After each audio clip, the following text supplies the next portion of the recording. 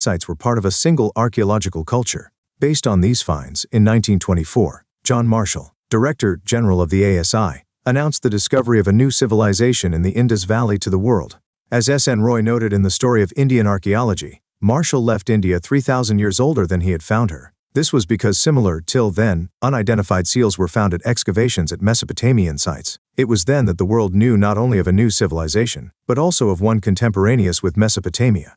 In fact, John Marshall's stint as Director General of the ASI marked a major change in Indian archaeology. He was the first professional archaeologist to work in India, and brought his experience of working in Greece and Crete to the field. More importantly, though like Cunningham he too was interested in spectacular finds, he was equally keen to look for patterns of everyday life. Marshall tended to excavate along regular horizontal units, measured uniformly throughout the mound, ignoring the stratigraphy of the site. This meant that all the artifacts recovered from the same unit were grouped together, even if they were found at different stratigraphic layers. As a result, valuable bricks, beads, and bones, information about the context of these finds was irretrievably lost. 10.3 New techniques and questions. It was Rem Wheeler, after he took over as Director General of the ASI in 1944, who rectified this problem.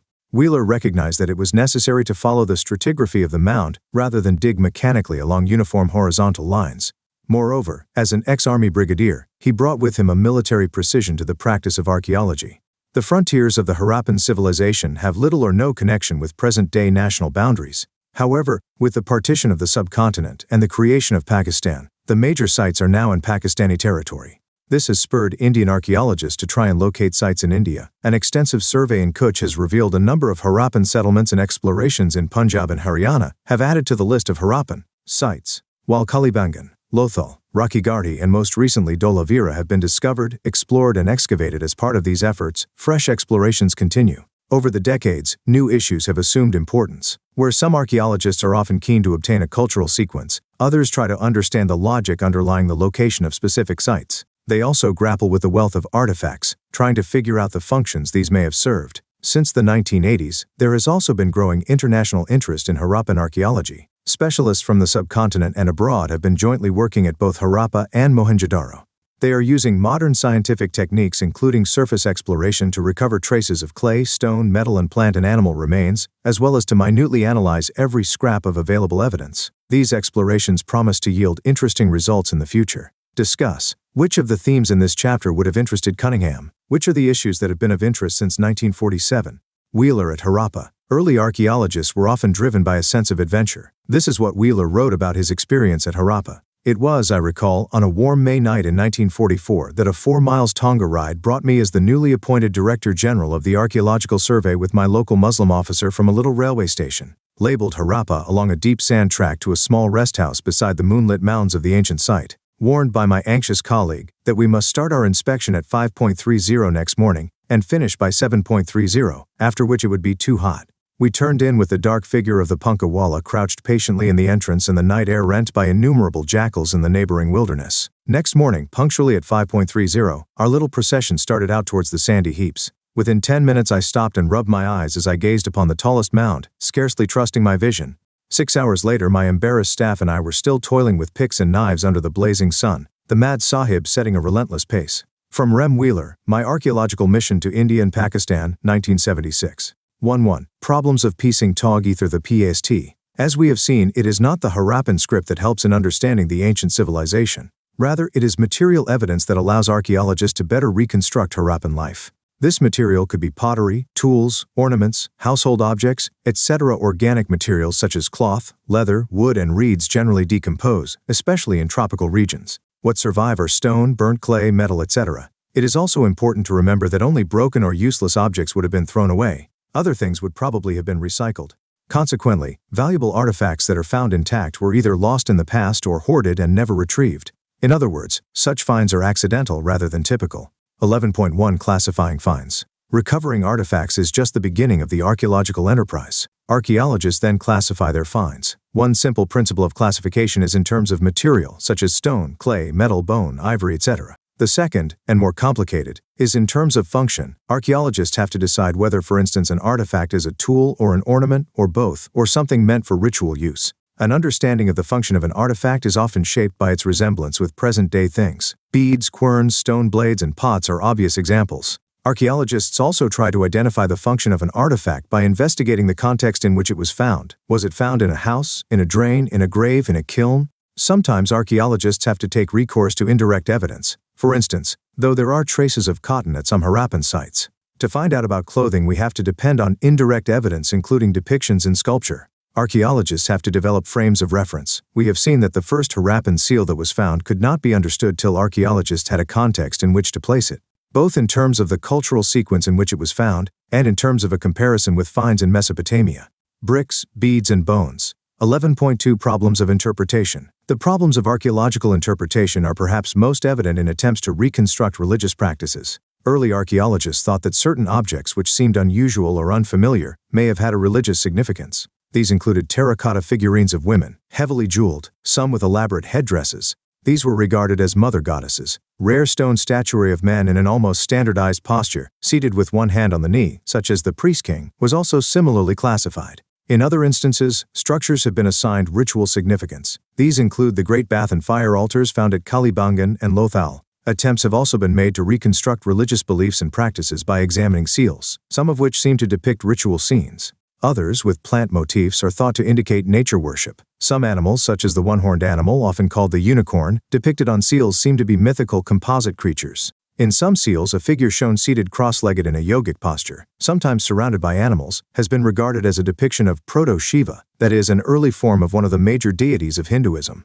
Besides, conical stone objects have been classified as lingas. Many reconstructions of Harappan religion are made on the assumption that later traditions provide parallels with earlier ones. This is because archaeologists often move from the known to the unknown, that is, from the present to the past. While this is plausible in the case of stone querns and pots, it becomes more speculative when we extend it to religious symbols. Let us look, for instance, at the Proto-Shiva seals. The earliest religious text, the Rigveda, mentions a god named Rudra, which is a name used for Shiva in later Puranic traditions. However, unlike Shiva, Rudra in the Rigveda is neither depicted as Pashupati, nor as a yogi. In other words, this depiction does not match the description of Rudra in the Rigveda. Is this then possibly a shaman, as some scholars have suggested? Figure 1.26, was this a mother goddess? Figure 1.27, a Proto-Shiva seal. A linga is a polished stone that is worshipped as a symbol of Shiva.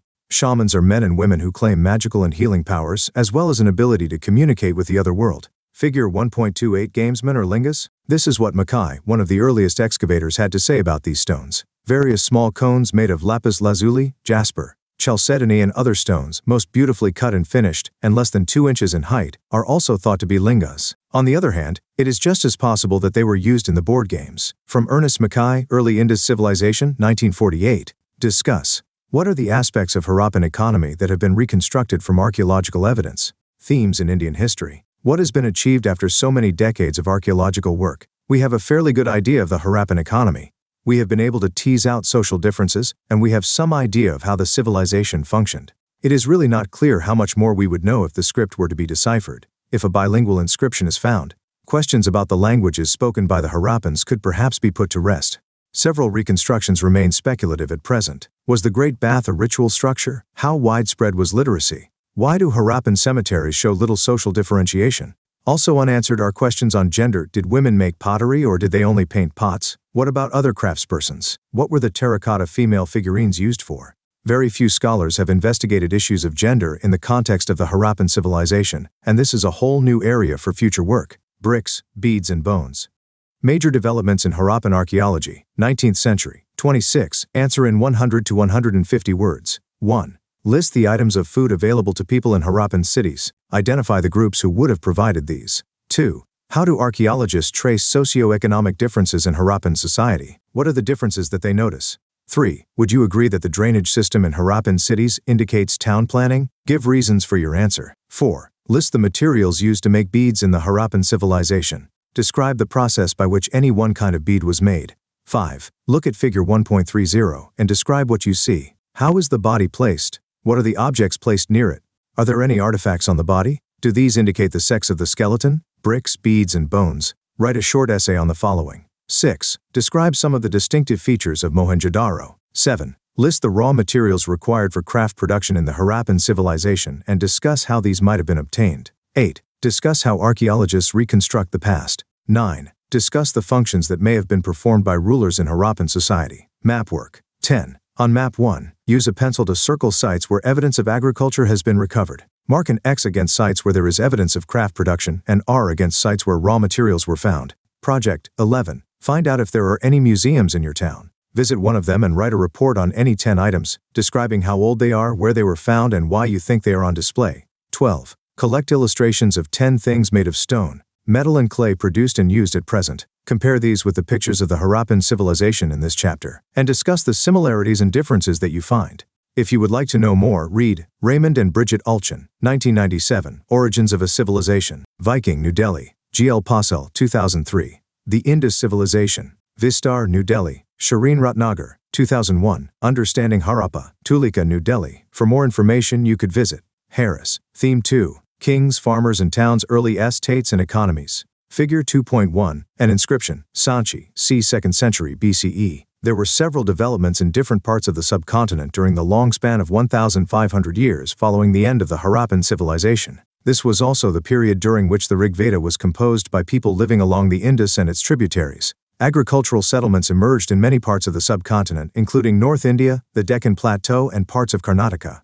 Besides, there is evidence of pastoral populations in the Deccan and further south. New modes of disposal of the dead, including the making of elaborate stone structures known as megaliths, emerged in Central and South India from the first millennium BCE. In many cases, the dead were buried with a rich range of iron tools and weapons. From c. 6th century BCE, there is evidence that there were other trends as well. Perhaps the most visible was the emergence of early states, empires, and kingdoms. Underlying these political processes were other changes, evident in the ways in which agricultural production was organized. Simultaneously, new towns appeared almost throughout the subcontinent. Historians attempt to understand these developments by drawing on a range of sources, inscriptions, texts, coins, and visual material. As we will see, this is a complex process. You will also notice that these sources do not tell the entire story. 1. Prinsep and Piyadasi. Epigraphy is the study of inscriptions. Some of the most momentous developments in Indian epigraphy took place in the 1830s. This was when James Prinsep, an officer in the Mint of the East India Company, deciphered Brahmi and Kharosthi,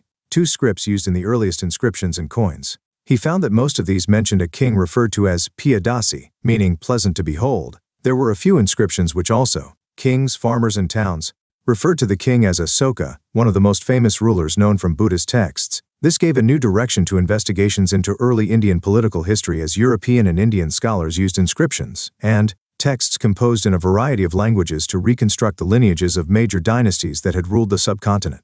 As a result, the broad contours of political history were in place by the early decades of the 20th century. Subsequently, scholars began to shift their focus to the context of political history, investigating whether there were connections between political changes and economic and social developments. It was soon realized that while there were links, these were not always simple or direct. 2. The earliest states. 2.1 The 16 Mahajanapadas. The 6th century BCE is often regarded as a major turning point in early Indian history. It is an era associated with early states, cities, the growing use of iron, the development of coinage, etc. It also witnessed the growth of diverse systems of thought, including Buddhism and Jainism. Early Buddhist and Jaina texts mention, amongst other things, 16 states known as Mahajanapadas. Although the lists vary, some names such as Vaji, Magadha, Koshala, Kuru, Panchala, Gandhara, and Avanti occur frequently. Clearly, these were amongst the most important Mahajanapadas. While most Mahajanapadas were ruled by kings, some, known as Ganas or Sanghas, were oligarchies where power was shared by a number of men, often collectively called rajas.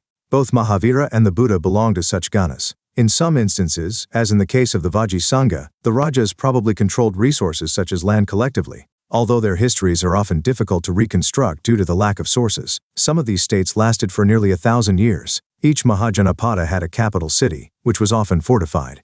Maintaining these fortified cities as well as providing for incipient armies and bureaucracies required resources. From c. 6th. Inscriptions. Inscriptions are writings engraved on hard surfaces such as stone, metal, or pottery. They usually record the achievements, activities, or ideas of those who commission them and include the exploits of kings or donations made by women and men to religious institutions. Inscriptions are virtually permanent records, some of which carry dates. Others are dated on the basis of paleography or styles of writing, with a fair amount of precision. For instance, in c. 250 BCE, the letter A was written like this. By c. 500 CE it was written like this. The earliest inscriptions were in Prakrit, a name for languages used by ordinary people.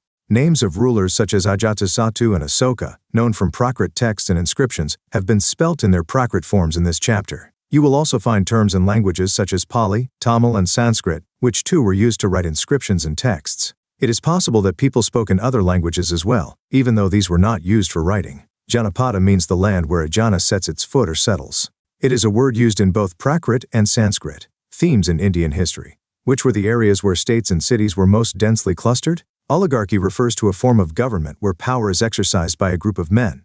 The Roman Republic about which you read last year was an oligarchy in spite of its name. Century BCE onwards, Brahmanas began composing Sanskrit texts known as the Dharma Sutras. These laid down norms for rulers who were ideally expected to be kshatriyas. Rulers were advised to collect taxes and tribute from cultivators, traders, and artisans. Were resources also procured from pastoralists and forest peoples? We do not really know. What we do know is that raids on neighboring states were recognized as a legitimate means of acquiring wealth.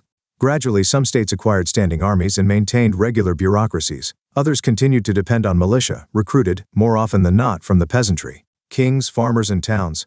2.2 First amongst the 16, Magadha. Between the 6th and the 4th centuries BCE, Magadha became the most powerful Mahajanapada. Modern historians explain this development in a variety of ways. Magadha was a region where agriculture was especially productive. Besides, iron mines were accessible and provided resources for tools and weapons. Elephants, an important component of the army, were found in forests in the region. Also, the Ganga and its tributaries provided a means of cheap and convenient communication. However, early Buddhist and Jaina writers who wrote about Magadha attributed its power to the policies of individuals. Ruthlessly ambitious kings, of whom Bimbisara, Ajatasattu, and Mahapadmananda are the best known, and their ministers who helped implement their policies. Initially, Rajagaha was the capital of Magadha. Interestingly, the old name means House of the King. Rajagaha was a fortified settlement located amongst hills. Later in the 4th century BCE, the capital was shifted to Pataliputra, present-day Patna, commanding routes of communication along the Ganga. Discuss. What are the different explanations offered by early writers and present-day historians for the growth of Magadhan power? Figure 2.2 Fortification walls at Rajgir. Why were these walls built? Themes in Indian history. Languages and scripts. Most Asokan inscriptions were in the Prakrit language, while those in the northwest of the subcontinent were in Aramaic and Greek. Most Prakrit inscriptions were written in the Brahmi script, however some in the northwest were written in Kharosthi. The Aramaic and Greek scripts were used for inscriptions in Afghanistan. Figure 2.3 The Lion Capital. Why is the Lion Capital considered important today? 3. An early empire. The growth of Magadha culminated in the emergence of the Mauryan Empire. Chandragupta Maurya, who founded the empire, extended control as far northwest as Afghanistan and Baluchistan, and his grandson Asoka, arguably the most famous ruler of early India, conquered Kalinga. 3.1 Finding out about the Mauryas. Historians have used a variety of sources to reconstruct the history of the Mauryan Empire. These include archaeological finds, especially sculpture. Also valuable are contemporary works, such as the account of Megasthenes, which survives in fragments. Another source that is often used is the Arthashastra, parts of which were probably composed by Kautilya or Chanakya, traditionally believed to be the minister of Chandragupta. Besides, the Mauryas are mentioned in later Buddhist, Jaina, and Puranic literature, as well as in Sanskrit literary works. While these are useful, the inscriptions of Asoka on rocks and pillars are often regarded as amongst the most valuable sources. Asoka was the first ruler who inscribed his messages to his subjects and officials on stone surfaces, natural rocks as well as polished pillars. He used the inscriptions to proclaim what he understood to be Dhamma.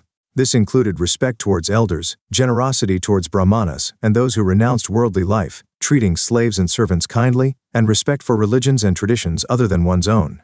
3.2 Administering the empire. There were 5 major political centers in the empire: the capital Pataliputra and the provincial centers of Taxila, Ujjayini, Tosali, and Suvarnagiri, all mentioned in Asokan inscriptions. If we examine the content of these inscriptions, we find virtually the same message engraved everywhere, from the present-day northwest frontier provinces of Pakistan to Andhra Pradesh, Orissa, and Uttarakhand in India. Could this vast empire have had a uniform administrative system? Historians have increasingly come to realize that. Kings, farmers, and towns. This is unlikely. The regions included within the empire were just too diverse. Imagine the contrast between the hilly terrain of Afghanistan and the coast of Orissa. It is likely that administrative control was strongest in areas around the capital and the provincial centers. These centers were carefully chosen, both Taxila and Ujjayini being situated on important long-distance trade routes, while Suvarnagiri was possibly important for tapping the gold mines of Karnataka. Engraved inscriptions in areas that were not included within their empire. 34. Themes in Indian history. Source 1. What the king's officials did. Here is an excerpt from the account of Megasthenes. Of the great officers of state, some superintend the rivers, measure the land, as is done in Egypt, and inspect the sluices by which water is let out from the main canals into their branches, so that every one may have an equal supply of it. The same persons have charge also of the huntsmen, and are entrusted with the power of rewarding or punishing them according to their deserts. They collect the taxes and superintend the occupations connected with land, as those of the woodcutters, the carpenters, the blacksmiths, and the miners. Why were officials appointed to supervise these occupational groups? Discuss. Read the excerpts from Megasthenes and the Arthashastra. To what extent do you think these texts are useful in reconstructing a history of Mauryan administration? Communication along both land and riverine routes was vital for the existence of the empire. Journeys from the center to the provinces could have taken weeks if not months. This meant arranging for provisions as well as protection for those who were on the move. It is obvious that the army was an important means for ensuring the latter. Megasthenes mentions a committee with 6 subcommittees for coordinating military activity. Of these, one looked after the navy, the second managed transport and provisions, the third was responsible for foot soldiers, the fourth for horses, the fifth for chariots, and the sixth for elephants. The activities of the second subcommittee were rather varied, arranging for bullock carts to carry equipment, procuring food for soldiers and fodder for animals, and recruiting servants and artisans to look after the soldiers. Asoka also tried to hold his empire together by propagating Dhamma, the principles of which, as we have seen, were simple and virtually universally applicable. This, according to him, would ensure the well-being of people in this world and the next. Special officers, known as the Dhamma Mahamata, were appointed to spread the message of Dhamma. 3.3. How important was the empire? When historians began reconstructing early Indian history in the 19th century, the emergence of the Mauryan Empire was regarded as a major landmark. India was then under colonial rule and was part of the British Empire. 19th and early 20th century Indian historians found the possibility that there was an empire in early India both challenging and exciting. Also, some of the archaeological finds associated with the Mauryas, including stone sculpture, were considered to be examples of the spectacular art typical of empires. Many of these historians found the message on Asokan inscriptions very different from that of most other rulers, suggesting that Asoka was more powerful and industrious, as also more humble than later rulers who adopted grandiose titles. So it is not surprising that nationalist leaders in the 20th century regarded him as an inspiring figure. Kings, farmers, and towns. Yet, how important was the Mauryan Empire? It lasted for about 150 years, which is not a very long time in the vast span of the history of the subcontinent.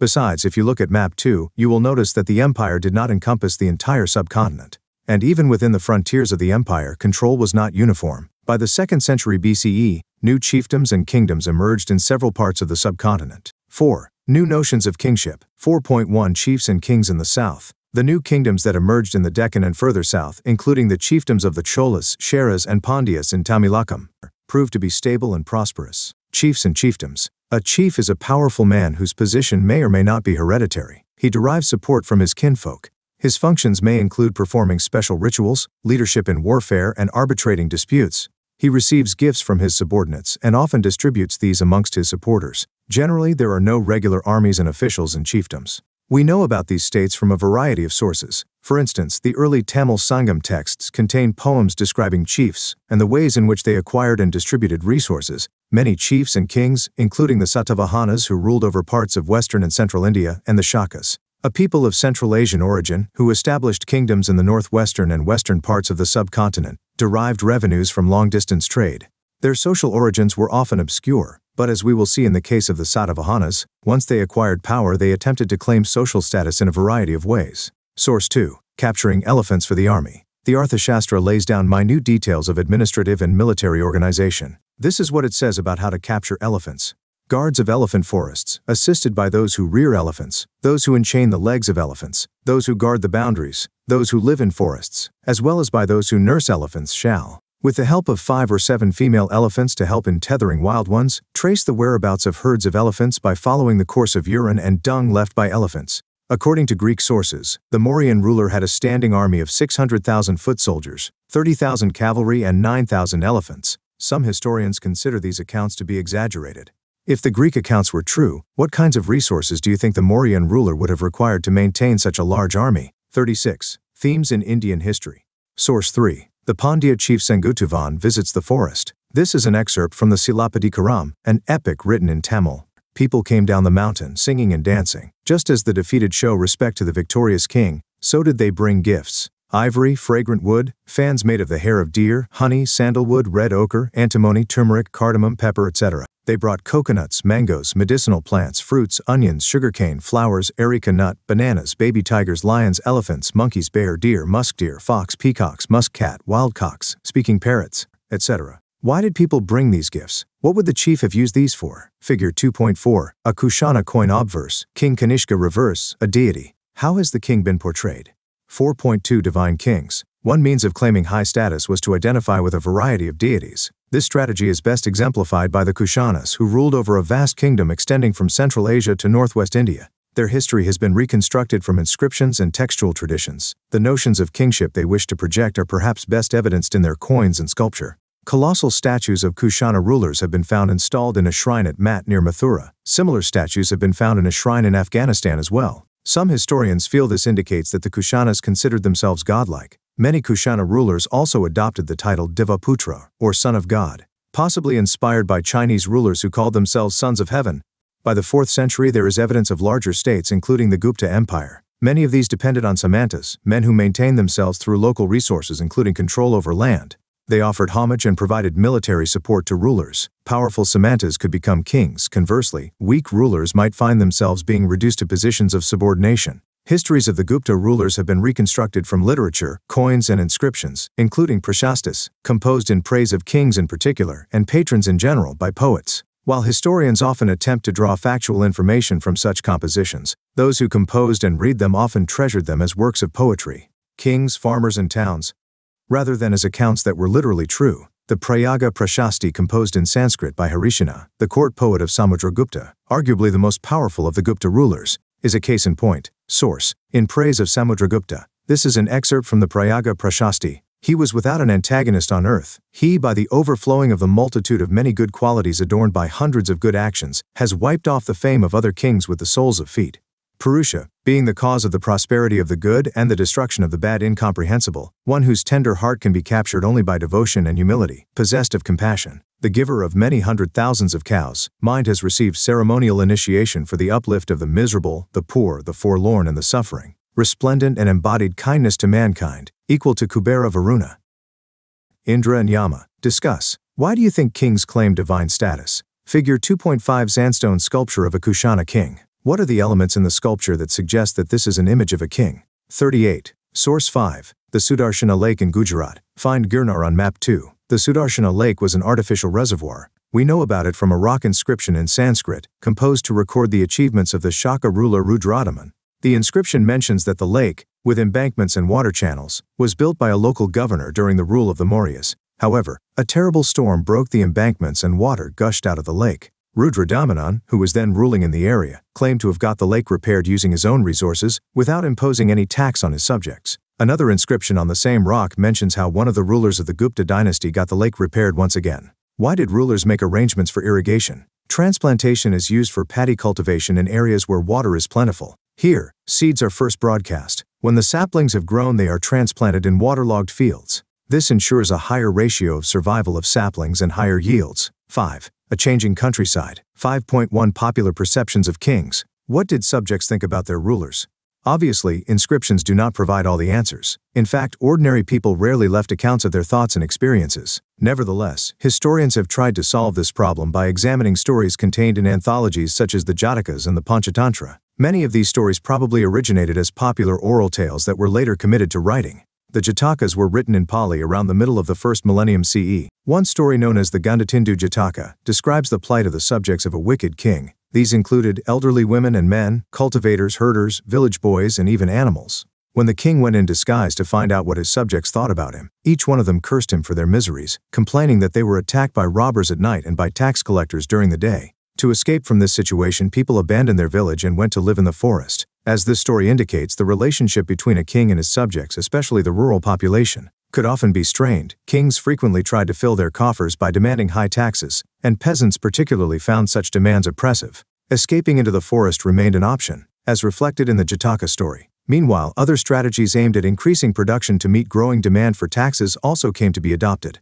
5.2 Strategies for increasing production. One such strategy was the shift to plow agriculture, which spread in fertile alluvial river valleys such as those of the Ganga and the Kaveri from c. 6th century BCE. The iron-tipped plowshare was used to turn the alluvial soil in areas which had high rainfall. Moreover, in some parts of the Ganga Valley, production of paddy was dramatically increased by the introduction of transplantation, although this meant backbreaking work for the producer. While the iron plowshare led to a growth in agricultural productivity, its use was restricted to certain parts of the subcontinent. Cultivators in Kings, farmers and towns, areas which were semi-arid, such as parts of Punjab and Rajasthan, did not adopt it till the 20th century. And those living in hilly tracts in the northeastern and central parts of the subcontinent practiced hoe agriculture, which was much better suited to the terrain.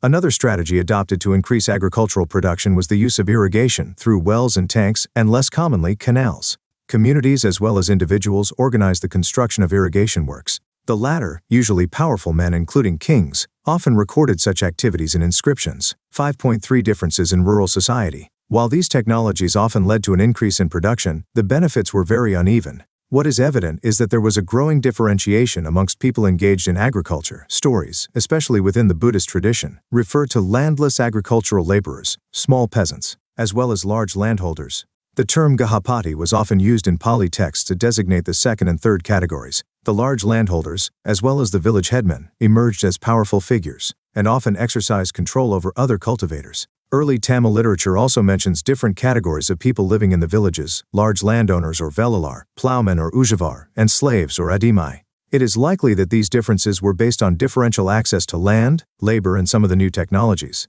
In such a situation, questions of control over land must have become crucial, as these were often discussed in legal texts. Gahapati. A Gahapati was the owner, master or head of a household, who exercised control over the women, children, slaves and workers who shared a common residence. He was also the owner of the resources, land, animals and other things, that belonged to the household. Sometimes the term was used as a marker of status for men belonging to the urban elite, including wealthy merchants. Source 6. The Importance of Boundaries. The Manusmriti is one of the best-known legal texts of early India written in Sanskrit and compiled between c. 2nd century BCE and c. 2nd century CE. This is what the text advises the king to do. Seeing that in the world controversies constantly arise due to the ignorance of boundaries, he should have concealed boundary markers buried: stones, bones, cow's hair, chaff, ashes, potsherds, dried cow dung, bricks, coal, pebbles and sand.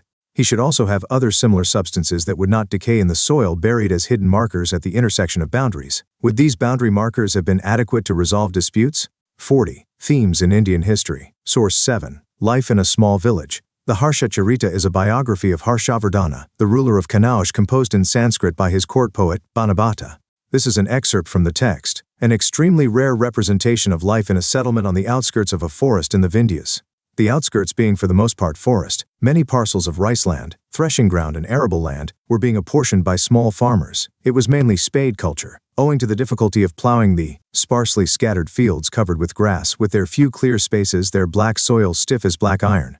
There were people moving along with bundles of bark, countless sacks of plucked flowers, loads of flax and hemp bundles, quantities of honey, peacock's tail feathers, wreaths of wax, logs and grass. Village wives hastened en route for neighboring villages, all intent on thoughts of sale and bearing on their heads baskets filled with various gathered forest fruits. How would you classify the people described in the text in terms of their occupations? 5.4 Land grants and new rural elites. From the early centuries of the Common Era, we find grants of land being made, many of which were recorded in inscriptions. Some of these inscriptions were on stone, but most were on copper plates, which were probably given as a record of the transaction to those who received the land. The records that have survived are generally about grants to religious institutions or to brahmanas. Most inscriptions were in Sanskrit. In some cases, and especially from the 7th century onwards, part of the inscription was in Sanskrit, while the rest was in a local language such as Tamil or Telugu.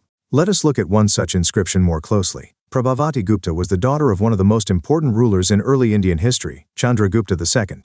She was married into another important ruling family, that of the Vakatakas, who were powerful in the Deccan. According to Sanskrit legal texts, women were not supposed to have independent access to resources such as land. However, the inscription indicates that Prabhavati had access to land which she then granted. This may have been because she was a queen, and her situation was therefore exceptional. It is also possible that the provisions of legal texts were not uniformly implemented. The inscription also gives us an idea about rural populations. These included brahmanas and peasants, as well as others who were expected to provide a range of produce to the king or his representatives. And according to the inscription, they would have to obey the new lord of the village, and perhaps pay him all these dues. Land grants such as this one have been found in several parts of the country. There were regional variations in the sizes of land donated, ranging from small plots to vast stretches of uncultivated land, and the rights given to donees. The impact of land grants is a subject of heated debate among historians. Some feel that land grants were part of a strategy adopted by ruling lineages to extend agriculture to new areas. Others suggest that land grants were indicative of weakening political power. As kings were losing control over their samantas, they tried to win allies. Kings, farmers, and towns, by making grants of land. They also feel that kings tried to project themselves as supermen because they were losing control. They wanted to present at least a facade of power. Source 8. Prabhavati Gupta and the village of Danguna. This is what Prabhavati Gupta states in her inscription. Prabhavati Gupta commands the Grama Kutumbinas, Brahmanas and others living in the village of Danguna. Be it known to you that on the 12th of the Bride of Kartika we have, in order to increase our religious merit, donated this village with the pouring out of water, to the Acharya Chanalasvaman. You should obey all commands. We confer on the following exemptions typical of an agrahara: not to be entered by soldiers and policemen, exempt from grass, hides as seats, and charcoal, exempt from mines and kadira trees, exempt from flowers and milk, together with hidden treasures and deposits, together with major and minor taxes. This charter has been written in the 13th year, engraved by Chakradasa. What were the things produced in the village? Land grants provide some insight into the relationship between cultivators and the state. However, there were people who were often beyond the reach of officials or samantas, pastoralists, fisherfolk and hunter-gatherers, mobile or semi-sedentary artisans, and shifting cultivators. Generally, such groups did not keep detailed records of their lives and transactions. An agrahara was land granted to a brahmana, who was usually exempted from paying land revenue and other dues to the king, and was often given the right to collect these dues from the local people. Discuss. Find out whether plow, agriculture, irrigation, and transplantation are prevalent in your state. If not, are there any alternative systems in use? Themes in Indian history. The history of Pataliputra. Each city had a history of its own. Pataliputra, for instance, began as a village known as Pataligrama. Then, in the 5th century BCE, the Magadhan rulers decided to shift their capital from Rajagaha to this settlement and renamed it. By the 4th century BCE, it was the capital of the Mauryan Empire and one of the largest cities in Asia. Subsequently, its importance apparently declined. When the Chinese pilgrim Xuanzang visited the city in the 7th century CE, he found it in ruins, and with a very small population. Figure 2.6. The gift of an image. This is part of an image from Mathura.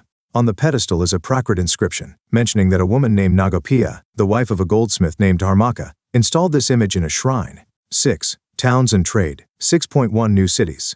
Let us retrace our steps back to the urban centers that emerged in several parts of the subcontinent from c. 6th century BCE. As we have seen, many of these were capitals of Mahajanapadas. Virtually all major towns were located along routes of communication. Some, such as Pataliputra, were on riverine routes. Others, such as Ujjaini, were along land routes, and yet others, such as Puhar, were near the coast from where sea routes began. Many cities like Mathura were bustling centers of commercial, cultural, and political activity. 6.2 Urban populations, elites and craftspersons. We have seen that kings and ruling elites lived in fortified cities, although it is difficult to conduct extensive excavations at most sites because people live in these areas even today. A wide range of artifacts have been recovered from them. These include fine pottery bowls and dishes with a glossy finish known as northern black polished ware, probably used by rich people, and ornaments, tools, weapons, vessels, figurines, made of a wide range of materials: gold, silver, copper, bronze, ivory, glass, shell, and terracotta. By the 2nd century BCE, we find short votive inscriptions in a number of cities.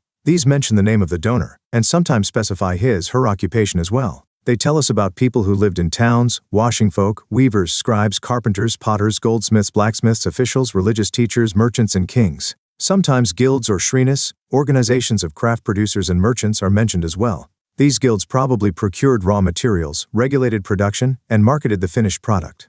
It is likely that craftspersons used a range of iron tools to meet the growing demands of urban elites. Were there any cities in the region where the Harappan civilization flourished in the 3rd millennium BCE? Votive inscriptions record gifts made to religious institutions. 44. Themes in Indian history. Source 9. The Malabar Coast. Here is an excerpt from Periplus of the Erythraean Sea, composed by an anonymous Greek sailor. They send large ships to these market towns on account of the great quantity and bulk of pepper and malabathrum. There are imported here, in the first place, a great quantity of coin, topaz, antimony, coral, crude glass, copper, tin, lead. There is exported pepper, which is produced in quantity in only one region near these markets. Besides this, there are exported great quantities of fine pearls, ivory, silk cloth, transparent stones of all kinds, diamonds and sapphires, and tortoiseshell. Archaeological evidence of a bead-making industry, using precious and semi-precious stones, has been found in Kodumanal. It is likely that local traders brought the stones mentioned in the Periplus from sites such as these to the coastal ports. Why did the author compile this list? Periplus is a Greek word meaning sailing around, and Erythraean was the Greek name for the Red Sea. 6.3 Trade in the subcontinent and beyond. From the 6th century BCE, land and river routes crisscrossed the subcontinent and extended in various directions overland into Central Asia and beyond, and overseas. From ports that dotted the coastline, extending across the Arabian Sea to East and North Africa and West Asia, and through the Bay of Bengal to Southeast Asia and China. Rulers often attempted to control these routes, possibly by offering protection for a price. Those who traversed these routes included peddlers who probably traveled on foot and merchants who traveled with caravans of bullock carts and pack animals. Also, there were seafarers, whose ventures were risky but highly profitable. Successful merchants, designated as Masatuvan in Tamil and Sethis and Sattavahas in Prakrit, could become enormously rich. A wide range of goods were carried from one place to another: salt, grain, cloth, metal ores and finished products, stone, timber, medicinal plants, to name a few. Spices, especially pepper, were in high demand in the Roman Empire, as were textiles and medicinal plants, and these were all transported across the Arabian Sea to the Mediterranean. 6.4 Coins and kings. To some extent, exchanges were facilitated by the introduction of coinage. Punch-marked coins made of silver and copper were amongst the earliest to be minted and used. These have been recovered from excavations at a number of sites throughout the subcontinent. Numismatists have studied these and other coins to reconstruct possible commercial networks. Attempts made to identify the symbols on punch-marked coins with specific ruling dynasties, including the Mauryas, suggest that these were issued by kings. It is also likely that merchants, bankers and townspeople issued some of these coins. The first coins to bear the names and images of rulers were issued by the Indo-Greeks, who established control over the northwestern part of the subcontinent c. 2nd century BCE. The Kushanas, however, issued the largest hordes of gold coins, first gold coin c. 1st century CE. These were virtually identical in weight with those issued kings, farmers and towns by contemporary Roman emperors and the Parthian rulers of Iran, and have been found from several sites in North India and Central Asia. The widespread use of gold coins indicates the enormous value of the transactions that were taking place. Besides, hordes of Roman coins have been found from archaeological sites in South India. It is obvious that networks of trade were not confined within political boundaries. South India was not part of the Roman Empire, but there were close connections through trade. Coins were also issued by tribal republics, such as that of the Yaudayas of Punjab and Haryana. Archaeologists have unearthed several thousand copper coins issued by the Yaudayas, pointing to the latter's interest and participation in economic exchanges. Some of the most spectacular gold coins were issued by the Gupta rulers. The earliest issues are remarkable for their purity. These coins facilitated long-distance transactions from which kings also benefited. From c. 6th century CE onwards, finds of gold coins taper off. Does this indicate that there was some kind of an economic crisis? Historians are divided on this issue. Some suggest that with the collapse of the Western Roman Empire, long-distance trade declined, and this affected the prosperity of the states, communities, and regions that had benefited from it. Others argue that new towns and networks of trade started emerging around this time. They also point out that though finds of coins of that time are fewer, coins continue to be mentioned in inscriptions and texts. Could it be that there are fewer finds because coins were in circulation rather than being hoarded? Numismatics is the study of coins, including visual elements such as scripts and images, metallurgical analysis, and the contexts in which they have been found. Figure 2.7. A punch-marked coin, so named because symbols were punched or stamped onto the metal surface. Figure 2.8. A Yaudaya coin. Figure 2.9. A Gupta coin. Discuss. What are the transactions involved in trade? Which of these transactions are apparent from the sources mentioned? Are there any that are not evident from the sources? Figure 2.10. An Asokan inscription. Figure 2.11. Asokan Brahmi with Devanagari equivalents. Do some Devanagari letters appear similar to Brahmi? Are there any that seem different? 7. Back to basics. How are inscriptions deciphered? So far we have been studying excerpts from inscriptions amongst other things. But how do historians find out what is written on them? 7.1. Deciphering Brahmi. Most scripts used to write modern Indian languages are derived from Brahmi, the script used in most Asokan inscriptions. From the late 18th century, European scholars aided by Indian pandits worked backwards from contemporary Bengali and Devanagari manuscripts, comparing their letters with older specimens. Scholars who studied early inscriptions sometimes assumed these were in Sanskrit, although the earliest inscriptions were in fact in Prakrit. It was only after decades of painstaking investigations by several epigraphists that James Prinsep was able to decipher Asokan Brahmi in 1838. 7.2. How Kharosthi was read. The story of the decipherment of Kharosthi, the script used in inscriptions in the Northwest, is different. Here, finds of coins of Indo-Greek kings who ruled over the area have kings, farmers, and towns facilitated matters. These coins contain the names of kings written in Greek and Kharosthi scripts. European scholars who could read the former compared the letters. For instance, the symbol for A could be found in both scripts for writing names such as Apollodotus, with Prinsep identifying the language of the Kharosthi inscriptions as Prakrit. It became possible to read longer inscriptions as well. 7.3. Historical evidence from inscriptions. To find out how epigraphists and historians work, let us look at two Asokan inscriptions more closely. Note that the name of the ruler, Asoka, is not mentioned in the inscription. What is used instead are titles adopted by the ruler Divanampiya, often translated as beloved of the gods and Piyadasi, or pleasant to behold. The name Asoka is mentioned in some other inscriptions, which also contain these titles. After examining all these inscriptions and finding that they match in terms of content, style, language, and paleography, epigraphists have concluded that they were issued by the same ruler. You may also have noticed that Asoka claims that earlier rulers had no arrangements to receive reports. If you consider the political history of the subcontinent prior to Asoka, do you think this statement is true? Historians have to constantly assess statements made in inscriptions to judge whether they are true, plausible, or exaggerations. The orders of the king. Thus speaks King Devanampiya Piyadasi. In the past there were no arrangements for disposing affairs nor for receiving regular reports, but I have made the following. Patividakas should report to me about the affairs of the people at all times, anywhere, whether I'm eating, in the inner apartment, in the bedroom, in the cowpen being carried, or in the garden. And I will dispose of the affairs of the people everywhere. Source 10. Did you notice that there are words within brackets? Epigraphists sometimes add these to make the meaning of sentences clear. This has to be done carefully, to ensure that the intended meaning of the author is not changed. Epigraphists have translated the term Patividaka as reporter. In what ways would the functions of the Patividaka have been different from those we generally associate with reporters today? Figure 2.1. 2. A coin of the Indo-Greek king Menander. 48. Themes in Indian history. Source 11. The anguish of the king. When the king Devanampiya Piyadasi had been ruling for 8 years, the Kalingas was conquered by 150,000 men were deported, 100,000 were killed, and many more died. After that, now that the Kalingas has been taken, Devanampiya to an intense study of Dhamma, to the love of Dhamma, and to instructing in Dhamma. This is the repentance of Devanampiya, on account of his conquest of the Kalingas, for this is considered very painful and deplorable by Devanampiya that, while one is conquering an unconquered slaughter, death and deportation of people there. Discuss. Look at map 2 and discuss the location of Asokan inscriptions. Do you notice any patterns? Historians have to make other assessments as well. If a king's orders were inscribed on natural rocks near cities or important routes of communication, would passers-by have stopped to read these? Most people were probably not literate. Did everybody throughout the subcontinent understand the Prakrit used in Pataliputra? Would the orders of the king have been followed? Answers to such questions are not always easy to find. Some of these problems are evident if we look at an Asokan inscription, which has often been interpreted as reflecting the anguish of the ruler, as well as marking a change in his attitude towards warfare. As we shall see, the situation becomes more complex once we move beyond reading the inscription at face value. While Asokan inscriptions have been found in present-day Orissa, the one depicting his anguish is missing.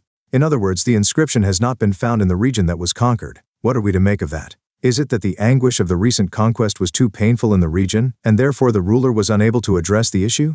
8. The limitations of inscriptional evidence. By now it is probably evident that there are limits to what epigraphy can reveal. Sometimes there are technical limitations, letters are very faintly engraved, and thus reconstructions are uncertain. Also, inscriptions may be damaged or letters missing. Besides, it is not always easy to be sure about the exact meaning of the words used in inscriptions, some of which may be specific to a particular place or time. If you go through an epigraphical journal, you will realize that scholars are constantly debating and discussing alternative ways of reading inscriptions. Although several thousand inscriptions have been discovered, not all have been deciphered, published, and translated. Besides, many more inscriptions must have existed, which have not survived the ravages of time. So what is available at present is probably only a fraction of what was inscribed. There is another, perhaps more fundamental problem: not everything that we may consider kings, farmers, and towns, politically or economically significant, was necessarily recorded in inscriptions. For instance, routine agricultural practices and the joys and sorrows of daily existence find no mention in inscriptions, which focus, more often than not, on grand, unique events. Besides, the content of inscriptions almost invariably projects the perspective of the person who commissioned them. As such, they need to be juxtaposed with other perspectives so as to arrive at a better understanding of the past. Thus, epigraphy alone does not provide a full understanding of political and economic history. Also, historians often question both old and new evidence. Scholars in the late 19th and early 20th centuries were primarily interested in the histories of kings. From the mid-20th century onwards, issues such as economic change and the ways in which different social groups emerged have assumed far more importance. Recent decades have seen a much greater preoccupation with histories of marginalized groups. This will probably lead to fresh investigations of old sources and the development of new strategies of analysis. Figure 2.13. A copperplate inscription from Karnataka c. 6th century CE. Timeline. 1. Major political and economic developments. Note, it is difficult to date economic developments precisely. Also, there are enormous subcontinental variations which have not been indicated in the timeline. Only the earliest dates for specific developments have been given. The date of Kanishka's accession is not certain, and this has been marked with A. Kings, farmers, and towns. 19th century, 20th century. Answer in 100 to 150 words. 1. Discuss the evidence of craft production in early historic cities. In what ways is this different from the evidence from Harappan cities? 2. Describe the salient features of Mahajanapadas. 3. How do historians reconstruct the lives of ordinary people? 4. Compare and contrast the list of things given to the Pandyan chief with those produced in the village of Danguna. Do you notice any similarities or differences? 5. List some of the problems faced by epigraphists. If you would like to know more, read D.N. Jha, 2004, Early India, Concise History. Manohar, New Delhi, R. Salomon, 1998, Indian Epigraphy, Munshiram Manoharlal Publishers Pvt. Limited, New Delhi, R. S. Sharma, 1983, Material Culture and Social Formation in Early India, Macmillan, New Delhi, D.C. Surkar, 1975, Inscriptions of Asoka, Publications Division, Ministry of Information and Broadcasting, Government of India, New Delhi, Romila Thapar, 1997, Asoka and the Decline of the Mauryas, Oxford University Press, New Delhi. For more information you could visit http://projectsothasia.sd edu docs index.html. Write a short essay on the following. 6. Discuss the main features of Mauryan administration. Which of these elements are evident in the Asokan inscriptions that you have studied? 7. This is a statement made by one of the best-known epigraphists of the 20th century, D.C. Surkar. There is no aspect of life, culture, and activities of the Indians that is not reflected in inscriptions. Discuss. 8. Discuss the notions of kingship that developed in the post-Mauryan period. 9. To what extent were agricultural practices transformed in the period under consideration? Map work. 10. Compare maps 1 and 2, and list the Mahajanapadas that might have been included in the Mauryan Empire. Are any Asokan inscriptions found in these areas? Project. 11. Collect newspapers for 1 month. Cut and paste all the statements made by government officials about public works. Note what the reports say about the resources required for such projects, how the resources are mobilized, and the objective of the project. Who issues these statements and how and why are they communicated? Compare and contrast these with the evidence from inscriptions discussed in this chapter. What are the similarities and differences that you notice? 12. Collect 5 different kinds of currency notes and coins in circulation today. For each one of these, describe what you see on the obverse and the reverse. Prepare a report on the common features as well as the differences in terms of pictures, scripts and languages, size, shape, and any other element that you find significant. Compare these with the coins shown in this chapter, discussing the materials used, the techniques of minting, the visual symbols and their significance, and the possible functions that coins may have had. Theme 3. Kinship, Caste and Class Early Societies. In the previous chapter we saw that there were several changes in economic and political life between c. 600 BCE and 600 CE. Some of these changes influenced societies as well. For instance, the extension of agriculture into forested areas transformed the lives of forest dwellers. Craft specialists often emerged as distinct social groups. The unequal distribution of wealth sharpened social differences. Historians often use textual traditions to understand these processes. Some texts lay down norms of social behavior, others describe and occasionally comment on a wide range of social situations and practices.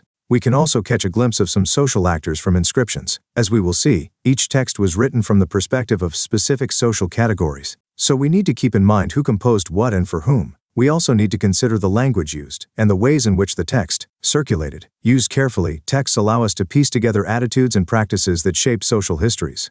In focusing on the Mahabharata, a colossal epic running in its present form into over 100,000 verses with depictions of a wide range of social categories and situations, we draw on one of the richest texts of the subcontinent. It was composed over a period of about 1,000 years, and some of the stories it contains may have been in circulation even earlier. The central story is about 2 sets of warring cousins. The text also contains sections laying down norms of behavior for various social groups. Occasionally, the principal characters seem to follow these norms. What does conformity with norms and deviations from them signify? Figure 3.1. A terracotta sculpture depicting a scene from the Mahabharata, c. 17th century. Themes in Indian history. Figure 3.2. A section of a page from the critical edition. The section printed in large bold letters is part of the main text. The smaller print lists variations in different manuscripts, which were carefully catalogued. 1. The critical edition of the Mahabharata. One of the most ambitious projects of scholarship began in 1919, under the leadership of a noted Indian Sanskritist, V.S. Sukthankar. A team comprising dozens of scholars initiated the task of preparing a critical edition of the Mahabharata. What exactly did this involve? Initially, it meant collecting Sanskrit manuscripts of the text, written in a variety of scripts from different parts of the country. The team worked out a method of comparing verses from each manuscript. Ultimately, they selected the verses that appeared common to most versions and published these in several volumes, running into over 13,000 pages. The project took 47 years to complete. 2 things became apparent. There were several common elements in the Sanskrit versions of the story, evident in manuscripts found all over the subcontinent. from Kashmir and Nepal in the north to Kerala and Tamil Nadu in the south. Also evident were enormous regional variations in the ways in which the text had been transmitted over the centuries. These variations were documented in footnotes and appendices to the main text. Taken together, more than half the 13,000 pages are devoted to these variations. In a sense, these variations are reflective of the complex processes that shaped early social histories through dialogues between dominant traditions and resilient local ideas and practices. These dialogues are characterized by moments of conflict as well as consensus. Our understanding of these processes is derived primarily from texts written in Sanskrit by and for Brahmanas. When issues of social history were explored for the first time by historians in the 19th and 20th centuries, they tended to take these texts at face value, believing that everything that was laid down in these texts was actually practiced. Subsequently, scholars began studying other traditions from works in Pali, Prakrit, and Tamil. These studies indicated that the ideas contained in normative Sanskrit texts were on the whole recognized as authoritative. They were also questioned and occasionally even rejected. It is important to keep this in mind as we examine how historians reconstruct social histories. 2. Kinship and marriage, many rules and varied practices. 2.1. Finding out about families. We often take family life for granted. However, you may have noticed that not all families are identical. They vary in terms of numbers of members, their relationship with one another, as well as the kinds of activities they share. Often people belonging to the same family share food and other resources, and live, work, and perform rituals together. Families are usually parts of larger networks of people defined as relatives, or to use a more technical term, kinfolk. While familial ties are often regarded as natural and based on blood, they are defined in many different ways. For instance, some societies regard cousins as being blood relations, whereas others do not. For early societies, historians can retrieve information about elite families fairly easily. It is, however, far more difficult to reconstruct the familial relationships of ordinary people. Historians also investigate and analyze attitudes towards family and kinship. These are important because they provide an insight into people's thinking. It is likely that some of these ideas would have shaped their actions, just as actions may have led to changes in attitudes. 2.2. The ideal of patrilineal. Can we identify points when kinship relations changed? At one level, the Mahabharata is a story about this. It describes a feud over land and power between two groups of cousins, the Kauravas and the Pandavas, who belonged to a single ruling family, that of the Kurus, a lineage dominating one of the Janapadas. Ultimately, the conflict ended in a battle, in which the Pandavas emerged victorious. After that, patrilineal succession was proclaimed. While patrilineal had existed prior to the composition of the epic, the central story of the Mahabharata reinforced the idea that it was valuable. Under patrilineal, sons could claim the resources of their fathers when the latter died. Most ruling dynasties claimed to follow this system. Although there were variations in practice, sometimes there were no sons. Terms for family and kin. Sanskrit texts use the term kula to designate families and janati for the larger network of kinfolk. The term vamsha is used for lineage. Patrilineal means tracing descent from father to son, grandson, and so on. Matrilingue is the term used when descent is traced through the mother. In some situations, brothers succeeded one another. Sometimes other kinsmen claimed the throne and, in very exceptional circumstances, women such as Prabhavati Gupta exercised power. The concern with patrilineal was not unique to ruling families. It is evident in mantras and ritual texts, such as the Rig Veda. It is possible that these attitudes were shared by wealthy men and those who claimed high status, including Brahmanas. Source 2. Why kinfolk quarreled. This is an excerpt from the Adi Parvan of the Sanskrit Mahabharata, describing why conflicts arose amongst the Kauravas and Pandavas. The Kauravas were the sons of Dhritarashtra and the Pandavas were their cousins. Since Dhritarashtra was blind, his younger brother Pandu ascended the throne of Hastinapura. However, after the premature death of Pandu, Dhritarashtra became king, as the royal princes were still very young. As the princes grew up together, the citizens of Hastinapura began to express their preference for the Pandavas, for they were more capable and virtuous than the Kauravas. This made Duryodhana, the eldest of the Kauravas, jealous. He approached his father and said, "You yourself did not receive the throne, although it fell to you, because of your defect. If the Pandava receives the patrimony from Pandu, his son will surely inherit it in turn, and so will his son and his. We ourselves with our sons shall be excluded from the royal succession, and become of slight regard in the eyes of the world, Lord of the earth." Passages such as these may not have been literally true, but they give us an idea about what those who wrote the text thought. Sometimes, as in this case, they contain conflicting ideas.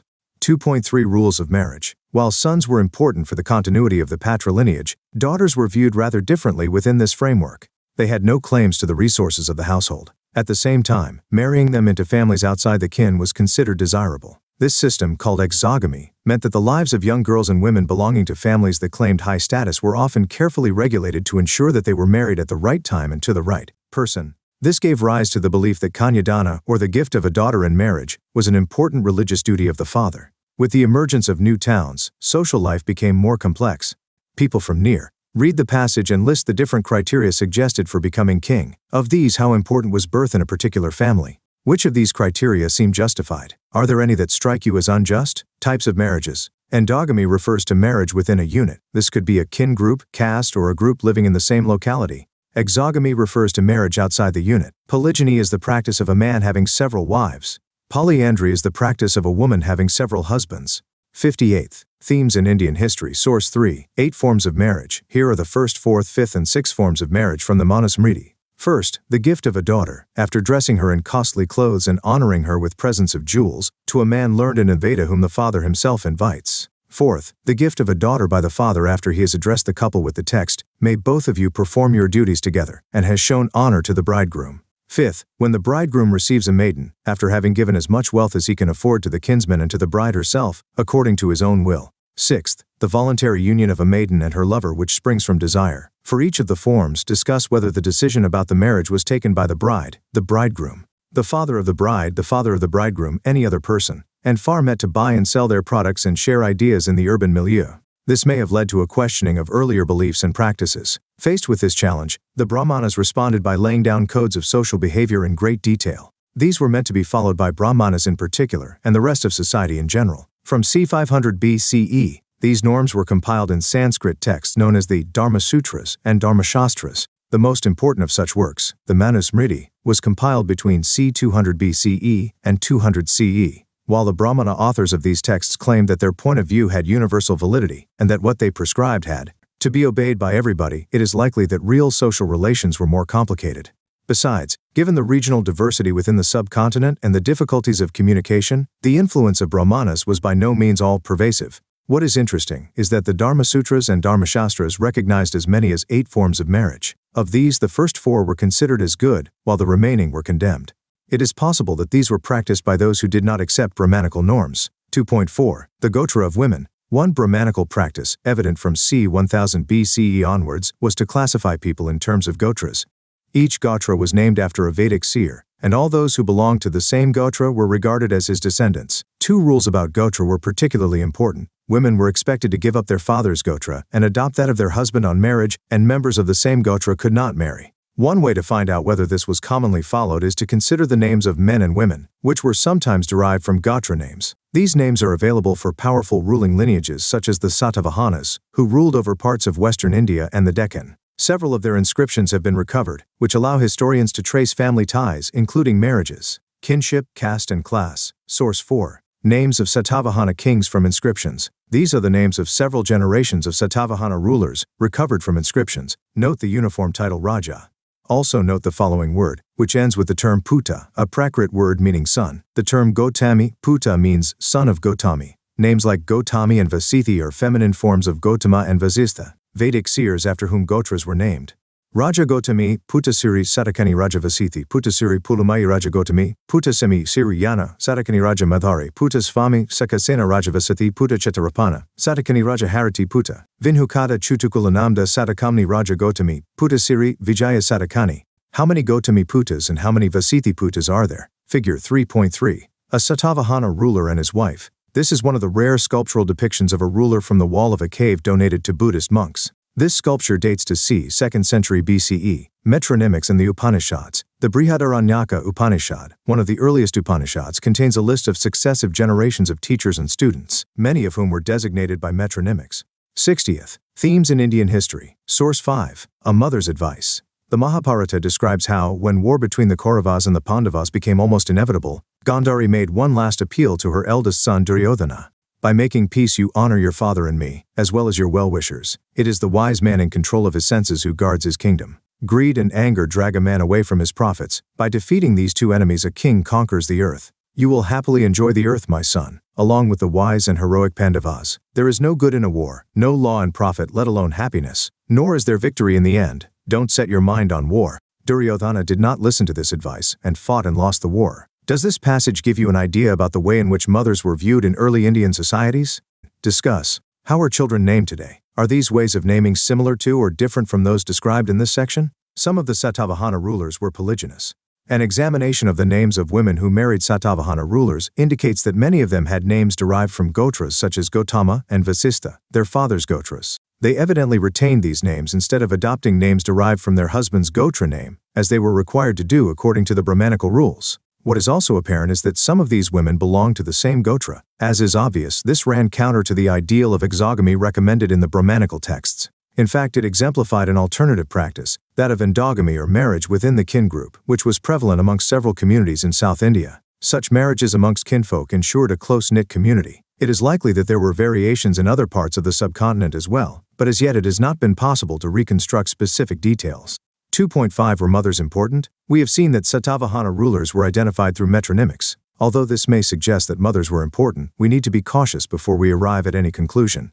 In the case of the Satavahanas, we know that succession to the throne was generally patrilineal. Figure 3.4. A battle scene. This is amongst the earliest sculptural depictions of a scene from the Mahabharata. A terracotta sculpture from the walls of a temple in Ahichatra, c. 5th century CE. 3. Social differences. Within and beyond the framework of caste, you are probably familiar with the term caste, which refers to a set of hierarchically ordered social categories. The ideal order was laid down in the Dharma Sutras and Dharma Shastras. Brahmanas claimed that this order, in which they were ranked first, was divinely ordained, while placing groups classified as Shudras and untouchables at the very bottom of the social order. Positions within the order were supposedly determined by birth. 3.1 The right occupation. The Dharma Sutras and Dharma Shastras also contained rules about the ideal occupations of the four categories or varnas. Brahmanas were supposed to study and teach the Vedas, perform sacrifices and get sacrifices performed, and give and receive gifts. Kshatriyas were to engage in warfare, protect people and administer justice, study the Vedas, get sacrifices performed, and make gifts. The last three occupations were also assigned to the Vaishyas, who were in addition expected to engage in agriculture, pastoralism and trade. Shudras were assigned only one occupation, that of serving the three higher varnas. The Brahmanas evolved 2 or 3 strategies for enforcing these norms. 1, as we have just seen, was to assert that the Varna order was of divine origin. Second, they advised kings to ensure that these norms were followed within their kingdoms. And third, they attempted to persuade people that their status was determined by birth. However, this was not always easy, so prescriptions were often reinforced by stories told in the Mahabharata and other texts. Source 6. A divine order. To justify their claims, Brahmanas often cited a verse from a hymn in the Rigveda known as the Purusha Sukta, describing the sacrifice of Purusha, the primeval man.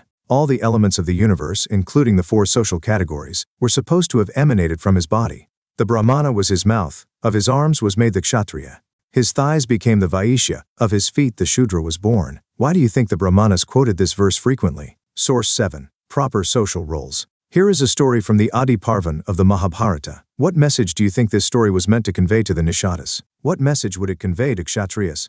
Do you think that Drona, as a Brahmana, was acting according to the Dharma Sutras when he was teaching archery? Once Drona, a Brahmana who taught archery to the Kuru princes, was approached by Ekalavya, a forest-dwelling Nishada. When Drona, who knew the Dharma, refused to have him as his pupil, Ekalavya returned to the forest, prepared an image of Drona out of clay, and treating it as his teacher, began to practice on his own. In due course he acquired great skill in archery. One day the Kuru princes went hunting and their dog, wandering in the woods, came upon Ekalavya. When the dog smelt the dark Nishada wrapped in black deerskin, his body caked with dirt, it began to bark. Annoyed, Ekalavya shot 7 arrows into its mouth. When the dog returned to the Pandavas, they were amazed at this superb display of archery. They tracked down Ekalavya, who introduced himself as a pupil of Drona. Drona had once told his favorite student Arjuna that he would be unrivaled amongst his pupils. Arjuna now reminded Drona about this. Drona approached Ekalavya, who immediately acknowledged and honored him as his teacher. When Drona demanded his right thumb as his fee, Ekalavya unhesitatingly cut it off and offered it. But thereafter, when he shot with his remaining fingers, he was no longer as fast as he had been before. Thus Drona kept his word. No one was better than Arjuna. 3.2 Non-Kshatriya kings. According to the Shastras, only Kshatriyas could be kings. However, several important ruling lineages probably had different origins. The social background of the Mauryas, who ruled over a large empire, has been hotly debated. While later Buddhist texts suggested they were Kshatriyas, Brahmanical texts describe them as being of low origin. The Shungas and Kanvas, the immediate successors of the Mauryas, were Brahmanas. In fact, political power was effectively open to anyone who could muster support and resources, and rarely depended on birth as a Kshatriya. Other rulers, such as the Shakas who came from Central Asia, were regarded as mlekshas, kinship, caste and class, barbarians or outsiders by the Brahmanas. However, one of the earliest inscriptions in Sanskrit describes how Rudradaman, the best-known Shaka ruler, rebuilt Sudarshana Lake. This suggests that powerful Mlechas were familiar with Sanskritic traditions. It is also interesting that the best-known ruler of the Satavahana dynasty, Gautamiputta Siri Satakani, claimed to be both a unique Brahmana and a destroyer of the pride of Kshatriyas. He also claimed to have ensured that there was no intermarriage amongst members of the four Varnas. At the same time, he entered into a marriage alliance with the kin of Rudradaman. As you can see from this example, integration within the framework of caste was often a complicated process. The Satavahanas claimed to be Brahmanas, whereas according to the Brahmanas, kings ought to have been Kshatriyas. They claimed to uphold the fourfold Varna order, but entered into marriage alliances with people who were supposed to be excluded from the system. And, as we have seen, they practiced endogamy instead of the exogamous system recommended in the Brahmanical texts. 3.3 Jatis and social mobility. These complexities are reflected in another term used in text to refer to social categories, jati. In Brahmanical theory, jati, like Varna, was based on birth. However, while the number of Varnas was fixed at 4, there was no restriction on the number of jatis. In fact, whenever Brahmanical authorities encountered new groups, for instance, people living in forests such as the Nishadas, or wanted to assign a name to occupational categories such as the goldsmith or Suvarnakara, which did not easily fit into the fourfold Varna system, they classified them as a jati. Jatis, which shared a common occupation or profession, were sometimes organized into shrinas or guilds. We seldom come across documents that record the histories of these groups, but there are exceptions. One interesting stone inscription found in Mandsaur records the history of a guild of silk weavers who originally lived in Lada, from where they, figure 3.5 silver coin depicting a Shaka ruler c. 4th century CE, themes in Indian history. The case of the merchants. Sanskrit texts and inscriptions use the term vanik to designate merchants. While trade was defined as an occupation for Vaishyas in the Shastras, a more complex situation is evident in plays such as the Mritshakatika written by Shudraka. Here, the hero Charudatta was described as both a Brahmana and a Sarthavaha, or merchant, and a 5th century inscription describes two brothers who made a donation for the construction of a temple as Kshatriya Vaniks. Do you think the silk weavers were following the occupation laid down for them in the Shastras? Migrated to Mandsaur, then known as Dashapura. It states that they undertook the difficult journey along with their children and kinfolk, as they had heard about the greatness of the local king, and wanted to settle in his kingdom. The inscription provides a fascinating glimpse of complex social processes and provides insights into the nature of guilds or shrinas. Although membership was based on a shared craft specialization, some members adopted other occupations.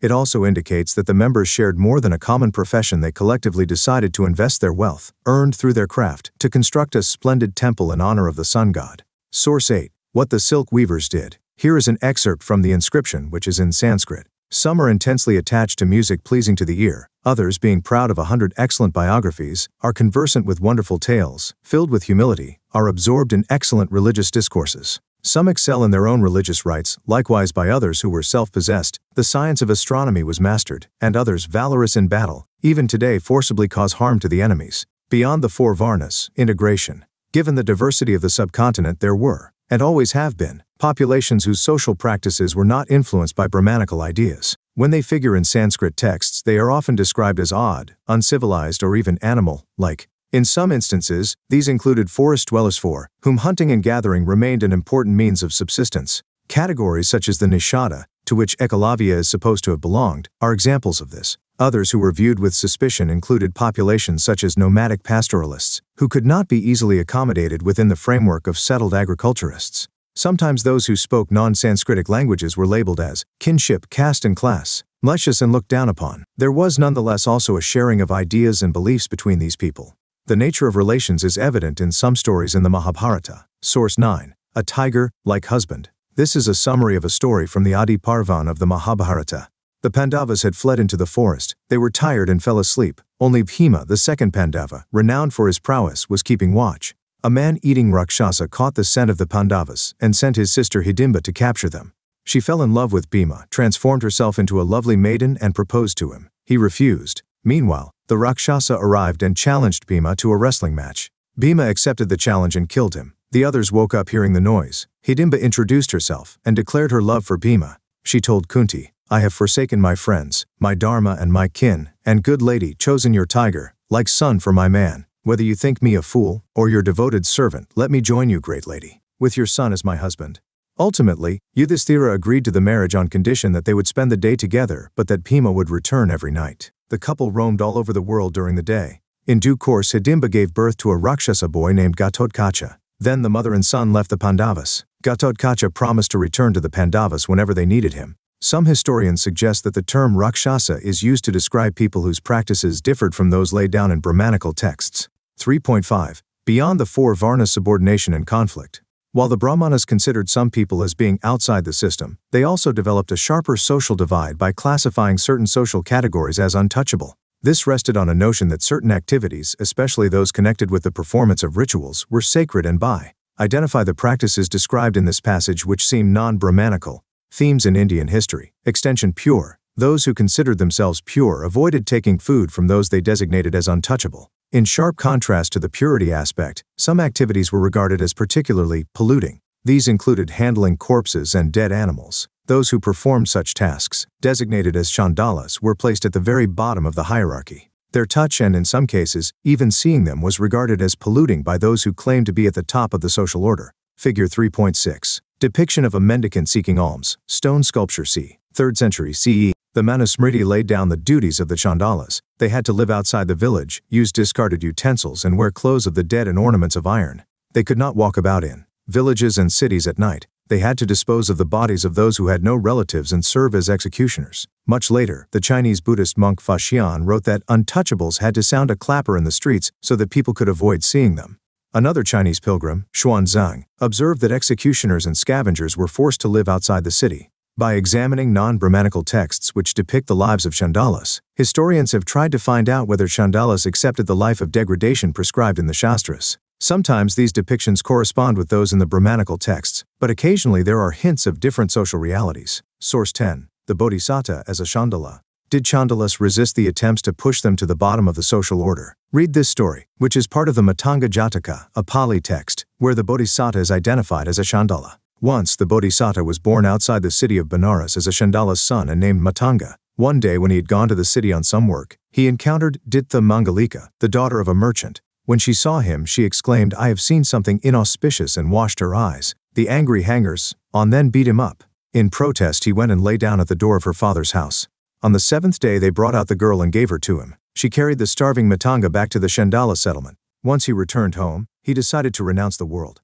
After attaining spiritual powers, he returned to Benares and married her. A son named Mandavya Kumara was born to them. He learnt the 3 Vedas as he grew up and began to provide food to 16,000 Brahmanas every day. One day, Matanga, dressed in rags with a clay alms bowl in his hand, arrived at his son's doorstep and begged for food. Mandavya replied that he looked like an outcast and was unworthy of alms. The food was meant for the Brahmanas. Matanga said, "Those who are proud of their birth and are ignorant do not deserve gifts. On the contrary, those who are free from vices are worthy of offerings." Mandavya lost his temper and asked his servants to throw the man out. Matanga rose in the air and disappeared. When Ditha Mangalika learnt about the incident, she followed Matanga and begged his forgiveness. He asked her to take a bit of the leftover from his bowl and give it to Mandavya and the Brahmanas. Identify elements in the story that suggest that it was written from the perspective of Matanga. Discuss. Which of the sources mentioned in this section suggest that people followed the occupations laid down by Brahmanas? Which sources suggest other possibilities? Themes in Indian history. Source 11. Draupadi's question. Draupadi is supposed to have asked Yudhishthira whether he had lost himself before staking her. 2 contrary opinions were expressed in response to this question. One, that even if Yudhishthira had lost himself earlier, his wife remained under his control so he could stake her. 2, that an unfree man could not stake another person. The matter remained unresolved. Ultimately, Dhritarashtra restored to the Pandavas and Draupadi their personal freedom. Do you think that this episode suggests that wives could be treated as the property of their husbands? 4. Beyond birth resources and status. If you recall the economic relations discussed in Chapter 2, you will realize that slaves, landless agricultural laborers, hunters, fisherfolk, pastoralists, peasants, village headmen, craftspersons, merchants, and kings emerged as social actors in different parts of the subcontinent. Their social positions were often shaped by their access to economic resources. Here we will examine the social implications of access to resources in certain specific situations. 4.1 Gendered access to property. Consider first a critical episode in the Mahabharata. During the course of the long-drawn rivalry between the Kauravas and the Pandavas, Duryodhana invited Yudhishthira to a game of dice. The latter, who was deceived by his rival, staked his gold, elephants, chariots, slaves, army, treasury, kingdom, the property of his subjects, his brothers, and finally himself, and lost all. Then he staked their common wife Draupadi, and lost her too. Issues of ownership, foregrounded in stories such as this one, also figure in the Dharma Sutras and Dharma Shastras. According to the Manusmriti, the paternal estate was to be divided equally amongst sons after the death of the parents, with a special share for the eldest. Women could not claim a share of these resources. However, women were allowed to retain the gifts they received on the occasion of their marriage as stridana. This could be inherited by their children, without the husband having any claim on it. At the same time, the Manusmriti warned women against hoarding family property, or even their own valuables, without the husband's permission. You have read about wealthy women such as the Vakataka queen Prabhavati Gupta. However, cumulative evidence, both epigraphic and textual, suggests that while upper-class women may have had access to resources, land, cattle, and money were generally controlled by men. In other words, social differences between men and women were sharpened because of the differences in access to resources. Source 12. How could men and women acquire wealth? For men, the Manusmriti declares, there are 7 means of acquiring wealth: inheritance, finding, purchase, conquest, investment, work, and acceptance of gifts from good people. For women, there are 6 means of acquiring wealth: what was given in front of the fire or the bridal procession, or as a token of affection, and what she got from her brother, mother, or father. She could also acquire wealth through any subsequent gift and whatever her affectionate husband might give her. 4.2 Varna, and access to property. According to the Brahmanical texts, another criterion for regulating access to wealth was Varna. As we saw earlier, the only occupation prescribed for Shudras was servitude, while a variety of occupations were listed for men of the first 3 Varnas. If these provisions were actually implemented, the wealthiest men would have been the Brahmanas and the Kshatriyas. That this corresponded to some extent with social realities is evident from descriptions of priests and kings in other textual traditions. Kings are almost invariably depicted as wealthy. Priests are also generally shown to be rich, though there are occasional depictions of the poor Brahmana. At another level, even as the Brahmanical view of society was codified in the Dharma Sutras and Dharma Shastras, other traditions developed critiques of the Varna order. Some of the best known of these were developed within early Buddhism. The Buddhists recognized that there were differences in society, but did not regard these as natural or inflexible. They also rejected the idea of claims to status on the basis of birth. Compare and contrast the ways in which men and women could acquire wealth. Themes in Indian history. Source 13. Read Avantiputta's first statement again. What are the ideas in it that are derived from Brahmanical texts, traditions? Can you identify the source of any of these? What, according to this text, explains social difference? The wealthy Shudra. This story, based on a Buddhist text in Pali known as the Majjhima Nikaya, is part of a dialogue between a king named Avantiputta and a disciple of the Buddha named Kashana. While it may not be literally true, it reveals Buddhist attitudes towards Varna. Avantiputta asked Kashana what he thought about Brahmanas who held that they were the best caste, and that all other castes were low, that Brahmanas were a fair caste while all other castes were dark, that only Brahmanas were pure, not non-Brahmanas, that Brahmanas were sons of Brahma, born of his mouth, born of Brahma, formed by Brahma, heirs to Brahma. Kashana replied, what if a Shudra were wealthy? Would another Shudra, or a Kshatriya, or a Brahmana, or a Vaishya, speak politely to him? Avantiputta replied that if a Shudra had wealth or calm or gold or silver, he could have as his obedient servant another Shudra to get up earlier than he, to go to rest later, to carry out his orders, to speak politely, or he could even have a Kshatriya or a Brahmana or a Vaishya as his obedient servant. Kashana asked, this being so, are not these 4 Varnas exactly the same? Avantiputta conceded that there was no difference amongst the Varnas on this count. 4.3 An alternative social scenario, sharing wealth. So far we have been examining situations where people either claimed or were assigned status on the basis of their wealth. However, there were other possibilities as well, situations where men who were generous were respected, while those who were miserly or simply accumulated wealth for themselves were despised. One area where these values were cherished was ancient Tamilakam, where, as we saw earlier, there were several chiefdoms around 2000 years ago. Amongst other things, the chiefs were patrons of bards and poets who sang their praise. Poems included in the Tamil Sangam anthologies often illuminate social and economic, kinship, caste and class, relationships, suggesting that while there were differences between rich and poor, those who controlled resources were also expected to share them. Source 14. The Poor Generous Chief. In this composition from the Puranaruru, one of the anthologies of poems of the Tamil Sangam literature, a bard describes his patron to other poets thus. He doesn't have the wealth to lavish on others every day, nor does he have the pettiness to say that he has nothing and so refuse. He lives in Arantai and is generous. He is an enemy to the hunger of bards. If you wish to cure your poverty, come along with me, bards whose lips are so skilled. If we request him, showing him our ribs thin with hunger, he will go to the blacksmith of his village, and will say to that man of powerful hands, shape me a long spear for war, one that has a straight blade. What are the strategies which the bard uses to try and persuade the chief to be generous? What is the chief expected to do to acquire wealth in order to give some to the bards? Discuss. How do social relationships operate in present-day societies? Are there any similarities or differences with patterns of the past? Figure 3.7. A chief and his follower, stone sculpture, Amaravati, c. 2nd century CE. How has the sculptor shown the difference between the chief and his follower? 5. Explaining social differences, a social contract. The Buddhists also developed an alternative understanding of social inequalities and of the institutions required to regulate social conflict. In a myth found in a text known as the Sutta Pitaka, they suggested that originally human beings did not have fully evolved bodily forms, nor was the world of plants fully developed. All beings lived in an idyllic state of peace, taking from nature only what they needed for each meal. However, there was a gradual deterioration of this state as human beings became increasingly greedy, vindictive, and deceitful. This led them to wonder, what if we were to select a certain being who should be wrathful when indignation is right? Who should censure that which should rightly be censured, and should banish him who deserves to be banished? We will give him in return a proportion of the rice. Chosen by the whole people, he will be known as Mahasamata, the Great Elect. This suggests that the institution of kingship was based on human choice, with taxes as a form of payment for services rendered by the king.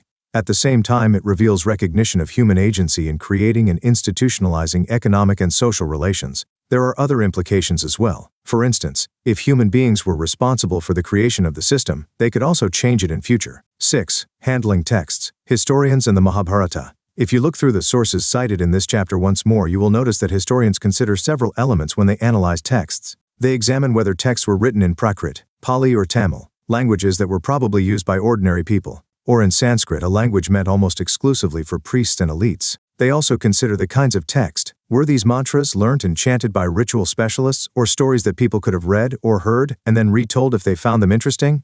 Besides, they try to find out about the author whose perspectives and ideas shaped the text, as well as the intended.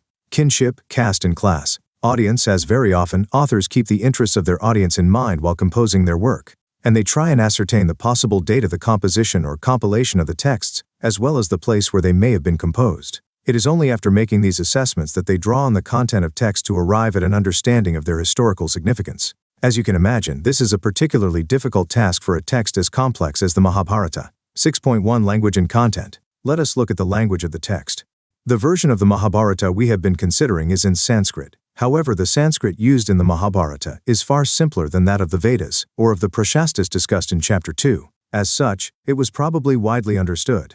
Historians usually classify the contents of the present text under two broad heads: sections that contain stories, designated as the narrative, and sections that contain prescriptions about social norms, designated as didactic. This division is by no means watertight. The didactic sections include stories, and the narrative often contains a social message. However, generally historians agree that the Mahabharata was meant to be a dramatic, moving story, and that the didactic portions were probably added later. Didactic refers to something that is meant for purposes of instruction. Figure 3.8. Krishna advises Arjuna on the battlefield. This painting dates to the 18th century. Perhaps the most important didactic section of the Mahabharata is the Bhagavad Gita, which contains the advice offered by Lord Krishna to Arjuna. This scene is frequently depicted in painting and sculpture. Themes in Indian history. Interestingly, the text is described as an idihasa within early Sanskrit tradition. The literal meaning of the term is "thus it was," which is why it is generally translated as history. Was there a real war that was remembered in the epic? We are not sure. Some historians think that the memory of an actual conflict amongst kinfolk was preserved in the narrative. Others point out that there is no other corroborative evidence of the battle. Lord Ganesha the scribe. According to tradition, Vyasa dictated the text to the deity. This illustration is from a Persian translation of the Mahabharata, c. 1740-50, figure 3.9. 6.2 Author and dates. Who wrote the text? This is a question to which there are several answers. The original story was probably composed by charioteer bards known as sutas, who generally accompanied Kshatriya warriors to the battlefield and composed poems celebrating their victories and other achievements. These compositions circulated orally. Then, from the 5th century BCE, Brahmanas took over the story and began to commit it to writing. This was the time when chiefdoms such as those of the Kurus and kinship, caste and class, Panchalas, around whom the story of the epic revolves, were gradually becoming kingdoms. Did the new kings want their idihasa to be recorded and preserved more systematically? It is also possible that the upheavals that often accompany the establishment of these states, where old social values were often replaced by new norms, are reflected in some parts of the story. We notice another phase in the composition of the text between c. 200 BCE and 200 CE. This was the period when the worship of Vishnu was growing in importance, and Krishna, one of the important figures of the epic, was coming to be identified with Vishnu. Subsequently, between c. 200 and 400 CE, large didactic sections resembling the Manusmriti were added. With these additions, a text which initially perhaps had less than 10,000 verses grew to comprise about 100,000 verses. This enormous composition is traditionally attributed to a sage named Vyasa. 6.3 The Search for Convergence. The Mahabharata, like any major epic, contains vivid descriptions of battles, forests, palaces, and settlements. In 1951-52, the archaeologist B.B. Lal excavated at a village named Hastinapura in Meerut. Was this the Hastinapura of the epic? While the similarity in names could be coincidental, the location of the site in the Upper Ganga Doab, where the Kuru kingdom was situated, suggests that it may have been the capital of the Kurus mentioned in the text. Lal found evidence of 5 occupational levels, of which the second and third are of interest to us. This is what Lal noted about the houses in the second phase. Within the limited area excavated, no definite plans of houses were obtained, but walls of mud and mud bricks were duly encountered. The discovery of mud plaster with prominent reed marks suggested that some of the houses had reed walls plastered over with mud. For the third phase, he noted, houses of this period were built of mud brick as well as burnt bricks. Soakage jars and brick drains were used for draining out refuse water, while terracotta ring wells may have been used both as wells and drainage pits. 76th. Themes in Indian history. Source 15. Hastinapura. This is how the city is described in the Adi Parvan of the Mahabharata. The city, bursting like the ocean, packed with hundreds of mansions, displayed with its gateways, arches and turrets like massing clouds the splendor of great Indra's city. Do you think Lal's finds match the description of Hastinapura in the epic? Figure 3.10. A wall excavated at Hastinapura. Was the description of the city in the epic added after the main narrative had been composed, when urban centers flourished in the region? Or was it a flight of poetic fancy, which cannot always be verified by comparisons with other kinds of evidence? Consider another instance. One of the most challenging episodes in the Mahabharata is Draupadi's marriage with the Pandavas, an instance of polyandry that is central to the narrative. If we examine the section of the epic that describes this event, it is evident that the author attempted to explain it in a variety of ways. Source 16. Draupadi's marriage. Drupada, the king of Panchala, organized a competition where the challenge was to string a bow and hit a target. The winner would be chosen to marry his daughter Draupadi. Arjuna was victorious and was garlanded by Draupadi. The Pandavas returned with her to their mother Kunti, who, even before she saw them, asked them to share whatever they had got. She realized her mistake when she saw Draupadi, but her command could not be violated. After much deliberation, Yudhishthira decided that Draupadi would be their common wife. When Drupada was told about this, he protested. However, the seer Vyasa arrived and told him that the Pandavas were in reality incarnations of Indra, whose wife had been reborn as Draupadi, and they were thus destined for each other. Vyasa added that in another instance a young woman had prayed to Shiva for a husband, and in her enthusiasm had prayed 5 times instead of once. This woman was now reborn as Draupadi, and Shiva had fulfilled her prayers. Convinced by these stories, Drupada consented to the marriage. Why do you think the author offered 3 explanations for a single episode? Kinship, caste, and class. Present-day historians suggest that the fact that the author described a polyandrous union indicates that polyandry may have been prevalent amongst ruling elites at some point of time. At the same time, the fact that so many different explanations are offered for the episode suggests that polyandry gradually fell into disfavor amongst the Brahmanas, who reworked and developed the text through the centuries. Some historians note that while the practice of polyandry may have seemed unusual or even undesirable from the Brahmanical point of view, it was prevalent in the Himalayan region. Others suggest that there may have been a shortage of women during times of warfare, and this led to polyandry. In other words, it was attributed to a situation of crisis. Some early sources suggest that polyandry was not the only or even the most prevalent form of marriage. Why then did the author choose to associate this practice with the central characters of the Mahabharata? We need to remember that creative literature often has its own narrative requirements and does not always literally reflect social realities. 7. A dynamic text. The growth of the Mahabharata did not stop with the Sanskrit version. Over the centuries, versions of the epic were written in a variety of languages through an ongoing process of dialogue between peoples, communities, and those who wrote the texts. Several stories that originated in specific regions or circulated amongst certain people found their way into the epic. At the same time, the central story of the epic was often retold in different ways, and episodes were depicted in sculpture and painting. They also provided themes for a wide range of performing arts, plays, dance, and other kinds of narrations. Discuss. Read the excerpts from the Mahabharata included in this chapter once more. For each of these, discuss whether they could have been literally true. What do these excerpts tell us about those who composed the text? What do they tell us about those who must have read or heard the epic? Themes in Indian history. Most retellings or reenactments of the epic draw on the main narrative in creative ways. Let us look at one example, an episode from the Mahabharata that has been transformed by Mahashweta Devi, a contemporary Bengali writer known for raising her voice against all forms of exploitation and oppression. In this particular instance, she works out alternative possibilities from the main story of the Mahabharata and draws attention to questions on which the Sanskrit text is silent. The Sanskrit text describes how Duryodhana plotted to kill the Pandavas by inviting them to stay in a specially prepared house of lac, which he planned to set on fire. Forewarned, the Pandavas dug a tunnel to ensure their escape. Then Kunti arranged for a feast. While most of the invitees were Brahmanas, A Nishada woman came with her 5 sons. When they were satiated with drink and fell off to sleep, the Pandavas escaped, setting fire to the house. When the bodies of the woman and her sons were discovered, people thought that the Pandavas were dead. In her short story titled Kunti o Nishadi, Mahashweta Devi takes up the narrative from where the Mahabharata ends it. She sets the story in a forest, where Kunti retires after the war. Kunti now has time to reflect on her past, and often confesses to what she regards as her failings, talking with the earth, the symbol of nature. Every day she sees the Nishadas who come to collect wood, honey, tubers and roots. One Nishadi often listens to Kunti when she talks with the earth. One day there was something in the air, the animals were fleeing the forest. Kunti noticed that the Nishadi was watching her, and was startled when she spoke to her and asked if she remembered the house of Lak. Yes, Kunti said, she did. Did she remember a certain elderly Nishadi and her 5 young sons, and that she had served them wine till they were senseless while she escaped with her own sons? That Nishadi. Not you, Kunti exclaimed. The Nishadi replied that the woman who was killed had been her mother-in-law. She added that while Kunti had been reflecting on her past, not once did she remember the 6 innocent lives that were lost because she had wanted to save herself and her sons. As they spoke, the flames drew nearer. The Nishadi escaped to safety, but Kunti remained where she was. Kinship, caste and class. Answer in 100 to 150 words. 1. Explain why patrilineal may have been particularly important among elite families. 2. Discuss whether kings in early states were invariably kshatriyas. 3. Compare and contrast the dharma or norms mentioned in the stories of Drona, Hidimba and Matanga. 4. In what ways was the Buddhist theory of a social contract different from the Brahmanical view of society derived from the Purusha Sukta?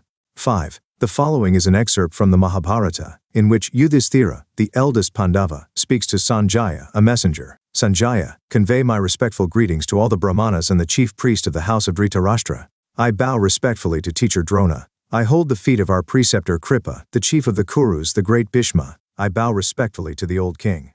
I greet and ask after the health of his son Duryodhana and his younger brother. Also greet all the young Kuru warriors who are our brothers, sons and grandsons. Greet above all him who is to us like father and mother, the wise Vidura. I bow to the elderly ladies who are known as our mothers. To those who are our wives you say this. I hope they are well protected. Our daughters-in-law born of good families and mothers of children greet on my behalf. Embrace for me those who are our daughters, the beautiful, fragrant, well-dressed courtesans of ours you should also greet. Greet the slave women and their children. Greet the aged, the maimed, the helpless. Try and identify the criteria used to make this list in terms of age, gender, kinship ties. Are there any other criteria?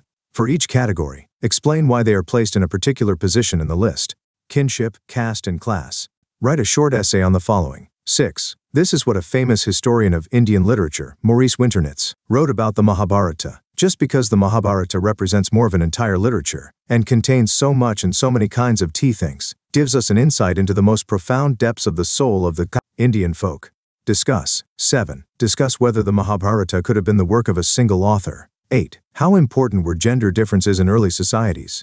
Give reasons for your answer. 9. Discuss the evidence that suggests that Brahmanical prescriptions about kinship and marriage were not universally followed. Map work. 10. Compare the map in this chapter with Map 1 and Chapter 2. List the Mahajanapadas and cities located near the Kuru Panchala lands. Project. 11. Find out about retellings of the Mahabharata in other languages. Discuss how they handle any 2 of the episodes of the text described in this chapter, explaining any similarities or differences that you notice. 12. Imagine that you are an author, and rewrite the story of Ekalavya from a perspective of your choice. If you would like to know more, read Uma Chakravarti, 2006, Everyday Lives, Everyday Histories, Tulika, New Delhi, Irawati Karve, 1968, Kinship Organization in India, Asia Publishing House, Bombay, R.S. Sharma, 1983, Perspectives in Social and Economic History of Early India, Munshiram Manoharlal, New Delhi, versus Sukthankar, 1957, On the Meaning of the Mahabharata, Asiatic Society of Bombay, Bombay, Romila Thapar, 2000, Cultural Pasts, Essays in Early Indian History, Oxford University Press, New Delhi. For more information you could visit Mahabharata statement.html. Theme 4, Figure 4.1. A sculpture from Sanchi. Figure 4.2 Shahjahan Begum. Theme 2 Thinkers, Beliefs and Buildings, Cultural Developments. In this chapter we shall go on a long journey across 1,000 years to read about philosophers and their attempts to understand the world they inhabited.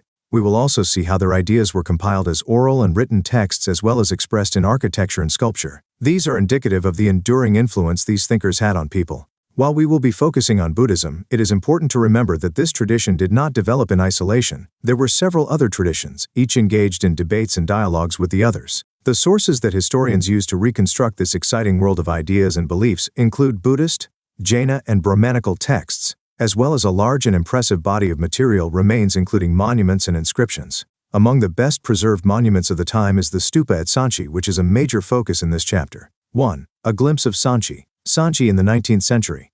The most wonderful ancient buildings in the state of Bhopal are at Sanchi Kanakera, a small village under the brow of a hill some 20 miles northeast of Bhopal, which we visited yesterday. We inspected the stone sculptures and statues of the Buddha and an ancient gateway. The ruins appear to be the object of great interest to European gentlemen. Major Alexander Cunningham stayed several weeks in this neighborhood and examined these ruins most carefully. He took drawings of the place, deciphered the inscription, and bored shafts down these domes. The results of his investigations were described by him in an English work. From Shahjahan Begum, Nawab of Bhopal, Taj-ul-Iqbal Tariq Bhopal, translated by H.D. Barstow, 1876. Thinkers, Beliefs and Buildings. 19th century Europeans were very interested in the stupa at Sanchi. In fact, the French sought Shahjahan Begum's permission to take away the eastern gateway, which was the best preserved, to be displayed in a museum in France. For a while, some Englishmen also wanted to do the same, but fortunately both the French and the English were satisfied with carefully prepared plaster cast copies, and the original remained at the site, part of the Bhopal state.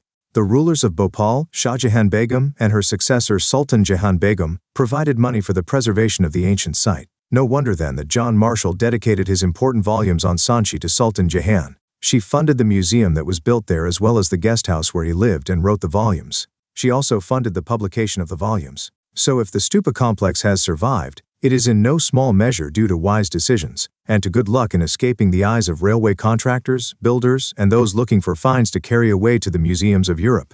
One of the most important Buddhist centers, the discovery of Sanchi has vastly transformed our understanding of early Buddhism. Today it stands testimony to the successful restoration and preservation of a key archaeological site by the Archaeological Survey of India. Figure 4.3. The Great Stupa at Sanchi. If you travel from Delhi to Bhopal by train, you will see the majestic stupa complex on top of a hill, crowning it as it were. If you request the guard, he will stop the train at the little station of Sanchi for 2 minutes, enough time for you to get down. As you climb up the hill, you can see the complex of structures, a large mound and other monuments including a temple built in the 5th century. Themes in Indian history. Discuss. Compare what Shahjahan Begum described with what you see in Figure 4.3. What similarities and differences do you notice? Source 1. A prayer to Agni. Here are 2 verses from the Rig Veda invoking Agni, the god of fire, often identified with the sacrificial fire, into which offerings were made so as to reach the other deities.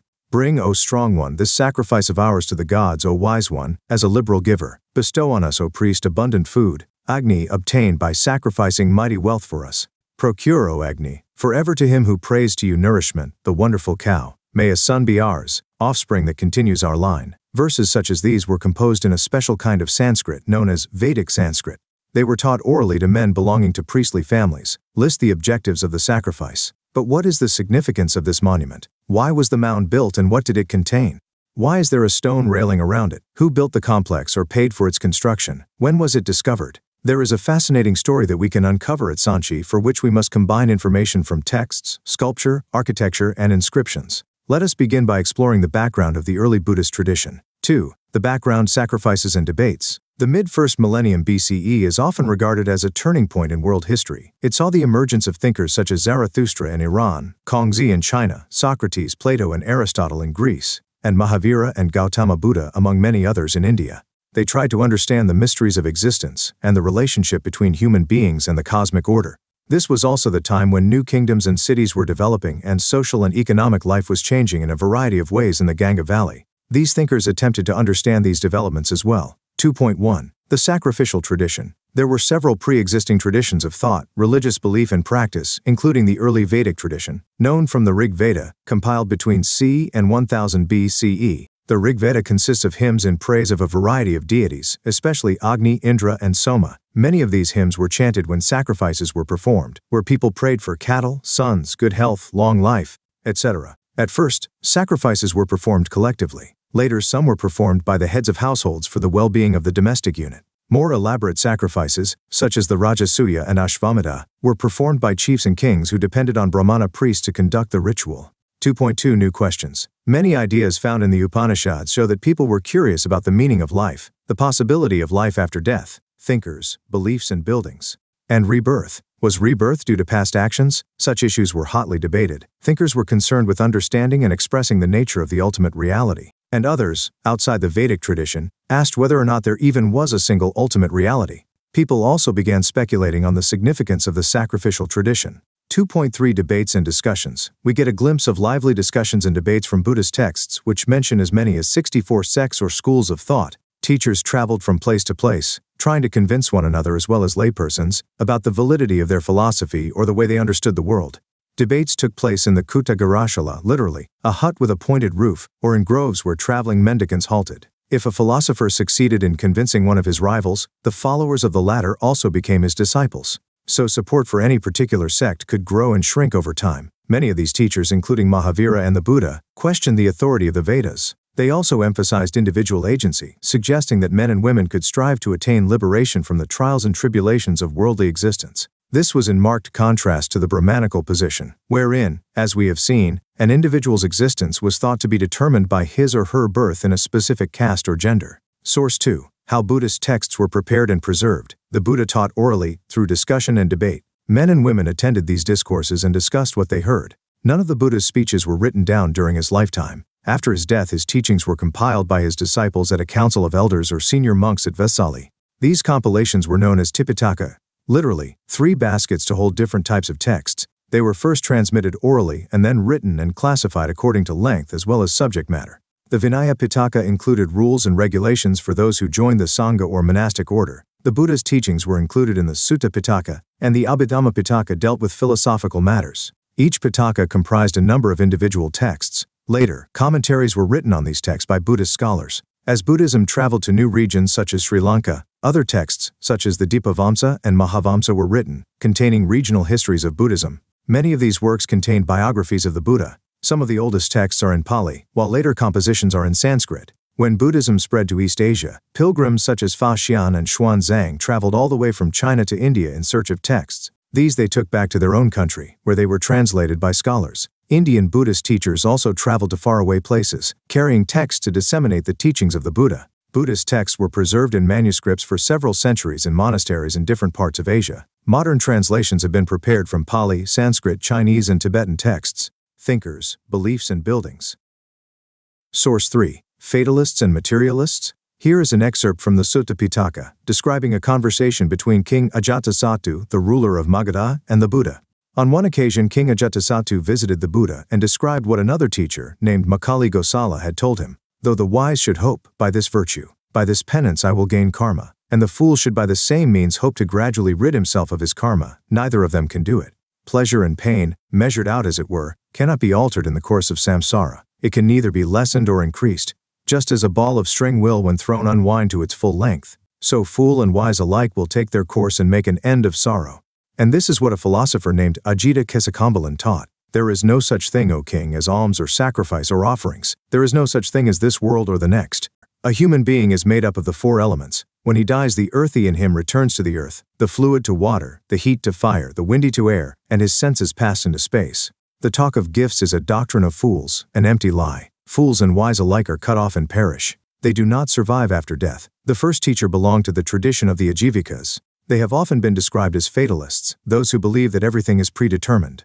The second teacher belonged to the tradition of the Lokayatas, usually described as materialists. Texts from these traditions have not survived, so we know about them only from the works of other traditions. Do you think it is appropriate to describe these men as fatalists or materialists? Discuss. What are the problems in reconstructing histories of ideas and beliefs when texts are not available or have not survived? 3. Beyond worldly pleasures.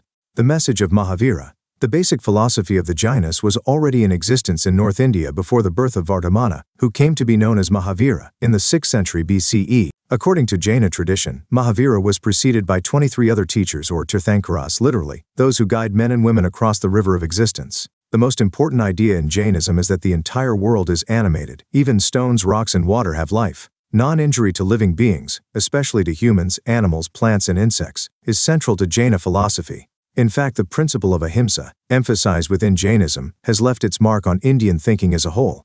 According to Jaina teachings, the cycle of birth and rebirth is shaped through karma. Asceticism and penance are required to free oneself from the cycle of karma. This can be achieved only by renouncing the world. Therefore, monastic existence is a necessary condition of salvation. Jaina monks and nuns took 5 vows: to abstain from killing, stealing, and lying, to observe celibacy, and to abstain from possessing property. Figure 4.5. An image of a Tirthankara from Mathura, c. 3rd century CE. Source 4. The World Beyond the Palace. Just as the Buddha's teachings were compiled by his followers, the teachings of Mahavira were also recorded by his disciples. These were often in the form of stories, which could appeal to ordinary people. Here is one example, from a Prakrit text known as the Uttaradhyaya Sutta, describing how a queen named Kamalavati tried to persuade her husband to renounce the world.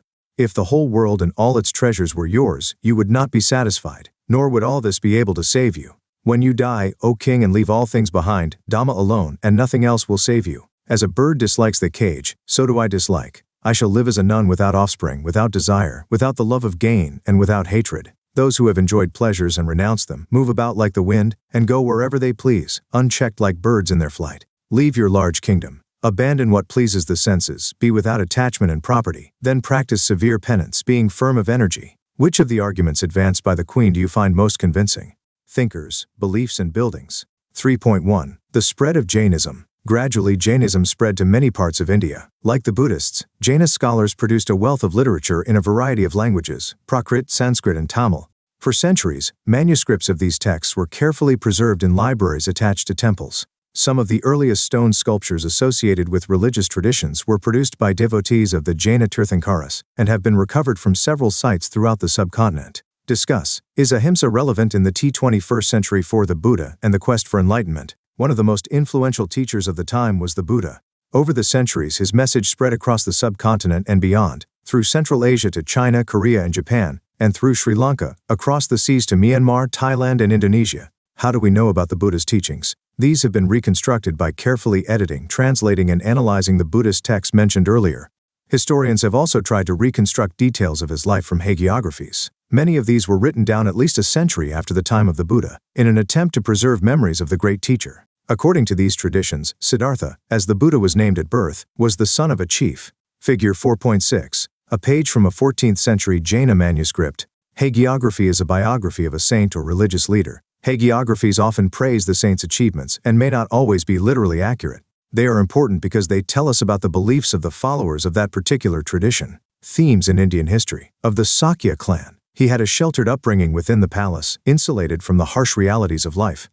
One day he persuaded his charioteer to take him into the city. His first journey into the world outside was traumatic. He was deeply anguished when he saw an old man, a sick man, and a corpse. He realized in that moment that the decay and destruction of the human body was inevitable. He also saw a homeless mendicant who, it seemed to him, had come to terms with old age, disease, and death, and found peace. Siddhartha decided that he too would adopt the same path. Soon after, he left the palace and set out in search of his own truth. Siddhartha explored several paths, including bodily mortification, which led him to a situation of near death.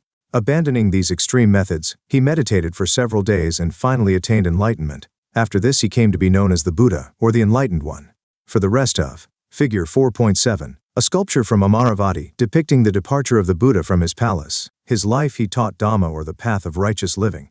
Discuss. If you did not know about the life of the Buddha, would you be able to tell what the sculpture depicts? Thinkers, Beliefs, and Buildings. 5. The Teachings of the Buddha. The Buddha's teachings have been reconstructed from stories, found mainly in the Sutta Pitaka. Although some stories describe his miraculous powers, others suggest that the Buddha tried to convince people through reason and persuasion, rather than through displays of supernatural power. For instance, when a grief-stricken woman whose child had died came to the Buddha, he gently convinced her about the inevitability of death rather than bring her son back to life. These stories were narrated in the language spoken by ordinary people so that these could be easily understood. According to Buddhist philosophy, the world is transient and constantly changing. It is also soulless, as there is nothing permanent or eternal in it. Within this transient world, sorrow is intrinsic to human existence. It is by following the path of moderation between severe penance and self-indulgence that human beings can rise above these worldly troubles. In the earliest forms of Buddhism, whether or not God existed was irrelevant. Source 5. Buddhism in Practice. This is an excerpt from the Sutta Pitaka and contains the advice given by the Buddha to a wealthy householder named Sigala. In 5 ways should a master look after his servants and employees: by assigning them work according to their strength, by supplying them with food and wages, by tending them in sickness, by sharing delicacies with them, and by granting leave at times. In 5 ways should the clansman look after the needs of samanas and brahmanas: by affection in act and speech and mind, by keeping open house to them and supplying their worldly needs. There are similar instructions to Sigala about how to behave with his parents, teacher, and wife. Suggest what the instructions regarding parents, teacher, and wife may have been. Themes in Indian history. Discuss. Compare the Buddha's advice to Sagala with Asoka's advice to his subjects. Do you notice any similarities and differences? The Buddha regarded the social world as the creation of humans rather than of divine origin. Therefore, he advised kings and Gahapatas to be humane and ethical. Individual effort was expected to transform social relations. The Buddha emphasized individual agency and righteous action as the means to escape from the cycle of rebirth and attain self-realization and nibbana, literally the extinguishing of the ego and desire, and thus end the cycle of suffering for those who renounce the world. According to Buddhist tradition, his last words to his followers were, "Be lamps unto yourselves, as all of you must work out your own liberation." 6. Followers of the Buddha. Soon there grew a body of disciples of the Buddha, and he founded a Sangha, an organization of monks who too became teachers of Dhamma. These monks lived simply, possessing only the essential requisites for survival, such as a bowl to receive food once a day from the laity. As they lived on alms, they were known as bhikkhus. Initially, only men were allowed into the Sangha, but later women also came to be admitted. According to Buddhist texts, this was made possible through the mediation of Ananda, one of the Buddha's dearest disciples, who persuaded him to allow women into the Sangha. The Buddha's foster mother, Mahapajapati Gotami, was the first woman to be ordained as a bhikkhuni. Many women who entered the Sangha became teachers of Dhamma and went on to become theras, or respected women who had attained liberation.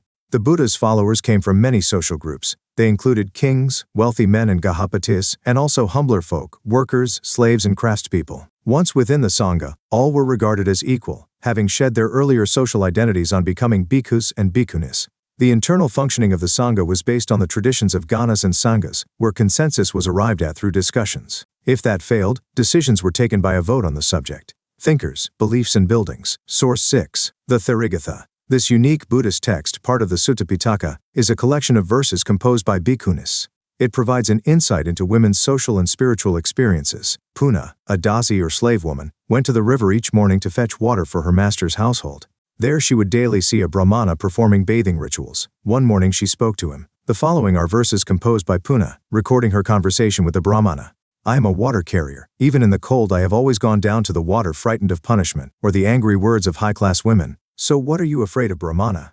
That makes you go down to the water, your limbs shake with the bitter cold?" The brahmana replied, "I am doing good to prevent evil. Anyone young or old who has done something bad is freed by washing in water." Puna said, "Whoever told you are freed from evil by washing in the water? In that case all the frogs and turtles would go to heaven, and so would the water snakes and crocodiles. Don't do that thing, the fear of which leads you to the water. Stop now, brahmana. Save your skin from the cold." Figure 4.8. A woman water carrier, Mathura c. 3rd century CE. Which of the teachings of the Buddha are evident in this composition? Source 7. Rules for monks and nuns. These are some of the rules laid down in the Vinaya Pitaka. When a new felt has been made by a bhikkhu, it is to be kept for 6 years. If after less than 6 years he should have another new felt made, regardless of whether or not he has disposed of the first, then, unless he has been authorized by the bhikkhus, it is to be forfeited and confessed.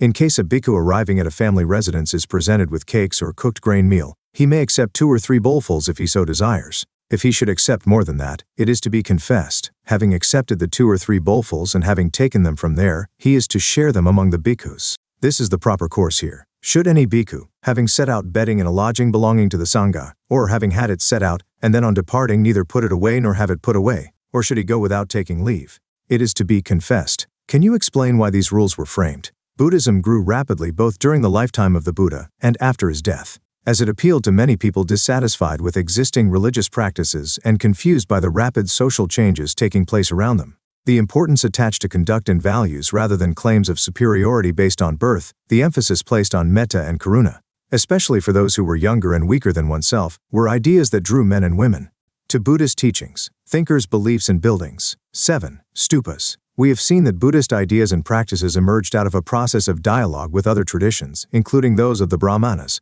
Jainas and several others, not all of whose ideas and practices were preserved in texts. Some of these interactions can be seen in the ways in which sacred places came to be identified. From earliest times, people tended to regard certain places as sacred. These included sites with special trees or unique rocks, or sites of awe-inspiring natural beauty. These sites, with small shrines attached to them, were sometimes described as chaityas. Chaitya may also have been derived from the word chita, meaning a funeral pyre, and by extension a funerary mound. Buddhist literature mentions several chaityas. It also describes places associated with the themes in Indian history. Buddha's life, where he was born, where he attained enlightenment, where he gave his first sermon, and where he attained nibbana. Gradually, each of these places came to be regarded as sacred, We know that about 200 years after the time of the Buddha, Asoka erected a pillar at Lumbini to mark the fact that he had visited the place. Source 8. Why were stupas built? This is an excerpt from the Mahaparinibbana Sutta, part of the Sutta Pitaka. As the Buddha lay dying, Ananda asked him, "What are we to do, Lord, with the remains of the Tathagata?" The Buddha replied, "Hinder not yourselves, Ananda, by honoring the remains of the Tathagata. Be zealous, be intent on your own good." But when pressed further, the Buddha said, "At the four crossroads they should erect a thupa to the Tathagata, and whosoever shall there place garlands or perfume or make a salutation there, or become in its presence calm of heart, that shall long be to them for a profit and joy." Look at figure 4.15 and see whether you can identify some of these practices. 7.1. Why were stupas built? There were other places too that were regarded as sacred. This was because relics of the Buddha such as his bodily remains, or objects used by him, were buried there. These were mounds known as stupas. The tradition of erecting stupas may have been pre-Buddhist, but they came to be associated with Buddhism. Since they contained relics regarded as sacred, the entire stupa came to be venerated as an emblem of both the Buddha and Buddhism. According to a Buddhist text known as the Ashoka Vedana, Asoka distributed portions of the Buddha's relics to every important town and ordered the construction of stupas over them. By the 2nd century BCE, a number of stupas, including those at Bharhut, Sanchi and Sarnath, had been built. 7.2. How were stupas built? Inscriptions found on the railings and pillars of stupas record donations made for building and decorating them. Some donations were made by kings such as the Satavahanas, others were made by guilds, such as that of the ivory workers who financed part of one of the gateways at Sanchi. Hundreds of donations were made by women and men who mentioned their names, sometimes adding the name of the place from where they came, as well as their occupations and names of their relatives. Bhikkhus and bhikkhunis also contributed towards building these monuments. 7.3. The structure of the stupa. The stupa originated as a simple semi-circular mound of earth, later called anda. Gradually it evolved into a more complex structure, balancing round and square shapes. Above the anda was the harmika, a balcony-like structure that represented the abode of the gods. Thinkers, beliefs and buildings. Figure 4.9. A votive inscription from Sanchi. Hundreds of similar inscriptions have also been found at Bharhut and Amaravati. Arising from the harmika was a mast called the yashti, often surmounted by a chhatri or umbrella. Around the mound was a railing, separating the sacred space from the secular world. The early stupas at Sanchi and Bharhut were plain except for the stone railings, which resembled a bamboo or wooden fence, and the gateways, which were richly carved and installed at the four cardinal points.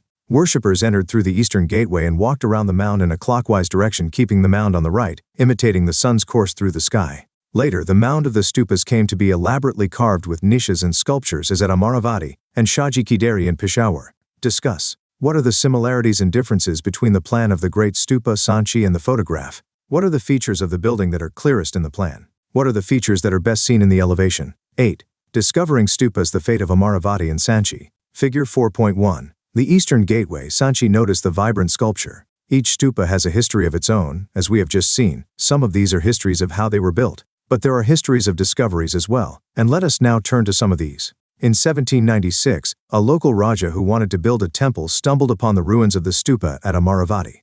He decided to use the stone, and thought there might be some treasure buried in what seemed to be a hill. Some years later, a British official named Colin Mackenzie visited the site. Although he found several pieces of sculpture and made detailed drawings of them, these reports were never published. In 1854, Walter Elliot, the Commissioner of Guntur, visited Amaravati and collected several sculpture panels and took them away to Madras.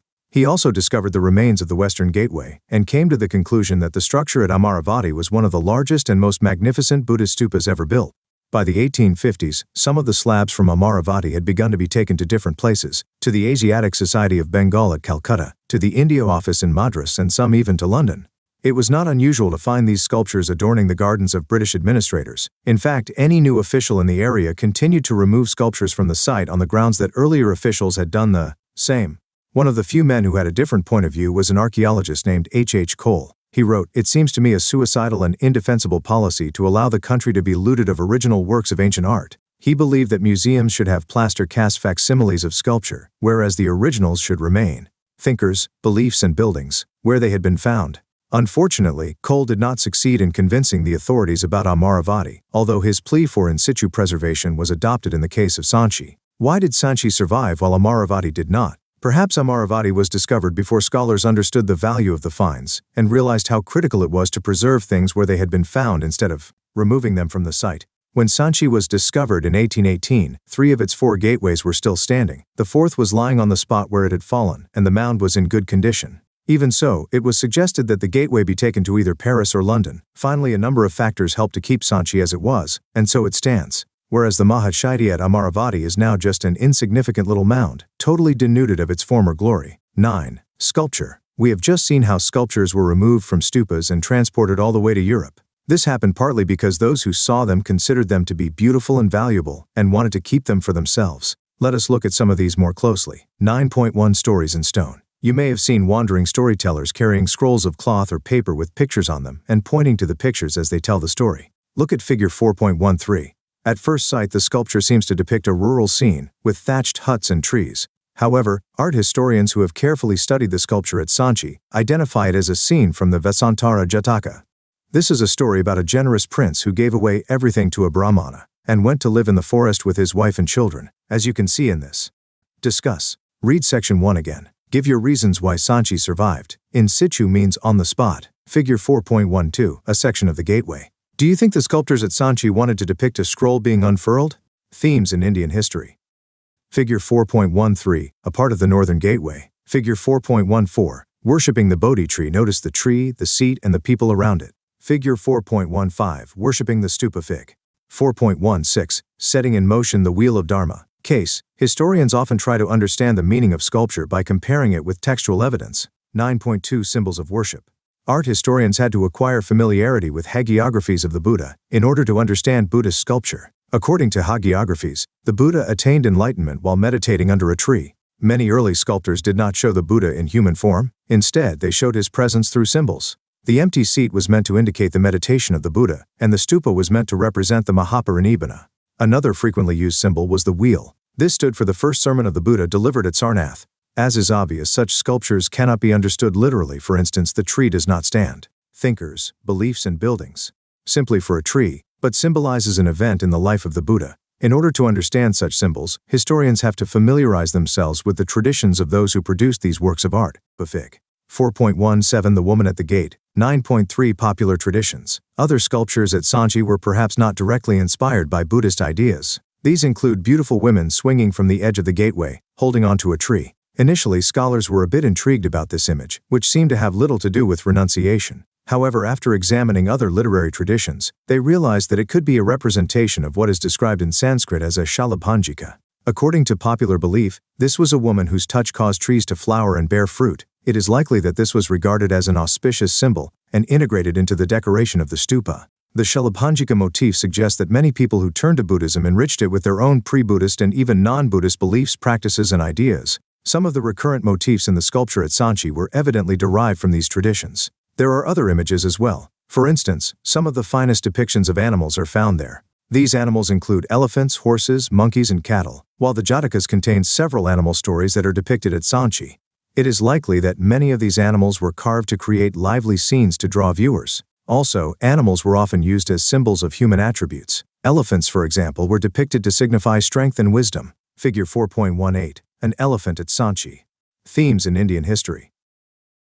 Paintings from the past. While stone sculpture survives the ravages of time and is therefore most easily available to the historian, other visual means of communication, including paintings, were also used in the past. Those that have survived best are on walls of caves, of which those from Ajanta are the most famous. The paintings at Ajanta depict stories from the Jatakas. These include depictions of courtly life, processions, men and women at work, and festivals. The artists used the technique of shading to give a three-dimensional quality. Some of the paintings are extremely naturalistic. Figure 4.19 Gajalakshmi. Figure 4.20, a painting from Ajanta. Note the seated figure and those serving him. Fig. 4.21 A serpent at Sanchi. Another motif is that of a woman surrounded by lotuses and elephants, which seem to be sprinkling water on her as if performing an abhisheka or consecration. While some historians identify the figure as Maya, the mother of the Buddha, others identify her with a popular goddess, Gajalakshmi, literally the goddess of good fortune, who is associated with elephants. It is also possible that thinkers, beliefs, and buildings, devotees who saw these sculptures identified the figure with both Maya and Gajalakshmi.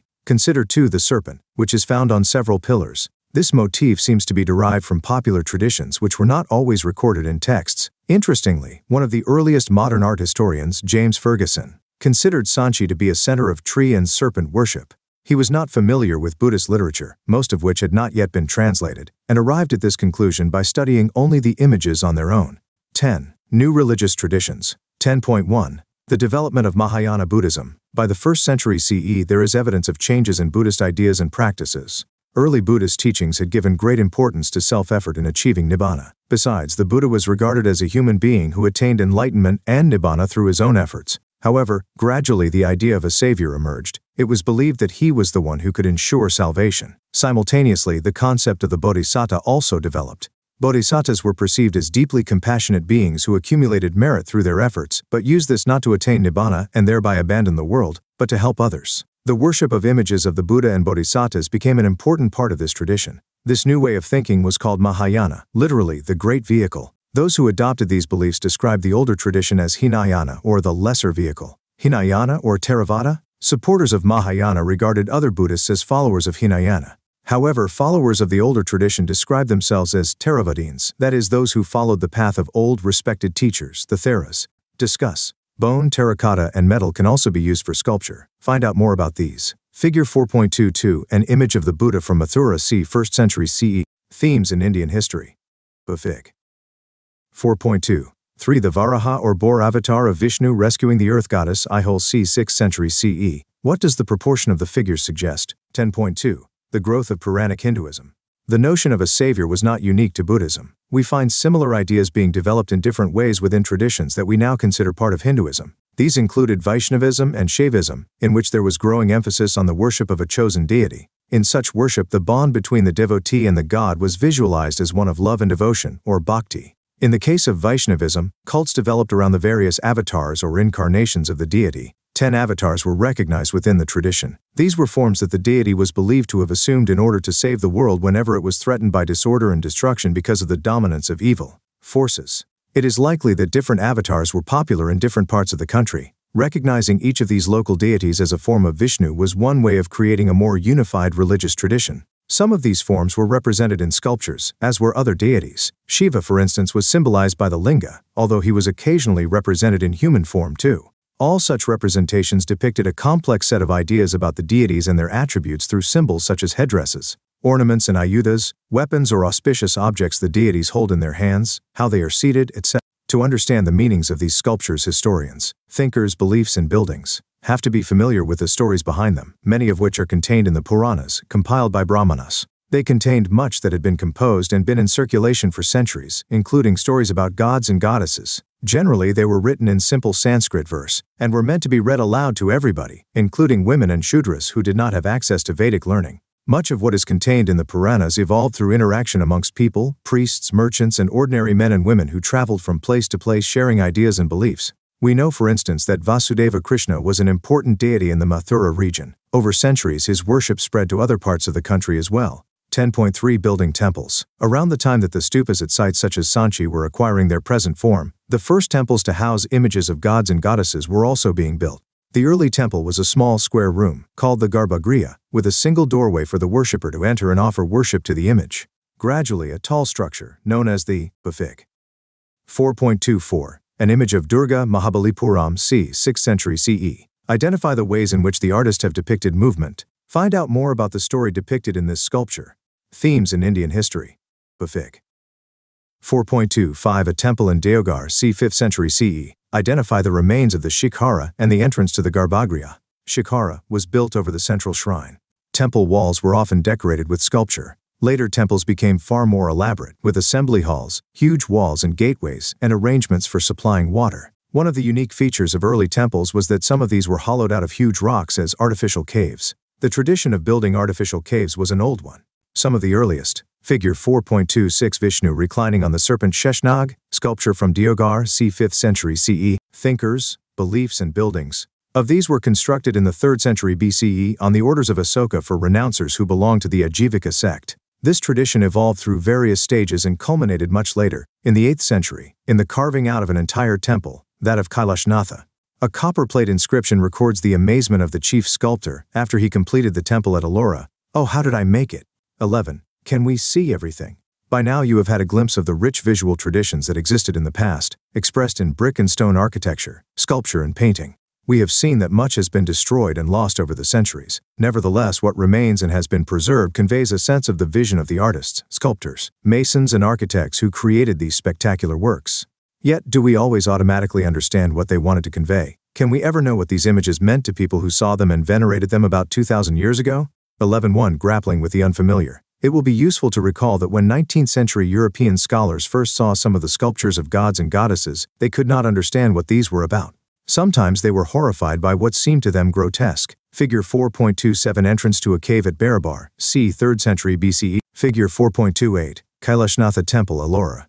This entire structure is carved out of a single piece of rock. Themes in Indian history. Figures, with multiple arms and heads or with combinations of human and animal forms. These early scholars tried to make sense of what appeared to be strange images by comparing them with sculpture with which they were familiar, that from ancient Greece. While they often found early Indian sculpture inferior to the works of Greek artists, they were very excited when they discovered images of the Buddha and Bodhisattvas that were evidently based on Greek models. These were, more often than not, found in the northwest, in cities such as Taxila and Peshawar, where Indo-Greek rulers had established kingdoms in the 2nd century BCE. As these images were closest to the Greek statues these scholars were familiar with, they were considered to be the best examples of early Indian art. In effect, these scholars adopted a strategy we all frequently use, devising yardsticks derived from the familiar to make sense of the unfamiliar. 11.2 If text and image do not match.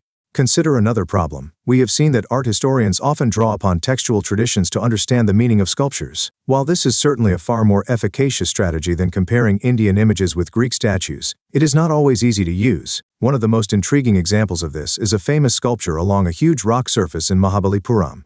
Clearly, figure 4.30 is a vivid depiction of a story. But which story is it? Art historians have searched through the Puranas to identify it and are sharply divided in their opinions. Some feel that this depicts the descent of the river Ganga from heaven, the Fig. 4.29 A Bodhisattva from Gandhara. Note the clothes and the hairstyle. Thinkers, beliefs, and buildings. Natural cleft through the center of the rock surface might represent the river.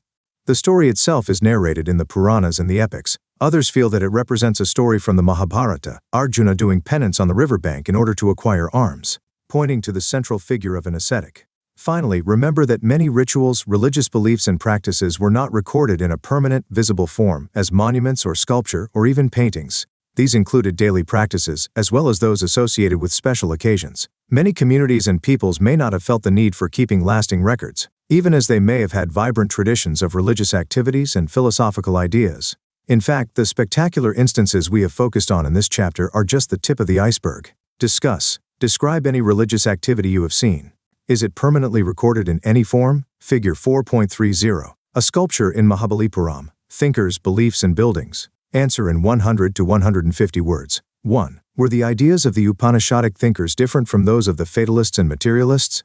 Give reasons for your answer. 2. Summarize the central teachings of Jainism. 3. Discuss the role of the Begums of Bhopal in preserving the stupa at Sanchi. 4. Read this short inscription and answer. In the year 33 of the Maharaja Huvishka, in the first month of the hot season on the 8th day, a bodhisattva was set up at Madhavanaka by the Bhikkhuni Dhanavati, the sister's daughter of the Bhikkhuni Buddhamita. Who knows the Tipitaka, the female pupil of the Bhikkhubala, who knows the Tipitaka, together with her father and mother? How did Dhanavati date her inscription? Why do you think she installed an image of the bodhisattva? Who were the relatives she mentioned? What Buddhist text did she know?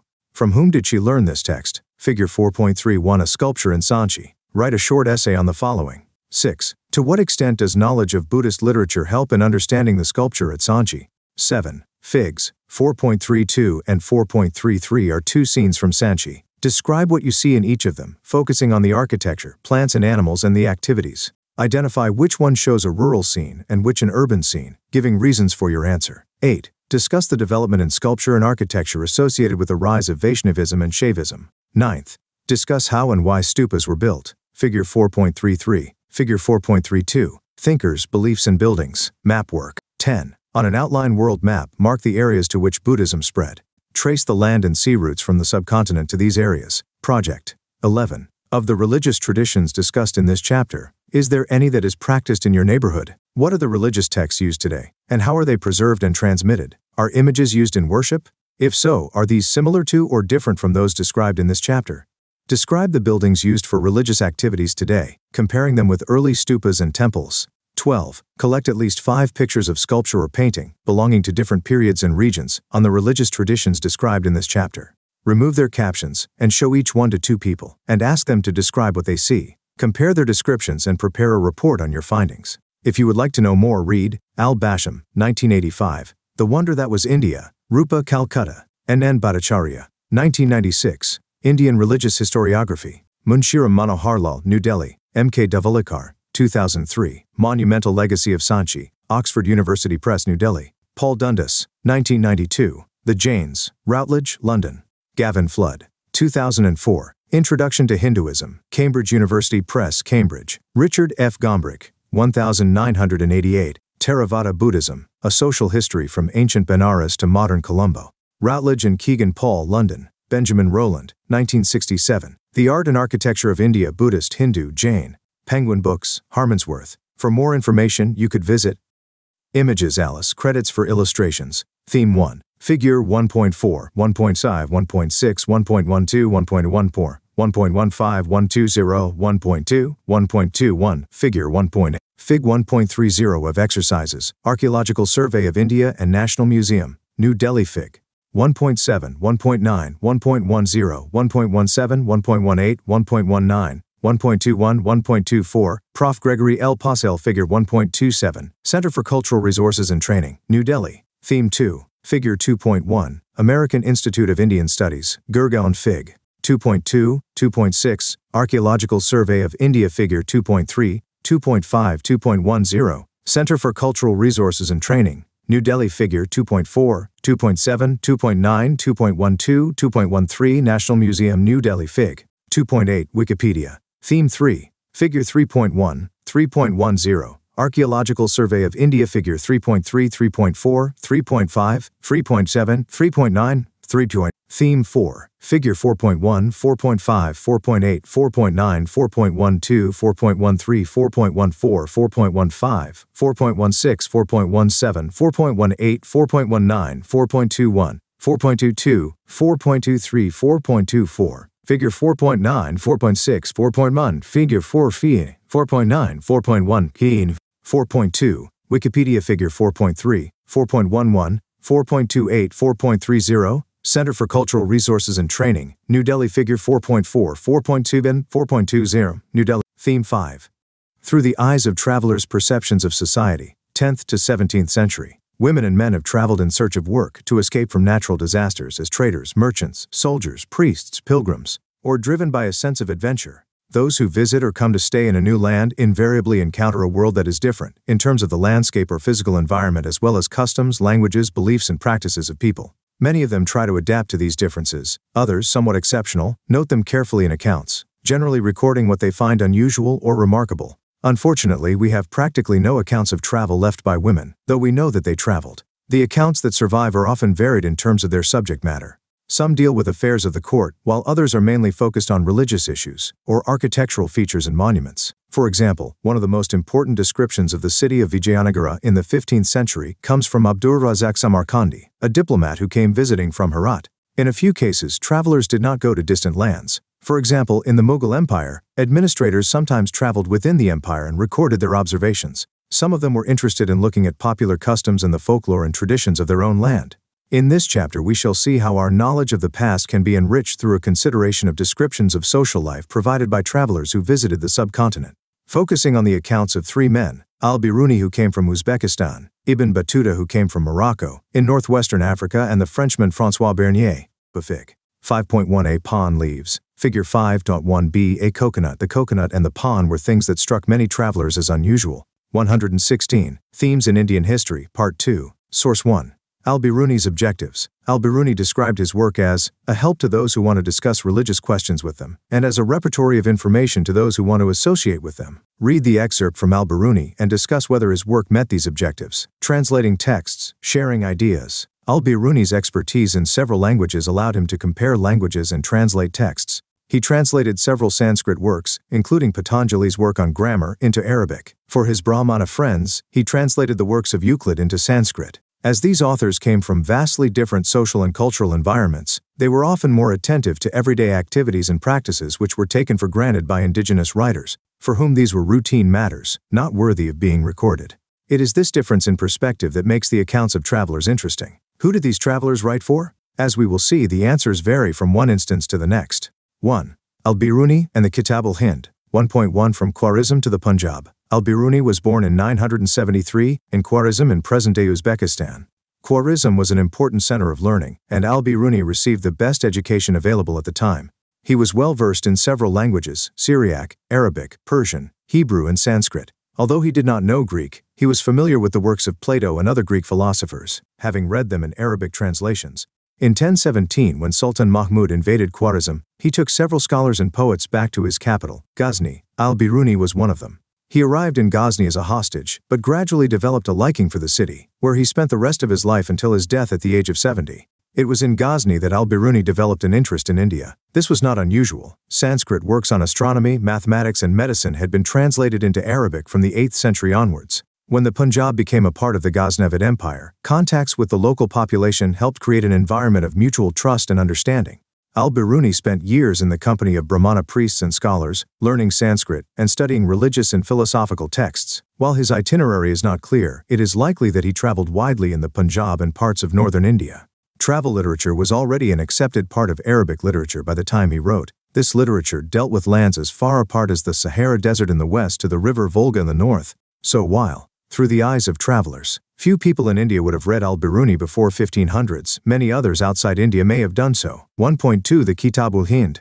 Al-Biruni's Kitab-ul-Hind, written in Arabic, is simple and lucid. It is a voluminous text, divided into 80 chapters on subjects such as religion and philosophy, festivals, astronomy, alchemy, manners and customs, social life, weights and measures, iconography, laws and metrology. Generally, al-Biruni adopted a distinctive structure in each chapter, beginning with a question, following this up with a description based on Sanskritic traditions, and concluding with a comparison with other cultures. Some present-day scholars have argued that this almost geometric structure, remarkable for its precision and predictability, owed much to his mathematical orientation. Al-Biruni, who wrote in Arabic, probably intended his work for peoples living along the frontiers of the subcontinent. He was familiar with translations and adaptations of Sanskrit, Pali, and Prakrit texts into Arabic. These ranged from fables to works on astronomy and medicine. However, he was also critical about the ways in which these texts were written, and clearly wanted to improve on them. Metrology is the science of measurement. Hindu. The term Hindu was derived from an Old Persian word, used c. 6th–5th centuries BCE, to refer to the region east of the river Sindhu.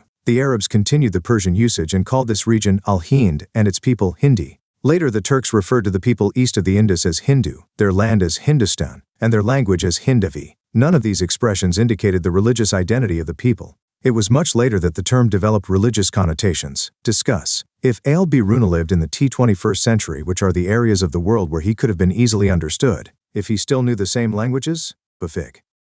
5.2. An illustration from a 13th century Arabic manuscript showing the Athenian statesman and poet Solon, who lived in the 6th century BCE, addressing his students. Notice the clothes they are shown in.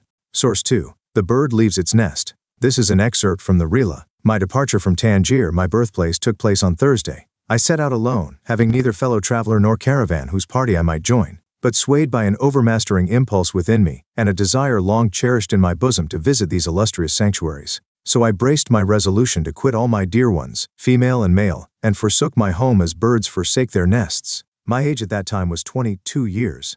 Ibn Battuta returned home in 1354, about 30 years after he had set out. Figure 5.3. Robbers attacking travelers, a 16th century Mughal painting. How can you distinguish the travelers from the robbers?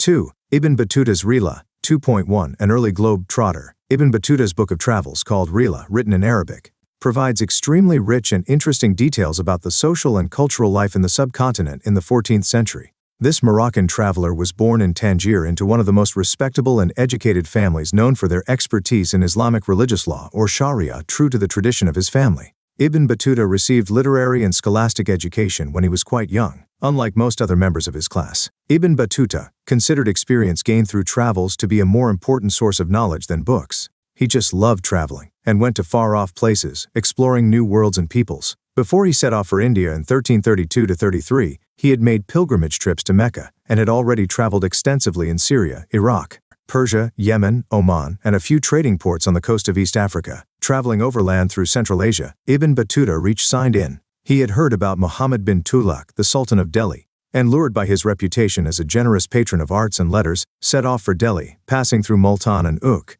The Sultan was impressed by his scholarship, and appointed him the Qazi or judge of Delhi. He remained in that position for several years, until he fell out of favor and was thrown into prison.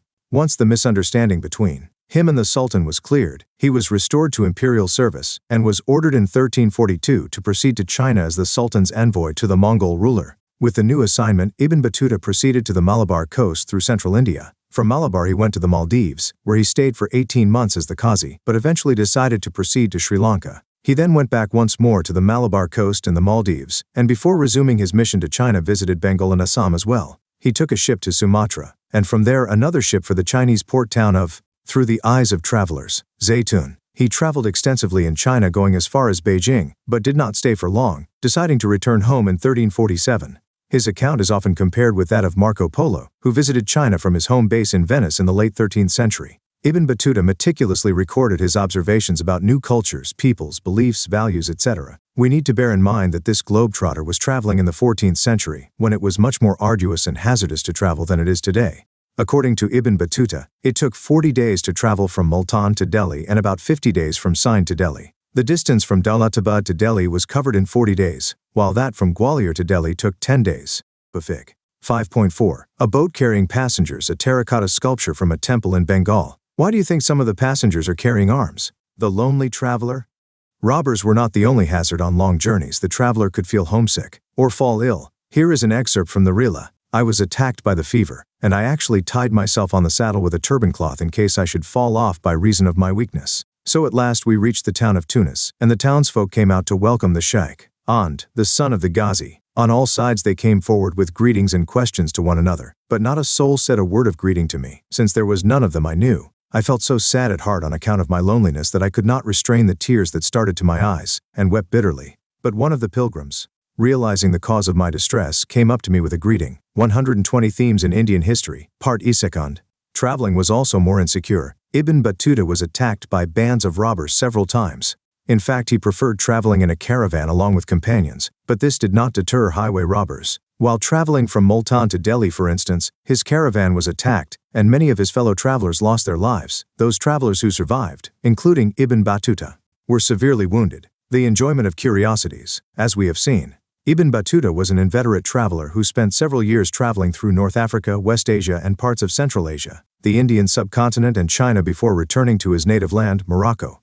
When he returned, the local ruler issued instructions that his stories be recorded, through the eyes of travelers. Source 3. In the footsteps of Ibn Battuta. In the centuries between 1400s and 1800s, visitors to India wrote a number of travelogues in Persian. At the same time, Indian visitors to Central Asia, Iran, and the Ottoman Empire also sometimes wrote about their experiences. These writers followed in the footsteps of al-Biruni and Ibn Battuta, and had sometimes read these earlier authors. Among the best known of these writers were Abdur Razak Samarkandi, who visited South India in the 1440s, Mahmud Wali Balkhi, who traveled very widely in the 1620s, and Shaykh Ali Hazin, who came to North India in the 1740s. Some of these authors were fascinated by India, and one of them, Mahmud Balkhi, even became a sort of sannyasi for a time. Others, such as Hazin, were disappointed, and even disgusted with India, where they expected to receive a red carpet treatment. Most of them saw India as a land of wonders. Discuss. Compare the objectives of al-Biruni and Ibn Battuta in writing their accounts. Figure 5.5. An 18th century painting depicting travelers gathered around a campfire. Bafik. 5.6. A 17th century painting depicting Bernier in European clothes. 3. François Bernier, a doctor with a difference. Once the Portuguese arrived in India in about 1500s, a number of them wrote detailed accounts regarding Indian social customs and religious practices. A few of them, such as the Jesuit Roberto Nobili, even translated Indian texts into European languages. Among the best known of the Portuguese writers is Duarte Barbosa, who wrote a detailed account of trade and society in South India. Later, after 1600s, we find growing numbers of Dutch, English, and French travelers coming to India. One of the most famous was the French jeweler Jean-Baptiste Tavernier, who traveled to India at least 6 times. He was particularly fascinated with the trading conditions in India and compared India to Iran and the Ottoman Empire. Some of these travelers, like the Italian Dr. Minucci, never returned to Europe and settled down in India. François Bernier, a Frenchman, was a doctor, political philosopher, and historian. Like many others, he came to the Mughal Empire in search of opportunities. He was in India for 12 years, from 1656 to 1668, and was closely associated with the Mughal court, as a physician to Prince Dara Shikoh, the eldest son of Emperor Shah Jahan, and later as an intellectual and scientist, with Danishmand Khan, an Armenian noble at the Mughal court. Comparing East and West, Bernier traveled to several parts of the country and wrote accounts of what he saw, frequently comparing what he saw in India with the situation in Europe. He dedicated his major writing to Louis XIV, the King of France, and many of his other works were written in the form of letters to influential officials and ministers. In virtually every instance, Bernier described what he saw in India as a bleak situation in comparison to developments in Europe. As we will see, this assessment was not always accurate. However, when his works were published, Bernier's writings became extremely popular. Figure 5.7, a painting depicting Tavernier in Indian clothes. Source: Traveling with the Mughal Army. Bernier often traveled with the army. This is an excerpt from his description of the army's march to Kashmir. I am expected to keep 2 good Turkoman horses, and I also take with me a powerful Persian camel and driver, a groom for my horses, a cook and a servant to go before my horse with a flask of water in his hand. According to the custom of the country, I am also provided with every useful article, such as a tent of moderate size, a carpet, a portable bed made of 4 very strong but light canes, a pillow, a mattress, round leather tablecloths used at meals, some few napkins of dyed cloth, 3 small bags with culinary utensils which are all placed in a large bag, and this bag is again carried in a very capacious and strong double sack or net made of leather thongs. This double sack likewise contains the provisions, linen, and wearing apparel, both of master and servants. I have taken care to lay in a stock of excellent rice for 5 or 6 days' consumption, of sweet biscuits flavored with anise, of limes and sugar. Nor have I forgotten a linen bag with its small iron hook for the purpose of suspending and draining dahi or curds, nothing being considered so refreshing in this country as lemonade and dahi. What are the things from Bernier's list that you would take on a journey today? Bernier's works were published in France in 1670–71 and translated into English, Dutch, German, and Italian within the next 5 years. Between 1670 and 1725 his account was reprinted 8 times in French, and by 1684 it had been reprinted 3 times in English. This was in marked contrast to the accounts in Arabic and Persian which circulated as manuscripts and were generally not published before 1800s. The creation and circulation of ideas about India. The writings of European travelers helped produce an image of India for Europeans through the printing and circulation of their books. Later, after 1750, when Indians like Shaikh Isamuddin and Mirza Abu Talib visited Europe and confronted this image that Europeans had of their society, they tried to influence it by producing their own version of matters. Discuss. There is a very rich travel literature in Indian languages. Find out about travel writers in the language you use at home. Read one such account and describe the areas visited by the traveler, what he saw and why he wrote the account. A language with an enormous range. Al-Biruni describes Sanskrit as follows. If you want to conquer this difficulty, you will not find it easy, because the language is of an enormous range, both in words and inflections. Something like the Arabic, calling one and the same thing by various names, both original and derivative, and using one and the same word for a variety of subjects which, in order to be properly understood, must be distinguished from each other by various qualifying epithets. God knows best. Travelers did not always believe what they were told. When faced with the story of a wooden idol that supposedly lasted for 216,432 years, Al-Biruni asks, how then could wood have lasted such a length of time, and particularly in a place where the air and the soil are rather wet? God knows best. 4. Making sense of an alien world. Al-Biruni and the Sanskritic tradition. 4.1 Overcoming barriers to understanding. As we have seen, travelers often compared what they saw in the subcontinent with practices with which they were familiar. Each traveler adopted distinct strategies to understand what they observed. Al-Biruni, for instance, was aware of the problems inherent in the task he had set himself. He discussed several barriers that he felt obstructed understanding. The first amongst these was language. According to him, Sanskrit was so different from Arabic and Persian that ideas and concepts could not be easily translated from one language into another. The second barrier he identified was the difference in religious beliefs and practices. The self-absorption and consequent insularity of the local population, according to him, constituted the third barrier.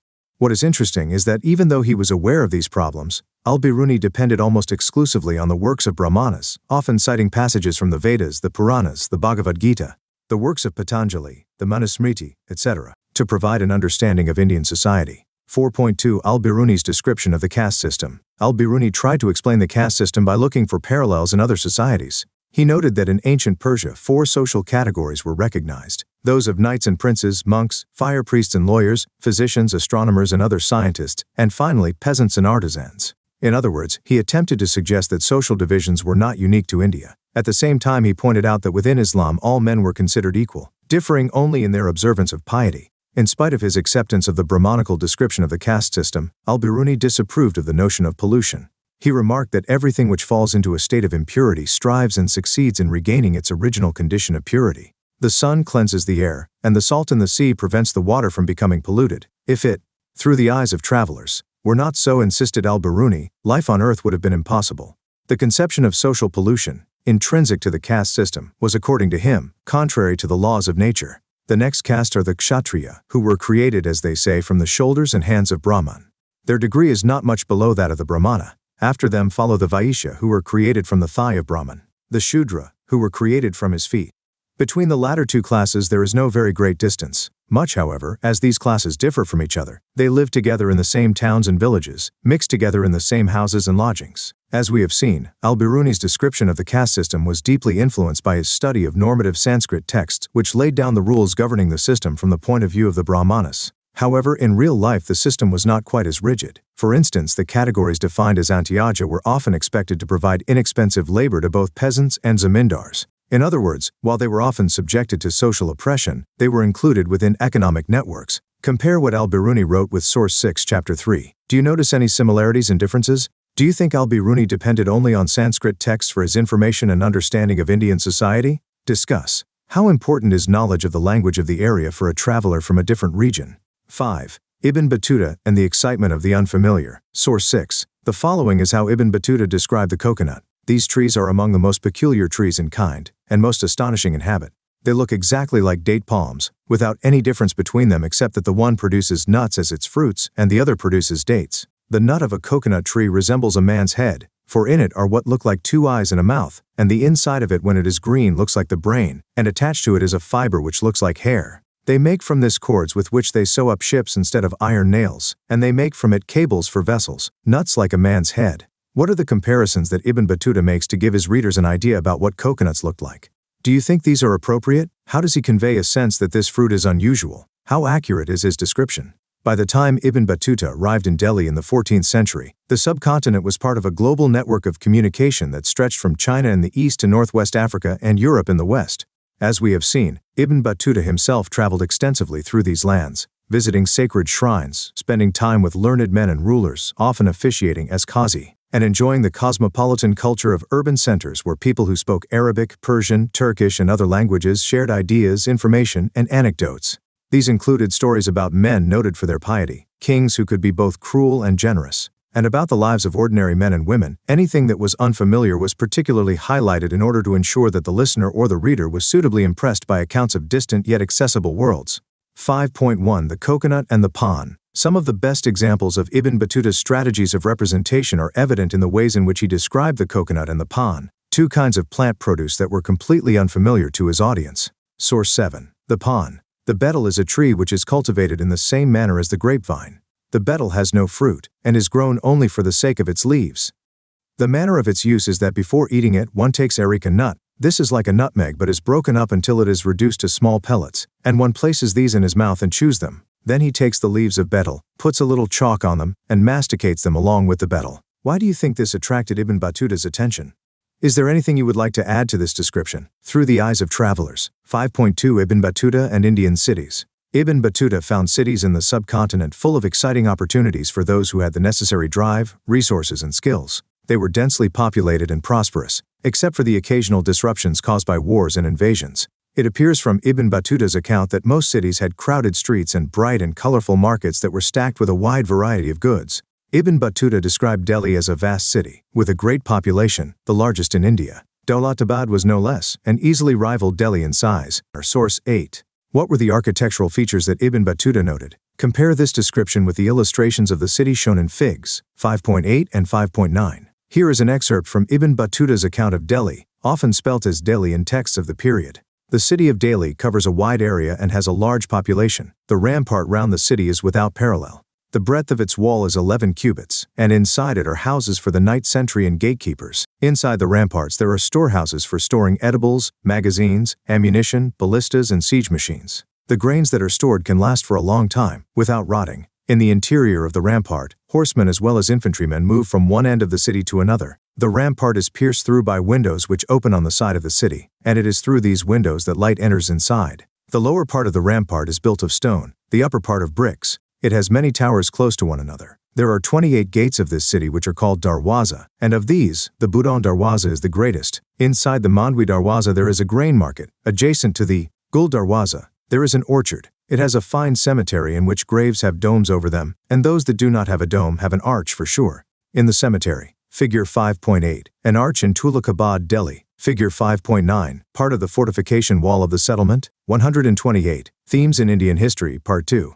The bazaars were not only places of economic transactions, but also the hub of social and cultural activities. Most bazaars had a mosque and a temple, and in some of them at least, spaces were marked for public performances by dancers, musicians, and singers. While Ibn Battuta was not particularly concerned with explaining the prosperity of towns, historians have used his account to suggest that towns derived a significant portion of their wealth through the appropriation of surplus from villages.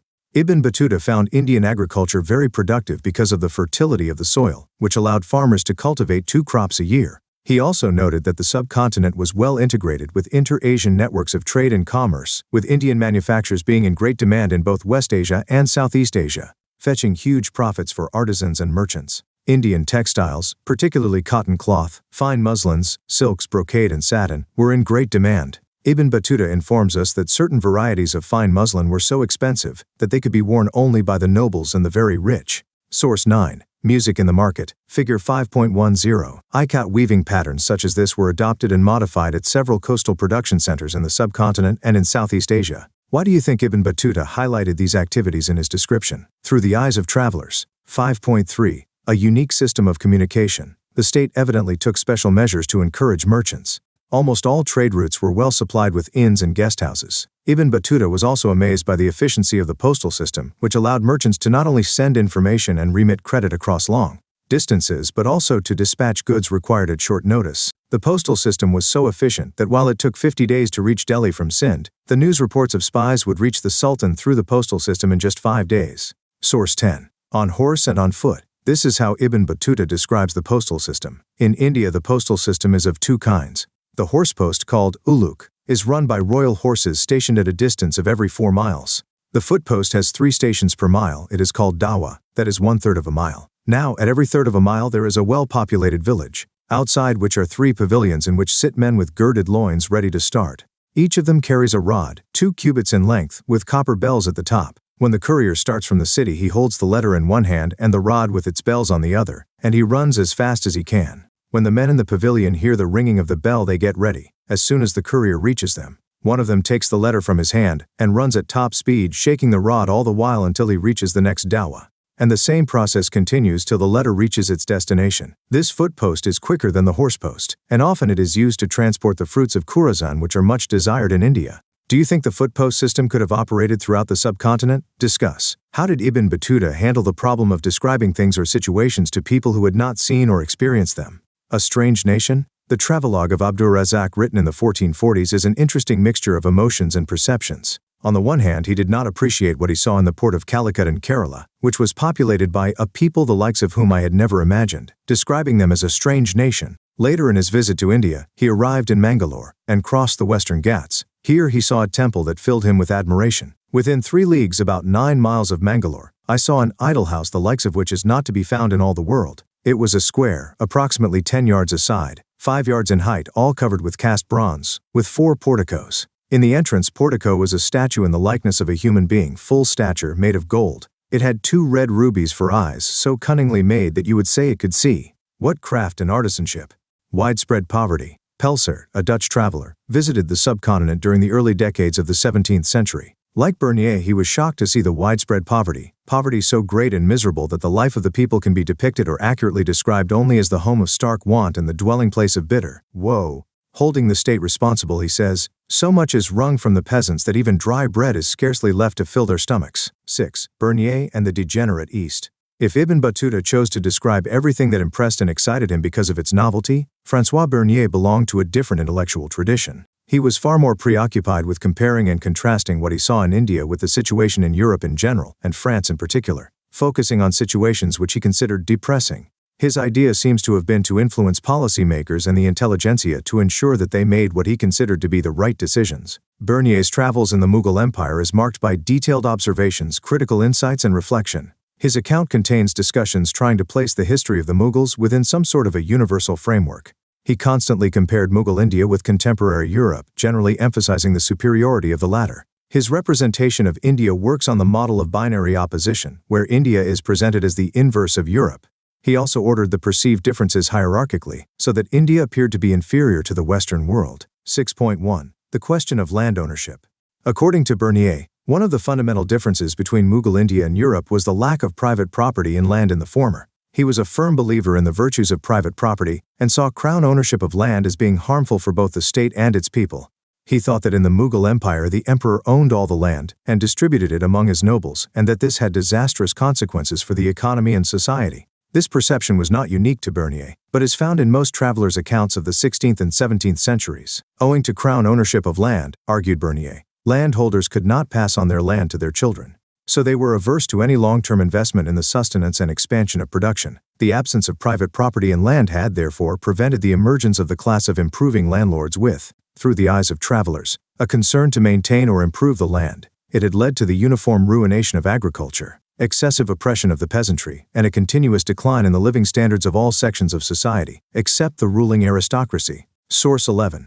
In this instance, Bernier was participating in contemporary debates in Europe concerning the nature of state and society, and intended that his description of Mughal India would serve as a warning to those who did not recognize the merits of private property. What, according to Bernier, were the problems faced by peasants in the subcontinent? Do you think his description would have served to strengthen his case? As an extension of this, Bernier described Indian society as consisting of undifferentiated masses of impoverished people, subjugated by a small minority of a very rich and powerful ruling class. Between the poorest of the poor and the richest of the rich, there was no social group or class worth the name. Bernier confidently asserted, there is no middle state in India. Fig. One drawing such as this 19th-century example often reinforced the notion of an unchanging rural society. 132. Themes in Indian History Part 2. Source 12. A warning for Europe. Bernier warned that if European kings followed the Mughal model, their kingdoms would be very far from being well cultivated and peopled, so well built, so rich, so polite and flourishing as we see them. Our kings are otherwise rich and powerful, and we must avow that they are much better and more royally served. They would soon be kings of deserts and solitudes, of beggars and barbarians, such as those are whom I have been representing. We should find the great cities and the great boroughs rendered uninhabitable because of ill air, and to fall to ruin without any bodies taking care of repairing them. The hillocks abandoned, and the fields overspread with bushes, or filled with pestilential marishes, as hath been already intimated. How does Bernier depict a scenario of doom? Once you have read chapters 8 and 9, return to this description and analyze it again. This then is how Bernier saw the Mughal Empire. Its king was the king of beggars and barbarians, its cities and towns were ruined and contaminated with ill air, and its fields, overspread with bushes and full of pestilential marishes. And all this was because of one reason, crown ownership of land. Curiously, none of the Mughal official documents suggest that the state was the sole owner of land. For instance, Abul Fazl, the 16th-century official chronicler of Akbar's reign, describes the land revenue as remunerations of sovereignty, a claim made by the ruler on his subjects for the protection he provided, rather than as rent on land that he owned. It is possible that European travelers regarded such claims as rent because land revenue demands were often very high. However, this was actually not a rent or even a land tax but a tax on the crop. Bernier's descriptions influenced Western theorists from the 18th century onwards. The French philosopher Montesquieu, for instance, used this account to develop the idea of Oriental despotism, according to which rulers in Asia enjoyed absolute authority over their subjects, who were kept in conditions of subjugation and poverty, arguing that all land belonged to the king and that private property was non-existent. According to this view, everybody, except the emperor and his nobles, barely managed to survive. This idea was further developed as the concept of the Asiatic mode of production by Karl Marx in the 19th century. He argued that in India, before colonialism, surplus was appropriated by the state. This led to the emergence of a society that was composed of a large number of autonomous and egalitarian village communities. The imperial court presided over these village communities, respecting their autonomy as long as the flow of surplus was unimpeded. This was regarded as a stagnant system. However, as we will see, this picture of rural society was far from true. In fact, during the 16th and 17th centuries, rural society was characterized by considerable social and economic differentiation. At one end of the spectrum were the big zamindars who enjoyed superior rights in land, and at the other, the untouchable landless, through the eyes of travelers. Laborers. In between was the big peasant, who used hired labor and engaged in commodity production, and the smaller peasant who could barely produce for his subsistence. 6.2. A more complex social reality. While Bernier's preoccupation with projecting the Mughal state as tyrannical is obvious, his descriptions occasionally hint at a more complex social reality. For instance, he felt that artisans had no incentive to improve the quality of their manufactures, since profits were appropriated by the state. Manufactures were consequently everywhere in decline. At the same time, he conceded that vast quantities of the world's precious metals flowed into India, as manufactures were exported in exchange for gold and silver. He also noticed the existence of a prosperous merchant community, engaged in long-distance exchange. Source 13. A different socioeconomic scenario. Read this excerpt from Bernier's description of both agriculture and craft production. It is important to observe that of this vast tract of country, a large portion is extremely fertile, the large kingdom of Bengal, for instance, surpassing Egypt itself, not only in the production of rice, corn, and other necessaries of life, but of innumerable articles of commerce which are not cultivated in Egypt, such as silks, cotton, and indigo. There are also many parts of the Indies where the population is sufficiently abundant, and the land pretty well tilled, and where the artisan, although naturally indolent, is yet compelled by necessity or otherwise to employ himself in manufacturing carpets, brocades, embroideries, gold and silver cloths, and the various sorts of silk and cotton goods, which are used in the country or exported abroad. It should not escape notice that gold and silver, after circulating in every other quarter of the globe, come at length to be swallowed up, lost in some measure, in Hindustan. In what ways is the description in this excerpt different from that in Source 11, Figure 512? A gold spoon studded with emeralds and rubies, an example of the dexterity of Mughal artisans. 134. Themes in Indian History, Part 2, Source 14. The Imperial Karkhanas. Bernier is perhaps the only historian who provides a detailed account of the working of the imperial karkhanas or workshops. Large halls are seen at many places called karkhanas or workshops for the artisans. In one hall, embroiderers are busily employed, superintended by a master. In another, you see the goldsmiths. In a third, painters. In a fourth, varnishers and lacquer work. In a fifth, joiners, turners, tailors, and shoemakers. In a sixth, manufacturers of silk, brocade, and fine muslins. The artisans come every morning to their karkhanas where they remain employed the whole day, and in the evening return to their homes. In this quiet, regular manner, their time glides away, no one aspiring for any improvement in the condition of life wherein he happens to be born. How does Bernier convey a sense that although there was a great deal of activity, there was little progress? In fact, during the 17th century, about 15% of the population lived in towns.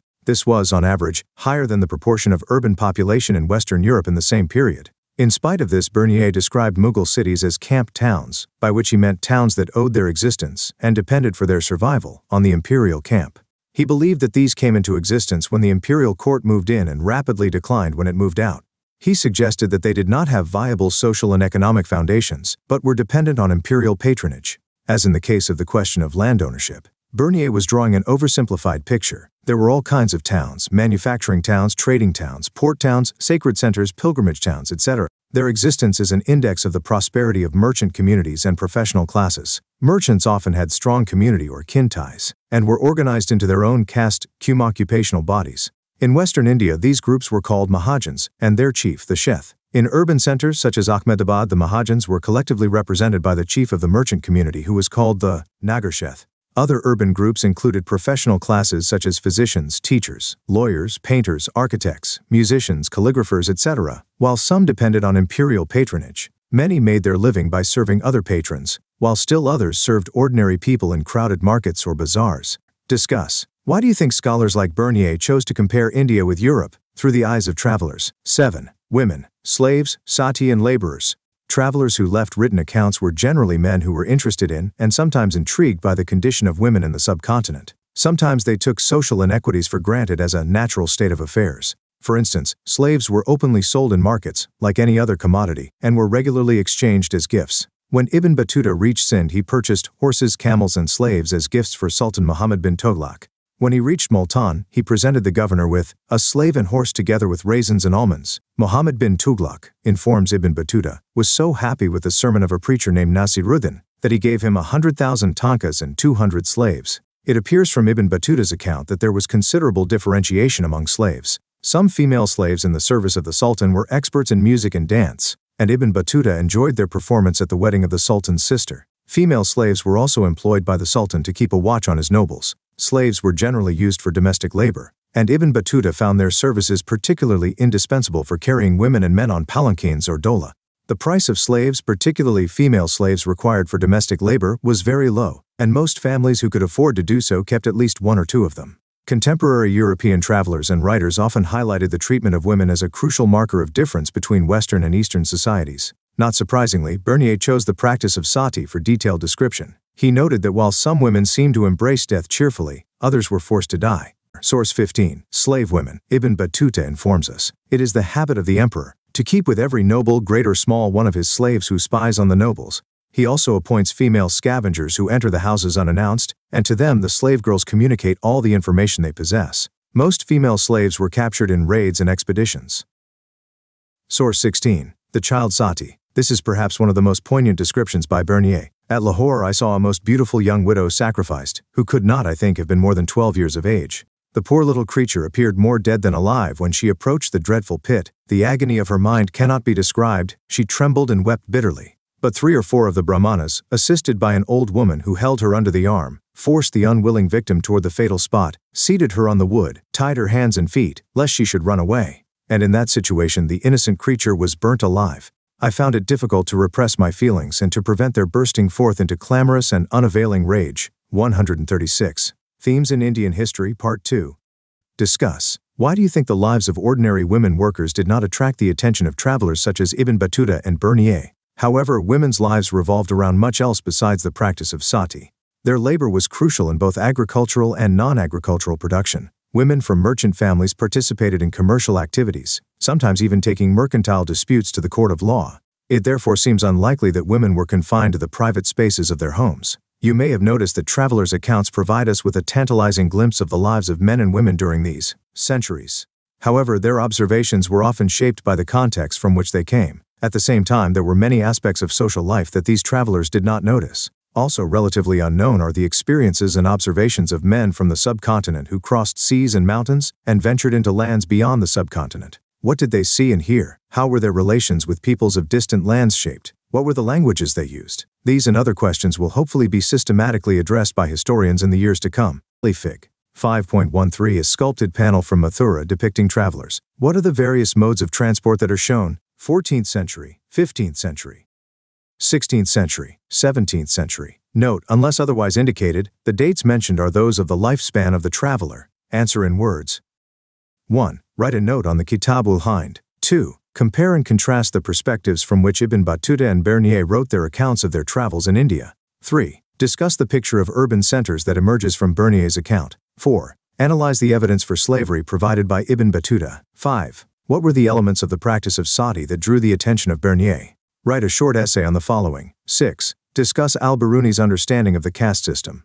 7. Do you think Ibn Battuta's account is useful in arriving at an understanding of life in contemporary urban centers? Give reasons for your answer. 8. Discuss the extent to which Bernier's account enables historians to reconstruct contemporary rural society. 9. Read this excerpt from Bernier. Numerous are the instances of handsome pieces of workmanship made by persons destitute of tools, and who can scarcely be said to have received instruction from a master. Sometimes they imitate so perfectly articles of European manufacture that the difference between the original and copy can hardly be discerned. Among other things, the Indians make excellent muskets and fowling pieces and such beautiful gold ornaments that it may be doubted if the exquisite workmanship of those articles can be exceeded by any European goldsmith. I have often admired the beauty, softness, and delicacy of their paintings. List the crafts mentioned in the passage. Compare these with the descriptions of artisanal activity in the chapter. Through the eyes of travelers. Map work. 10. On an outline map of the world, mark the countries visited by Ibn Battuta. What are the seas that he may have crossed? Projects. 11. Interview any one of your older relatives who has traveled outside your town or village. Find out where they went, how they traveled, how long did it take, why did they travel, and did they face any difficulties. List as many similarities and differences that they may have noticed between their place of residence and the place they visited, focusing on language, clothes, food, customs, buildings, roads, the lives of men and women. Write a report on your findings. 12. For any one of the travelers mentioned in the chapter, find out more about his life and writings. Prepare a report on his travels, noting in particular how he described society, and comparing these descriptions with the excerpts included in the chapter. Figure 5.14. A painting depicting travelers at rest. If you would like to know more, read Muzaffar Alam and Sanjay Subramaniam. 2006. Indo-Persian Travels in the Age of Discoveries, 1400s to 1800s. Cambridge University Press, Cambridge. Catherine Asher and Cynthia Talbot, 2006. India Before Europe. Cambridge University Press, Cambridge. François Bernier, N.D. Travels in the Mughal Empire. A D. 1656 to 1668. Low Price Publications, New Delhi. Hargib, 1993. The Travels of Ibn Battuta. Munshira Manoharlal, Delhi. Mushirul Hassan. Westward Bound Travels of Mirza Abu Talib. Oxford University Press, New Delhi. H.K. Call, 1997. Travelers India, an Anthology. Oxford University Press, New Delhi. Jean-Baptiste Tavernier, 1993. Travels in India, Munshira Manoharlal Delhi. For more information you could visit www.edumaritime.org. Theme 6. Bhakti Sufi Traditions, Changes in Religious Beliefs and Devotional Texts, 8th to 18th century. We saw in Chapter 4 that by the mid-1st millennium CE the landscape of the subcontinent was dotted with a variety of religious structures, stupas, monasteries, temples. If these typified certain religious beliefs and practices, others have been reconstructed from textual traditions, including the Puranas, many of which received their present shape around the same time. And yet others remain only faintly visible in textual and visual records. New textual sources available from this period include compositions attributed to poet saints, most of whom expressed themselves orally in regional languages used by ordinary people. These compositions, which were often set to music, were compiled by disciples or devotees, generally after the death of the poet saint. What is more, these traditions were fluid. Generations of devotees tended to elaborate on the original message, and occasionally modified or even abandoned some of the ideas that appeared problematic or irrelevant in different political, social, or cultural contexts. Using these sources thus poses a challenge to historians. Historians also draw on hagiographies or biographies of saints written by their followers. These may not be literally accurate, but allow a glimpse into the ways in which devotees perceive the lives of these path-breaking women and men. As we will see, these sources provide us with insights into a scenario characterized by dynamism and diversity. Let us look at some elements of these more closely. Figure 6.1. A 12th century bronze sculpture of Manika Vachakar, a devotee of Shiva, who composed beautiful devotional songs in Tamil. 1. A mosaic of religious beliefs and practices. Perhaps the most striking feature of this phase is the increasing visibility of a wide range of gods and goddesses in sculpture as well as in texts.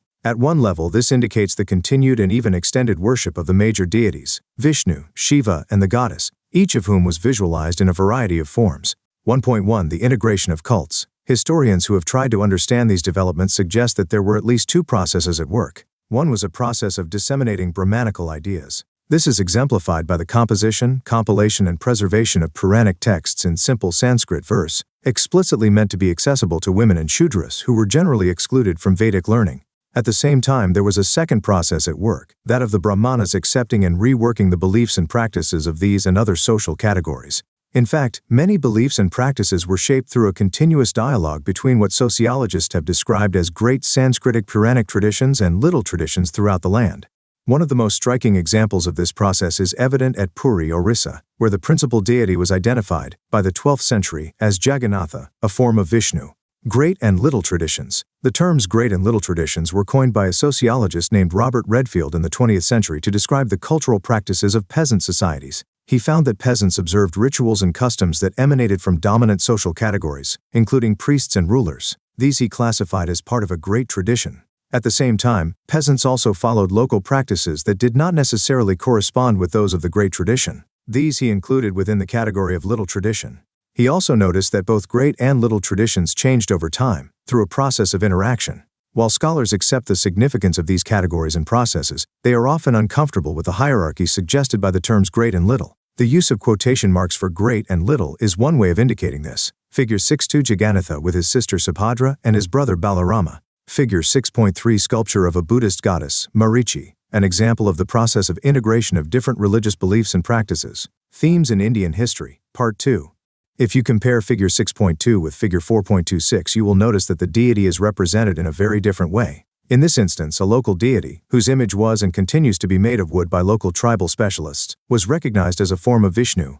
At the same time, Vishnu was visualized in a way that was very different from that in other parts of the country. Such instances of integration are evident amongst goddess cults as well. Worship of the goddess, often simply in the form of a stone smeared with ochre, was evidently widespread.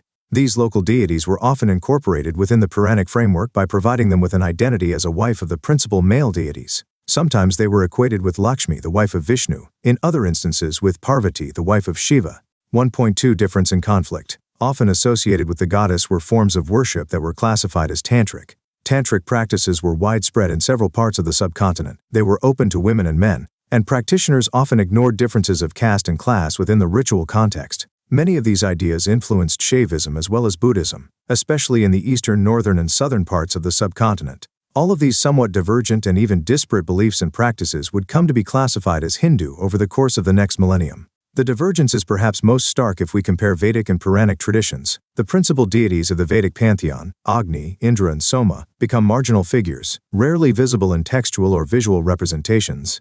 And while we can catch a glimpse of Vishnu, Shiva, and the goddess in Vedic mantras, these have little in common with the elaborate Puranic mythologies. However, in spite of these obvious discrepancies, the Vedas continued to be revered as authoritative. Not surprisingly, there were sometimes conflicts as well. Those who valued the Vedic tradition often condemned practices that went beyond the closely regulated contact with the divine through the performance of sacrifices or precisely chanted mantras. On the other hand, those engaged in tantric practices, Bhakti Sufi traditions, frequently ignored the authority of the Vedas. Also, devotees often tended to project their chosen deity, either Vishnu or Shiva, as supreme. Relations with other traditions, such as Buddhism or Jainism, were also often fraught with tension if not open conflict. The traditions of devotion or bhakti need to be located within this context. Devotional worship had a long history of almost 1,000 years before the period we are considering. During this time, expressions of devotion ranged from the routine worship of deities within temples to ecstatic adoration where devotees attained a trance-like state.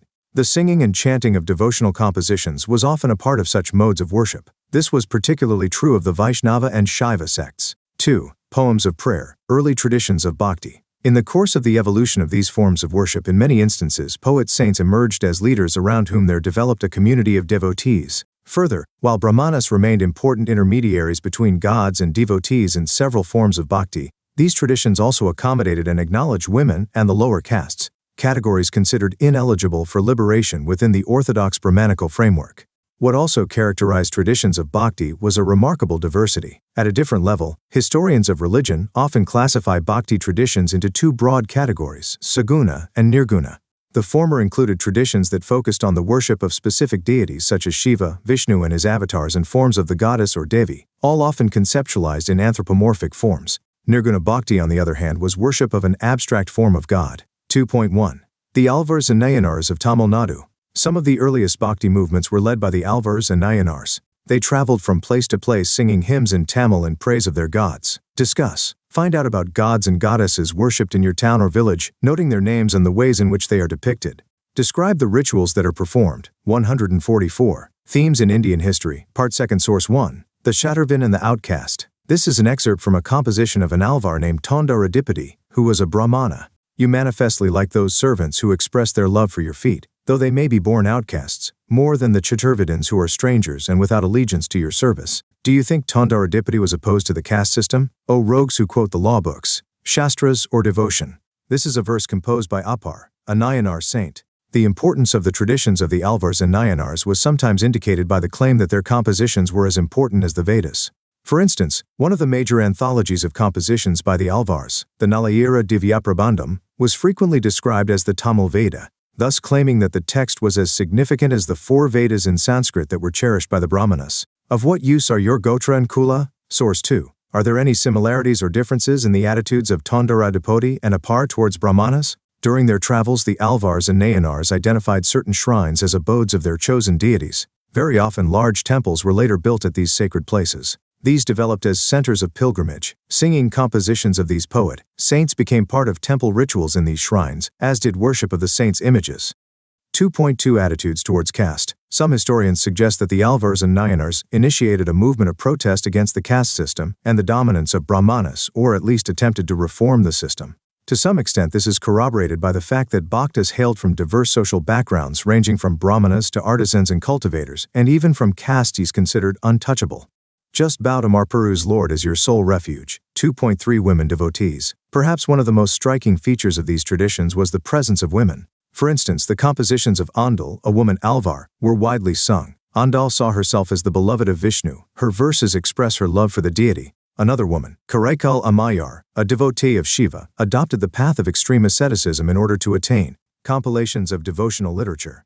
By the 10th century, the compositions of the 12 Alvars were compiled in an anthology known as the Nalayira Divyaprabandham. The poems of Appar, Sambandar and Sundarar form the Tevaram, a collection that was compiled and classified in the 10th century on the basis of the music of the songs. Bhakti Sufi traditions. Her compositions were preserved within the Nayanar tradition. These women renounced their social obligations, but did not join an alternative order or become nuns. Their very existence and their compositions posed a challenge to patriarchal norms. Source 3. Who dances, with his matted hair, thrown in all 8 directions and with cool limbs? List the ways in which Karaikal Ammayar depicts herself as presenting a contrast to traditional notions of feminine beauty. 2.4 Relations with the state. We saw in Chapter 2 that there were several important chiefdoms in the Tamil region in the early 1st millennium CE. From the second half of the 1st millennium, there is evidence for states, including those of the Pallavas and Pandyas. While Buddhism and Jainism had been prevalent in this region for several centuries, drawing support from merchant and artisan communities, these religious traditions received occasional royal patronage. Interestingly, one of the major themes in Tamil Bhakti hymns is the poet's opposition to Buddhism and Jainism. This is particularly marked in the Figure 6.4, a 12th century bronze image of Karaikal Ammayar. Themes in Indian History, Part 2. Compositions of the Nayanars. Historians have attempted to explain this hostility by suggesting that it was due to competition between members of other religious traditions for royal patronage. What is evident is that the powerful Chola rulers supported Brahmanical and Bhakti traditions, making land grants and constructing temples for Vishnu and Shiva. In fact, some of the most magnificent Shiva temples, including those at Chidambaram, Thanjavur and Gangaikondachallapuram, were constructed under the patronage of Chola rulers. This was also the period when some of the most spectacular representations of Shiva in bronze sculpture were produced. Clearly, the visions of the Nayanars inspired artists.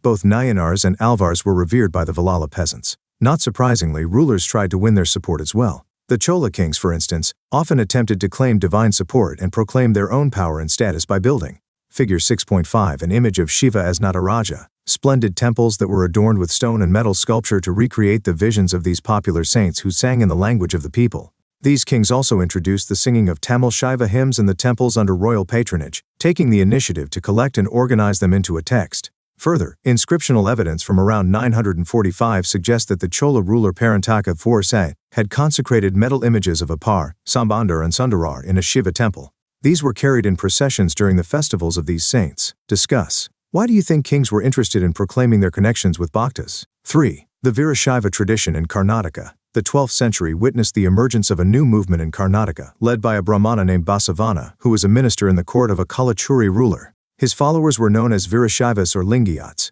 Lingayats continue to be an important community in the region to date. They worship Shiva in his manifestation as a linga, and men usually wear a small linga in a silver case on a loop strung over the left shoulder. Those who are revered include the Jangama or wandering monks. Lingayats believe that on death the devotee will be united with Shiva and will not return to this world. Therefore, they do not practice funerary rites such as cremation prescribed in the Dharmashastras. Instead, they ceremonially bury their dead. The Lingayats challenged the idea of caste and the pollution, attributed to certain groups by Brahmanas. They also questioned the theory of rebirth. These won them followers amongst those who were marginalized within the Brahmanical social order. The Lingayats also encouraged certain practices disapproved in the Dharmashastras, such as post-puberty marriage and the remarriage of widows. Our understanding of the Virashaiva tradition is derived from vachanas composed in Kannada by women and men who joined the movement. New religious developments. This period also witnessed two major developments. On the one hand, many ideas of the Tamil Bhaktas were incorporated within the Sanskritic tradition, culminating in the composition of one of the best-known Puranas, the Bhagavata Purana. Second, we find the development of traditions of Bhakti in Maharashtra in the 13th century. Source 4. Rituals and the Real World. Here is a vachana composed by Basavana. When they see a serpent carved in stone, they pour milk on it. If a real serpent comes, they say, "Kill, kill." To the servant of the god who could eat if served, they say, "Go away, go away." But to the image of the god which cannot eat, they offer dishes of food. Describe Basavana's attitude towards rituals. How does he attempt to convince the listener? 4. Religious ferment in North India. During the same period, in North India deities such as Vishnu and Shiva were worshipped in temples, often built with the support of rulers. However, historians have not found evidence of anything resembling the compositions of the Alvars and Nayanars till the 14th century. How do we account for this difference? Some historians point out that in North India, this was the period when several Rajput states emerged. In most of these states, Brahmanas occupied positions of importance, performing a range of secular and ritual functions. There seems to have been little or no attempt to challenge their position directly. Figure 6.6, fragment of a page from the Quran, belonging to a manuscript dating to the 8th or 9th century. At the same time, other religious leaders, who did not function within the orthodox Brahmanical framework, were gaining ground. These included the Naths, Jogis and Siddhas. Many of them came from artisanal groups including weavers, who were becoming increasingly important with the development of organized craft production. Demand for such production grew with the emergence of new urban centers and long-distance trade with Central Asia and West Asia. Many of these new religious leaders questioned the authority of the Vedas and expressed themselves in languages spoken by ordinary people, which developed over centuries into the ones used today. However, in spite of their popularity, these religious leaders were not in a position to win the support of the ruling elites. A new element in this situation was the coming of the Turks, which culminated in the establishment of the Delhi Sultanate. This undermined the power of many of the Rajput states and the Brahmanas who were associated with these kingdoms. This was accompanied by marked changes in the realm of culture and religion. The coming of the Sufis was a significant part of these developments. 5. New strands in the fabric Islamic traditions. Just as the regions within the subcontinent were not isolated from one another, so too, contact with lands beyond the seas and mountains had existed for millennia. Arab merchants, for instance, frequented ports along the western coast in the first millennium CE, while Central Asian people settled in the northwestern parts of the subcontinent during the same period. From the 7th century, with the advent of Islam, these regions became part of what is often termed the Islamic world. 5.1. Faiths of rulers and subjects. One axis of understanding the significance of these connections that is frequently adopted is to focus on the religions of ruling elites. In 711, an Arab general named Muhammad Qasim conquered Sind, which became part of the caliph's domain. Later, the Turks and Afghans established the Delhi Sultanate. This was followed by the formation of sultanates in the Deccan and other parts of the subcontinent. Islam was an acknowledged religion of rulers in several areas. This continued with the establishment of the Mughal Empire in the 16th century, as well as in many of the regional states that emerged in the 18th century. Theoretically, Muslim rulers were to be guided by the ulama, who were expected to ensure that they ruled according to the Sharia. Clearly, the situation was complicated in the subcontinent, where there were populations that did not subscribe to Islam. It is in this context that the category of the zimmi, meaning protected, developed for people who followed revealed scriptures, such as the Jews and Christians, and lived under Muslim rulership. They paid a tax called jizya, and gained the right to be protected by Muslims. In India, this status was extended to Hindus as well. As you will see, rulers such as the Mughals came to regard themselves as emperors of not just Muslims but of all peoples. In effect, rulers often adopted a fairly flexible policy towards their subjects. For instance, several rulers gave land endowments and granted tax exemptions to Hindu, Jaina, Zoroastrian, Christian and Jewish religious institutions, and also expressed respect. And ulama are scholars of Islamic studies. As preservers of this tradition, they perform various religious, juridical, and teaching functions. Sharia. The Sharia is the law governing the Muslim community. It is based on the Quran and the Hadiths, traditions of the Prophet, including a record of his remembered words and deeds. With the expansion of Islamic rule outside Arabia, in areas where customs and traditions were different, Qiyas and Ijma were recognized as two other sources of legislation. Thus, the Sharia evolved from the Quran, Hadiths, Qiyas and Ijma. Themes in Indian history, Part 2nd. Devotion towards non-Muslim religious leaders. These grants were made by several Mughal rulers, including Akbar and Aurangzeb. Source 5. Figure 6.7. A Mughal painting depicting Emperor Jahangir with a jogi, a church in combat. This is an excerpt from a farman issued by Akbar in 1598. Whereas it reached our eminent and holy notice that the Padris of the Holy Society of Jesus wished to build a house of prayer in the city of Kambayat. Therefore, an exalted mandate is being issued that the dignitaries of the city of Kambayat should in no case stand in their way but should allow them to build a church so that they may engage themselves in their own worship. It is necessary that the order of the emperor should be obeyed in every way. Who were the people from whom Akbar anticipated opposition to his order? Source 6. Reverence for the Jogi. Here is an excerpt from a letter written by Aurangzeb to a Jogi in 1661-62, the possessor of the sublime station, Shiv Murat, Guru Anand Nath Jio. May your reverence remain in peace and happiness ever under the protection of Sri Shiv Jio. A piece of cloth for the cloak and a sum of 25 rupees which have been sent as an offering will reach. Your reverence may write to us whenever there is any service which can be rendered by us. Identify the deity worshipped by the Jogi. Describe the attitude of the emperor towards the Jogi. Bhakti Sufi traditions. 5.2. The popular practice of Islam. The developments that followed the coming of Islam were not confined to ruling elites. In fact, they permeated far and wide through the subcontinent, amongst different social strata. Peasants, artisans, warriors, merchants, to name a few. All those who adopted Islam accepted, in principle, the 5 pillars of the faith, that there is one God, Allah, and Prophet Muhammad is his messenger, offering prayers 5 times a day, giving alms, fasting during the month of Ramzan, and performing the pilgrimage to Mecca. However, these universal features were often overlaid with diversities in practice derived from sectarian affiliations and the influence of local customary practices of converts from different social milieus. For example, the Khojas, a branch of the Ismailis, developed new modes of communication, disseminating ideas derived from the Quran through indigenous literary genres.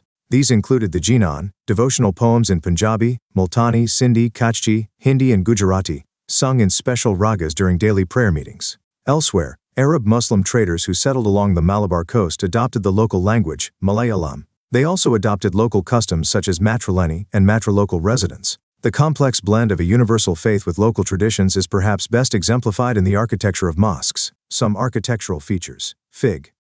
6.8. A Kojaki manuscript. The Jinan were transmitted orally before being recorded in the Kojaki script that was derived from the local landa used by the linguistically diverse community of Kojas in the Punjab, Sindh, and Gujarat. Matrilocal residence is a practice where women after marriage remain in their natal home with their children, and the husbands may come to stay with them. Fig. 6.9. A mosque in Kerala, c. 13th century. Note the shikara-like roof. Figure 6.10. Atia Mosque, Mymensingh district, Bangladesh, built with brick, 1609. Fig. The Shah Hamadan Mosque in Srinagar, on the banks of the Jhelum, is often regarded as the jewel in the crown of all the existing mosques of Kashmir. Built in 1395, it is one of the best examples of Kashmiri wooden architecture. Notice the spire and the beautifully carved eaves. It is decorated with papier-mâché. Themes in Indian History, Part 2. Of mosques are universal, such as their orientation towards Mecca, evident in the placement of the mihrab and the minbar. However, there are several features that show variations, such as roofs and building materials. 5.3 Names for communities. We often take the terms Hindu and Muslim for granted, as labels for religious communities. Yet, these terms did not gain currency for a very long time. Historians who have studied Sanskrit texts and inscriptions dating between the 8th and 14th centuries point out that the term Musulman or Muslim was virtually never used. Instead, people were occasionally identified in terms of the region from which they came. So, the Turkish rulers were designated as Turushka, Tajika were people from Tajikistan, and Parashika were people from Persia. Sometimes terms used for other peoples were applied to the new migrants. For instance, the Turks and Afghans were referred to as Shakas and Yavanas.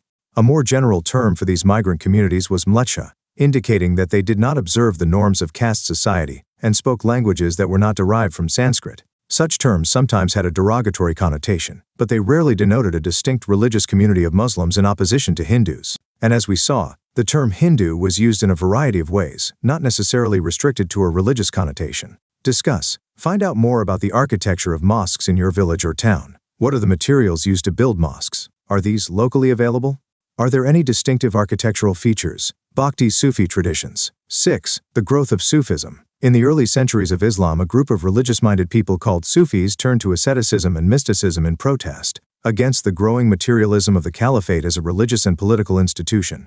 They were critical of the dogmatic definitions and scholastic methods of interpreting the Quran and Sunnah adopted by theologians. Instead, they laid emphasis on seeking salvation through intense devotion and love for God by following His commands, and by following the example of the Prophet Muhammad, whom they regarded as a perfect human being.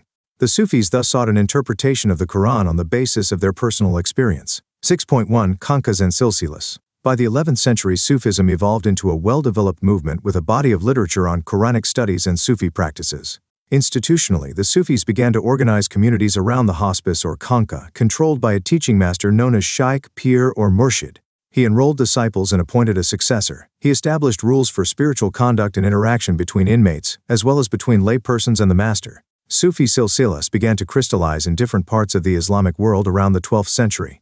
The word silsila literally means a chain, signifying a continuous link between master and disciple, stretching as an unbroken spiritual genealogy to the Prophet Muhammad.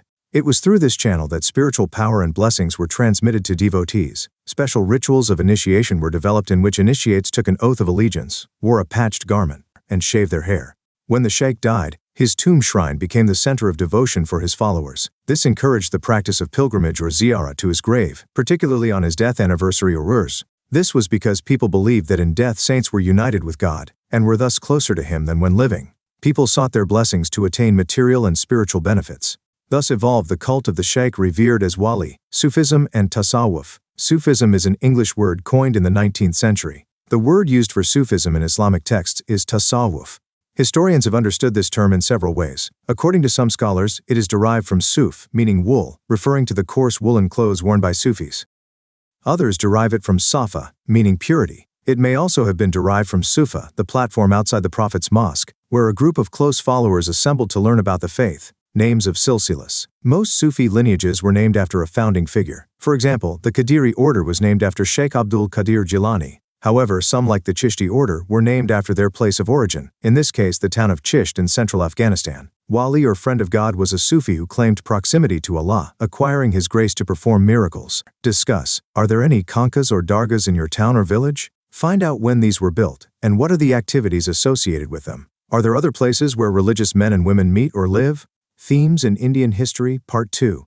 6.2 Outside the Khanqah. Some mystics initiated movements based on a radical interpretation of Sufi ideals. Many scorned the khanqa and took to mendicancy and observed celibacy.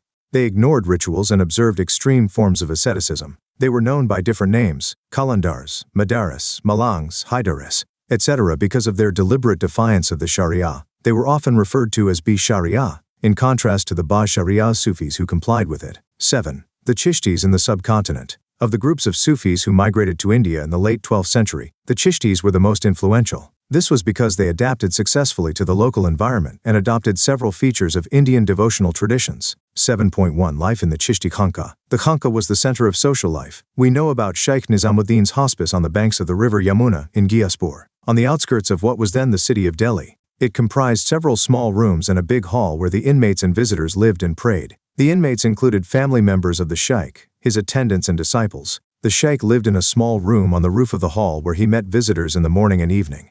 A veranda surrounded the courtyard, and a boundary wall ran around the complex.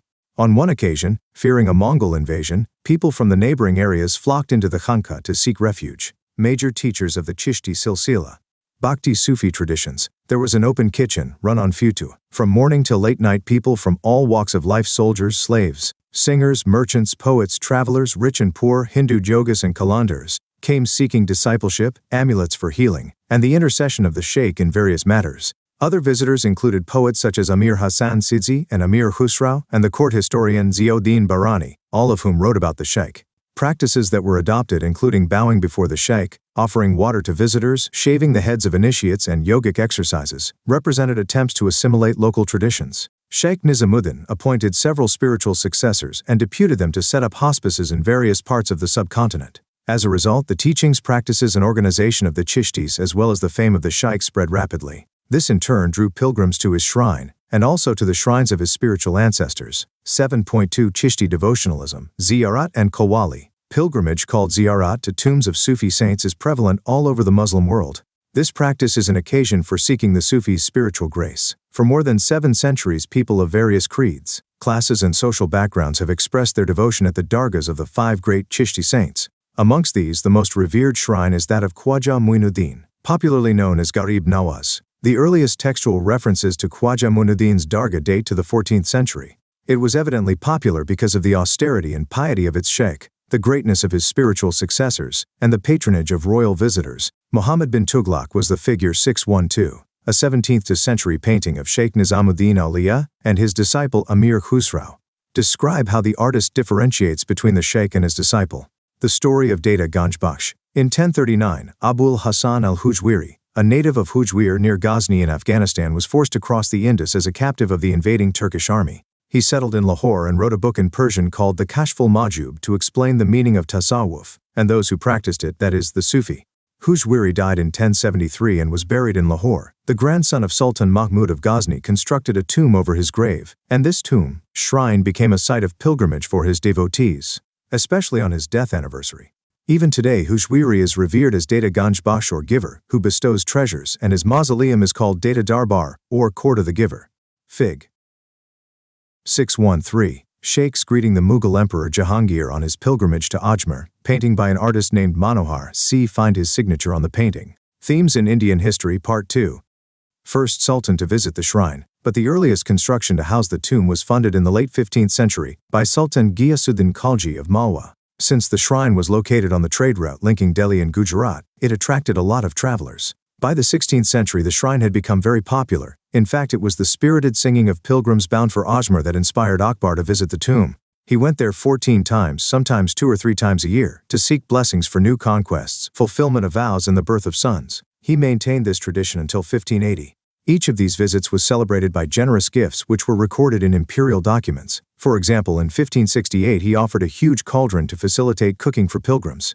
He also had a mosque constructed within the compound of the Dargah. Source 7. The Pilgrimage of the Mughal Princess Jahanara, 1643. The following is an excerpt from Jahanara's biography of Sheikh Muinuddin Chishti, titled Munis al-Arwa. After praising the one God, this lowly Fakira Jahanara went from the capital Agra in the company of my great father towards the pure region of incomparable Ajmer.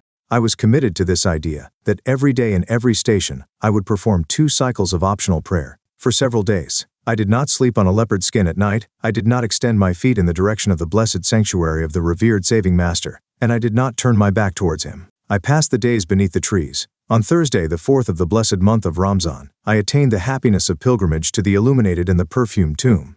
With an hour of daylight remaining, I went to the holy sanctuary and rubbed my pale face with the dust of that threshold. From the doorway to the blessed tomb I went barefoot, kissing the ground. Having entered the dome, I went around the light-filled tomb of my Master 7 times. Finally, with my own hand I put the finest quality of attar on the perfumed tomb of the revered one, and having taken off the rose scarf that I had on my head, I placed it on the top of the blessed tomb. What are the gestures that Jahanara records to indicate her devotion to the Shaykh? How does she suggest that the Dargah was a special place? Also part of ziyarat is the use of music and dance, including mystical chants performed by specially trained musicians or qawwals to evoke divine ecstasy. The Sufis remember God either by reciting the zikr or evoking his presence through sama or performance of mystical music. Sama was integral to the Chishtis and exemplified interaction with indigenous devotional traditions. The lamp of the entire land. Each Sufi shrine was associated with distinctive features. This is what an 18th century visitor from the Deccan, Dargah Quli Khan, wrote about the shrine of Nasiruddin Shirafars Delhi in his Muraka-e Delhi. The Shaykh is not the lamp of Delhi but of the entire country. People turn up there in crowds, particularly on Sunday. In the month of Diwali, the entire population of Delhi visits it and stays in tents around the spring tank for days. They take baths to obtain cures from chronic diseases. Muslims and Hindus pay visits in the same spirit. From morning till evening, people come and also make themselves busy in merrymaking in the shade of the trees. Amir Khusrau and the Call. Amir Khusrau, the great poet, musician and disciple of Sheikh Nizamuddin Auliya, gave a unique form to the Chishti Sama by introducing the Gaul, a hymn sung at the opening or closing of Qawwali. This was followed by Sufi poetry in Persian, Hindavi or Urdu, and sometimes using words from all of these languages. Qawwals at the shrine of Sheikh Nizamuddin Auliya always start their recital with the Gaul. Today, Qawwali is performed in shrines all over the subcontinent. Figure 6.14 Qawwali at the Dargah of Nizamuddin Auliya. In what ways are the ideas and modes of expression used in this song similar to or different from those used by Jahanara to describe her ziyarat? Themes in Indian History, Part 2nd 7.3 Languages and Communication. It was not just in Sama that the Chishtis adopted local languages. In Delhi, those associated with the Chishti Silsila conversed in Hindavi, the language of the people. Other Sufis such as Baba Farid composed verses in the local language, which were incorporated in the Guru Granth Sahib. Yet others composed long poems or masnavist to express ideas of divine love using human love as an allegory. For example, the Prem Ahyan Padmavat composed by Malik Muhammad Jayasi revolved around the romance of Padmini and Ratansan, the king of Chittor. Their trials were symbolic of the soul's journey to the divine. Such poetic compositions were often recited in hospices, usually during Sama. A different genre of Sufi poetry was composed in and around the town of Bijapur, Karnataka. These were short poems in Dakani attributed to Chishti Sufis who lived in this region during the 17th and 18th centuries. These poems were probably sung by women while performing household chores like grinding grain and spinning. Other compositions were in the form of Luri Nama or lullabies and Shadi Nama or wedding songs. It is likely that the Sufis of this region were inspired by the pre-existing Bhakti tradition of the Kannada Vachanas of the Lingayats and the Marathi Abhangs of the Sants of Pantharpur. It is through this medium that Islam gradually gained a place in the villages of the Deccan. Source 8.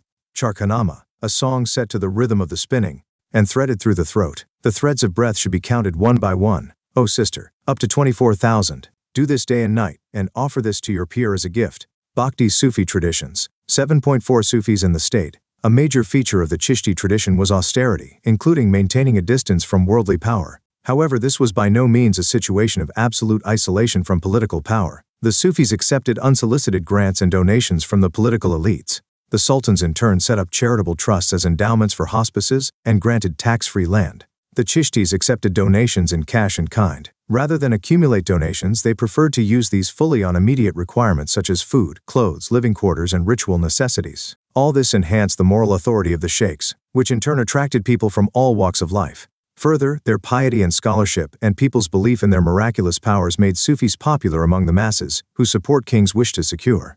Kings did not simply need to demonstrate their association with Sufis, they also required legitimation from them. When the Turks set up the Delhi Sultanate, they resisted the insistence of the ulama on imposing Sharia as state law because they anticipated opposition from their subjects, the majority of whom were non-Muslims. The sultans then sought out the Sufis, who derived their authority directly from God and did not depend on jurists to interpret the Sharia. Besides, it was believed that the Awliya could intercede with God in order to improve the material and spiritual conditions of ordinary human beings. This explains why kings often wanted their tombs to be in the vicinity of Sufi shrines and hospices. However, there were instances of conflict between the sultans and the Sufis. To assert their authority, both expected that certain rituals be performed such as prostration and kissing of the feet. Occasionally the Sufi sheikh was addressed with high-sounding titles. For example, the disciples of Nizamuddin Auliya addressed him as Sultan ul Mashaykh, Sufis and the state. Other Sufis such as the Suhrawardi under the Delhi Sultans and the Naqshbandi under the Mughals were also associated with the state. However, the modes of their association were not the same as those of the Chishtis. In some cases, Sufis accepted courtly offices. Source 9. Discuss. What are the potential sources of conflict in the relationship between religious and political leaders? What aspects of the relationship between the Sufis and the state do you think are best illustrated in this account? What does the account tell us about the modes of communication between the Shaykh and his disciples? Figure 615. The Dargah of Sheikh Salim Chishti, constructed in Fatehpur Sikri, Akbar's capital, symbolized the bond between the Chishtis and the Mughal state. Declining a royal gift. This excerpt from a Sufi text describes the proceedings at Shaykh Nizamuddin Auliya's hospice in 1313. I had the good fortune of kissing his feet. At this time a local ruler had sent him the deed of ownership to 2 gardens and much land, along with the provisions and tools for their maintenance. The ruler had also made it clear that he was relinquishing all his rights to both the gardens and land. The master had not accepted that gift. Instead he had lamented, "What have I to do with gardens and fields and lands? None of our spiritual masters had engaged in such activity." Then he told an appropriate story. Sultan Ghiyasuddin, who at that time was still known as Ulugh Khan, came to visit Sheikh Fariduddin, offered some money and ownership deeds for 4 villages to the sheikh, the money being for the benefit of the dervishes and the land for his use. Smiling, Sheikh al-Islam said, "Give me the money. I will dispense it to the dervishes, but as for those land deeds, keep them. There are many who long for them. Give them away to such persons." 8. New Devotional Paths Dialogue and Dissent in Northern India. Many poet-saints engaged in explicit and implicit dialogue with these new social situations, ideas and institutions. Let us now see how this dialogue found expression. We focus here on 3 of the most influential figures of the time.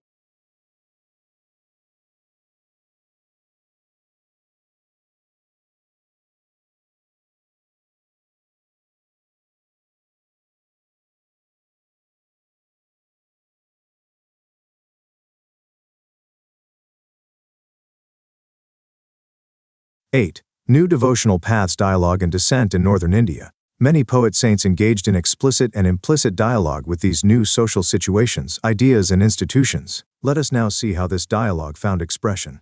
We focus here on 3 of the most influential figures of the time. 801. Weaving a Divine Fabric. Kabir. Kabir is perhaps one of the most outstanding examples of a poet-saint who emerged within this context. Historians have painstakingly tried to reconstruct his life and times through a study of compositions attributed to him as well as later hagiographies. Such exercises have proved to be challenging on a number of counts. Verses ascribed to Kabir have been compiled in 3 distinct but overlapping traditions. The Kabir Bijak is preserved by the Kabir Panth in Varanasi and elsewhere in Uttar Pradesh. The Kabir Granthavali is associated with the Dada Panth in Rajasthan, and many of his compositions are found in the Adi Granth Sahib. All these manuscript compilations were made long after the death of Kabir. By the 19th century, anthologies of verses attributed to him circulated in print in regions as far apart as Bengal, Gujarat, and Maharashtra. Kabir's poems have survived in several languages and dialects, and some are composed in the special language of Nirguna poets, the Sant Bhasha. Others, known as Ulat Bansi, are written in a form in which everyday meanings are inverted. These hint at the difficulties of capturing the nature of the ultimate reality in words. Expressions such as the lotus which blooms without flower or the fire raging in the ocean convey a sense of Kabir's mystical experiences. Also striking is the range of traditions Kabir drew on to describe the ultimate reality. These include Islam. He described the ultimate reality as Allah, Khuda, Hazrat, and Pir. He also used terms drawn from Vedantic traditions, Alak, Nirakar, Brahman, Atman, etc. Other terms with mystical connotations such as Shabda or Shunya were drawn from yogic traditions. Source 10. The One Lord. Here is a composition attributed to Kabir. Tell me, brother, how can there be no one Lord of the world but 2? Who led you so astray? God is called by many names, names like Allah, Ram, Kareem, Keshav, Hari, and Hazrat. Gold may be shaped into rings and bangles. Isn't it gold all the same? Distinctions are only words we invent. Kabir says they are both mistaken. Neither can find the only ram. One kills the goat, the other cows. They waste their lives in disputation. What is Kabir's argument against the distinction made between gods of different communities? Themes in Indian History, Part 2. Diverse and sometimes conflicting ideas are expressed in these poems. Some poems draw on Islamic ideas and use monotheism and iconoclasm to attack Hindu polytheism and idol worship. Others use the Sufi concept of zikr and ishq to express the Hindu practice of Nam Simran. Figure 616. Roadside Musicians, a 17th century Mughal painting. It is likely that the compositions of the Sants were sung by such musicians. Were all these composed by Kabir? We may never be able to tell with certainty, although scholars have tried to analyze the language, style, and content to establish which verses could be Kabir's. What this rich corpus of verses also signifies is that Kabir was and is to the present a source of inspiration for those who questioned entrenched religious and social institutions, ideas and practices in their search for the divine. Just as Kabir's ideas probably crystallized through dialogue and debate with the traditions of Sufis and yogis in the region of Awadh, his legacy was claimed by several groups, who remembered him and continue to do so. This is most evident in later debates about whether he was a Hindu or a Muslim by birth, debates that are reflected in hagiographies. Many of these were composed from the 17th century onwards, about 200 years after Kabir's lifetime. Hagiographies within the Vaishnava tradition attempted to suggest that he was born a Hindu, Kabirdas, but was raised by a poor Muslim family belonging to the community of weavers or julahas, who were relatively recent converts to Islam. They also suggested that he was initiated into bhakti by a guru, perhaps Ramananda. Bhakti Sufi traditions. However, the verses attributed to Kabir use the words guru and satguru but do not mention the name of any specific preceptor. Historians have pointed out that it is very difficult to establish that Ramananda and Kabir were contemporaries, without assigning improbably long lives to either or both. So, while traditions linking the two cannot be accepted at face value, they show how important the legacy of Kabir was for later generations. 8.2 Baba Guru Nanak and the Sacred Word. Baba Guru Nanak was born in a Hindu merchant family in a village called Nankana Sahib near the river Ravi in the predominantly Muslim Punjab. He trained to be an accountant and studied Persian. He was married at a young age, but he spent most of his time among Sufis and Bhaktas. He also traveled widely. The message of Baba Guru Nanak is spelt out in his hymns and teachings. These suggest that he advocated a form of nirguna bhakti. He firmly repudiated the external practices of the religions he saw around him. He rejected sacrifices, ritual baths, image worship, austerities, and the scriptures of both Hindus and Muslims. For Baba Guru Nanak, the absolute or Rab had no gender or form. He proposed a simple way to connect to the divine by remembering and repeating the divine name, expressing his ideas through hymns called Shabad in Punjabi, the language of the region. Baba Guru Nanak would sing these compositions in various ragas, while his attendant Mardana played the rabab. Baba Guru Nanak organized his followers into a community. He set up rules for congregational worship involving collective recitation. He appointed one of his disciples, Angad, to succeed him as the preceptor, and this practice was followed for nearly 200 years.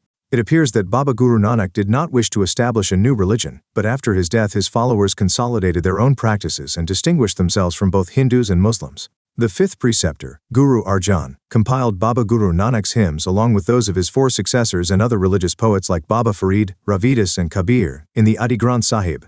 These hymns, called Gurbani, are composed in various. Figure 617, a 15th century stone sculpture depicting Krishna playing the flute, a form of the deity worshipped by Mirabai. Themes in Indian History, Part 2 Languages. In the late 17th century, the 10th preceptor, Guru Gobind Singh, included the compositions of the 9th Guru, Guru Tegh Bahadur, and this scripture was called the Guru Granth Sahib.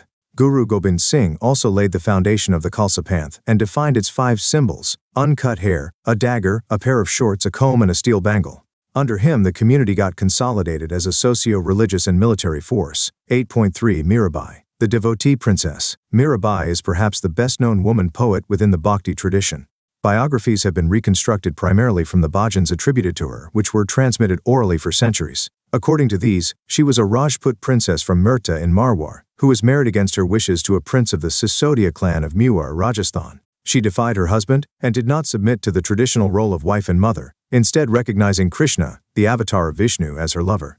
Her in-laws tried to poison her, but she escaped from the palace to live as a wandering saint, composing songs that are characterized by intense expressions of emotion.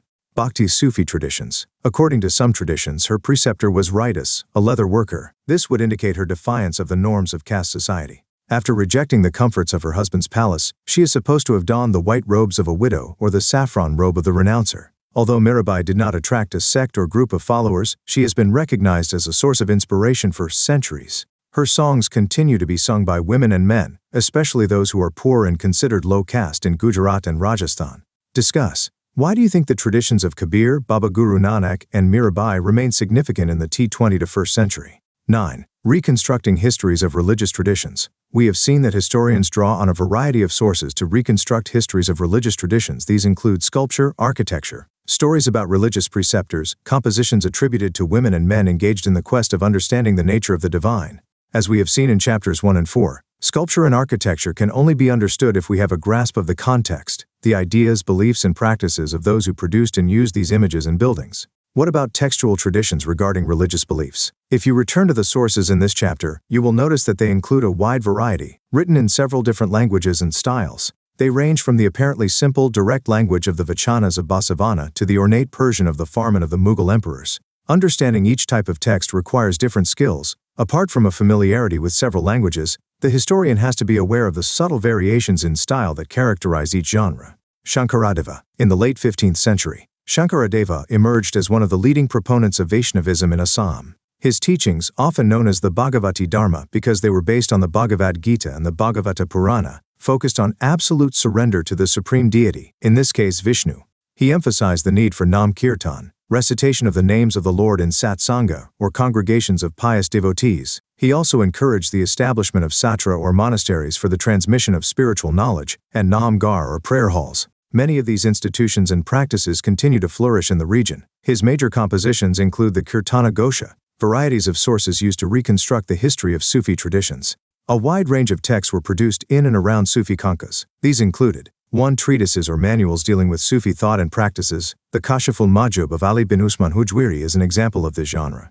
It enables historians to see how traditions outside the subcontinent influenced Sufi thought in India. 2. Malfuzat. An early text on Malfuzat is the Fawaid al-Fuad, a collection of conversations of Sheikh Nizamuddin Auliya, compiled by Amir Hassan Sidzi Dehlavi, a noted Persian poet. Source 9 contains an excerpt from this text. Malfuzats were compiled by different Sufi silsilas, with the permission of the sheikhs. These had obvious didactic purposes. Several examples have been found from different parts of the subcontinent, including the Deccan. They were compiled over several centuries. 3. Maktubar, letters written by Sufi masters, addressed to their disciples and associates. While these tell us about the sheikh's experience of religious truth that he wanted to share with others, they also reflect the life conditions of the recipients and are responses to their aspirations and difficulties, both spiritual and mundane. The letters, known as Maktubat Imam Rabbani, of the noted SA 17th century Naqshbandi Sheikh Ahmad Sirhindi, whose ideology is often contrasted with the liberal and non-sectarian views of Akbar, are amongst those most frequently discussed by scholars. 4. Tazkiras. The 14th century Siyar-ul-Awliya of Mir Khward Kirmani was the first Sufi tazkira written in India. It dealt principally with the Chishti saints. The most famous tazkira is the Akhbar ul-Akhyar of Abdul Haq Muhaddis Dehlavi. The authors of the tazkiras often sought to establish the precedence of their own orders and glorify their spiritual genealogies. Many details are often implausible, full of elements of the fantastic. Still, they are of great value for historians and help them to understand more fully the nature of the tradition. Remember that each of the traditions we have been considering in this chapter generated a wide range of textual and oral modes of communication, some of which have been preserved, many of which have been modified in the process of transmission, and others are probably lost forever. Bhakti Sufi traditions. Virtually all these religious traditions continue to flourish to date. This continuity has certain advantages for historians as it allows them to compare contemporary practices with those described in textual traditions or shown in old paintings and to trace changes. At the same time, because these traditions are part of people's lived beliefs and practices, there is often a lack of acceptance of the possibility that these may have changed over time. The challenge for historians is to undertake such investigations with sensitivity, while at the same time recognizing that religious traditions, like other traditions, are dynamic and change over time. Note, these time frames indicate the approximate period during which these teachers lived. Answer in words. 1. Explain with examples what historians mean by the integration of cults. 2. To what extent do you think the architecture of mosques in the subcontinent reflects a combination of universal ideals and local traditions? 3. What were the similarities and differences between the Bay-Sharia and Ba-Sharia Sufi traditions? 4. Discuss the ways in which the Alvars, Nayanars, and Virashaivas expressed critiques of the caste system. 5. Describe the major teachings of either Kabir or Baba Guru Nanak, and the ways in which these have been transmitted. Write a short essay on the following. 6. Discuss the major beliefs and practices that characterized Sufism. 7. Examine how and why rulers tried to establish connections with the traditions of the Nayanars and the Sufis. 8. Analyze with illustrations why Bhakti and Sufi thinkers adopted a variety of languages in which to express their opinions. 9. Read any 5 of the sources included in this chapter and discuss the social and religious ideas that are expressed in them.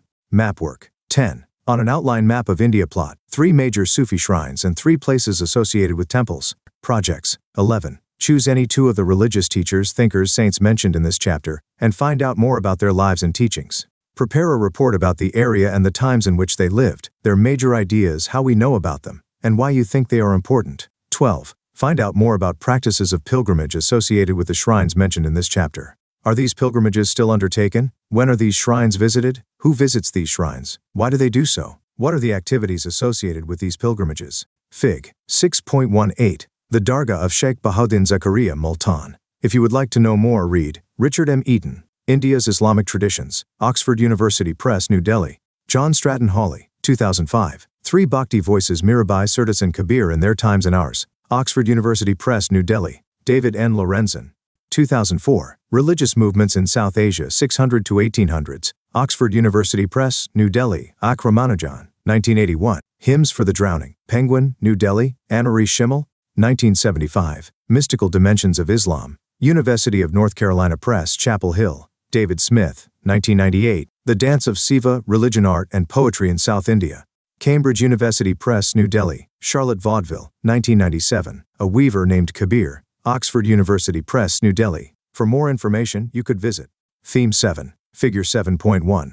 A part of the stone wall that was built around the city of Vijayanagara, an imperial capital Vijayanagara, 14th to 16th century. Vijayanagara, or City of Victory, was the name of both a city and an empire. The empire was founded in the 14th century. In its heyday, it stretched from the river Krishna in the north to the extreme south of the peninsula.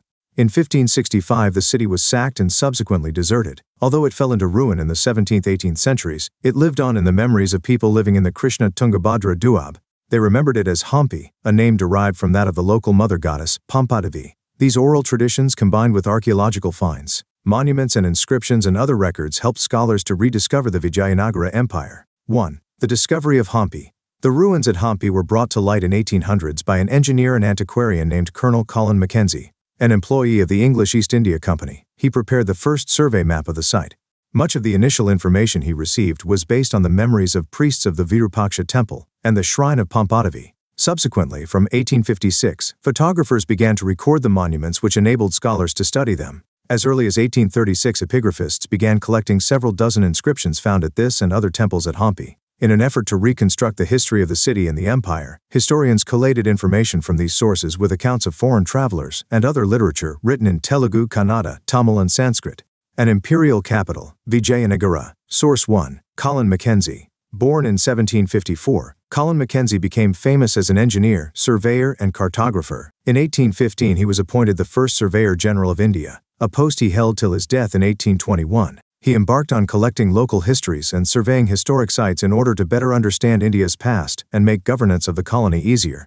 He says that it struggled long under the miseries of bad management, before the South came under the benign influence of the British government. By studying Vijayanagara, Mackenzie believed that the East India Company could gain much useful information on many of these institutions, laws and customs whose influence still prevails among the various tribes of natives forming the general mass of the population to this day.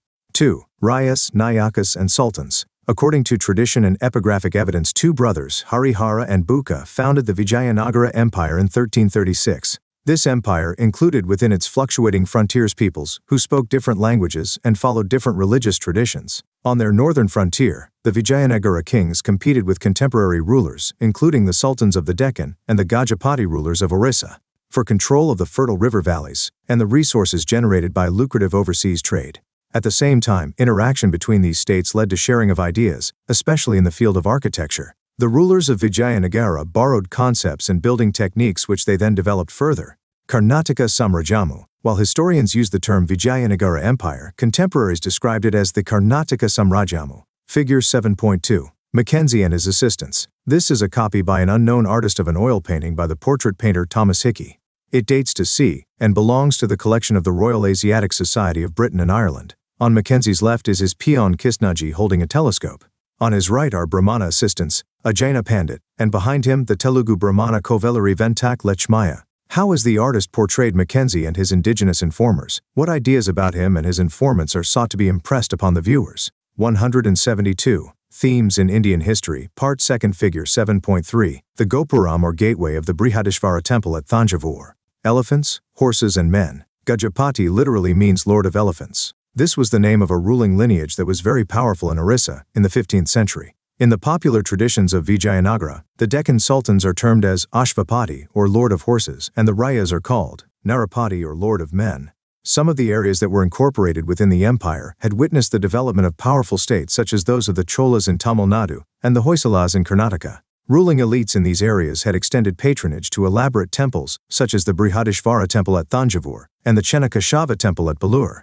The rulers of Vijayanagara, who called themselves Rayas, built on these traditions and carried them, as we will see, literally to new heights. 2.1 Kings and Traders. As warfare during these times depended upon effective cavalry, the import of horses from Arabia and Central Asia was very important for rival kingdoms. This trade was initially controlled by Arab traders. Local communities of merchants known as Kudurai Chetas or horse merchants also participated in these exchanges. From 1498 other actors appeared on the scene. These were the Portuguese who arrived on the west coast of the subcontinent and attempted to establish trading and military stations. Their superior military technology, especially the use of muskets, enabled them to become important players in the tangled politics of the period. In fact, Vijayanagara was also noted for its markets dealing in spices, textiles, and precious stones. Trade was often regarded as a status symbol for such cities, which boasted of a wealthy population that demanded high-value exotic goods, especially precious stones and jewelry. The revenue derived, an imperial capital, Vijayanagara, from trade in turn contributed significantly to the prosperity of the state, the apogee and decline of the empire. Within the polity, claimants to power included members of the ruling lineage as well as military commanders. The first dynasty, known as the Sangama dynasty, exercised control till 1485. They were supplanted by the Saluvas, military commanders, who remained in power till 1503 when they were replaced by the Tuluvas. Krishnadeva Raya belonged to the Tuluva dynasty. Krishnadeva Raya's rule was characterized by expansion and consolidation. This was the time when the land between the Tungabhadra and Krishna rivers was acquired. The rulers of Orissa were subdued and severe defeats were inflicted on the Sultan of Bijapur. Although the kingdom remained in a constant state of military preparedness, it flourished under conditions of unparalleled peace and prosperity. Krishnadeva Raya is credited with building some fine temples and adding impressive gopurams to many important South Indian temples. He also founded a suburban township near Vijayanagara called Nagalapuram after his mother. Some of the most detailed descriptions of Vijayanagara come from his time, or just after. Strain began to show within the imperial structure following Krishnadeva Raya's death in 1529. His successors were troubled by rebellious Nayakas or military chiefs. By 1542 control at the center had shifted to another ruling lineage, that of the Aravidu, which remained in power till the end of the 17th century. During this period, as indeed earlier, the military ambitions of the rulers of Vijayanagara, as well as those of the Deccan Sultanates, resulted in shifting alignments.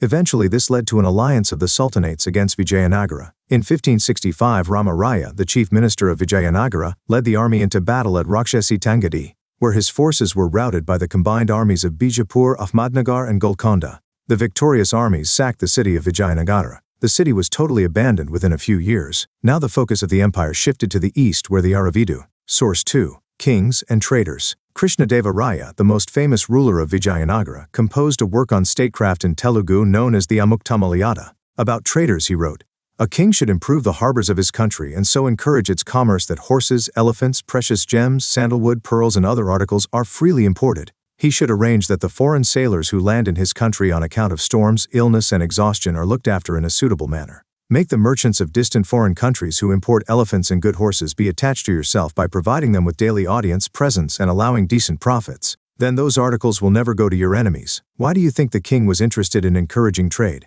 Which groups of people would have benefited from these transactions? 174. Map 1 South India, c. 14th to 18th century. Identify the present-day states that formed part of the empire. Yavana is a Sanskrit word used for the Greeks and other peoples who entered the subcontinent from the northwest.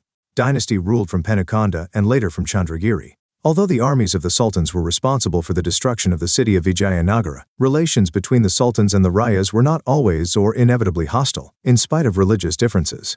Krishnadeva Raya, for example, supported some claimants to power in the sultanates and took pride in the title establisher of the Yavana kingdom. Similarly, the Sultan of Bijapur intervened to resolve succession disputes in Vijayanagara following the death of Krishnadeva Raya.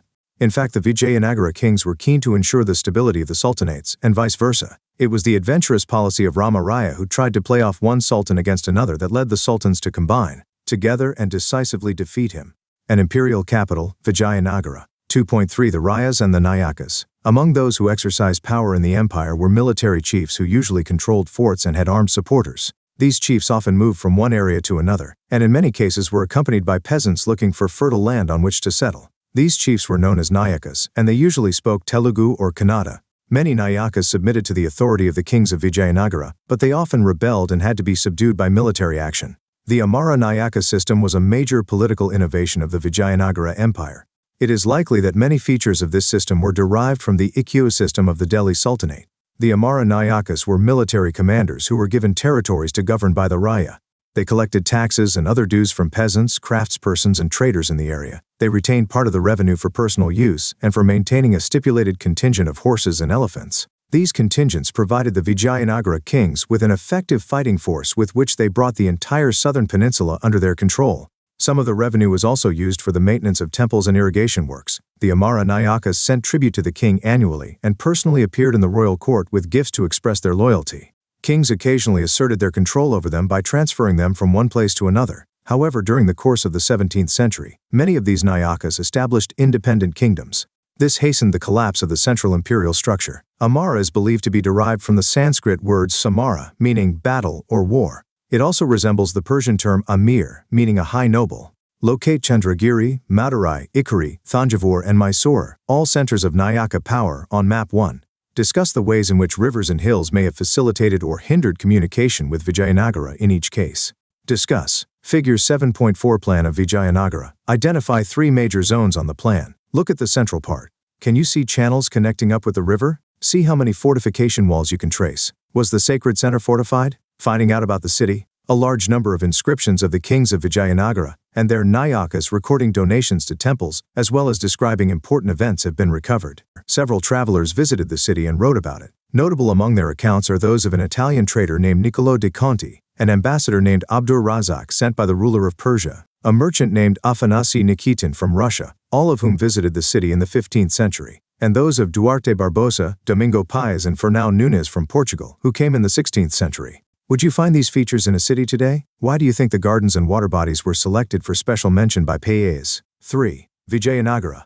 The capital and its environs. Like most capitals, Vijayanagara was characterized by a distinctive physical layout and building style. Source 3. A sprawling city. This is an excerpt from Domingo Paes' description of Vijayanagara. The size of this city I do not write here, because it cannot all be seen from any one spot. But I climbed a hill whence I could see a great part of it. I could not see it all because it lies between several ranges of hills. What I saw from thence seemed to me as large as Rome, and very beautiful to the sight. There are many groves of trees within it, in the gardens of the houses, and many conduits of water which flow into the midst of it. And in places there are lakes, and the king has close to his palace a palm grove and other rich fruit-bearing trees. An imperial capital, Vijayanagara. 3.1 Water resources. The most striking feature about the location of Vijayanagara is the natural basin formed by the river Tungabhadra, which flows in a northeasterly direction.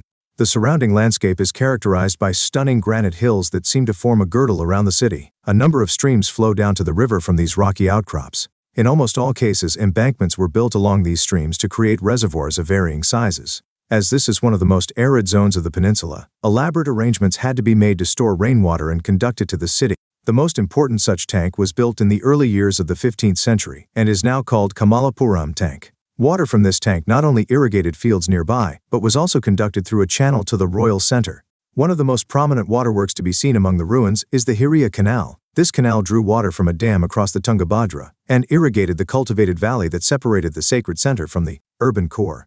This was apparently built by kings of the Sangama dynasty. 3.2 Fortifications and roads. Before we examine the different parts of the city in detail, let us look at what enclosed them all. The great fortress walls. Abdur Razak, an ambassador sent by the ruler of Persia to Calicut in the 15th century, was greatly impressed by the fortifications and mentioned 7 lines of forts. These encircled not only the city but also its agricultural hinterland and forests. The outermost wall linked the hills surrounding the city. The massive masonry construction was slightly tapered. No mortar or cementing agent was employed anywhere in the construction. The stone blocks were wedge-shaped, which held them in place, and the inner portion of the walls was of earth packed with rubble.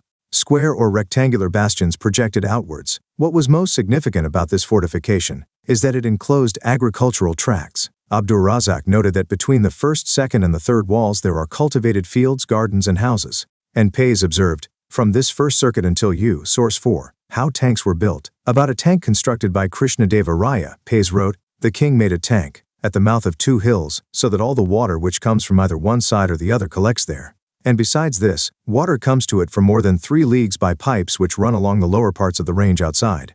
This water is brought from a lake which itself overflows into a little river. The tank has 3 large pillars handsomely carved with figures. These connect above with certain pipes by which they get water when they have to irrigate their gardens and rice fields. In order to make this tank, the said king broke down a hill. In the tank I saw so many people at work that there must have been 15 or 20,000 men, looking like ants." Figure 705, an aqueduct leading into the royal center. Themes in Indian History, Part 2, Figure 7.6, a gateway in the fortification wall. Describe the similarities and differences between these 2 entrances. Why do you think the rulers of Vijayanagara adopted elements of Indo-Islamic architecture? Figure 7.7, a gopuram. Enter the city, there is a great distance, in which are fields in which they sow rice and have many gardens and much water, in which water comes from 2 lakes. These statements have been corroborated by present-day archaeologists, who have also found evidence of an agricultural tract between the sacred center and the urban core. This tract was serviced by an elaborate canal system drawing water from the Tungabhadra. Why do you think agricultural tracts were incorporated within the fortified area? Often the objective of medieval sieges was to starve the defenders into submission. These sieges could last for several months and sometimes even years. Normally, rulers tried to be prepared for such situations by building large granaries within fortified areas. The rulers of Vijayanagara adopted a more expensive and elaborate strategy of protecting the agricultural belt itself.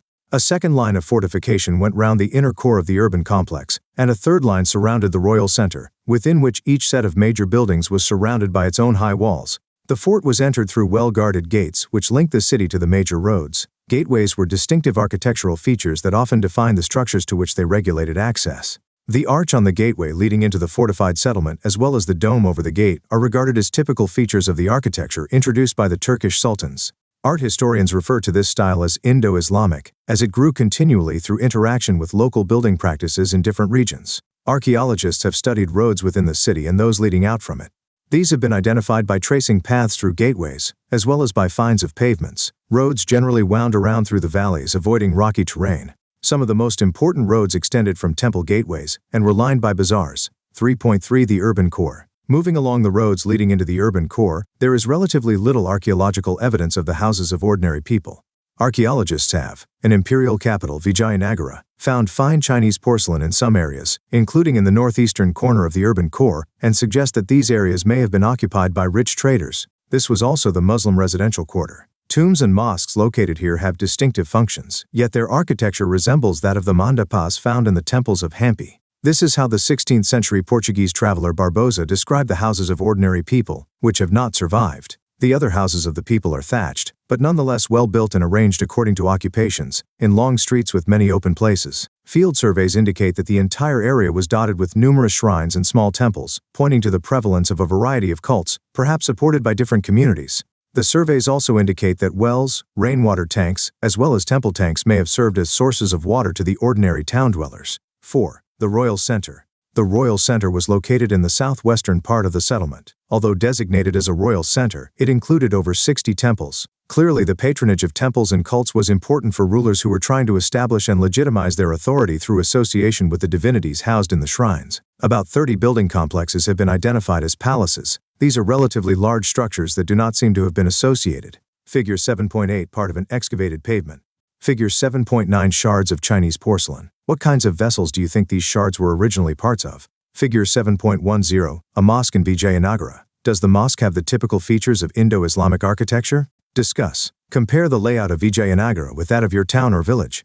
A house of victory? This is what Pais had to say about the audience hall and the Mahanavami Dibba, which together he called the House of Victory. These buildings have 2 platforms, one above the other, beautifully sculpted. On the upper platform, in this House of Victory, the king has a room made of cloth, where the idol has a shrine, and in the other, in the middle, is placed a dais on which stands a throne of state. Figure 7.11 The Mahanavami Dibba. Figure 7.12 Carvings on the Mahanavami Dibba. Can you identify the themes of the carvings? Themes in Indian History Part 2. With ritual functions. One difference between these structures and temples is that the latter were constructed entirely of masonry, while the superstructure of the secular buildings was made of perishable materials. 4.1 The Mahanavami Dibba. Some of the more distinctive structures in the area have been assigned names based on the form of the buildings as well as their functions. The King's Palace is the largest of the enclosures, but has not yielded definitive evidence of being a royal residence. It has two of the most impressive platforms, usually called the Audience Hall and the Mahanavami Dibba. The entire complex is surrounded by high double walls with a street running between them. The Audience Hall is a high platform with slots for wooden pillars at close and regular intervals. It had a staircase going up to the second floor, which rested on these pillars. The pillars being closely spaced would have left little free space, and thus it is not clear what the hall was used for. Located on one of the highest points in the city, the Mahanavami Dibba is a massive platform rising from a base of about 11,000 ft to a height of 40 feet. There is evidence that it supported a wooden structure. The base of the platform is covered with relief carvings. Rituals associated with the structure probably coincided with Mahanavami of the 10-day Hindu festival during the autumn months of September and October, known variously as Dussehra, Durga Puja, and Navaratri or Mahanavami. The Vijayanagara kings displayed their prestige, power, and suzerainty on this occasion. The ceremonies performed on the occasion included worship of the image, worship of the state horse, and the sacrifice of buffaloes and other animals. Dances, wrestling matches, and processions of caparisoned horses, elephants, and chariots and soldiers, as well as ritual presentations before the king and his guests by the chief Nayakas and subordinate kings marked the occasion. These ceremonies were imbued with deep symbolic meanings. On the last day of the festival, the king inspected his army and the armies of the Nayakas in a grand ceremony in an open field. On this occasion, the Nayakas brought rich gifts for the king, as well as the stipulated tribute. Was the Mahanavami Dibba that stands today the center of this elaborate ritual? Scholars have pointed out that the space surrounding the structure does not seem to have been adequate for elaborate processions of armed men, women, and large numbers of animals. Like some of the other structures in the Royal Center, it remains an enigma. 4.2 other buildings in the Royal Center. One of the most beautiful buildings in the Royal Center is the Lotus Mahal, so named by British travelers in the 19th century. While the name is certainly romantic, historians are not quite sure. Figure 713, an elevation drawing of the Lotus Mahal. An elevation is a vertical view of any object or structure. It gives you an idea of features that cannot be seen in a photograph. Notice the arches. These were probably inspired by Indo-Islamic techniques. Compare Figs 713 and 715, and make a list of the features that are common to both, as well as those that can be seen in only one. Also compare the arch in Figure 7.14 with the arch in Fig 7.6. The Lotus Mahal had 9 towers, a high central one, and 8 along the sides. How many can you see in the photograph and how many in the elevation? If you had to rename the Lotus Mahal, what would you call it? 182. Figure 7.15, a photograph of the Lotus Mahal. What the building was used for. One suggestion, found in a map drawn by Mackenzie, is that it may have been a council chamber, a place where the king met his advisors. While most temples were located in the sacred center, there were several in the royal center as well. Figure 7.16, a elevation of the elephant stables. Fig. 7.16 Billion's plan of the elephant stables. A plan gives a horizontal view of a structure. Figure 7.17 elephant stables located close to the Lotus Mahal, an imperial capital, Vijayanagara. Sculpture from the Hazara Rama Temple. Can you identify scenes of dancing? Why do you think elephants and horses were depicted on the panels? One of the most spectacular of these is one known as the Hazara Rama Temple. This was probably meant to be used only by the king and his family. The images in the central shrine are missing, however, sculpted panels on the walls survive. These include scenes from the Ramayana sculpted on the inner walls of the shrine. While many of the structures at Vijayanagara were destroyed when the city was sacked, traditions of building palatial structures were continued by the Nayakas. Many of these buildings have survived. Discuss. Why did the Nayakas continue with the building traditions of the rulers of Vijayanagara? Figures 7.19, interior of the audience hall at Madurai. Note the arches. 5. The sacred center. 5.1 Choosing a capital. We now move to the rocky northern end of the city on the banks of the Tungabhadra. According to local tradition, these hills sheltered the monkey kingdom of Vali and Sugriva mentioned in the Ramayana. Other traditions suggest that Pampadevi, the local mother goddess, did penance in these hills in order to marry Virupaksha, the guardian deity of the kingdom, also recognized as a form of Shiva. To this day, this marriage is celebrated annually in the Virupaksha temple. Among these hills are found Jaina temples of the pre-Vijayanagara period as well. In other words, this area was associated with several sacred traditions. Temple building in the region had a long history, going back to dynasties such as the Pallavas, Chalukyas, Hoysalas, and Cholas. Rulers very often encouraged temple building as a means of associating themselves with the divine. Often, the deity was explicitly or implicitly identified with the king. Temples also functioned as centers of learning. Besides, rulers and others often granted land and other resources for the maintenance of temples. Consequently, temples developed as significant religious, social, cultural, and economic centers. From the point of view of the rulers, constructing, repairing, and maintaining temples were important means of winning support and recognition for their power, wealth, and piety. It is likely that the very choice of the site of Vijayanagara was inspired by the existence of the shrines of Virupaksha and Pampadevi. In fact, the Vijayanagara kings claimed to rule on behalf of the god Virupaksha. All royal orders were signed Sri Virupaksha, usually in the Kannada script. Rulers also indicated their close links with the gods by using the title Hindu Suratrana. This was a Sanskritization of the Arabic term sultan, meaning king, so it literally meant Hindu sultan. Even as they drew on earlier traditions, the rulers of Vijayanagara innovated and developed these. Royal portrait sculpture was now displayed in temples, and the king's visits to temples were treated as important state occasions on which he was accompanied by the important Nayakas of the empire. An imperial capital, Vijayanagara. 5.2. Gopurams and Mandapas. In terms of temple architecture, by this period certain new features were in evidence. These included structures of immense scale that must have been a mark of imperial authority, best exemplified by the Raya Gopurams or royal gateways that often dwarfed the towers on the central shrines, and signaled the presence of the temple from a great Fig. 7.20. An aerial view of the Virupaksha temple. Figure 7.21. A plan of the Virupaksha temple. Most of the square structures are shrines. The two major gateways are shaded in black.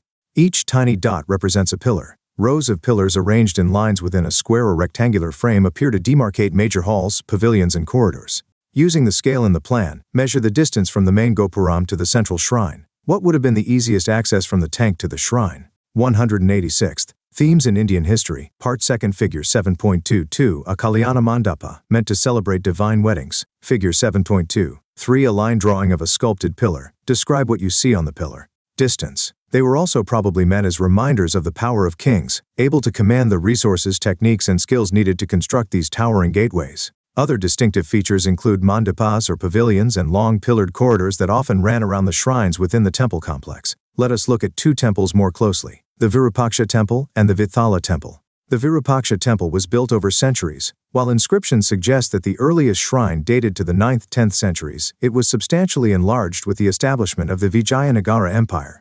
The hall in front of the main shrine was built by Krishnadevaraya to mark his accession. This was decorated with delicately carved pillars. He is also credited with an imperial capital, Vijayanagara. The construction of the eastern Gopuram. These additions meant that the central shrine came to occupy a relatively small part of the complex. The halls in the temple were used for a variety of purposes. Some were spaces in which the images of gods were placed to witness special programs of music, dance, drama, etc. Others were used to celebrate the marriages of deities, and yet others were meant for the deities to swing in. Special images, distinct from those kept in the small central shrine, were used on these occasions. Figure 7.24. The chariot of the Vithala temple. Do you think chariots would have actually been built like this? Fig. 7.25. Swing pavilion from Ginji. Figure 7.26. A Gopuram built by the Nayakas of Madurai. Themes in Indian History, Part 2nd. Another shrine, the Vithala temple, is also interesting. Here, the principal deity was Vithala, a form of Vishnu generally worshipped in Maharashtra. The introduction of the worship of the deity in Karnataka is another indication of the ways in which the rulers of Vijayanagara drew on different traditions to create an imperial culture. As in the case of other temples, this temple too has several halls and a unique shrine designed as a chariot. A characteristic feature of the temple complexes is the chariot streets that extended from the temple Gopuram in a straight line. These streets were paved with stone slabs and lined with pillared pavilions in which merchants set up their shops. Just as the Nayakas continued with and elaborated on traditions of fortification, so they did with traditions of temple building. In fact, some of the most spectacular Gopurams were also built by the local Nayakas. Discuss. How and why did the rulers of Vijayanagara adopt and adapt earlier traditions of ritual architecture? 6. Plotting palaces, temples, and bazaars. We have been examining a wealth of information on Vijayanagara, photographs, plans, elevations of structures, and sculpture. How was all of this produced? After the initial surveys by Mackenzie, information was pieced together from travelers' accounts and inscriptions. Through the 20th century, the site was preserved by the Archaeological Survey of India and the Karnataka Department of Archaeology and Museums. In 1976, Hampi was recognized as a site of national importance. Then, in the early 1980s, an important project was launched to document the material remains at Vijayanagara in detail, through extensive and intensive surveys, using a variety of recording techniques. Over nearly 20 years, dozens of an imperial capital, Vijayanagara. Scholars from all over the world worked to compile and preserve this information. Let us look at just one part of this enormous exercise, mapping, in more detail. The first step was to divide the entire area into a set of 25 squares, each designated by a letter of the alphabet. Then, each of the small squares was subdivided into a set of even smaller squares. But this was not all. Each of these smaller squares was further subdivided into yet smaller units. As you can see, These detailed surveys have been extremely painstaking and have recovered and documented traces of thousands of structures, from tiny shrines and residences to elaborate temples. They have also led to the recovery of traces of roads, paths, bazaars, etc. Figure 7.2.7 A detailed map of the site, which is the letter of the alphabet that was not used. Using the scale in the map, measure the length of any one of the small squares. Figure 7.28 square n of figure 7.27. What is the scale used on this map? Themes in Indian History Part 2. Fig. 7.29 square nm of figure 7.28. Identify a temple. Look for walls, a central shrine, and traces of paths leading to the temple. Name the squares on the map which contain the plan of the temple. The latter have been located through finds of pillar bases and platforms, all that remain of thriving markets. It is worth remembering something that John M. Fritz, George Michel, and Ms. Nagaraja Rao, who worked for years at the site, wrote, "In our study of these monuments of Vijayanagara, we have to imagine a whole series of vanished wooden elements, columns, brackets, beams, ceilings, overhanging eaves, and towers, decorated with plaster and painted, perhaps brightly. Although wooden structures are lost and only stone structures survive, the descriptions left by travelers allow us to reconstruct some aspects of the vibrant life of the times." Fig. 7.30 Plan of the temple in Fig. 7.29. Identify the gopuram, halls, colonnades, and central shrine. Which areas would you pass through to reach the central shrine from the outer entrance? An imperial capital, Vijayanagara. Source 5. The Bazaar. Pais gives a vivid description of the bazaar. Going forward, you have a broad and beautiful street. In this street live many merchants, and there you will find all sorts of rubies, and diamonds, and emeralds, and pearls, and seed pearls, and cloths, and every other sort of thing there is on earth and that you may wish to buy. Then you have there every evening a fair where they sell many common horses and nags, and also many citrons, and limes, and oranges, and grapes, and every other kind of garden stuff, and wood, you have all in this street. More generally, he described the city as being the best provided city in the world, with the markets stocked with provisions such as rice, wheat, grains, India corn, and a certain amount of barley and beans, moong, pulses, and horsegram, all of which were cheaply and abundantly available. According to Fernão Nunes, the Vijayanagara markets were overflowing with abundance of fruits, grapes and oranges, limes, pomegranates, jackfruit and mangoes, and all very cheap. Meat, too, was sold in abundance in the marketplaces. Nunes describes mutton, pork, venison, partridges, hares, doves, quail, and all kinds of birds, sparrows, rats and cats and lizards as being sold in the market of Bisnaga. 7. Questions in search of answers. Buildings that survive tell us about the way spaces were organized and used, how they were built, with what materials and techniques. For example, we can assess the defense requirements and military preparedness of a city by studying its fortifications. Buildings also tell us about the spread of ideas and cultural influences if we compare them with buildings in other places. They convey ideas which the builders or their patrons wish to project. They are often suffused with symbols which are a product of their cultural context. These we can understand when we combine information from other sources like literature, inscriptions, and popular traditions. Themes in Indian History, Part 2. Krishnadeva Raya. To recapitulate about some of the problems of perspective, look at this beautiful statue of Krishnadeva Raya placed on the gopuram of the temple at Chidambaram, Tamil Nadu. This is obviously the way in which the ruler wanted to project himself, and this is how Pais describes the king. Of medium height and of fair complexion and good figure, rather fat than thin, he has on his face signs of smallpox. Fig. 7.31. Investigations of architectural features do not tell us what ordinary men, women, and children, comprising the vast majority of the people who lived in the city and its outskirts, thought about these impressive buildings. Would they have had access to any of the areas within the royal center or the sacred center? Would they hurry past the sculpture, or would they pause to see, reflect, and try and understand its complicated symbolism? And what did the people who worked on these colossal construction projects think of the enterprises to which they had contributed their labor? While rulers took all important decisions about the buildings to be constructed, the site, the material to be used, and the style to be followed, who possessed the specialized knowledge required for such enormous enterprises? Who drew up the plans for the buildings? Where did the masons, stonecutters, sculptors who did the actual building come from? Were they captured during war from neighboring regions? What kind of wages did they get? Who supervised the building activity? How was building material transported and where did it come from? These are some of the questions that we cannot answer by merely looking at the buildings or their remains. Continuing research using other sources might provide some further clues. An imperial capital, Vijayanagara. Figure 7.32, part of a structure known as the Queen's Bath. Timeline 1 Major political developments. Note, question mark indicates uncertain date. Timeline 2 Landmarks in the discovery and conservation of Vijayanagara. Fig. 7.33. Answer in words. 1. What have been the methods used to study the ruins of Hampi over the last 2 centuries? In what way do you think they would have complemented the information provided by the priests of the Virupaksha temple? 2. How were the water requirements of Vijayanagara met? 3. What do you think were the advantages and disadvantages of enclosing agricultural land within the fortified area of the city? 4. What do you think was the significance of the rituals associated with the Mahanavami Dibba? 5. Figure 7.33 is an illustration of another pillar from the Virupaksha temple. Do you notice any floral motifs? What are the animals shown? Why do you think they are depicted? Describe the human figures shown. Write a short essay on the following.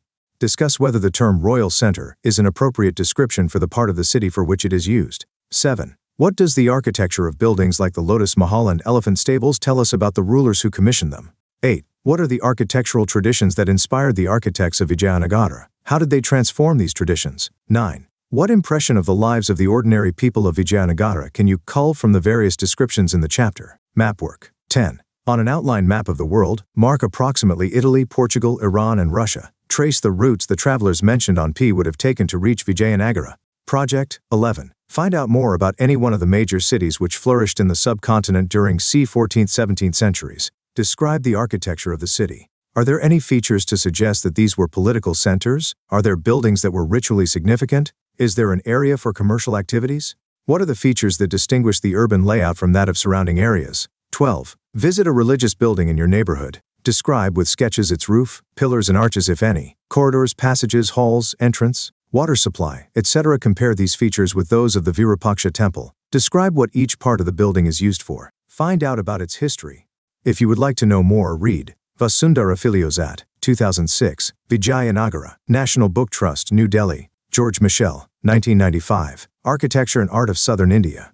Cambridge University Press, Cambridge, Khan Nilakanta Sastry, 1955, A History of South India, Oxford University Press, New Delhi, Burton Stein, 1989, Vijayanagara, Foundation Books, New Delhi. For more information you could visit New Research Expressadisk Asia VIP HTML Vijayhist.html. Theme 8, Fig. 8.1 A rural scene detail from a 17th century Mughal painting. Peasants, Zamindars in the State Agrarian Society, and Tihi Mughal Empire 17th centuries. During the 16th and 17th centuries, about 85% of the population of India lived in its villages. Both peasants and landed elites were involved in agricultural production and claimed rights to a share of the produce. This created relationships of cooperation, competition, and conflict among them. The sum of these agrarian relationships made up rural society. At the same time, agencies from outside also entered into the rural world. Most important among these was the Mughal state, which derived the bulk of its income from agricultural production. Agents of the state, revenue assessors, collectors, record keepers, sought to control rural society so as to ensure that cultivation took place and the state got its regular share of taxes from the produce. Since many crops were grown for sale, trade, money, and markets entered the villages and linked the agricultural areas with the towns. 1. Peasants and agricultural production. The basic unit of agricultural society was the village, inhabited by peasants who performed the manifold seasonal tasks that made up agricultural production throughout the year. Tilling the soil, sowing seeds, harvesting the crop when it was ripe. Further, they contributed their labor to the production of agro-based goods such as sugar and oil. But rural India was not characterized by settled peasant production alone. Several kinds of areas such as large tracts of dry land or hilly regions were not cultivable in the same way as the more fertile. Peasants, zamindars, and the state. Expanses of land. In addition, forest areas made up a substantial proportion of territory. We need to keep this varied topography in mind when discussing agrarian society. 1.1 Looking for sources. Our understanding of the workings of rural society does not come from those who worked the land, as peasants did not write about themselves. Our major source for the agrarian history of the 16th and early 17th centuries are chronicles and documents from the Mughal court. One of the most important chronicles was the Ain-i-Akbari, authored by Akbar's court historian Abul Fazl.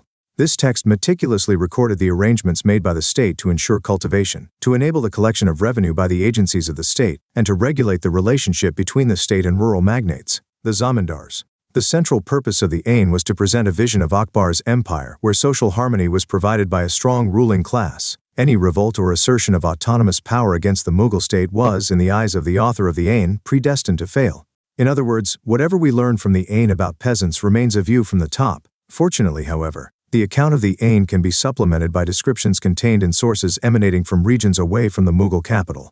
These include detailed revenue records from Gujarat, Maharashtra, and Rajasthan dating from the 17th and 18th centuries. Further, the extensive records of the East India Company provide us with useful descriptions of agrarian relations in eastern India. All these sources record instances of conflicts between peasants, zamindars, and the state. In the process, they give us an insight into peasants' perception of and their expectations of fairness from the state. 1.2 Peasants and their lands. The term which Indo-Persian sources of the Mughal period most frequently used to denote a peasant was Rayat or Muzarian. In addition, we also encounter the terms Kisan or Asami. Sources of the 17th century refer to two kinds of peasants, Khudkashta and Pahikashta. The former, 198. Themes in Indian History, Part 2, Source 1. Peasants on the move. This was a feature of agrarian society which struck a keen observer like Babur, the first Mughal emperor, forcefully enough for him to write about it in the Baburnama, his memoirs. In Hindustan, hamlets and villages, towns indeed, are depopulated and set up in a moment. If the people of a large town, one inhabited for years even, flee from it, they do it in such a way that not a sign or trace of them remains in a day and a half.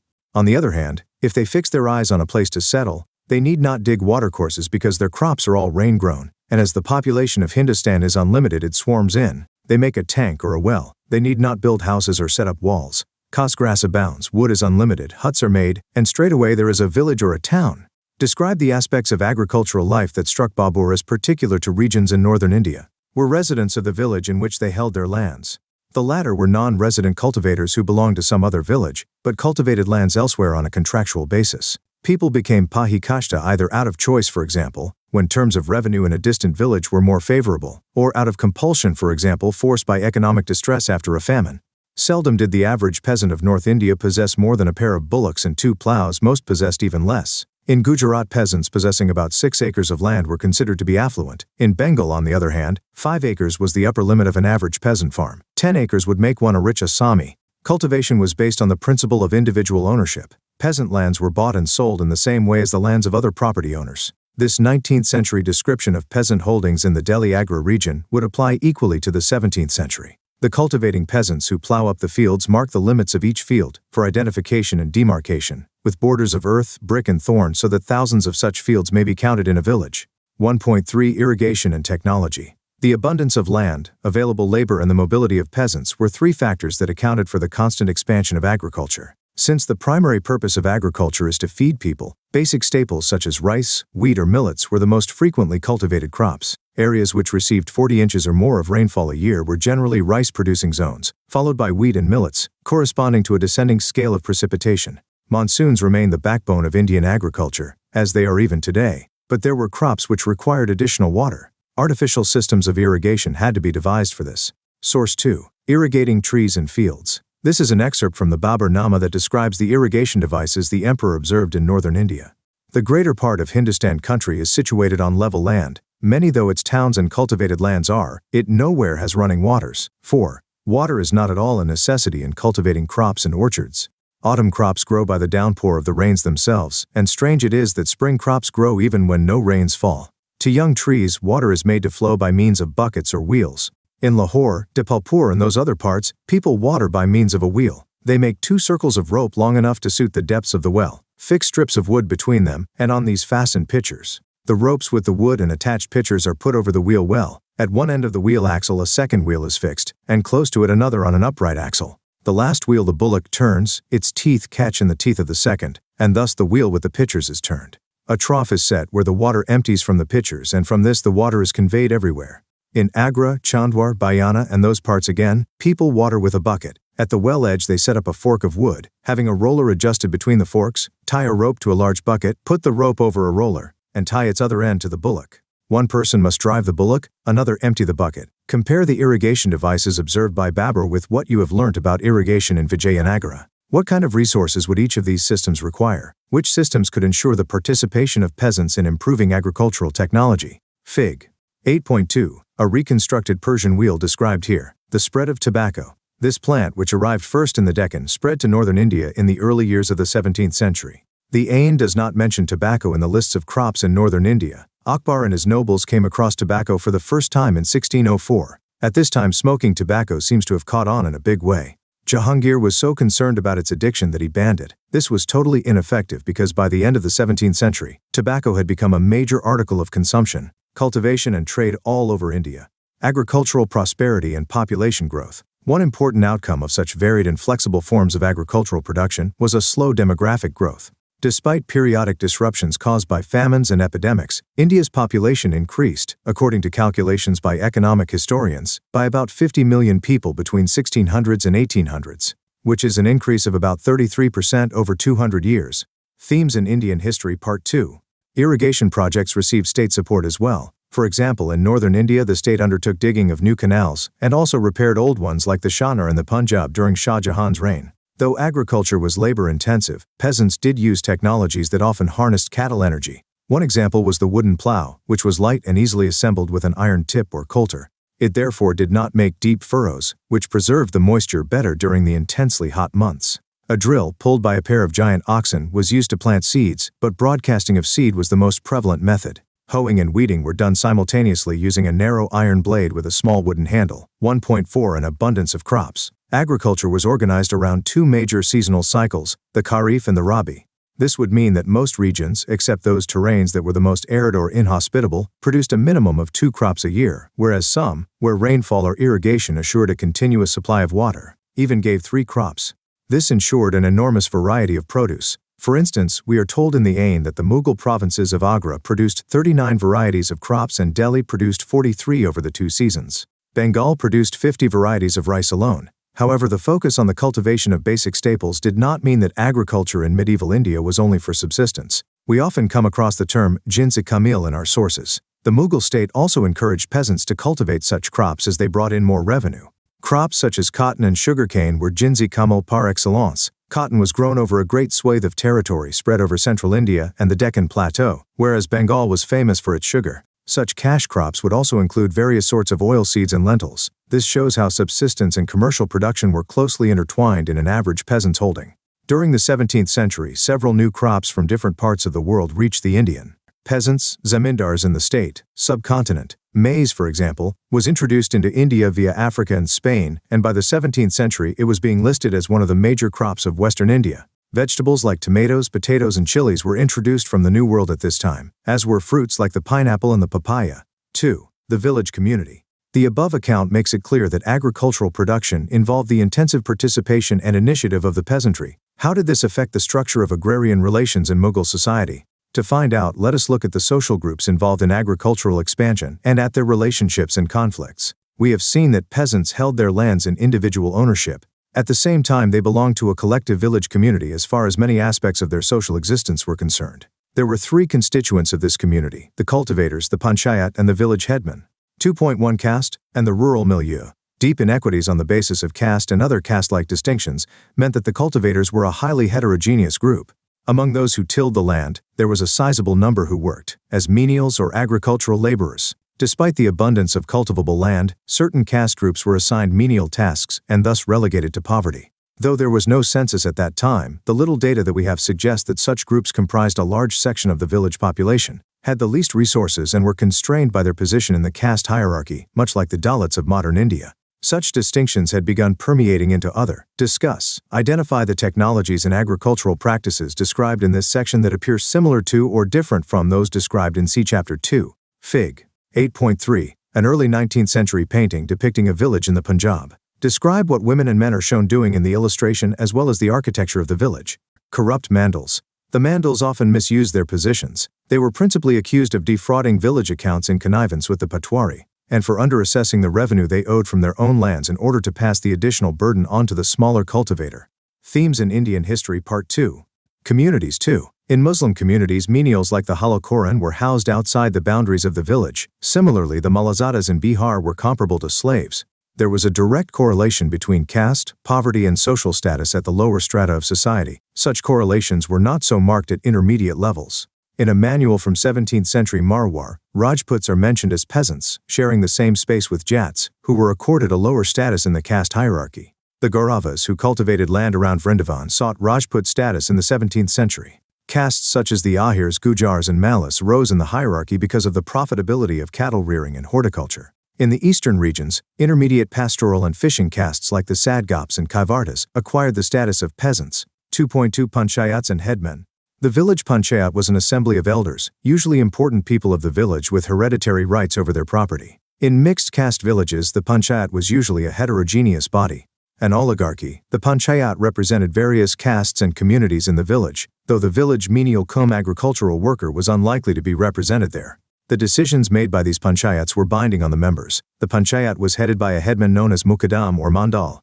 Some sources suggest that the headman was chosen through the consensus of the village elders, and that this choice had to be ratified by the zamindar. Headmen held office as long as they enjoyed the confidence of the village elders, failing which they could be dismissed by them. The chief function of the headman was to supervise the preparation of village accounts, assisted by the accountant or patwari of the panchayat. The panchayat derived its funds from contributions made by individuals to a common financial pool. These funds were used for defraying the costs of entertaining revenue officials who visited the village from time to time. Expenses for community welfare activities such as tiding over peasants, zamindars, and the state. Natural calamities were also met from these funds. Often these funds were also deployed in construction of a bund or digging a canal, which peasants usually could not afford to do on their own. One important function of the panchayat was to ensure that caste boundaries among the various communities inhabiting the village were upheld. In eastern India, all marriages were held in the presence of the mandal. In other words, one of the duties of the village headman was to oversee the conduct of the members of the village community, chiefly to prevent any offense against their caste. Panchayats also had the authority to levy fines and inflict more serious forms of punishment like expulsion from the community. The latter was a drastic step and was in most cases meted out for a limited period. It meant that a person forced to leave the village became an outcast and lost his right to practice his profession. Such a measure was intended as a deterrent to violation of caste norms. In addition to the village panchayat, each caste or jati in the village had its own jati panchayat. These panchayats wielded considerable power in rural society. In Rajasthan, jati panchayats arbitrated civil disputes between members of different castes. They mediated in contested claims on land, decided whether marriages were performed according to the norms laid down by a particular caste group, determined who had ritual precedence in village functions, and so on.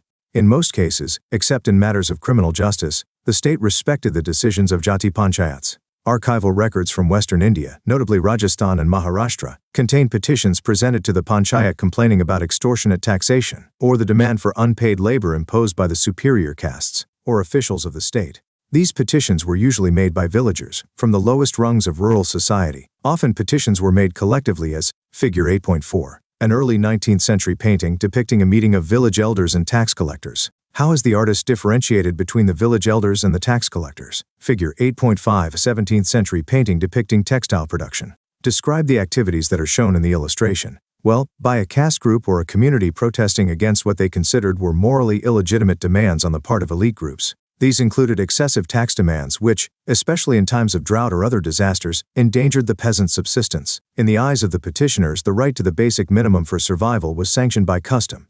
They regarded the village panchayat as the court of appeal that would ensure that the state carried out its moral obligations and guaranteed justice. The decision of the panchayat in conflicts between lower caste peasants and state officials, or the local zamindar, could vary from case to case. In cases of excessive revenue demands, the panchayat often suggested compromise. In cases where reconciliation failed, peasants took recourse to more drastic forms of resistance, such as deserting the village. The relatively easy availability of uncultivated land and the competition over labor resources made this an effective weapon in the hands of cultivators. 2.3 Village artisans. Another interesting aspect of the village was the elaborate relationship of exchange between different producers. Marathi documents and village surveys made in the early years of British rule have revealed the existence of substantial numbers of artisans, sometimes as high as 25% of the total households in the villages. At times, however, the distinction between artisans and peasants in village society was a fluid one, as many groups performed the tasks of both. Cultivators and their families would also participate in craft production, such as dyeing, textile printing, baking and firing of pottery, making and repairing. Peasants, zamindars, and the state. Agricultural implements. Phases in the agricultural calendar when there was a relative lull in activity, as between sowing and weeding or between weeding and harvesting, were a time when cultivators could engage in artisanal production. Village artisans, potters, blacksmiths, carpenters, barbers, even goldsmiths provided specialized services in return for which they were compensated by villagers by a variety of means. The most common way of doing so was by giving them a share of the harvest, or an allotment of land, perhaps cultivable wastes, which was likely to be decided by the panchayat. In Maharashtra, such lands became the artisans' miras or watan, their hereditary holding. Another variant of this was a system where artisans and individual peasant households entered into a mutually negotiated system of remuneration, most of the time goods for services. For example, 18th century records tell us of zamindars in Bengal who remunerated blacksmiths, carpenters, even goldsmiths for their work by paying them a small daily allowance and diet money. This later came to be described as the jajmani system, though the term was not in vogue in the 16th and 17th centuries. Such evidence is interesting because it indicates the intricate ways in which exchange networks operated at the micro level of the village.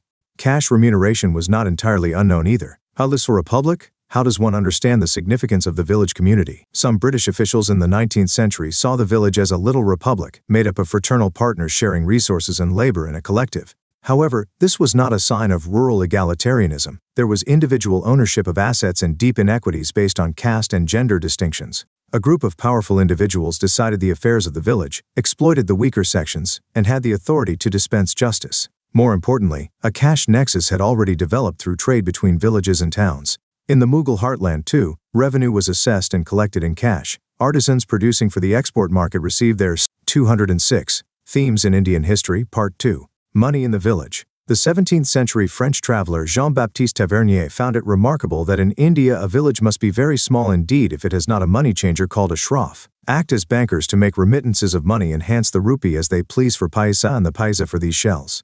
Fig.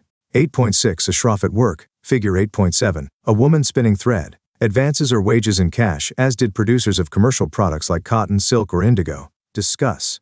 In what ways do you think the panchayats described in this section were similar to or different from present-day gram panchayats? 3. Women in agrarian society. As you may have observed in many different societies, the production process often involves men and women performing certain specified roles. In the context that we are exploring, women and men had to work shoulder to shoulder in the fields. Men tilled and plowed, while women sowed, weeded, threshed, and winnowed the harvest. With the growth of nucleated villages and expansion in individuated peasant farming, which characterized medieval Indian agriculture, the basis of production was the labor and resources of the entire household. Naturally, a gendered segregation between the home and the world was not possible in this context. Nonetheless, biases related to women's biological functions did continue.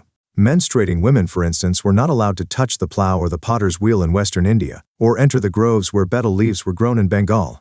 Artisanal tasks such as spinning yarn, sifting and kneading clay for pottery, and embroidery were among the many aspects of production dependent on female labor.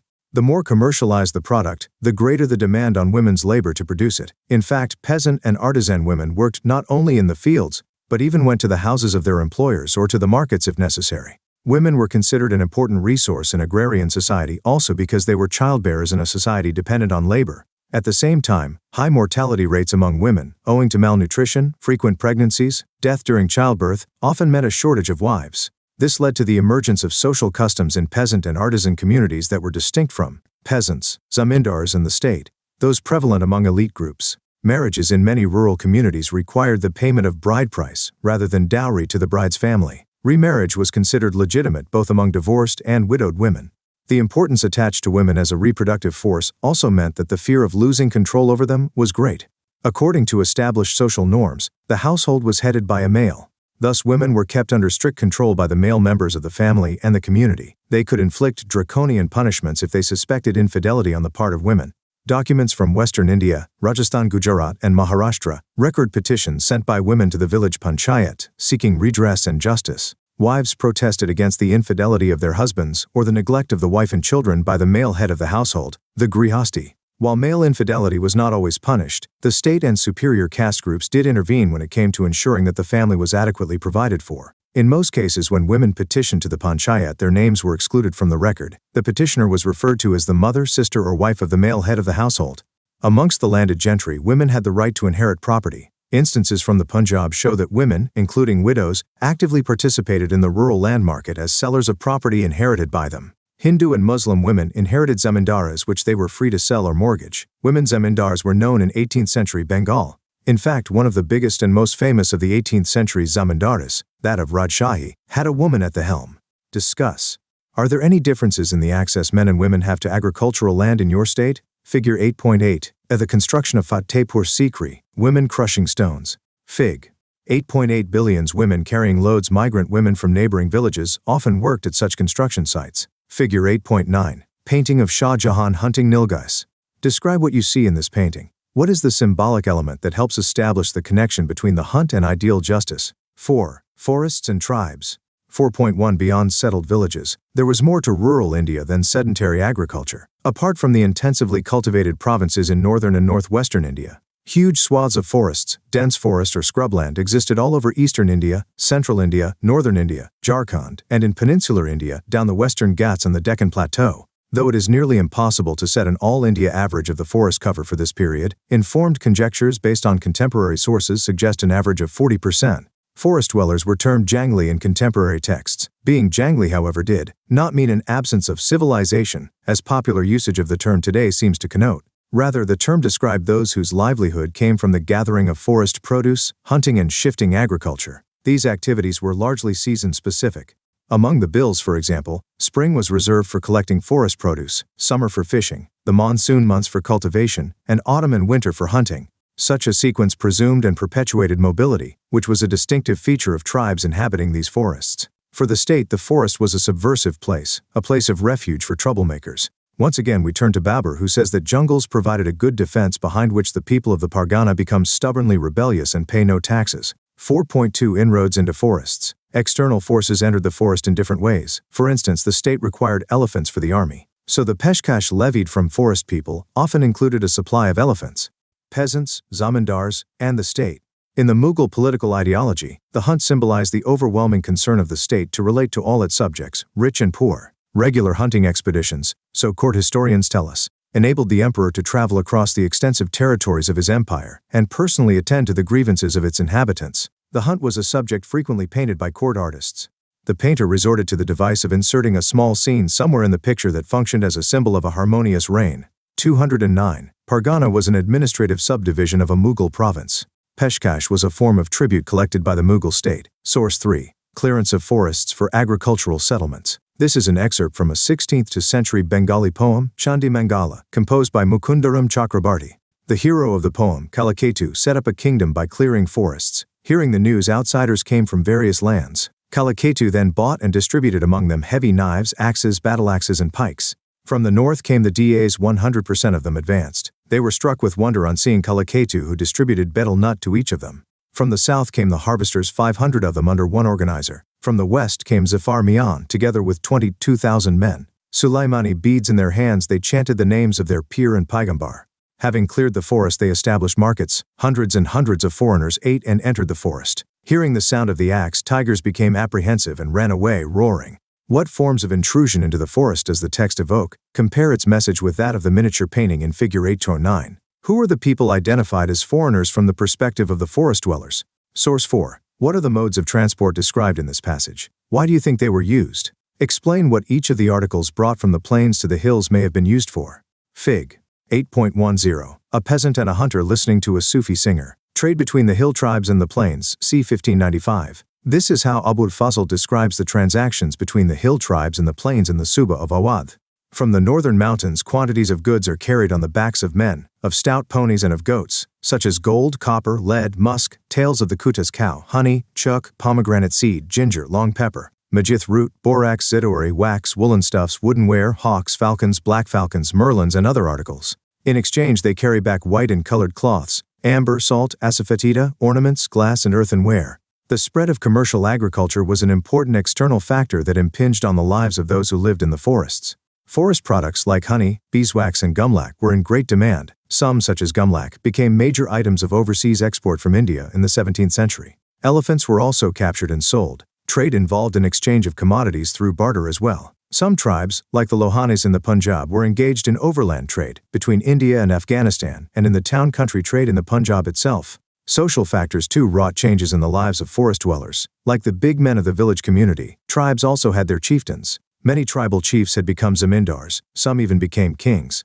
For this they required to build up an army. They recruited people from their lineage groups or demanded that their fraternity provide military service. Tribes in the Sindh region had armies comprising 6,000 cavalry and 7,000 infantry. In Assam, the Ahom kings had their paiks, people who were obliged to render military service in exchange for land. The capture of wild elephants was declared a royal monopoly by the Ahom kings, peasants, zamindars, and the state. Though the transition from a tribal to a monarchical system had started much earlier, the process seems to have become fully developed only by the 16th century. This can be seen from the Ayan's observations on the existence of tribal kingdoms in the northeast. War was a common occurrence. For instance, the Kok kings fought and subjugated a number of neighboring tribes in a long sequence of wars through the 16th and 17th centuries. New cultural influences also began to penetrate into forested zones. Some historians have indeed suggested that Sufi saints played a major role in the slow acceptance of Islam among agricultural communities emerging in newly colonized places.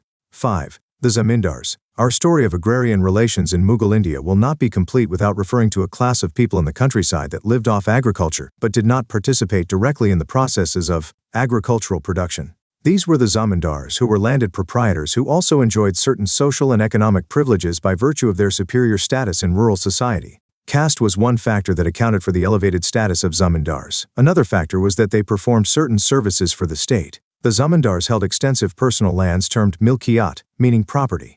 Milkiyat lands were cultivated for the private use of zamindars, often with the help of hired or servile labor. The zamindars could sell, bequeath or mortgage these lands at will.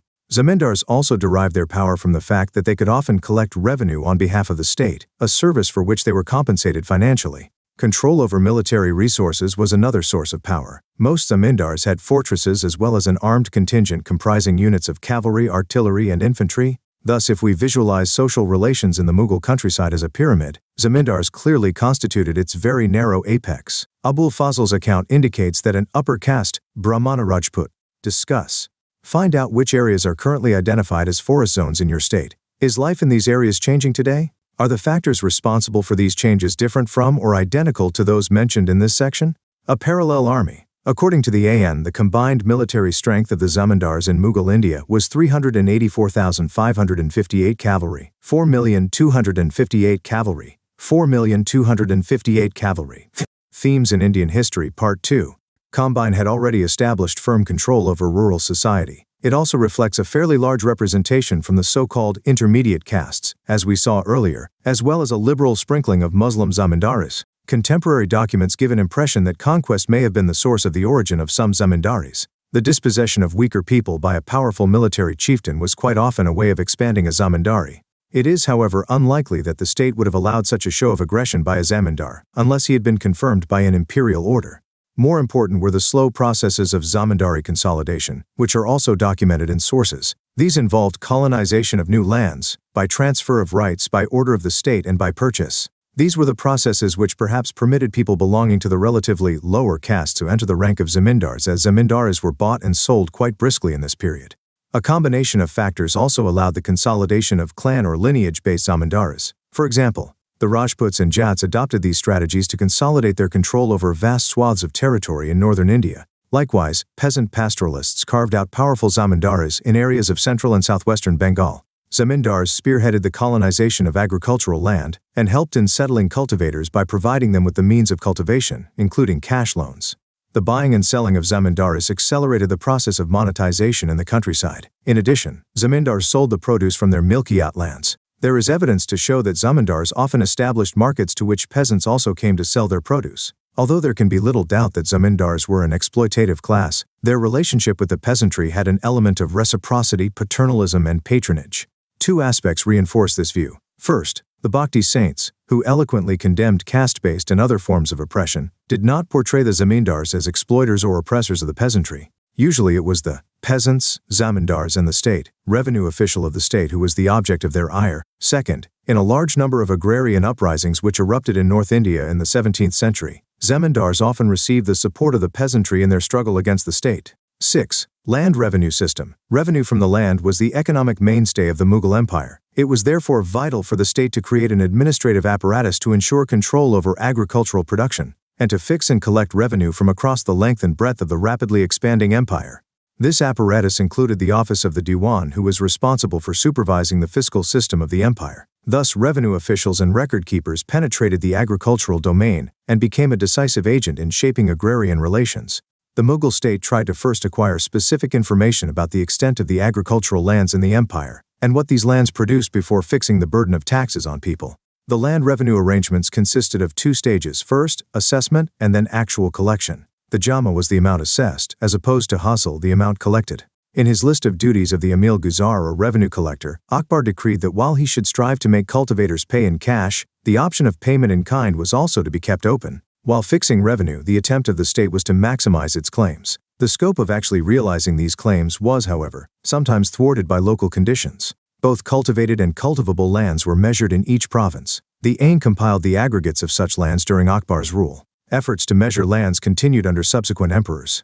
For instance, in 1665, Aurangzeb expressly instructed his revenue officials to prepare annual records of the number of cultivators in each village. Yet not all areas were measured successfully. As we have seen, forests covered huge areas of the subcontinent and thus remained unmeasured. Discuss. The zamindari system was abolished in India after independence. Read through this section and identify reasons why this was done. Source 5. Amin was an official responsible for ensuring that imperial regulations were carried out in the provinces. What principles did the Mughal state follow while classifying lands in its territories? How was revenue assessed? Map 1. What impact do you think the expansion of the empire would have had on land revenue collection? The Mansabdari system. The Mughal administrative system had at its apex a military-cum-bureaucratic apparatus which was responsible for looking after the civil and military affairs of the state. Some Mansabdars were paid in cash, while the majority of them were paid through assignments of revenue in different regions of the empire. They were transferred periodically. See also Chapter 9, Classification of Lands under Akbar. The following is a listing of criteria of classification excerpted from the Ayan. The Emperor Akbar in his profound sagacity classified the lands and fixed a different revenue to be paid by each. Polage is land which is annually cultivated for each crop in succession and is never allowed to lie fallow. Parati is land left out of cultivation for a time that it may recover its strength.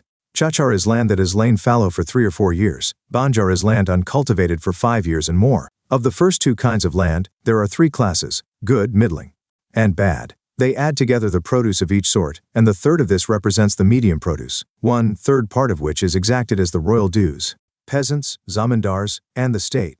Source 6. Cash or kind. The AN on land revenue collection. Let him not make it a practice of taking only in cash but also in kind.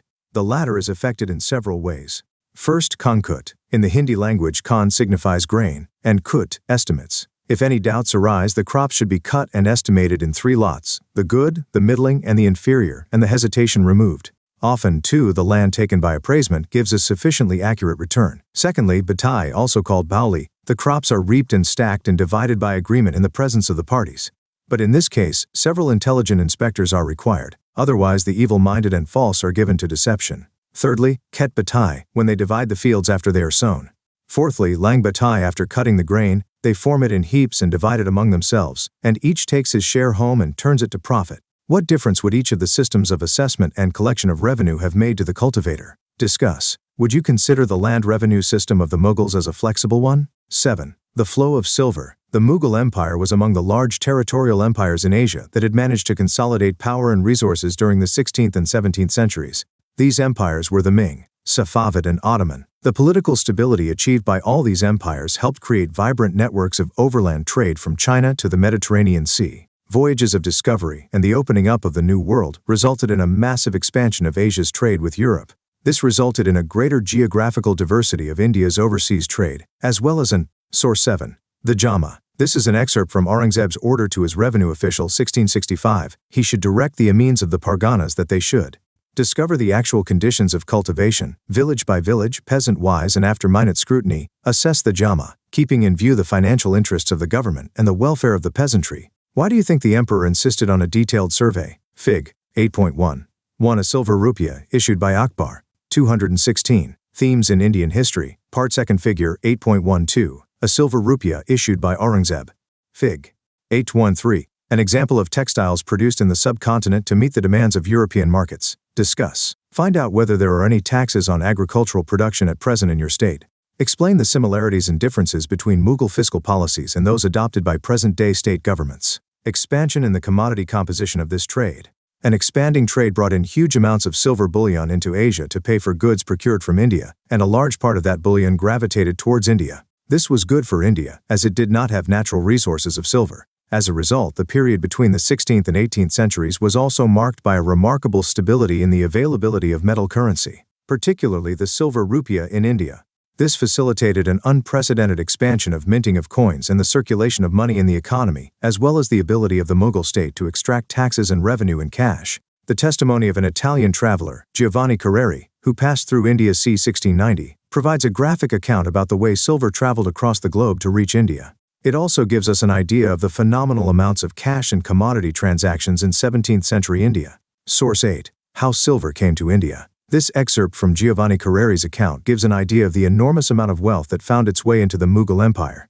That the reader may form some idea of the wealth of this empire, he is to observe that all the gold and silver, which circulates throughout the world at last centers here. It is well known that as much of it comes out of America after running through several kingdoms of Europe. goes partly into Turkey, for several sorts of commodities, and part into Persia by the way of Smyrna for silk. Now the Turks not being able to abstain from coffee, which comes from Yemen and Arabia, nor Persia, Arabia and the Turks themselves to go without the commodities of India, send vast quantities of money to Mocha on the Red Sea, near Bab el-Mandeb, to Basora at the bottom of the Persian Gulf, which is afterwards sent over in ships to Indostan.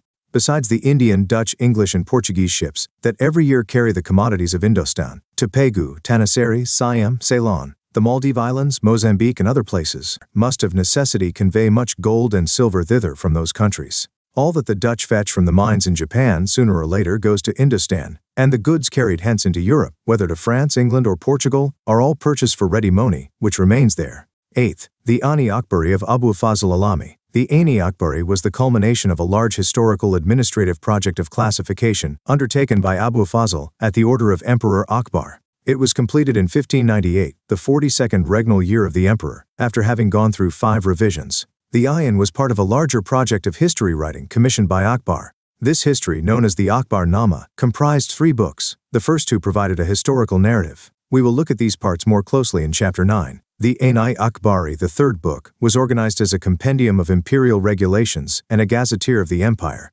The Ayan gives detailed accounts of the organization of the court, administration and army, the sources of revenue and the physical layout of the provinces of Akbar's empire and the literary, cultural and religious traditions of the people, along with a description of the various departments of Akbar's government and elaborate descriptions of the 218 Themes in Indian History, Part 2, Fig. 8.14, Abul Fazl presenting the manuscript of the completed Akbarnama to his patron, various provinces of the empire. The Ayan gives us intricate quantitative information of those provinces. Collecting and compiling this information systematically was an important imperial exercise. It informed the emperor about the varied and diverse customs and practices prevailing across his extensive territories. The Ain is therefore a mine of information for us about the Mughal Empire during Akbar's reign. It is important, however, to keep in mind that this is a view of the regions from the center, a view of society from its apex. The Ayan is made up of 5 books, of which the first 3 books describe the administration. The first book, called Manzil Abadi, concerns the imperial household and its maintenance. The second book, Sipa Abadi, covers the military and civil administration and the establishment of servants. This book includes notices and short biographical sketches of imperial officials, learned men, poets and artists. The third book, Mulk Abadi, is the one which deals with the fiscal side of the empire and provides rich quantitative information on revenue rates, followed by the account of the 12 provinces. This section has detailed statistical information, which includes the geographic, topographic and economic profile of all subas and their administrative and fiscal divisions, total measured area, and assessed revenue. After setting out details at the suba level, the Ain goes on to give a detailed picture of the sarkars below the suba. This it does in the form of tables, which have 8 columns giving the following information. Parganat, Mahal, Kila, Arazi, and Zaminith Paimuda, Nakdi, revenue assessed in cash, Suyurgol. Grants of revenue and charity, Zamindars. Columns 7 and 8 contain details of the castes of these Zamindars and their troops, including their horsemen, foot soldiers, and elephants. The Mulk Abadi gives a fascinating, detailed, and highly complex view of agrarian society in northern India. The 4th and 5th books deal with the religious, literary, and cultural traditions of the people of India, and also contain a collection of Akbar's auspicious sayings, peasants, zamindars, and the state. Source 9. Moistening the Rose Garden of Fortune. In this extract, Abul Fazl gives a vivid account of how and from whom he collected his information. To Abul Fazl, son of Mubarak, this sublime mandate was given. Write with the pen of sincerity the account of the glorious events and of our dominion conquering victories. Assuredly, I spent much labor and research in collecting the records and narratives of His Majesty's actions, and I was a long time interrogating the servants of the state and the old members of the illustrious family. I examined both prudent, truth-speaking old men and active-minded, right-actioned young ones, and reduced their statements to writing. The royal commands were issued to the provinces, that those who from old service remembered, with certainty or with adminicle of doubt, the events of the past, should copy out the notes and memoranda and transit them to the court. A second command shone forth from the Holy Presence Chamber, to wit, that the materials which had been collected should be recited in the royal hearing, and whatever might have to be written down afterwards should be introduced into the noble volume as a supplement, and that such details as on account of the minuteness of the inquiries and the minutiae of affairs could not then be brought to an end, should be inserted afterwards at my leisure. Being relieved by this royal order, the interpreter of the divine ordinance, from the secret anxiety of my heart, I proceeded to reduce into writing the rough drafts which were void of the grace of arrangement and style. I obtained the chronicle of events beginning at the 19th year of the divine era, when the record office was established by the enlightened intellect of His Majesty, and from its rich pages, I gathered the accounts of many events. Great pains, too, were taken to procure the originals or copies of most of the orders which had been issued to the provinces from the accession up to the present day. I also took much trouble to incorporate many of the reports which ministers and high officials had submitted about the affairs of the empire and the events of foreign countries, and my labor-loving soul was satiated by the apparatus of inquiry and research. I also exerted myself energetically to collect the rough notes and memoranda of sagacious and well-informed men. By these means, I constructed a reservoir for irrigating and moistening the rose garden of fortune. List all the sources that Abul Fazl used to compile his work. Which of these sources would have been most useful for arriving at an understanding of agrarian relations? To what extent do you think his work would have been influenced by his relationship with Akbar? 220. Themes in Indian History, Part 2, translating the Ain. Given the importance of the Ain, it has been translated for use by a number of scholars. Henry Blockman edited it, and the Asiatic Society of Bengal, Calcutta, published it in its Bibliotheca Indica series. The book has also been translated into English in 3 volumes. The standard translation of Volume 1 is that of Henry Blockman. The other 2 volumes were translated by H.S. Jarrett. Although the Ain was officially sponsored to record detailed information to facilitate Emperor Akbar govern his empire, it was much more than a reproduction of official papers. That the manuscript was revised 5 times by the author would suggest a high degree of caution on the part of Abul Fazl and a search for authenticity. For instance, oral testimonies were cross-checked and verified before being incorporated as facts in the chronicle. In the quantitative sections, all numeric data were reproduced in words so as to minimize the chances of subsequent transcriptional errors. Historians who have carefully studied the Ain point out that it is not without its problems. Numerous errors in totaling have been detected. These are ascribed to simple slips of arithmetic or of transcription by Abul Fazl's assistants. These are generally minor and do not detract from the overall quantitative veracity of the manuals. Another limitation of the Ain is the somewhat skewed nature of the quantitative data. Data were not collected uniformly from all provinces. For instance, while for many subas detailed information was compiled about the caste composition of the zamindars, such information is not available for Bengal and Orissa. Further, while the fiscal data from the subas is remarkable for its richness, some equally vital parameters such as prices and wages from these same areas are not as well documented. The detailed list of prices and wages that the AN does provide is mainly derived from data pertaining to areas in or around the imperial capital of Agra, and is therefore of limited relevance for the rest of the country. These limitations notwithstanding, the AN remains an extraordinary document of its times. By providing fascinating glimpses into the structure and organization of the Mughal Empire, and by giving us quantitative information about its products and people, Abul Fazl achieved a major breakthrough in the tradition of medieval chroniclers who wrote mostly about remarkable political events, wars, conquests, political machinations, and dynastic turmoil.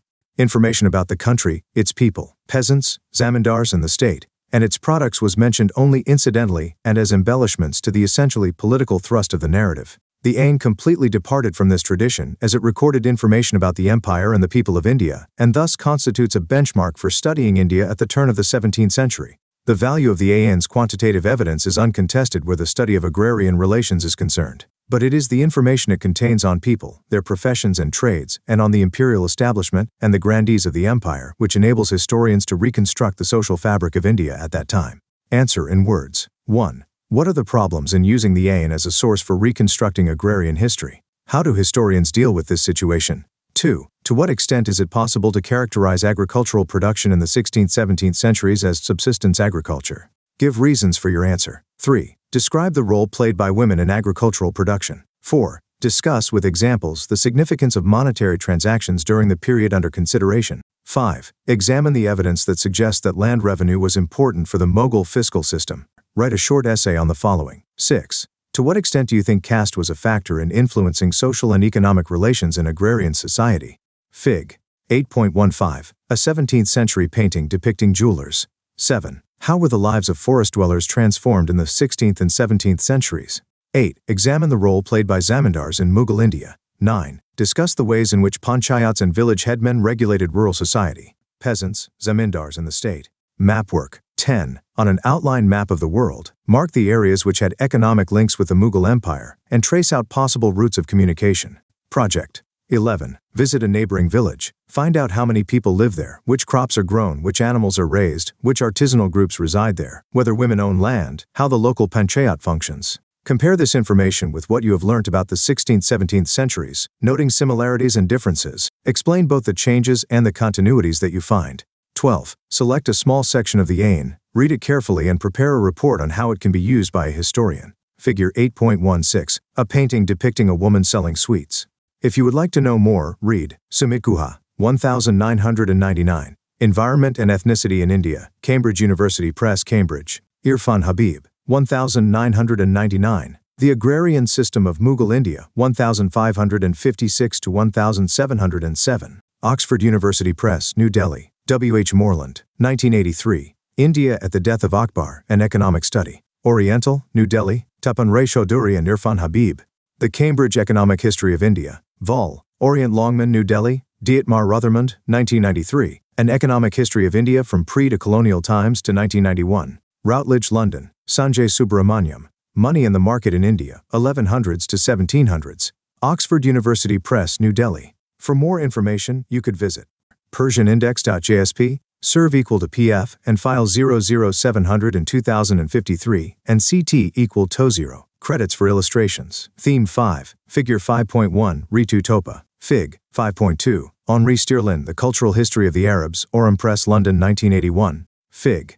5.4, 5.13, Fichi, Footprints of Enterprise, Indian Business Through the Ages, Oxford University Press, New Delhi, 1999. Figure 5.5, Calcutta Art Gallery, printed in E. Bahaval, The Art Heritage of India, D.B. Terraporevilla Sons and Company, Bombay, 1964. Figure 5.6, 5.7, 5.12, Bamber Gascoigne, The Great Mughals, Jonathan Cape Limited, London, 1971. Figure 5.8, 5.9, Sunil Kumar. Figure 5.10, Rosemary Krill, Indian Ikat Textiles, Weatherhill, London, 1998. Fig.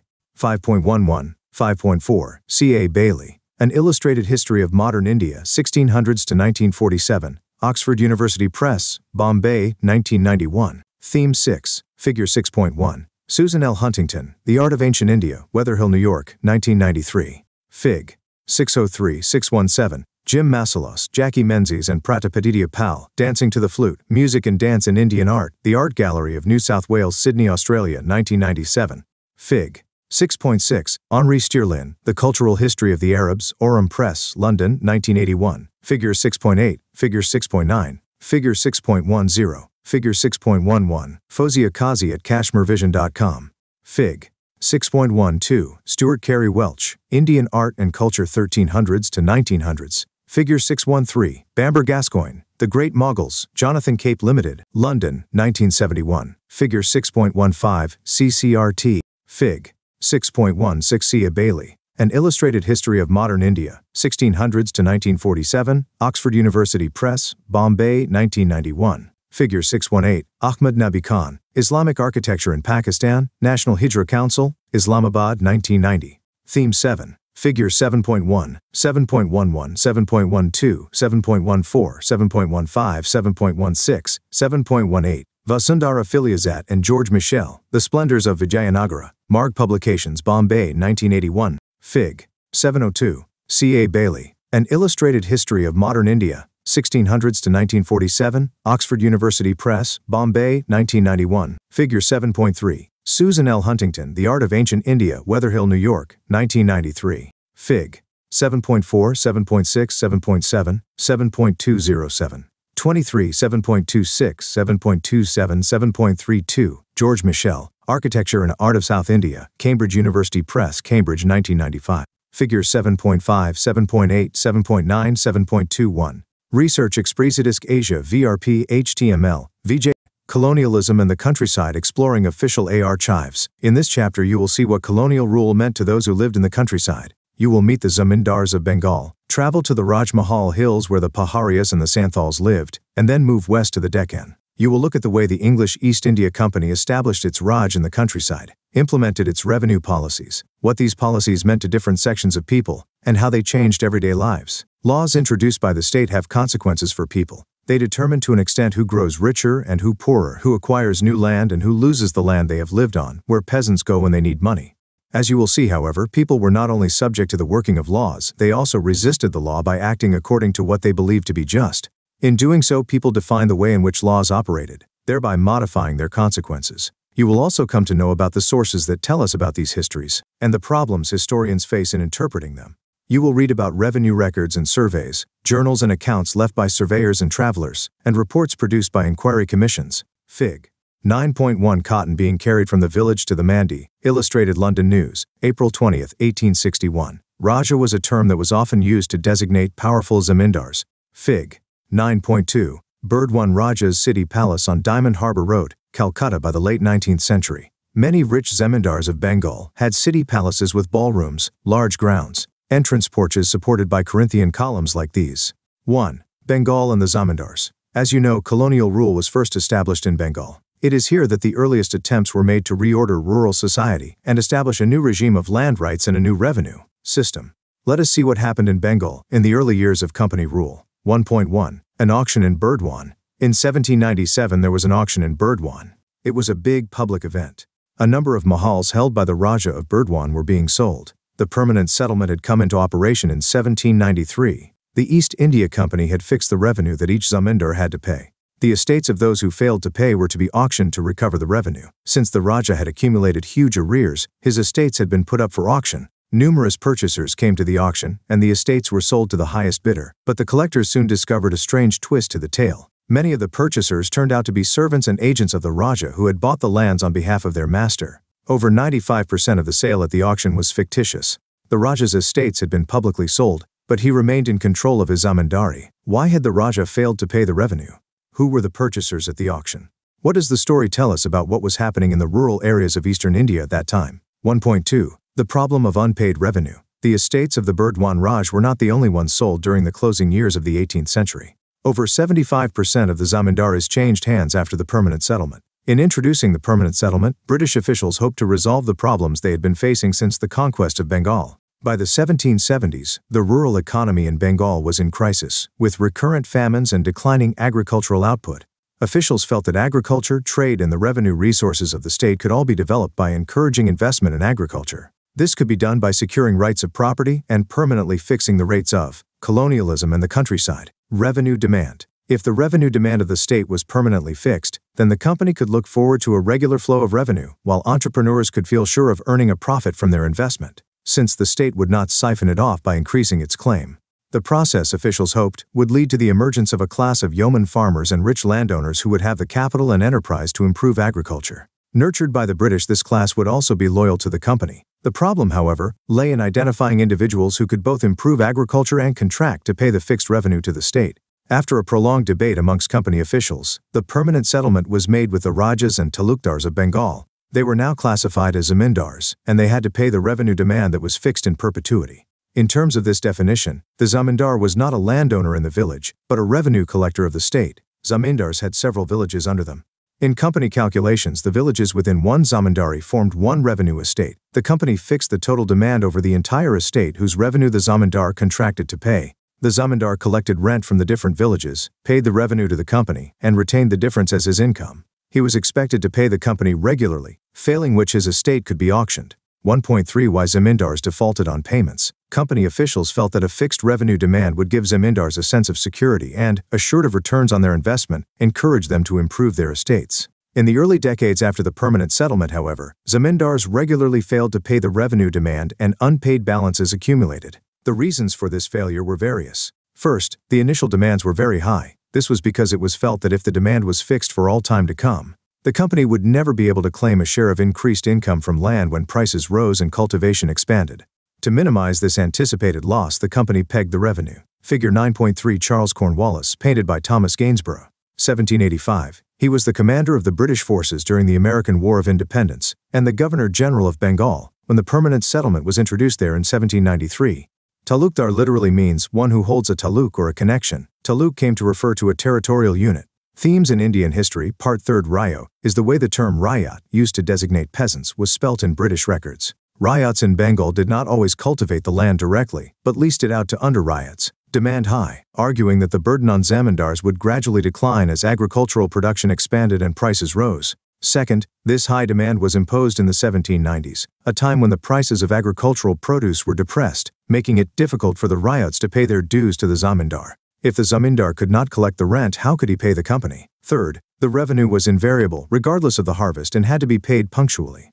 In fact, according to the sunset law, if payment did not come in by sunset of the specified date, the zamindari was liable to be auctioned. Fourth, The permanent settlement initially limited the power of the zamindar to collect rent from the raya and manage his zamindari.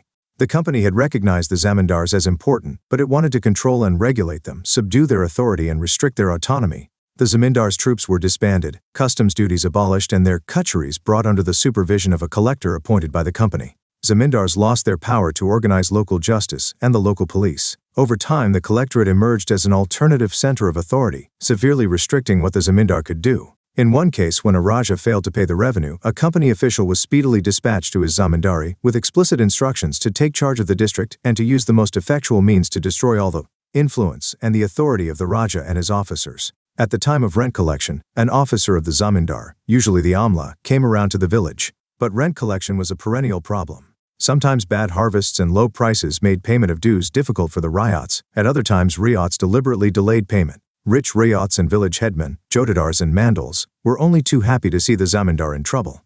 The zamindar could therefore not easily assert his power over them. Zamindars could prosecute defaulters, but the judicial process was long drawn. In Burdwan alone, there were over 30,000 pending suits for arrears of rent payment in 1798. Colonialism in the countryside. 1.4 The rise of the jotadars. While many zamindars were facing a crisis at the end of the 18th century, a group of rich peasants were consolidating their position in the villages. In Francis Buchanan's survey of the Danajpur district in North Bengal, we have a vivid description of this class of rich peasants known as jotadars. By the early 19th century, jotadars had acquired vast areas of land, sometimes as much as several thousand acres. They controlled local trade as well as money lending, exercising immense power over the poorer cultivators of the region. A large part of their land was cultivated through sharecroppers who brought their own plows, labored in the field, and handed over half the produce to the jotadars after the harvest. Within the villages, the power of jotadars was more effective than that of zamindars. Unlike zamindars who often lived in urban areas, jotadars were located in the villages and exercised direct control over a considerable section of poor villagers.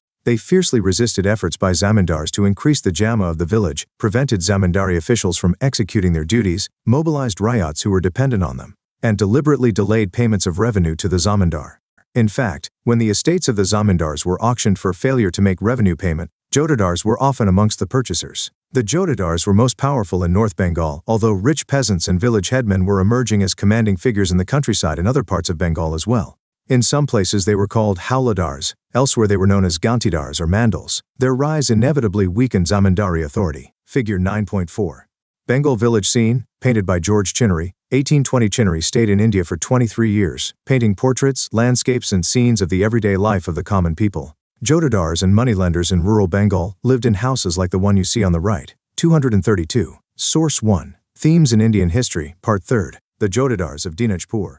Buchanan described the ways in which the jotadars of Dinajpur in North Bengal resisted being disciplined by the zamindar and undermined his power. Landlords do not like this class of men, but it is evident that they are absolutely necessary, unless the landlords themselves would advance money to their necessitous tenantry. The jotadars who cultivate large portions of lands are very refractory, and know that the zamindars have no power over them. They pay only a few rupees on account of their revenue and then fall in balance almost every kist. They hold more lands than they are entitled to by their patas. Should the zamindar's officers, in consequence, summon them to the kacheri and detain them for 1 or 2 hours with a view to reprimand them, they immediately go and complain at the Fusdari Thana for imprisonment and at the Munsif's kacheri for being dishonored, and whilst the causes continue unsettled, they instigate the petty riots not to pay their revenue consequently. Describe the ways in which the jotadars resisted the authority of the zamindars. Figure 9.5 Power in rural Bengal. Read the text accompanying Fig. Carefully and insert the following terms in appropriate places along the arrows: rent, revenue, interest, loan, produce.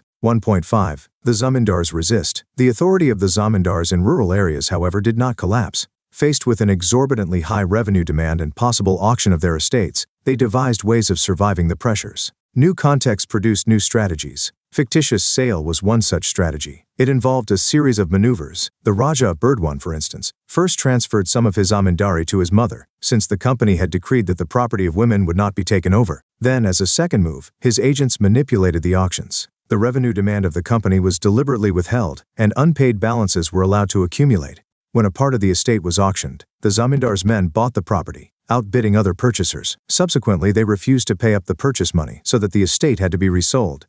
Once again it was bought by the zamindar's agents, once again the purchase money was not paid, and once again there was an auction. This process was repeated endlessly, exhausting the state and the other bidders at the auction. At last the estate was sold at a low price back to the zamindar, The colonialism and the countryside. Zamindar never paid the full revenue demand. The company rarely recovered the unpaid balances that had piled up.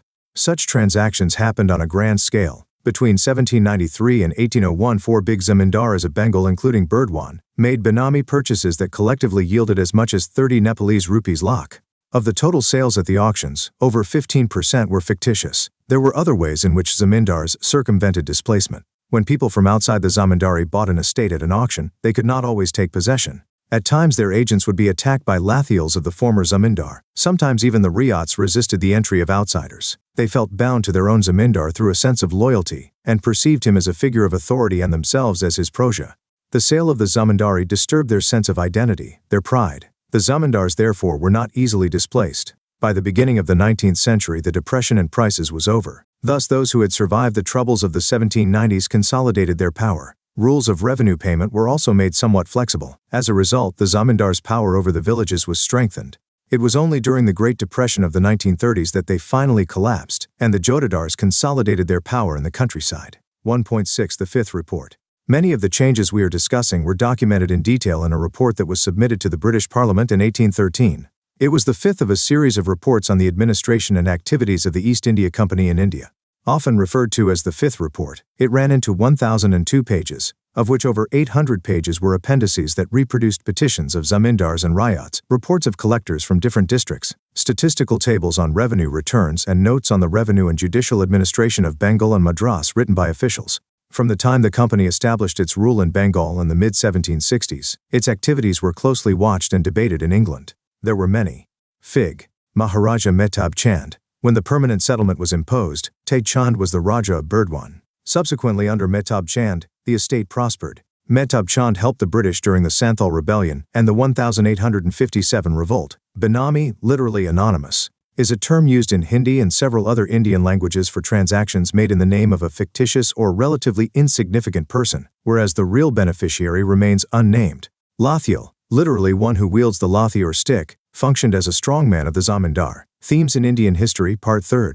Groups in Britain who were opposed to the monopoly that the East India Company had over trade with India and China. These groups wanted a revocation of the royal charter that gave the company this monopoly. An increasing number of private traders wanted a share in the India trade, and the industrialists of Britain were keen to open up the Indian market for British manufactures. Many political groups argued that the conquest of Bengal was benefiting only the East India Company but not the British nation as a whole. Information about company misrule and maladministration was hotly debated in Britain, and incidents of the greed and corruption of company officials were widely publicized in the press. The British Parliament passed a series of acts in the late 18th century to regulate and control company rule in India. It forced the company to produce regular reports on the administration of India and appointed committees to inquire into the affairs of the company.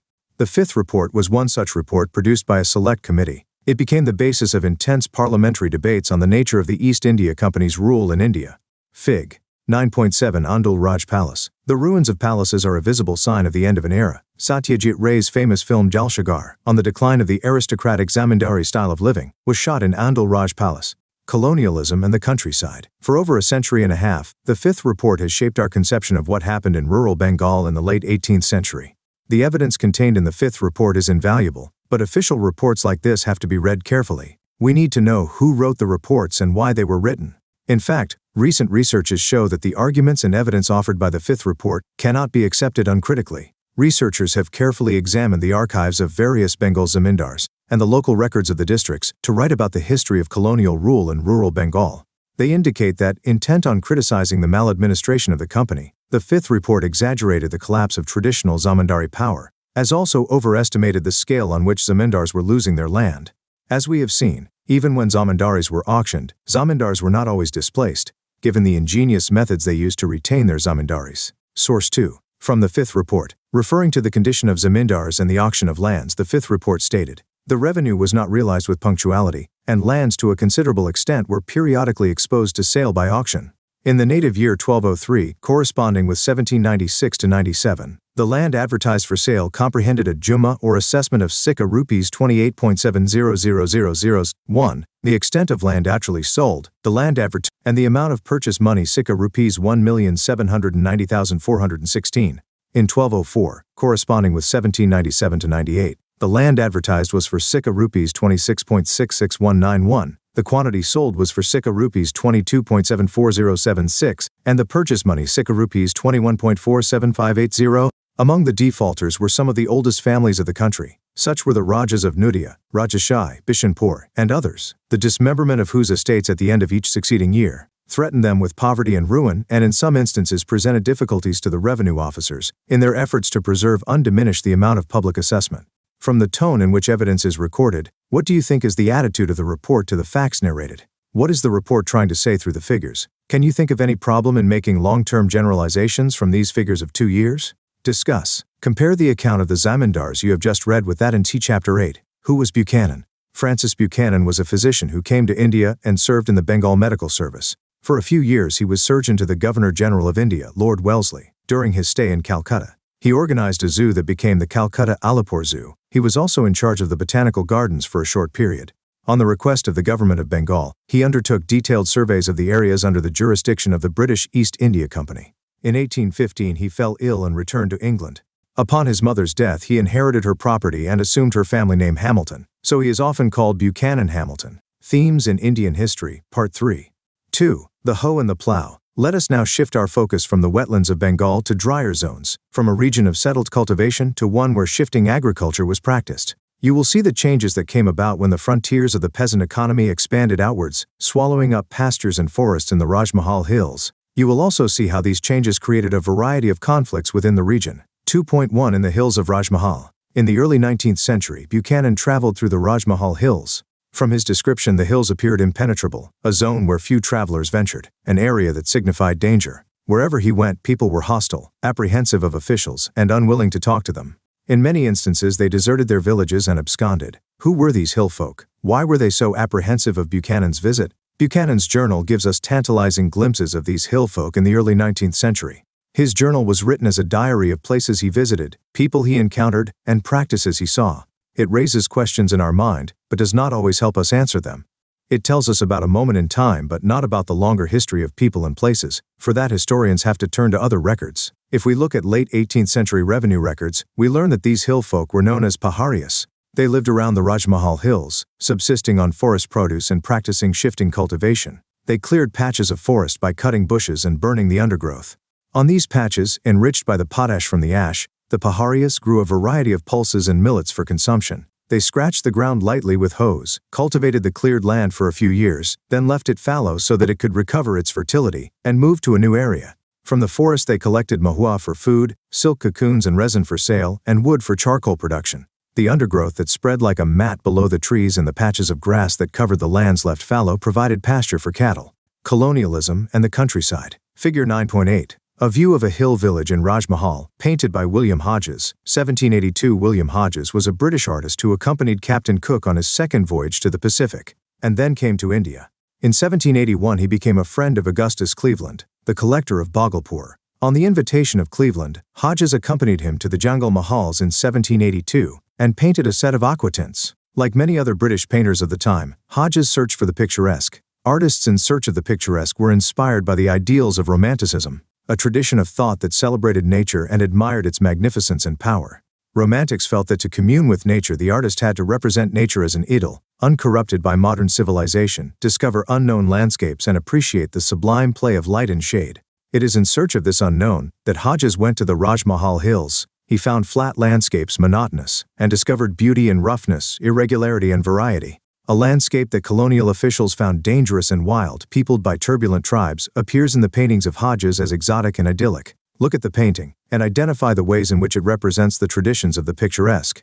The life of the Paharias as hunters, shifting cultivators, food gatherers, charcoal producers, silkworm rearers, was thus intimately connected to the forest. They lived in hutments within tamarind groves, and rested in the shade of mango trees. They considered the entire region as their land, the basis. Aquatint is a picture produced by cutting into a copper sheet with acid and then printing it. 238. Themes in Indian History, Part 3, Figure 9.9. A view of Jangal territory, painted by William Hodges. Here you can see the forested low hills and the rocky upper ranges, nowhere actually above 2,000 feet. By centering the hills and viewing them from below, Hodges emphasizes their inaccessibility. Look at Figs 9.8 and 9.9. Describe how the pictures represent the relationship between tribal people and nature, of their identity as well as survival, and they resisted the intrusion of outsiders. Their chiefs maintained the unity of the group, settled disputes and led the tribe in battles with other tribes and plains people. With their base in the hills, the Paharias regularly raided the plains where settled agriculturists lived. These raids were necessary for survival, particularly in years of scarcity. They were a way of asserting power over settled communities, and they were a means of negotiating political relations with outsiders. The zamindars on the plains had to often purchase peace by paying a regular tribute to the hill chiefs. Traders similarly gave a small amount to the hill folk for permission to use the passes controlled by them. Once the toll was paid, the Paharia chiefs protected the traders, ensuring that their goods were not plundered by anyone. This negotiated peace was somewhat fragile. It broke down in the last decades of the 18th century when the frontiers of settled agriculture were being aggressively extended in eastern India. The British encouraged forest clearance, and zamindars and jotedars turned uncultivated lands into rice fields. To the British, extension of settled agriculture was necessary to enlarge the sources of land revenue, produce crops for export, and establish the basis of a settled, ordered society. They also associated forests with wildness, and saw forest people as savage, unruly, primitive, and difficult to govern, so they felt that forests had to be cleared. Colonialism and the countryside. Settled agriculture established and forest people tamed, civilized, and persuaded to give up hunting and take to plow agriculture. As settled agriculture expanded, the area under forests and pastures contracted. This sharpened the conflict between hill folk and settled cultivators. The former began to raid settled villages with increasing regularity, carrying away food grains and cattle. Exasperated colonial officials tried desperately to control and subdue the Paharias, but they found the task difficult. In the 1770s, the British embarked on a brutal policy of extermination, hunting the Paharias down and killing them. Then, by the 1780s, Augustus Cleveland, the collector of Bhagalpur, proposed a policy of pacification. Paharia chiefs were given an annual allowance and made responsible for the proper conduct of their men. They were expected to maintain order in their localities and discipline their own people. Many Paharia chiefs refused the allowances. Those who accepted most often lost authority within the community. Being in the pay of the colonial government, they came to be perceived as subordinate employees or stipendiary chiefs. As the pacification campaigns continued, the Paharias withdrew deep into the mountains, insulating themselves from hostile forces and carrying on a war with outsiders. So when Buchanan traveled through the region in the winter of 181–0–11, the Paharias naturally viewed him with suspicion and distrust. The experience of pacification campaigns and memories of brutal repression shaped their perception of British infiltration into the area.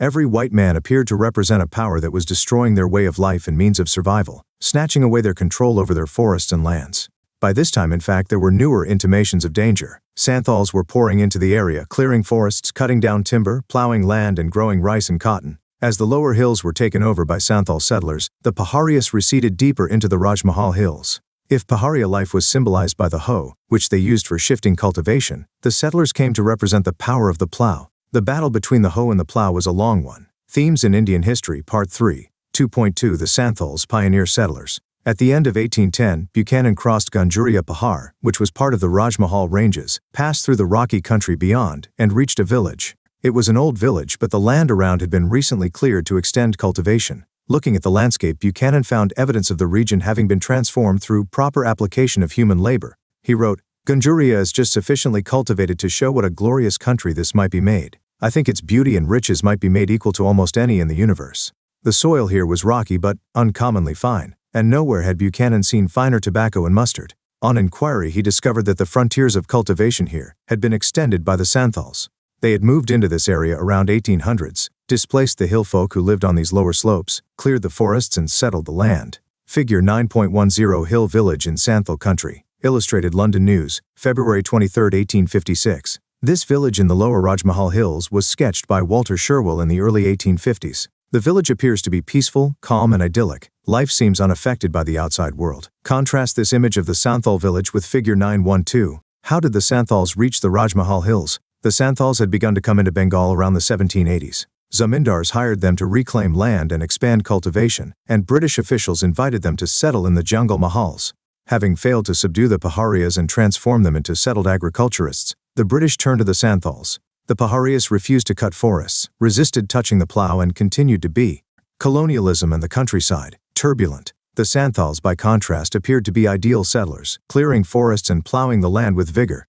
The Santhals were given land and persuaded to settle in the foothills of Rajmahal. By 1832, a large area of land was demarcated as Damanthko. This was declared to be the land of the Santhals. They were to live within it, practice plow agriculture, and become settled peasants. The land grant to the Santhals stipulated that at least 1/10 of the area was to be cleared and cultivated within the first 10 years. The territory was surveyed and mapped. Enclosed with boundary pillars, it was separated from both the world of the settled agriculturists of the plains and the Paharias of the hills. After the demarcation of Damina First Co., Santhal settlements expanded rapidly. From 40 Santhal villages in the area in 1838, as many as 1,473 villages had come up by 1851. Over the same period, the Santhal population increased from a mere 3,000 to over 82,000. As cultivation expanded, an increased volume of revenue flowed into the company's coffers. Santhal myths and songs of the 19th century refer very frequently to a long history of travel. They represent the Santhal past as one of continuous mobility, a tireless search for a place to settle.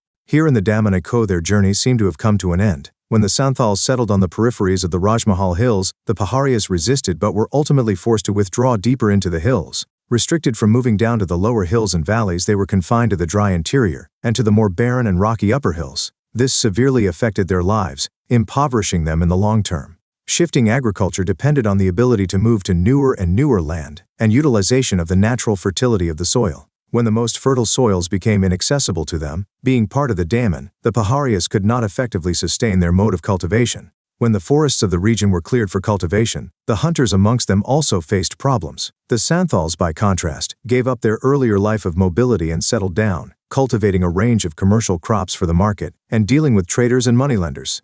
Themes in Indian History, Part 3. Fig. 9.1 Sidhu Manji, the leader of the Santhal rebellion. The Santhals, however, soon found that the land they had brought under cultivation was slipping away from their hands.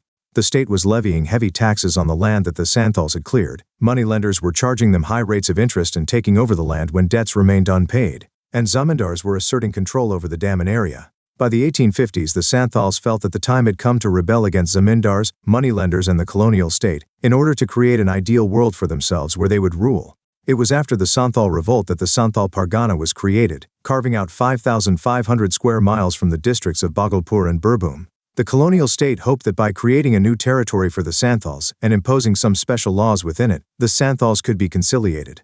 Fig. 9.12. Santhals fight the sepoys of the British Raj. Illustrated London News, February 23, 1856. The rebellion changed the British perception of the Santhals. Villages that had earlier seemed calm and peaceful now appeared to have become places of violent and savage deeds. Colonialism and the countryside. Imagine you are a reader of the Illustrated London News in England. How will you react to the images depicted in Figs 9.12, 9.13, and 9.14? What image of the Santhals would these pictures create in your mind? Fig. 9.13 Burning of Santhal Villages. Illustrated London News, February 23, 1856. After the rebellion was crushed, the region was searched, suspects were picked up, and villages set on fire. Images of the burning villages were shown to the public in England, once again as a demonstration of the might of the British and their ability to crush rebellion and impose colonial order. Fig. 9.14 Santhal prisoners being taken away. Illustrated London News, 1856. Notice how images like this one seek to convey political messages. At the center you can see British officials triumphantly riding on an elephant. One officer on a horse is smoking a hookah, a picture that emphasizes that the time of trouble was over, the rebellion had been crushed. The rebels are now in chains, being taken away to jail, escorted and surrounded by soldiers of the company. Source 3. Buchanan on the Santhals. Buchanan wrote, "They are very clever in clearing new lands but live meanly. Their huts have no fence, and the walls are made of small sticks placed upright close together and plastered within with clay. They are small and slovenly, and too flat-roofed with very little arch." Source 4. The rocks near Kaduya. Buchanan's journal is packed with observations like the following. About a mile farther on, came to a low ledge of rocks without any evident strata. It is a small grained granite with reddish feldspar, with quartz and black mica. More than half a mile from thence, I came to another rock not stratified, and consisting of very fine-grained granite with yellowish feldspar, whitish quartz and black mica. Themes in Indian History, Part 3. 2.3 The accounts of Buchanan. We have been drawing on Buchanan's account, but while reading his reports we should not forget that he was an employee of the British East India Company. His journeys were not simply inspired by the love of landscape and the desire to discover the unknown. He marched everywhere with a large army of people, draftsmen, surveyors, palanquin bearers, coolies. The costs of the travels were borne by the East India Company since it needed the information that Buchanan was expected to collect. Buchanan had specific instructions about what he had to look for and what he had to record. When he arrived at a village with his army of people, he was immediately perceived as an agent of the Sarkar. As the company consolidated its power and expanded its commerce, It looked for natural resources it could control and exploit. It surveyed landscapes and revenue sources, organized voyages of discovery, and sent its geologists and geographers, its botanists and medical men to collect information. Buchanan, undoubtedly an extraordinary observer, was one such individual. Everywhere Buchanan went, he obsessively observed the stones and rocks and the different strata and layers of soil. He searched for minerals in stones that were commercially valuable. He recorded all signs of iron ore and mica, granite and saltpeter. He carefully observed local practices of salt making and iron ore mining. When Buchanan wrote about a landscape, he most often described not just what he saw, what the landscape was like, but also how it could be transformed and made more productive, what crops could be cultivated, which trees cut down, and which ones grown. And we must remember that his vision and his priorities were different from those of the local inhabitants. His assessment of what was necessary was shaped by the commercial concerns of the company and modern Western notions of what constituted progress. He was inevitably critical of the lifestyles of forest dwellers and felt that forests had to be turned into agricultural lands, colonialism and the countryside. Source 5. On clearance and settled cultivation. Passing through one village in the lower Rajmahal Hills, Buchanan wrote, "The view of the country is exceedingly fine. The cultivation, especially the narrow valleys of rice winding in all directions, the cleared lands with scattered trees, and the rocky hills are in perfection. All that is wanted is some appearance of progress in the area, and a vastly extended and improved cultivation, of which the country is highly susceptible. Plantations of Asan and Palas for Tessar and Lak should occupy the place of woods to as great an extent as the demand will admit. The remainder might be all cleared, and the greater part cultivated, while what is not fit for the purpose might rear Plamira and Moa." 3. A revolt in the countryside, the Bombay Deccan. You have read about how the lives of peasants and zamindars of colonial Bengal, and the Paharias and Santhals of the Rajmahal Hills were changing. Now let us move across to Western India, and to a later period, and explore what was happening in the countryside in the Bombay Deccan. One way of exploring such changes is by focusing on a peasant revolt. In such climactic times, rebels express their anger and fury. They rise against what they perceive to be injustice and the causes of their suffering. If we try to understand the premises of their resentment and peel the layers of their anger, we get a glimpse of their life and experience that is otherwise hidden from us. Revolts also produce records that historians can look at. Alarmed by the actions of rebels and keen on restoring order, state authorities do not simply repress a rebellion. They try and understand it, inquire into its causes so that policies can be formulated and peace established. These inquiries produce evidence that historians can explore. Through the 19th century, peasants in various parts of India rose in revolt against. Discuss. What does Buchanan's description tell us about his ideas of development? Illustrate your argument by quoting from the excerpts. If you were a Paharia forest dweller, how would you have reacted to these ideas? 246. Themes in Indian History, Part 3.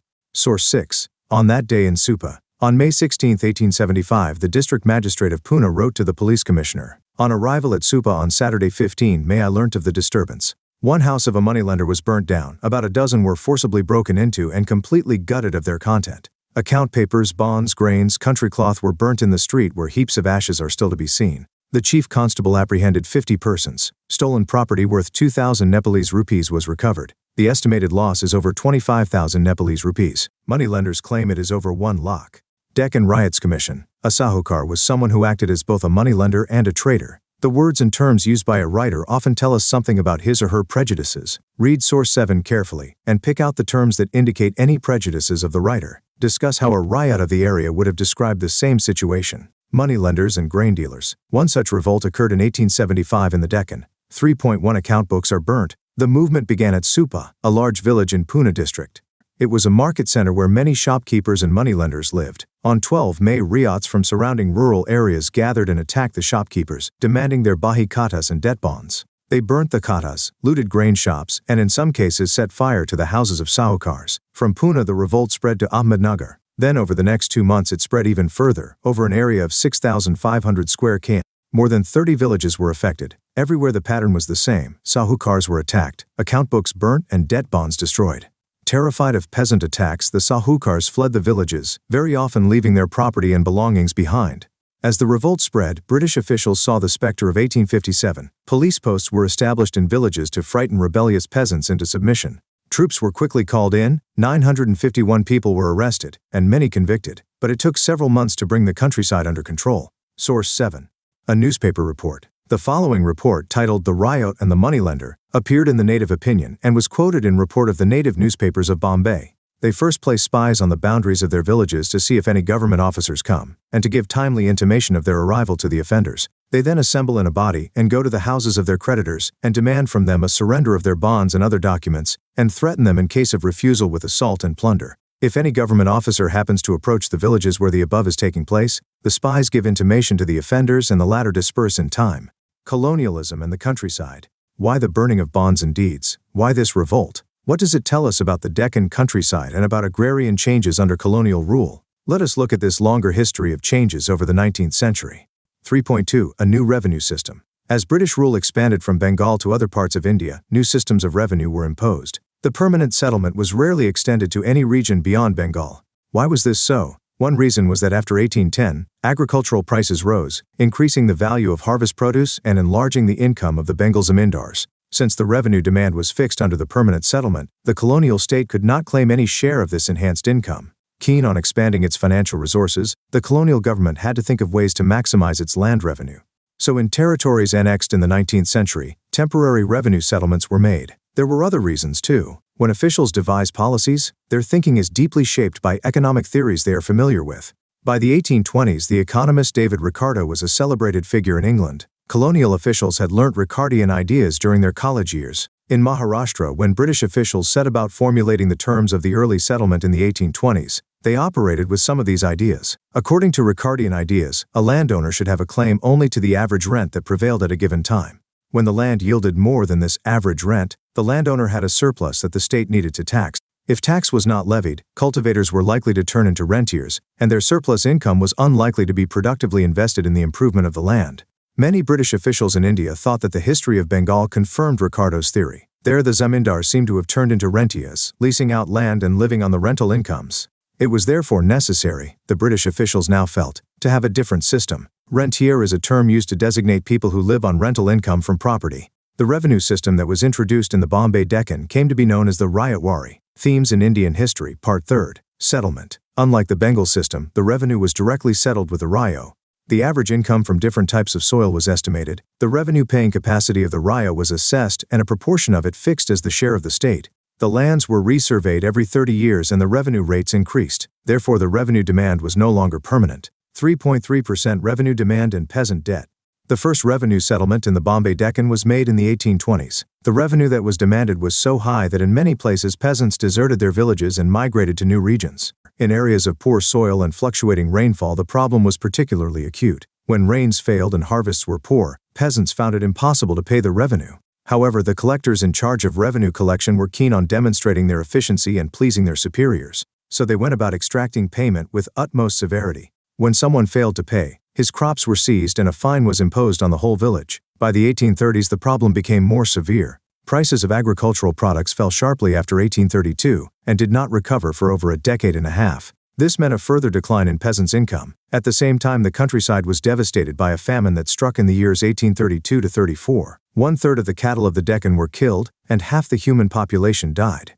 Those who survived had no agricultural stocks to see them through the crisis. Unpaid balances of revenue mounted. How did cultivators live through such years? How did they pay the revenue, procure their consumption needs, purchase their plows and cattle, or get their children married? Inevitably, they borrowed. Revenue could rarely be paid without a loan from a moneylender, but once a loan was taken, the Rayo found it difficult to pay it back. As debt mounted and loans remained unpaid, peasants' dependence on moneylenders increased. They now needed loans even to buy their everyday needs and meet their production expenditure. By the 1840s, officials were finding evidence of alarming levels of peasant indebtedness everywhere. Colonialism and the countryside. By the mid-1840s, there were signs of an economic recovery of sorts. Many British officials had begun to realize that the settlements of the 1820s had been harsh. The revenue demanded was exorbitant, the system rigid, and the peasant economy on the verge of collapse. So the revenue demand was moderated to encourage peasants to expand cultivation. After 1845, agricultural prices recovered steadily. Cultivators were now extending their acreage, moving into new areas and transforming pastureland into cultivated fields. But to expand cultivation, peasants needed more plows and cattle. They needed money to buy seeds and land. For all this, they had to turn once again to moneylenders for loans. 3.4 Then came the cotton boom. Before the 1860s, 3/4 of raw cotton imports into Britain came from America. British cotton manufacturers had for long been worried about this dependence on American supplies. What would happen if this source was cut off? Troubled by this question, they eagerly looked for alternative sources of supply. In 1857, the Cotton Supply Association was founded in Britain, and in 1859, the Manchester Cotton Company was formed. Their objective was to encourage cotton production in every part of the world. Figure 9 in the graph, the cotton boom. The line in the graph indicates the rise and fall in cotton prices. Fig. 916. Carts transporting cotton halting under a banyan tree. Illustrated London News, December 13, 1862. Themes in Indian History, Part 3. Suited for its growth. India was seen as a country that could supply cotton to Lancashire if the American supply dried up. It possessed suitable soil, a climate favorable to cotton cultivation, and cheap labor. The three panels in Figure 9.17 depict different modes of transporting cotton. Notice the bullocks collapsing under the weight of the cotton, the boulders on the road, and the huge pile of bales on the boat. What is the artist suggesting through these images? When the American Civil War broke out in 1861, a wave of panic spread through cotton circles in Britain. Raw cotton imports from America fell to less than 3% of the normal, from over 2 million bales in 1861 to 55,000 bales in 1862.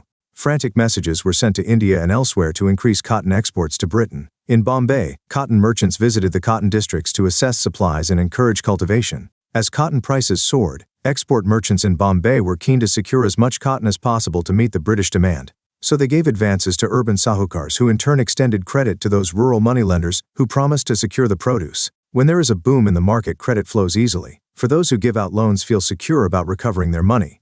Transporting cotton before the railway era. Illustrated London News, April 20, 1861. When cotton supplies from America were cut off during the Civil War, Britain hoped that India would supply all the cotton that British industries needed. It began assessing the supply, examining the quality of cotton, and studying the methods of production and marketing. This interest was reflected in the pages of the Illustrated London News. Colonialism and the countryside. These developments had a profound impact on the Deccan countryside. The ryots in the Deccan villages suddenly found access to seemingly limitless credit. They were being given 100 Nepalese rupees as advance for every acre they planted with cotton. Sahukars were more than willing to extend long-term loans. While the American crisis continued, cotton production in the Bombay Deccan expanded. Between 1860 and 1864, cotton acreage doubled. By 1862, over 90% of cotton imports into Britain were coming from India. But these boom years did not bring prosperity to all cotton producers. Some rich peasants did gain, but for the large majority, cotton expansion meant heavier debt. Fig. 901. A fleet of boats carrying cotton bales down the Ganges from Mirzapur. Illustrated London News, December 13, 1862. Before the railway age, the town of Mirzapur was a collection center for cotton from the Deccan. Figure 9.19. Cotton bales lying at the Bombay terminus of the Great Indian Peninsula Railway, ready for shipment to England. Illustrated London News, August 23, 1862. Once the railways came up, cotton supplies were not carried only on carts and boats. River traffic declined over time, but older modes of transport were not fully displaced. The loaded bullock cart in the foreground on the right is waiting to carry cotton bales from the railway station to the port. Source 8. A riot petitions. This is an example of a petition from a riot of the village of Mirajgaon, Taluka Karjat, to the collector Ahmednagar Deccan Riots Commission. The Sahukars have of late begun to oppress us. As we cannot earn enough to defray our household expenses, we are actually forced to beg of them to provide us with money, clothes, and grain, which we obtain from them not without great difficulty, nor without their compelling us to enter into hard conditions in the bond. Moreover, the necessary clothes and grain are not sold to us at cash rates. The prices asked from us are generally 25 or 50% more than demanded from customers making ready money payments. The produce of our fields is also taken by the Sahukars, who at the time of removing it assure us that it will be credited to our account, but they do not actually make any mention of it in the accounts. They also refuse to pass us any receipts for the produce so removed by them. Themes in Indian History, Part 3. 3.5 Credit dries up. While the boom lasted, cotton merchants in India had visions of capturing the world market in raw cotton, permanently displacing America. The editor of the Bombay Gazette had asked in 1861, "What can prevent India from supplanting the slave states as the feeder of Lancashire?" By 1865, these dreams were over. As the Civil War ended, cotton production in America revived and Indian cotton exports to Britain steadily declined. Export merchants and sahukars in Maharashtra were no longer keen on extending long-term credit. They could see the demand for Indian cotton fall, and cotton prices slide downwards, so they decided to close down their operations, restrict their advances to peasants, and demand repayment of outstanding debts. While credit dried up, the revenue demand increased. The first revenue settlement, as we have seen, was in the 1820s and 1830s. Now it was time for the next. And in the new settlement, the demand was increased dramatically, from 50 to 100%. How could ryots pay this inflated demand at a time when prices were falling and cotton fields disappearing? Yet again they had to turn to the moneylender, but the moneylender now refused loans. He no longer had confidence in the Ryot's capacity to repay. 3.6. The experience of injustice. The refusal of moneylenders to extend loans enraged the Ryots. What infuriated them was not simply that they had got deeper and deeper into debt, or that they were utterly dependent on the moneylender for survival, but that moneylenders were being insensitive to their plight. The moneylenders were violating the customary norms of the countryside. Moneylending was certainly widespread before colonial rule, and moneylenders were often powerful. Explain the complaints that the Ryot is making in the petition. Why was the harvest taken by the moneylenders not credited to the peasants' account? Why were peasants not given any receipts? If you were a moneylender, what reasons would you give for these practices? Colonialism and the countryside. Figures. A variety of customary norms regulated the relationship between the moneylender and the Ryot. One general norm was that the interest charged could not be more than the principal. This was meant to limit the moneylender's exactions and defined what could be counted as fair interest. Under colonial rule, this norm broke down. In one of the many cases investigated by the Deccan Ryots Commission, the moneylender had charged over 2,000 Nepalese rupees as interest on a loan of 100 Nepalese rupees. In petition after petition, Ryots complained of the injustice of such exactions and the violation of custom. Source 9. Deeds of hire. When debts mounted, the peasant was unable to pay back the loan to the moneylender. He had no option but to give over all his possessions, land, carts, and animals to the moneylender. But without animals, he could not continue to cultivate. So he took land on rent and animals on hire. He now had to pay for the animals which had originally belonged to him. He had to sign a deed of hire stating very clearly that these animals and carts did not belong to him. In cases of conflict, these deeds could be enforced through the court. The following is the text of a deed that a peasant signed in November 1873, from the records of the Deccan Ryots Commission. I have sold to you on account of the debt due to you, my 2 carriages having iron axles, with their appurtenances and 4 bullocks. I have taken from you on hire under deed the very same 2 carriages and 4 bullocks. I shall pay every month the hire thereof at Rs4 a month, and obtain a receipt in your own handwriting. In the absence of a receipt, I shall not contend that the hire had been paid. The Ryots came to see the moneylender as devious and deceitful. They complained of moneylenders manipulating laws and forging accounts. In 1859, the British passed a limitation law that stated that the loan bonds signed between moneylenders and Ryots would have validity for only 3 years. This law was meant to check the accumulation of interest over time. The moneylender, however, turned. List all the commitments that the peasant is making in this deed. What does such a deed of hire tell us about the relationship between the peasant and the moneylender? How would it change the relationship between the peasant and the bullocks he previously owned? Themes in Indian History, Part 3. The law around forcing the Ryot to sign a new bond every 3 years. When a new bond was signed, the unpaid balance, that is, the original loan and the accumulated interest, was entered as the principal on which a new set of interest charges was calculated. In petitions that the Deccan Ryots Commission collected, Ryots described how this process worked and how moneylenders used a variety of other means to shortchange the Ryot. They refused to give receipts when loans were repaid, entered fictitious figures in bonds, acquired the peasants' harvest at low prices, and ultimately took over peasants' property. Deeds and bonds appeared as symbols of the new oppressive system. In the past, such deeds had been rare. The British, however, were suspicious of transactions based on informal understanding, as was common in the past. The terms of transactions, they believed, had to be clearly, unambiguously, and categorically stated in contracts, deeds, and bonds and regulated by law. Unless the deed or contract was legally enforceable, it had no value. Over time, peasants came to associate the misery of their lives with the new regime of bonds and deeds. They were made to sign and put thumb impressions on documents, but they did not know what they were actually signing. They had no idea of the clauses that moneylenders inserted in the bonds. They feared the written word, but they had no choice because to survive they needed loans, and moneylenders were unwilling to give loans without legal bonds. Source 10. How debts mounted. Calculate the rate of interest that the Ryot was paying over the years. In a petition to the Deccan Ryots Commission, a Ryot explained how the system of loans worked. A Sokar lends his debtor 100 Nepalese rupees on bond at 3 Nepalese rupees annas % per mensem. The latter agrees to pay the amount within 8 days from the passing of the bond. 3 years after the stipulated time for repaying the amount, the Sokar takes from his debtor another bond for the principal and interest together at the same rate of interest, and allows him 125 days' time to liquidate the debt. After the lapse of 3 years and 15 days, a third bond is passed by the debtor. At the end of 12 years, his interest on 1,000 Nepalese rupees amounts to Rs 2,028 to 10 annas minus 3 pays. Colonialism and the countryside. 4. The Deccan Ryots Commission. When the revolt spread in the Deccan, the government of Bombay was initially unwilling to see it as anything serious, but the government of India, worried by the memory of 1857, pressurized the government of Bombay to set up a commission of inquiry to investigate into the causes of the riots. The commission produced a report that was presented to the British Parliament in 1878. This report, referred to as the Deccan Ryots Report, provides historians with a range of sources for the study of the riot. The commission held inquiries in the districts where the riots spread, recorded statements of riots, sahukars and eyewitnesses, compiled statistical data on revenue rates, prices and interest rates in different regions, and collated the reports sent by district collectors.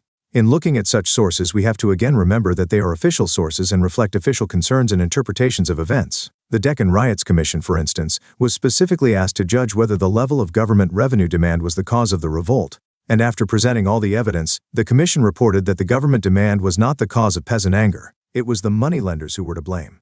This argument is found very frequently in colonial records. This shows that there was a persistent reluctance on the part of the colonial government to admit that popular discontent was ever on account of government action. Official reports, thus, are invaluable sources for the reconstruction of history, but they have to be always read with care and juxtaposed with evidence culled from newspapers, unofficial accounts, legal records, and, where possible, oral sources. Discuss. Check what rates of interest are charged in the region where you live at present. Find out whether these rates have changed over the last 50 years. Is there a variation in the rates paid by different groups of people? What are the reasons for the differences? Figure 9.20. A rural scene, painted by William Prinsep, 1820. Answer in 100 to 150 words. 1. Why was the Jotedar a powerful figure in many areas of rural Bengal? 2. How did zamindars manage to retain control over their zamindaris? 3. How did the Paharias respond to the coming of outsiders? 4. Why did the Santhals rebel against British rule? 5. What explains the anger of the Deccan riots against the moneylenders? Colonialism and the countryside. Write a short essay on the following. 6. Why were many zamindaris auctioned after the permanent settlement? 7. In what way was the livelihood of the Paharias different from that of the Santhals?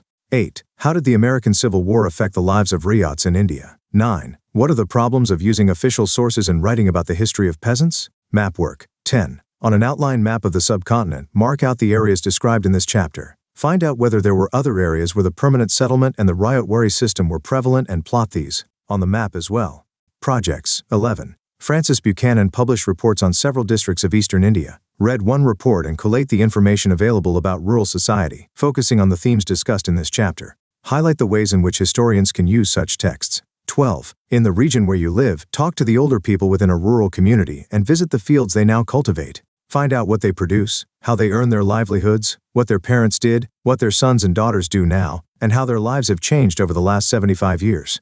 Write a report based on your findings. If you would like to know more, read Sugata Bose, 1986, Agrarian Bengal, Cambridge University Press, Cambridge, Francis Buchanan, Journal of Francis Buchanan kept during the survey of the district of Bhagalpur, Superintendent, Government Printing, Bihar and Orissa, Patna, Ramachandra Guha, 1989, The Unquiet Woods, Ecological Change and Peasant Resistance in the Himalayas, Oxford University Press, New Delhi, Sumit Guha, 1985, The Agrarian Economy of the Bombay Deccan, 1818 to 1941, Oxford University Press, New Delhi, Ravinder Kumar, 1968, Western India in the 19th Century, A Study in the Social History of Maharashtra, Routledge and Keegan Paul, London, Ratnalekha Ray, 1979, Change in Bengal Agrarian Society, c. 1760 to 1850, 1800, Dust Storm and the Hanging Mist, A Study of Birsa Munda and His Movement in Chotanagpur, Firma Kulmukhopadhyay, Calcutta, Theme 10,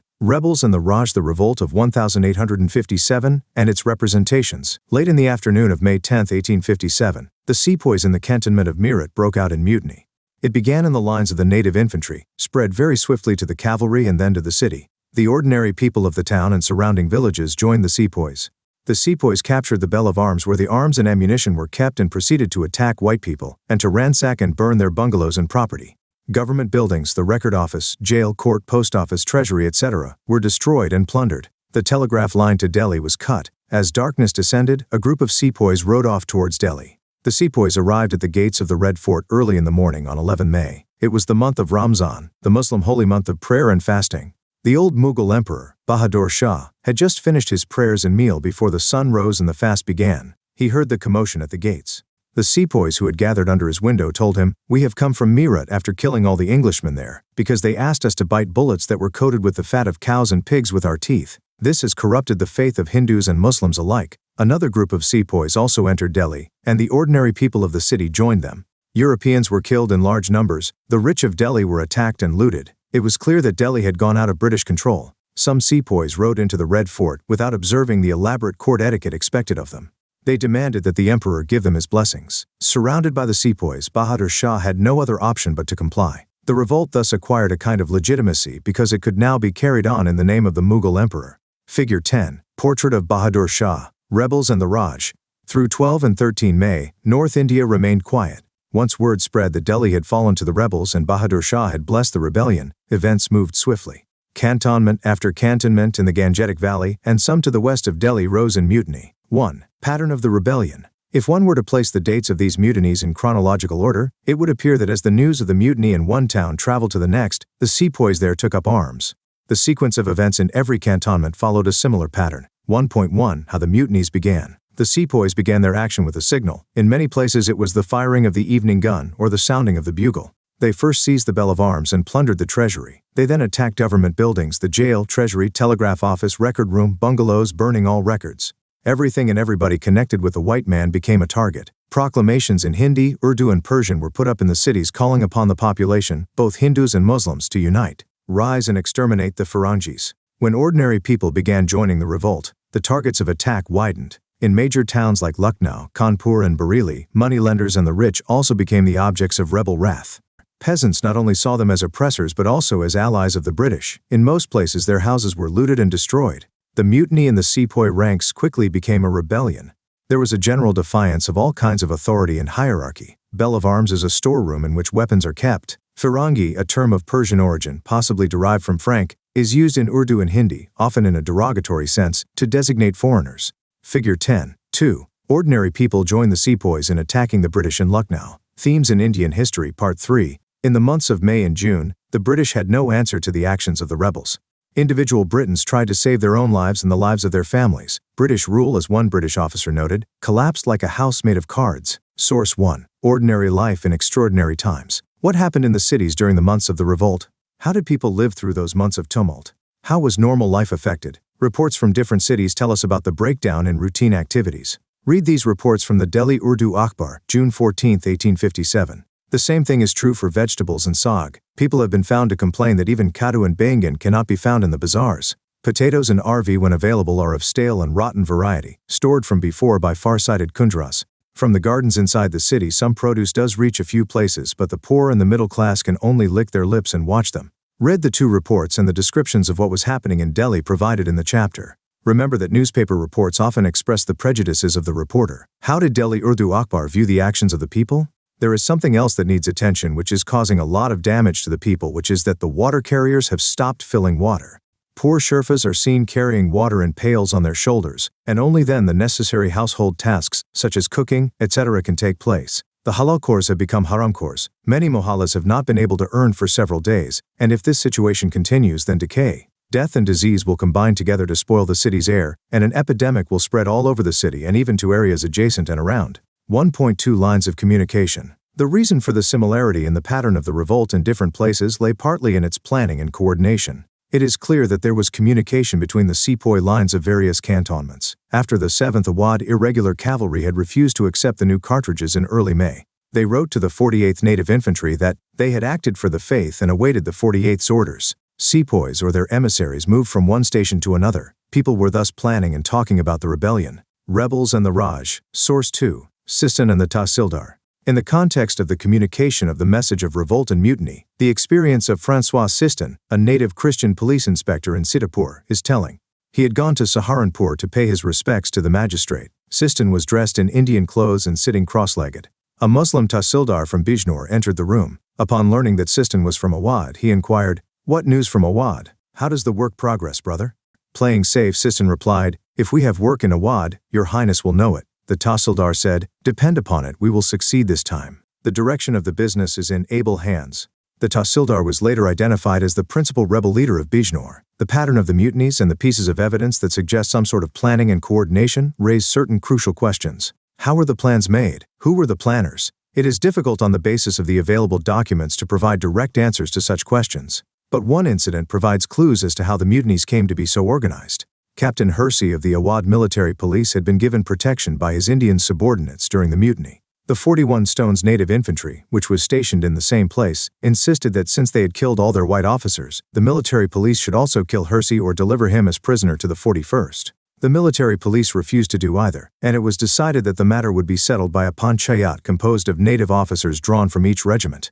Charles Ball, who wrote one of the earliest histories of the uprising, noted that panchayats were a nightly occurrence in the Kanpur sepoy lines. What this suggests is that some of the decisions were taken collectively. Given the fact that the sepoys lived in lines and shared a common lifestyle, and that many of them came from the same caste, it is not difficult to imagine them sitting together to decide their own future. The sepoys were the makers of their own rebellion. What does this conversation suggest about the ways in which plans were communicated and discussed by the rebels? Why did the Tahsildar regard Sisson as a potential rebel? Mutiny, a collective disobedience of rules and regulations within the armed forces. Revolt, a rebellion of people against established authority and power. The terms revolt and rebellion can be used synonymously. In the context of the revolt of 1857, the term revolt refers primarily to the uprising of the civilian population, while the mutiny was of the sepoys.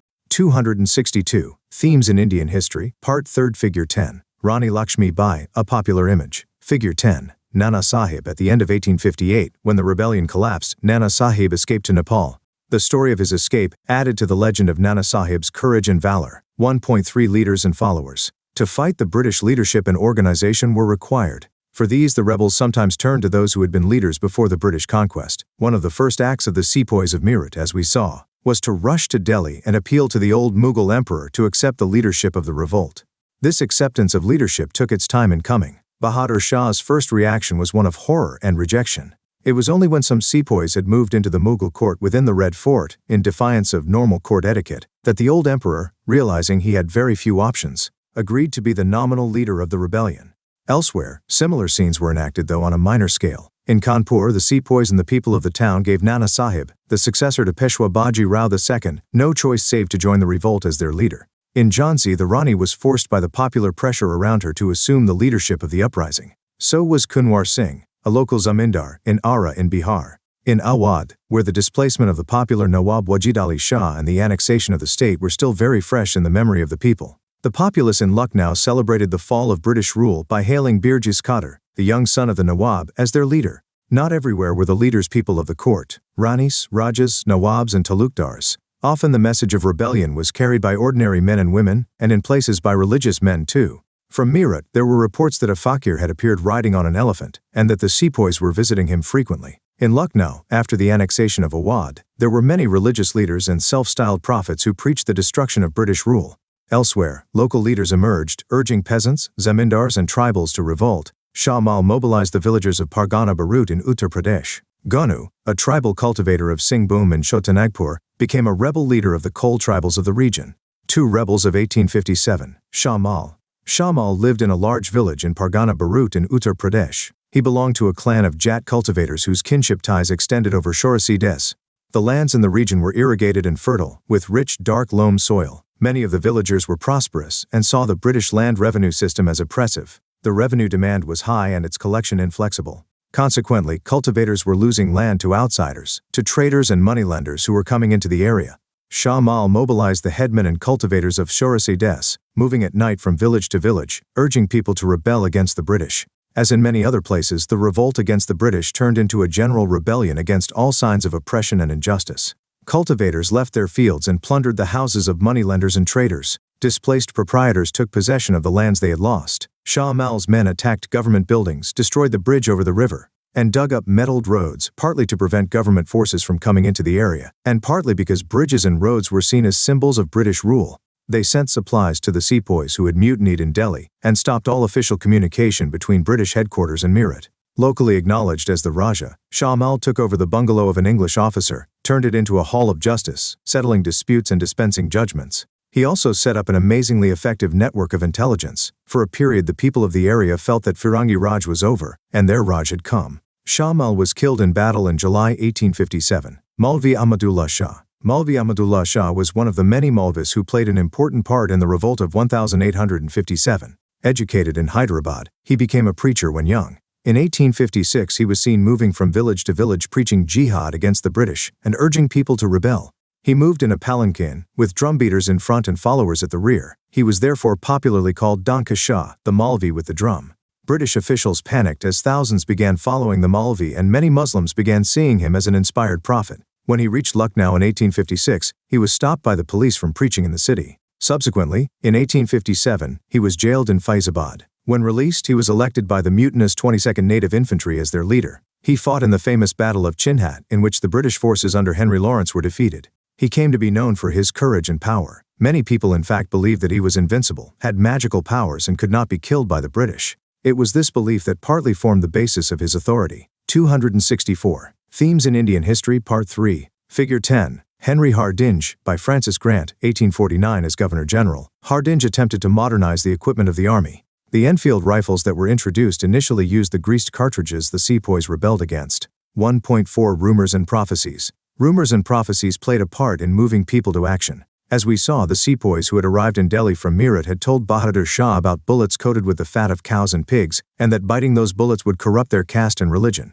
They were referring to the cartridges of the Enfield rifles which had just been given to them. The British tried to explain to the sepoys that this was not the case, but the rumor that the new cartridges were greased with the fat of cows and pigs spread like wildfire across the sepoy lines of North India. This is one rumor whose origin can be traced. Captain Wright, Commandant of the Rifle Instruction Depot, reported that in the third week of January 1857, a low-caste Khalasi who worked in the magazine in Dum Dum had asked a Brahmin sepoy for a drink of water from his lota. The sepoy had refused, saying that the lower caste's touch would defile the lota. The Khalasi had reportedly retorted, "You will soon lose your caste, as ere long you will have to bite cartridges covered with the fat of cows and pigs." We do not know the veracity of the report, but once this rumor started, no amount of assurances from British officers could stop its circulation, and the fear it spread among the sepoys. This was not the only rumor that was circulating in North India at the beginning of 1857. There was the rumor that the British government had hatched a gigantic conspiracy to destroy the caste and religion of Hindus and Muslims. To this end, the rumors said, the British had mixed the bone dust of cows and pigs into the flour that was sold in the market. In towns and cantonments, sepoys and the common people refused to touch the atta. There was fear and suspicion that the British wanted to convert Indians to Christianity. Panic spread fast. British officers tried to allay their fears, but in vain. These fears stirred men to action. The response to the call for action was reinforced by the prophecy that British rule would come to an end on the centenary of the Battle of Plassey, on June 23, 1857. Rumors were not the only thing circulating at the time. Reports came from various parts of North India that chapatis were being distributed from village to village. A person would come at night, and rebels in the Raj give a chapati to the watchman of the village and ask him to make 5 more and distribute to the next village, and so on. The meaning and purpose of the distribution of the chapatis was not clear and is not clear even today, but there is no doubt that people read it as an omen of an upheaval. 1.5. Why did people believe in the rumors? We cannot understand the power of rumors and prophecies in history by checking whether they are factually correct or not.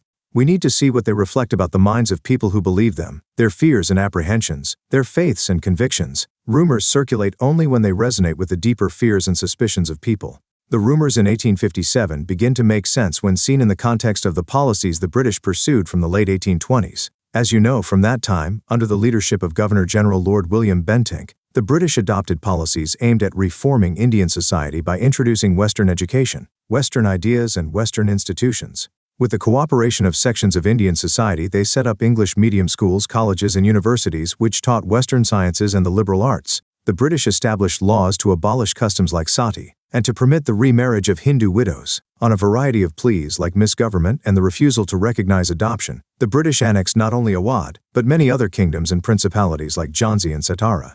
Once these territories were annexed, the British introduced their own system of administration, their own laws and their own methods of land settlement and land revenue collection. The cumulative impact of all this on the people of North India was profound. It seemed to the people that all that they cherished and held sacred, from kings and socio-religious customs to patterns of landholding and revenue payment, was being destroyed and replaced by a system that was more impersonal, alien and oppressive. This perception was aggravated by the activities of Christian missionaries. In such a situation of uncertainty, rumors spread with remarkable swiftness. To explore the basis of the revolt of 1857 in some detail, let us look at Awadh, one of the major centers where the drama of 1857 unfolded. Discuss. Read the section once more and explain the similarities and differences you notice in the ways in which leaders emerged during the revolt. For any two leaders, discuss why ordinary people were drawn to them. Resident was the designation of a representative of the Governor-General who lived in a state which was not under direct British rule. Subsidiary alliance. Subsidiary alliance was a system devised by Lord Wellesley in 1798. All those who entered into such an alliance with the British had to accept certain terms and conditions. The British would be responsible for protecting their ally from external and internal threats to their power. In the territory of the ally, a British armed contingent would be stationed. The ally would have to provide the resources for maintaining this contingent. The ally could enter into agreements with other rulers or engage in warfare only with the permission of the British. 2. Awad in revolt. 2.1. A cherry that will drop into our mouth one day. In 1851, Governor-General Lord Dalhousie described the Kingdom of Awad as a cherry that will drop into our mouth one day. 5 years later, in 1856, the kingdom was formally annexed to the British Empire. The conquest happened in stages. The subsidiary alliance had been imposed on Awad in 1801. By the terms of this alliance, the Nawab had to disband his military force, allow the British to position their troops within the kingdom, and act in accordance with the advice of the British resident who was now to be attached to the court. Deprived of his armed forces, the Nawab became increasingly dependent on the British to maintain law and order within the kingdom. He could no longer assert control over the rebellious chiefs and talukdars. In the meantime, the British became increasingly interested in acquiring the territory of Awad. They felt that the soil there was good for producing indigo and cotton, and the region was ideally located to be developed into the principal market of Upper India. By the early 1850s, moreover, all the major areas of India had been conquered: the Maratha lands, the Doab, the Carnatic, the Punjab and Bengal. The takeover of Awad in 1856 was expected to complete a process of territorial annexation that had begun with the conquest of Bengal almost a century earlier.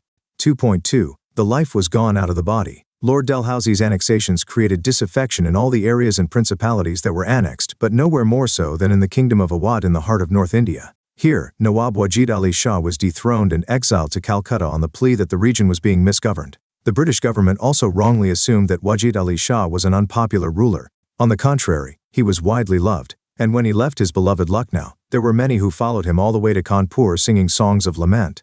The widespread sense of grief and loss at the Nawab's exile was recorded by many contemporary observers. One of them wrote, "The life was gone out of the body, and the body of this town had been left lifeless. There was no street or market and house, which did not wail out the cry of agony and separation of Yani Alam."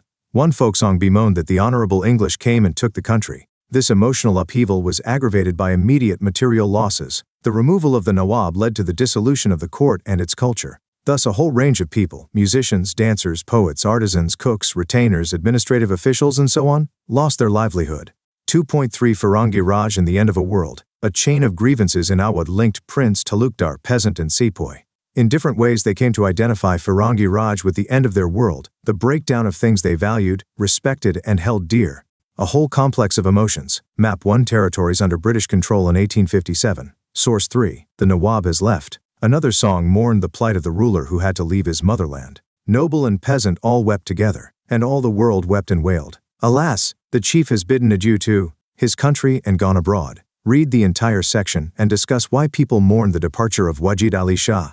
268. Themes in Indian History, Part 3, Figure 10. 6. A Zamindar from Awad, 1880. And issues, traditions, and loyalties worked themselves out in the revolt of 1857. In Awad, more than anywhere else, the revolt became an expression of popular resistance to an alien order. The annexation displaced not just the Nawab. It also dispossessed the talukdars of the region. The countryside of Awad was dotted with the estates and forts of talukdars who for many generations had controlled land and power in the countryside. Before the coming of the British, talukdars maintained armed retainers, built forts, and enjoyed a degree of autonomy, as long as they accepted the suzerainty of the Nawab and paid the revenue of their taluks. Some of the bigger talukdars had as many as 12,000 foot soldiers, and even the smaller ones had about 200. The British were unwilling to tolerate the power of the talukdars. Immediately after the annexation, the talukdars were disarmed and their forts destroyed. The British land revenue policy further undermined the position and authority of the talukdars. After annexation, the first British revenue settlement, known as the Summary Settlement of 1856, was based on the assumption that the talukdars were interlopers with no permanent stakes in land. They had established their hold over land through force and fraud. The Summary Settlement proceeded to remove the talukdars wherever possible. Figures show that in pre-British times, talukdars had held 67% of the total number of villages in Awad. By the Summary Settlement, this number had come down to 38%. The talukdars of southern Awad were the hardest hit, and some lost more than half of the total number of villages they had previously held. British land revenue officers believed that by removing talukdars they would be able to settle the land with the actual owners of the soil, and thus reduce the level of exploitation of peasants while increasing revenue returns for the state. But this did not happen in practice. Revenue flows for the state increased, but the burden of demand on the peasants did not decline. Officials soon found that large areas of Awad were actually heavily overassessed. The increase of revenue demand in some places was from 30 to 70%. Thus, neither talukdars nor peasants had any reasons to be happy with the annexation. Rebels and the Raj. The dispossession of talukdars meant the breakdown of an entire social order. The ties of loyalty and patronage that had bound the peasant to the talukdar were disrupted. In pre-British times, the talukdars were oppressors, but many of them also appeared to be generous father figures. They exacted a variety of dues from the peasant but were often considerate in times of need. Now, under the British, the peasant was directly exposed to overassessment of revenue and inflexible methods of collection. There was no longer any guarantee that in times of hardship or crop failure the revenue demand of the state would be reduced or collection postponed, or that in times of festivities the peasant would get the loan and support that the talukdar had earlier provided. In areas like Awadh, where resistance during 1857 was intense and long-lasting, the fighting was carried out by talukdars and their peasants. Many of these talukdars were loyal to the Nawab of Awadh, and they joined Begum Hazrat Mahal in Lucknow to fight the British. Some even remained with her in defeat. The grievances of the peasants were carried over into the sepoy lines, since a vast majority of the sepoys were recruited from the villages of Awadh. For decades, the sepoys had complained of low levels of pay and the difficulty of getting leave. By the 1850s, there were other reasons for their discontent. The relationship of the sepoys with their superior white officers underwent a significant change in the years preceding the uprising of 1857. In the 1820s, white officers made it a point to maintain friendly relations with the sepoys. They would take part in their leisure activities, they wrestled with them, fenced with them, and went out hawking with them. Many of them were fluent in Hindustani and were familiar with the customs and culture of the country. These officers were disciplinarian and father figure rolled into one. In the 1840s, this began to change. The officers developed a sense of superiority and started treating the sepoys as their racial inferiors, riding roughshod over their sensibilities. Abuse and physical violence became common, and thus the distance between sepoys and officers grew. Trust was replaced by suspicion. The episode of the greased cartridges was a classic example of this. Source 4. What talukdars thought. The attitude of the talukdars was best expressed by Hanwant Singh, the Raja of Kalakankar, near Raebareli. During the mutiny, Hanwant Singh had given shelter to a British officer and conveyed him to safety.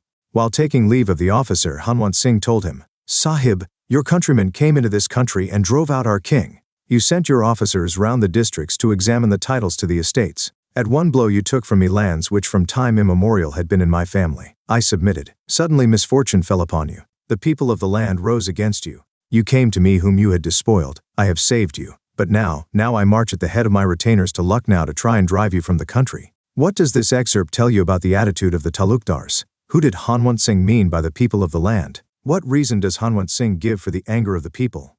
270. Figure 10. Bengal sepoys in European-style uniform. Discuss. Find out whether people in your state participated in the revolt of 1857. If they did, find out why they did so. If they did not, try and explain this. Themes in Indian History, Part 3. It is also important to remember that close links existed between the sepoys and the rural world of North India. The large majority of the sepoys of the Bengal army were recruited from the villages of Awadh and eastern Uttar Pradesh. Many of them were Brahmins or from the upper castes. Awadh was in fact called the nursery of the Bengal army. The changes that the families of the sepoys saw around them and the threats they perceived were quickly transmitted to the sepoy lines. In turn, the fears of the sepoys about the new cartridge, their grievances about leave, their grouse about the increasing misbehavior and racial abuse on the part of their white officers were communicated back to the villages. This link between the sepoys and the rural world had important implications in the course of the uprising. When the sepoys defied their superior officers and took up arms, they were joined very swiftly by their brethren in the villages. Everywhere, peasants poured into towns and joined the soldiers and the ordinary people of the towns in collective acts of rebellion. 3. What the rebels wanted. As victors, the British recorded their own trials and tribulations as well as their heroism. They dismissed the rebels as a bunch of ungrateful and barbaric people. The repression of the rebels also meant silencing of their voice. Few rebels had the opportunity of recording their version of events. Moreover, most of them were sepoys and ordinary people who were not literate. Thus, other than a few proclamations and ishtihars issued by rebel leaders to propagate their ideas and persuade people to join the revolt, we do not have much that throws light on the perspective of the rebels. Attempts to reconstruct what happened in 1857 are thus heavily and inevitably dependent on what the British wrote. While these sources reveal the minds of officials, they tell us very little about what the rebels wanted.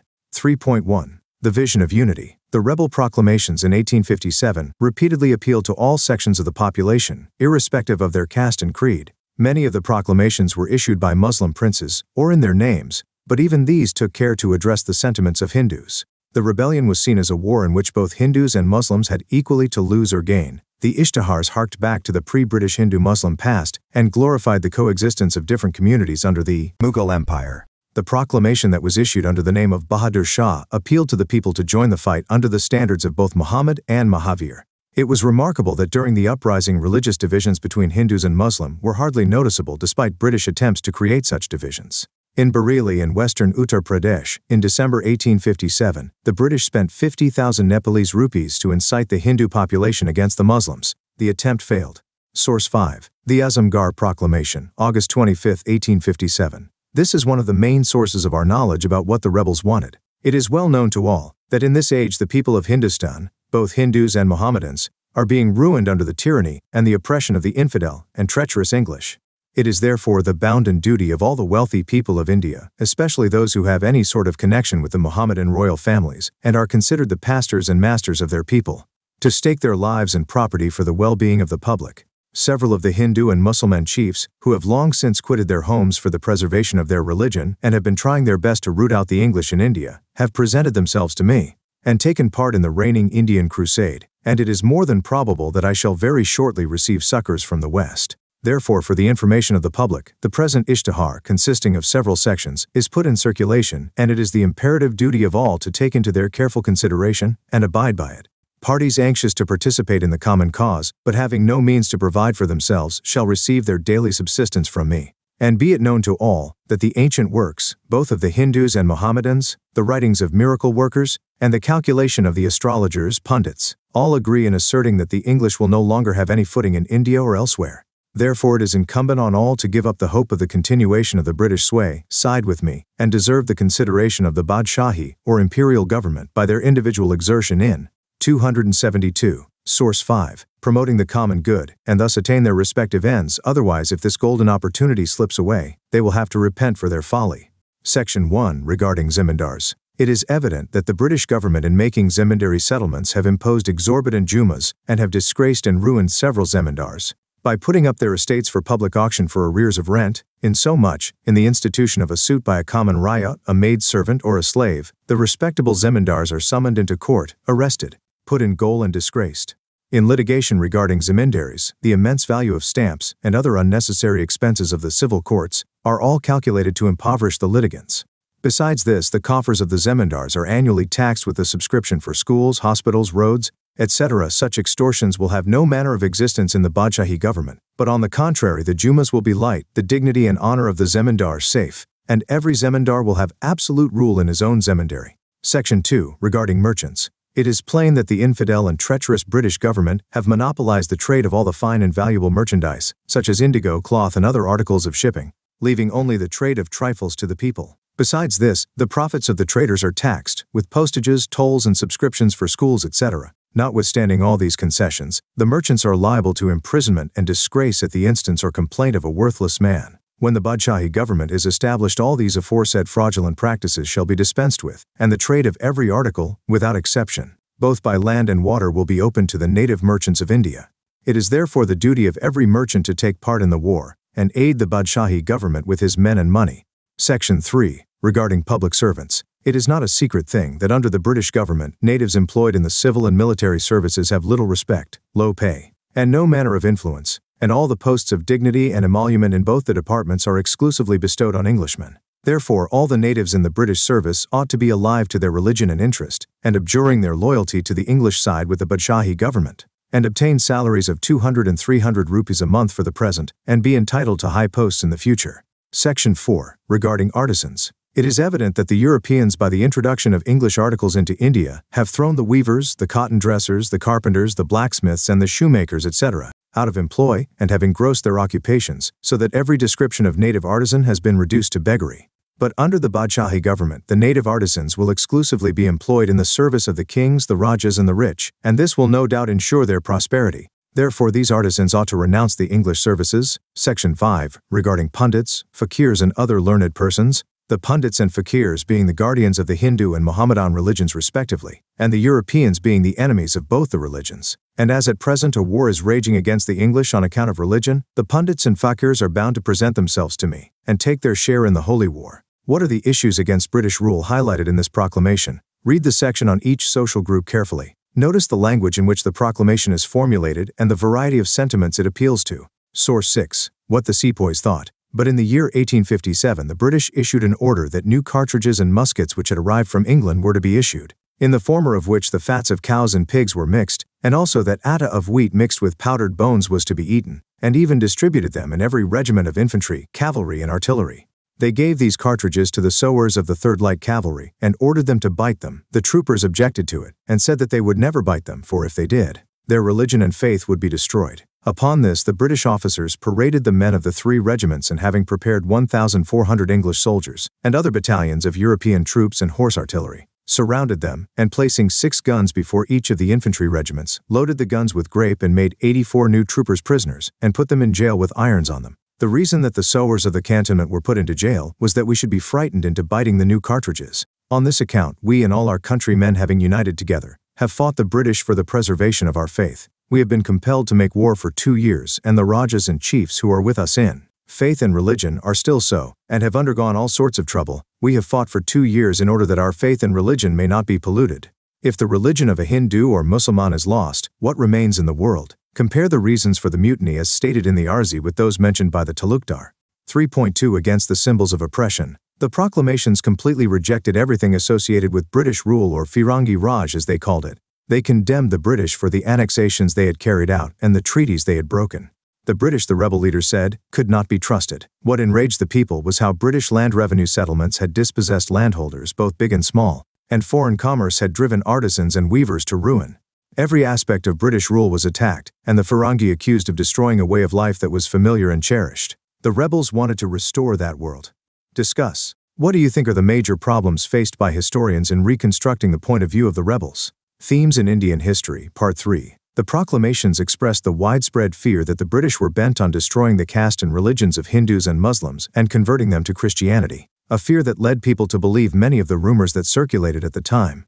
People were urged to come together and fight to save their livelihood, their faith, their honor, their identity, a fight which was for the greater public good. As noted earlier, in many places the rebellion against the British widened into an attack on all those who were seen as allies of the British or local oppressors. Often the rebels deliberately sought to humiliate the elites of a city. In the villages they burnt account books and ransacked moneylenders' houses. This reflected an attempt to overturn traditional hierarchies, rebel against all oppressors. It presents a glimpse of an alternative vision, perhaps of a more egalitarian society. Such visions were not articulated in the proclamations which sought to unify all social groups in the fight against Firangi Raj. 3.3 The search for alternative power. Once British rule had collapsed, the rebels in places like Delhi, Lucknow, and Kanpur tried to establish some kind of structure of authority and administration. This was of course short-lived, but the attempts show that the rebel leadership wanted to restore the pre-British world of the 18th century. The leaders went back to the culture of the court. Appointments were made to various posts, arrangements made for the collection of land revenue and the payment of troops, orders issued to stop loot and plunder. Side-by-side plans were made to fight battles against the British. Chains of command were laid down in the army. In all this, the rebels harked back to the 18th century Mughal world, a world that became a symbol of all that had been lost. The administrative structures established by the rebels were primarily aimed at meeting the demands of war. However, in most cases these structures could not survive the British onslaught. But in Awadh, where resistance to the British lasted longest, plans of counterattack were being drawn up by the Lucknow court, and hierarchies of command were in place as late as the last months of 1857 and the early part of 1858. 4. Repression. It is clear from all accounts that we have of 1857 that the British did not have an easy time in putting down the rebellion. Before sending out troops to reconquer North India, the British passed a series of laws to help them quell the insurgency. By a number of acts, passed in May and June 1857, not only was the whole of North India put under martial law, but military officers and even ordinary Britons were given the power to try and punish Indians suspected of rebellion. In other words, the ordinary processes of law and trial were suspended, and it was put out that rebellion would have only one punishment, death. Armed with these newly enacted special laws and the reinforcements brought in from Britain, the British began the task of suppressing the revolt. They, like the rebels, recognized the symbolic value of Delhi. The British thus mounted a two-pronged attack. One force moved from Calcutta into North India, and the other from the Punjab, which was largely peaceful, to reconquer Delhi. British. Source 7. Villagers as rebels. An officer reporting from rural Awadh noted, "The Udi people are gradually pressing down on the line of communication from the north. The Udi people are villagers. These villagers are nearly intangible to Europeans, melting away before them and collecting again. The civil authorities report these villagers to amount to a very large number of men, with a number of guns." What, according to this account, were the problems faced by the British in dealing with these villagers? 276. Themes in Indian History, Part 3, Figure 10. 8. A mosque on the Delhi Ridge, photographed by Felice Beto, 1857-58. After 1857, British photographers recorded innumerable images of desolation and ruin. Attempts to recover Delhi began in earnest in early June 1857, but it was only in late September that the city was finally captured. The fighting and losses on both sides were heavy. One reason for this was the fact that rebels from all over North India had come to Delhi to defend the capital. In the Gangetic Plain too, the progress of British reconquest was slow. The forces had to reconquer the area village by village. The countryside and the people around were entirely hostile. As soon as they began their counterinsurgency operations, the British realized that they were not dealing with a mere mutiny, but an uprising that had huge popular support. In Awadh, for example, a British official called Forsyth estimated that 3/4 of the adult male population was in rebellion. The area was brought under control only in March 1858 after protracted fighting. The British used military power on a gigantic scale, but this was not the only instrument they used. In large parts of present-day Uttar Pradesh, where big landholders and peasants had offered united resistance, the British tried to break up the unity by promising to give back to the big landholders their estates. Rebel landholders were dispossessed and the loyal rewarded. Many landholders died fighting the British, or they escaped into Nepal, where they died of illness or starvation. Figure 10. Secundra Bagh, Lucknow, photographed by Felice Beato, 1858. Here we see 4 solitary figures within a desolate place that was once the pleasure garden built by Nawab Wajid Ali Shah. British forces led by Campbell killed over 2,000 rebel sepoys, who held the place in 1857. The skeletons strewn on the ground are meant to be a cold warning of the futility of rebellion. 5. Images of the revolt. How do we know about the revolt, about the activities of the rebels and the measures of repression that we have been discussing? As we have seen, we have very few records on the rebels' point of view. There are a few rebel proclamations and notifications, as also some letters that rebel leaders wrote. But historians till now have continued to discuss rebel actions primarily through accounts written by the British. Official accounts of course abound. Colonial administrators and military men left their versions in letters and diaries, autobiographies and official histories. We can also gauge the official mindset and the changing British attitudes through the innumerable memos and notes, assessments of situations, and reports that were produced. Many of these have now been collected in a set of volumes on mutiny records. These tell us about the fears and anxieties of officials and their perception of the rebels. The stories of the revolt that were published in British newspapers and magazines narrated in gory detail the violence of the mutineers. And these stories inflamed public feelings and provoked demands of retribution and revenge. One important record of the mutiny is the pictorial images produced by the British and Indians: paintings, pencil drawings, etchings, posters, cartoons, bazaar prints. Let us look at some of them and see what they tell us. 5.1 Celebrating the Saviors. British pictures offer a variety of images that were meant to provoke a range of different emotions and reactions. Some of them commemorate the British heroes who saved the English and repressed the rebels. Relief of Lucknow, painted by Thomas Jones Barker in 1859, is an example of this type. When the rebel forces besieged Lucknow, Henry Lawrence, the commissioner of Lucknow, collected the Christian population and took refuge in the heavily fortified residency. Lawrence was killed, but the residency continued to be defended under the command of Colonel Inglis. On 25 September, James Outram and Henry Havelock arrived, cut through the rebel forces and reinforced the British garrisons. 20 days later, Colin Campbell, who, figure 10, Relief of Lucknow, painted by Thomas Jones Barker, 1859, was appointed as the new commander of British forces in India, came with his forces and rescued the besieged British garrison. In British accounts, the siege of Lucknow became a story of survival, heroic resistance, and the ultimate triumph of British power. Barker's painting celebrates the moment of Campbell's entry. At the center of the canvas are the British heroes, Campbell, Outram, and Havelock. The gestures of the hands of those around lead the spectator's eyes towards the center. The heroes stand on a ground that is well lit, with shadows in the foreground and the damaged residency in the background. The dead and injured in the foreground are testimony to the suffering during the siege, while the triumphant figures of horses in the middle ground emphasize the fact that British power and control had been re-established. To the British public, such paintings were reassuring. They created a sense that the time of trouble was past and the rebellion was over. The British were the victors. 5.2 English Women and the Honor of Britain. Newspaper reports have a power over public imagination. They shape feelings and attitudes to events, inflamed particularly by tales of violence. Rebels and the Raj. Against women and children, there were public demands in Britain for revenge and retribution. The British government was asked to protect the honor of innocent women and ensure the safety of helpless children. Artists expressed as well as shaped these sentiments through their visual representations of trauma and suffering. In Memoriam was painted by Joseph Noel Paton 2 years after the mutiny. You can see English women and children huddled in a circle, looking helpless and innocent, seemingly waiting for the inevitable dishonor, violence, and death. In Memoriam does not show gory violence, it only suggests it. It stirs up the spectator's imagination and seeks to provoke anger and fury. It represents the rebels as violent and brutish, even though they remain invisible in the picture. In the background you can see the British rescue forces arriving as saviors. Figure 10. In Memoriam, by Joseph Noel Payton, 1859. Figure 10. 12 Miss Wheeler defending herself against sepoys in Kanpur.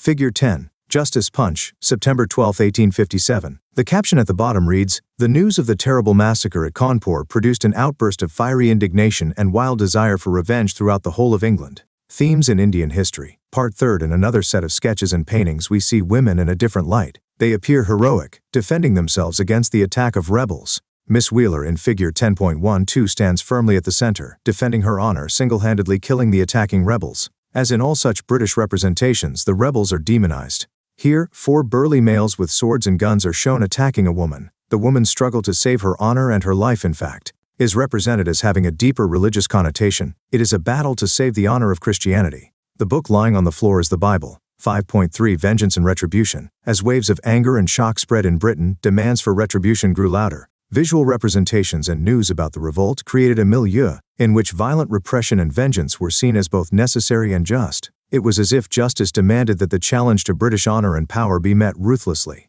Threatened by the rebellion, the British felt that they had to demonstrate their invincibility. In one such image we see an allegorical female figure of justice with a sword in one hand and a shield in the other. Her posture is aggressive. Her face expresses rage and the desire for revenge. She is trampling sepoys under her feet while a mass of Indian women with children cower with fear. There were innumerable other pictures and cartoons in the British press that sanctioned brutal repression and violent reprisal. 5.4 The Performance of Terror. The urge for vengeance and retribution was expressed in the brutal way in which the rebels were executed. They were blown from guns or hanged from the gallows. Images of these executions were widely circulated through popular journals. Figure 10.14. The caption at the bottom reads, "The British Lion's Vengeance on the Bengal Tiger, Punch, 1857. What idea is the picture projecting? What is being expressed through the images of the lion and the tiger? What do the figures of the woman and the child depict?" Figure 10. Illustrated London News, October 3, 1857. The scene of execution here appears to be a stage where a drama is being performed, an enactment of brutal power. Mounted soldiers and sepoys in uniform dominate the scene. They have to watch the execution of their fellow sepoys and experience the chilling consequences of rebellion. Figure 10. Execution of mutinous sepoys in Peshawar, Illustrated London News, October 3, 1857. In this scene of execution 12 rebels hang in a row with cannons all around them. What you see is not routine punishment, it is the performance of terror. For it to instill fear among people, punishment could not be discreetly meted out in enclosed spaces. It had to be theatrically performed in the open. 5.5 No time for clemency. At a time when the clamor was for vengeance, pleas for moderation were ridiculed. When Governor-General Canning declared that a gesture of leniency and a show of mercy would help in winning back the loyalty of the sepoys, he was mocked in the British press. In one of the cartoons published in the pages of Punch, a British journal of comic satire, Canning is shown as a looming father figure, with his protective hand over the head of a sepoy, who still holds an unsheathed sword in one hand and a dagger in the other, both dripping with blood, an imagery that recurs in a number of British pictures of the time. Figure 10. The Clemency of Canning, Punch, October 24, 1857. The caption at the bottom of the cartoon reads, "Governor General, well then they shan't blow him from nasty guns, but he must promise to be a good little sepoy." 5.6 Nationalist Imageries. The national movement in the 20th century drew its inspiration from the events of 1857. A whole world of nationalist imagination was woven around the revolt. It was celebrated as the first war of independence in which all sections of the people of India came together to fight against imperial rule. Art and literature, as much as the writing of history, have helped in keeping alive the memory of 1857. The leaders of the revolt were presented as heroic figures leading the country into battle, rousing the people to righteous indignation against oppressive imperial rule. Heroic poems were written about the valor of the queen who, with a sword in one hand and the reins of her horse in the other, fought for the freedom of her motherland. Rani of Jhansi was represented as a masculine figure chasing the enemy, slaying British soldiers and valiantly fighting till her last. Children in many parts of India grow up reading the lines of Subhadra Kumari Chauhan, Khub Lari Mardani Woda Jhansi Wali Rani T. In popular prints, Rani Lakshmi Bai is usually portrayed in battle armor, with a sword in hand and riding a horse, a symbol of the determination to resist injustice and alien rule. The images indicate how the painters who produced them perceived those events, what they felt, and what they sought to convey.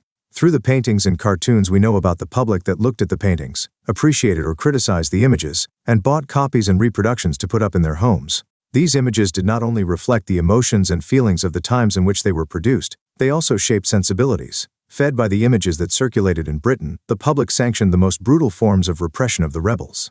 On the other hand, nationalist imageries of the revolt helped shape the nationalist imagination. Fig. 10.1. 8 films and posters have helped create the image of Rani Lakshmi Bai as a masculine warrior. Discuss. Examine the elements in each of the visuals in this section and discuss how they allow you to identify the perspective of the artist. 284. Answer in 100 to 150 words. Figure 10. Faces of rebels. Why did the mutinous sepoys in many places turn to erstwhile rulers to provide leadership to the revolt? 2. Discuss the evidence that indicates planning and coordination on the part of the rebels. 3. Discuss the extent to which religious beliefs shaped the events of 1857. 4. What were the measures taken to ensure unity among the rebels? 5. What steps did the British take to quell the uprising?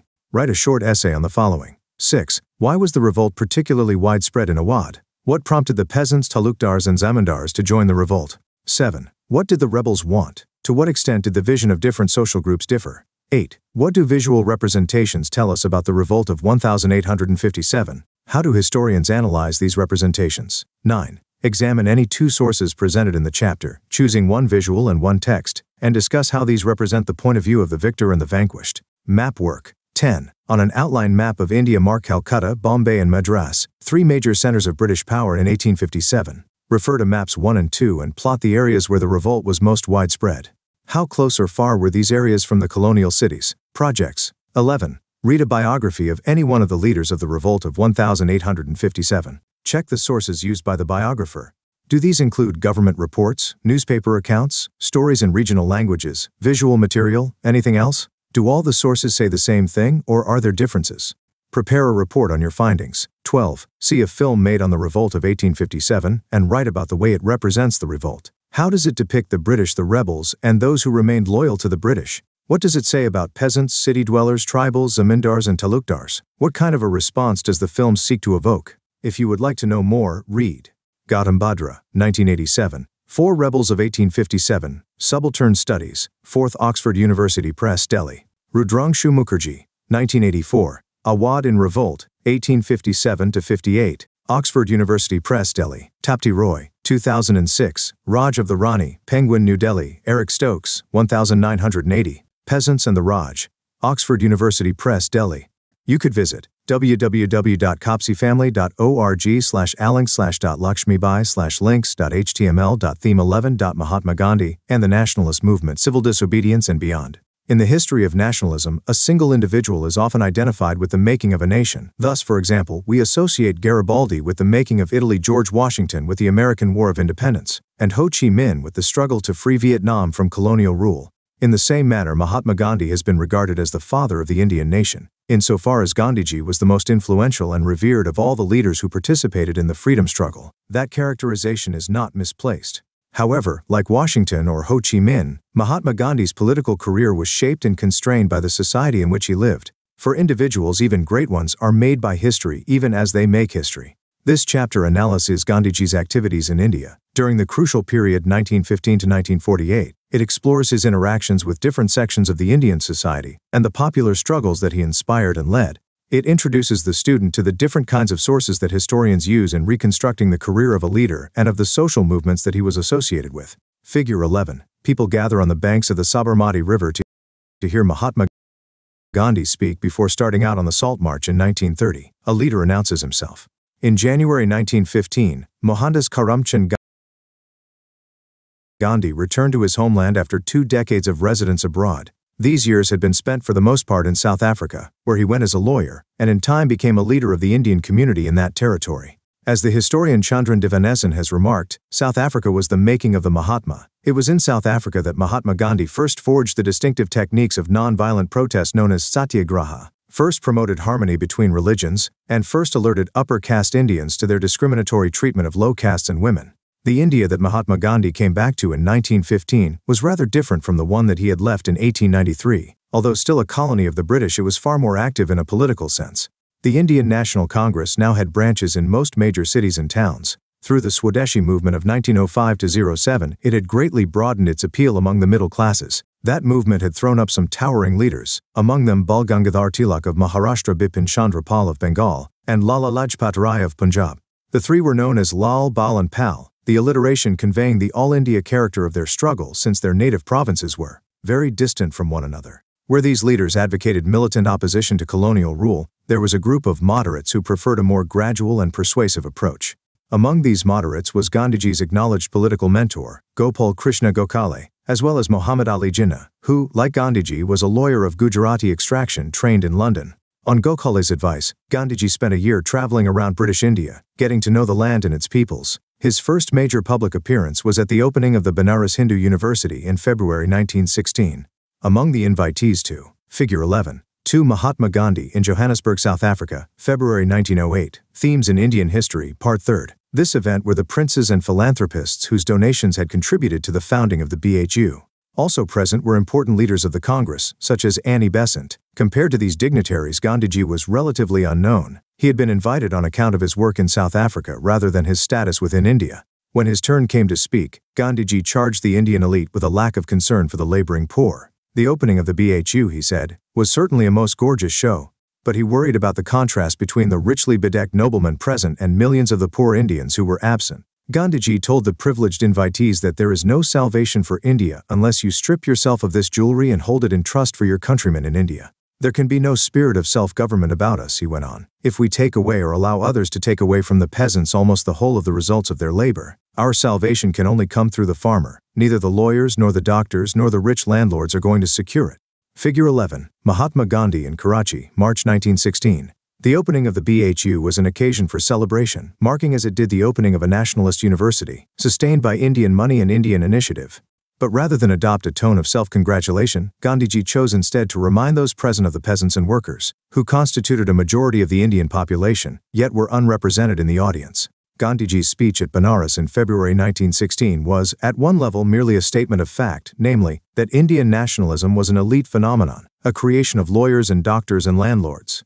But, at another level, it was also a statement of intent, the first public announcement of Gandhiji's own desire to make Indian nationalism more properly. Mahatma Gandhi and the nationalist movement, representative of the Indian people as a whole. In the last month of that year, Gandhiji was presented with an opportunity to put his precepts into practice. At the annual Congress held in Lucknow in December 1916, he was approached by a peasant from Champaran in Bihar, who told him about the harsh treatment of peasants by British indigo planters. 2. The making and unmaking of non-cooperation. Mahatma Gandhi was to spend much of 1917 in Champaran, seeking to obtain for the peasants security of tenure as well as the freedom to cultivate the crops of their choice. The following year, 1918, Gandhiji was involved in 2 campaigns in his home state of Gujarat. First, he intervened in a labor dispute in Ahmedabad, demanding better working conditions for the textile mill workers. Then he joined peasants in Kedah, in asking the state for the remission of taxes following the failure of their harvest. These initiatives in Champaran, Ahmedabad and Kedah marked Gandhiji out as a nationalist with a deep sympathy for the poor.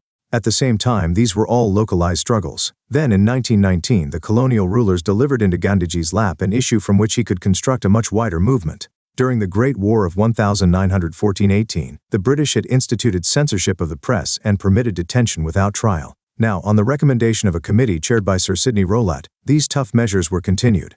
In response, Gandhiji called for a countrywide campaign against the Rowlatt Act. In towns across North and West India, life came to a standstill, as shops shut down and schools closed in response to the band call. The protests were particularly intense in the Punjab, where many men had served on the British side in the war, expecting to be rewarded for their service. Instead, they were given the Rowlatt Act. Gandhiji was detained while proceeding to the Punjab, even as prominent local congressmen were arrested. The situation in the province grew progressively more tense, reaching a bloody climax in Amritsar in April 1919, when a British brigadier ordered his troops to open fire on a nationalist meeting. Discuss. Find out more about the national movement in India before 1915 and see whether Mahatma Gandhi's comments are justified. What was the Khilafat movement? The Khilafat movement was a movement of Indian Muslims, led by Muhammad Ali and Shaukat Ali, that demanded the following.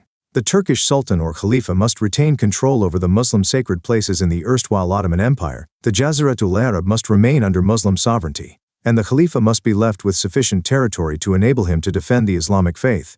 The Congress supported the movement and Mahatma Gandhi sought to conjoin it to the non-cooperation movement. Themes in Indian History Part 3. Then 400 people were killed in what is known as the Jallianwala Bagh massacre.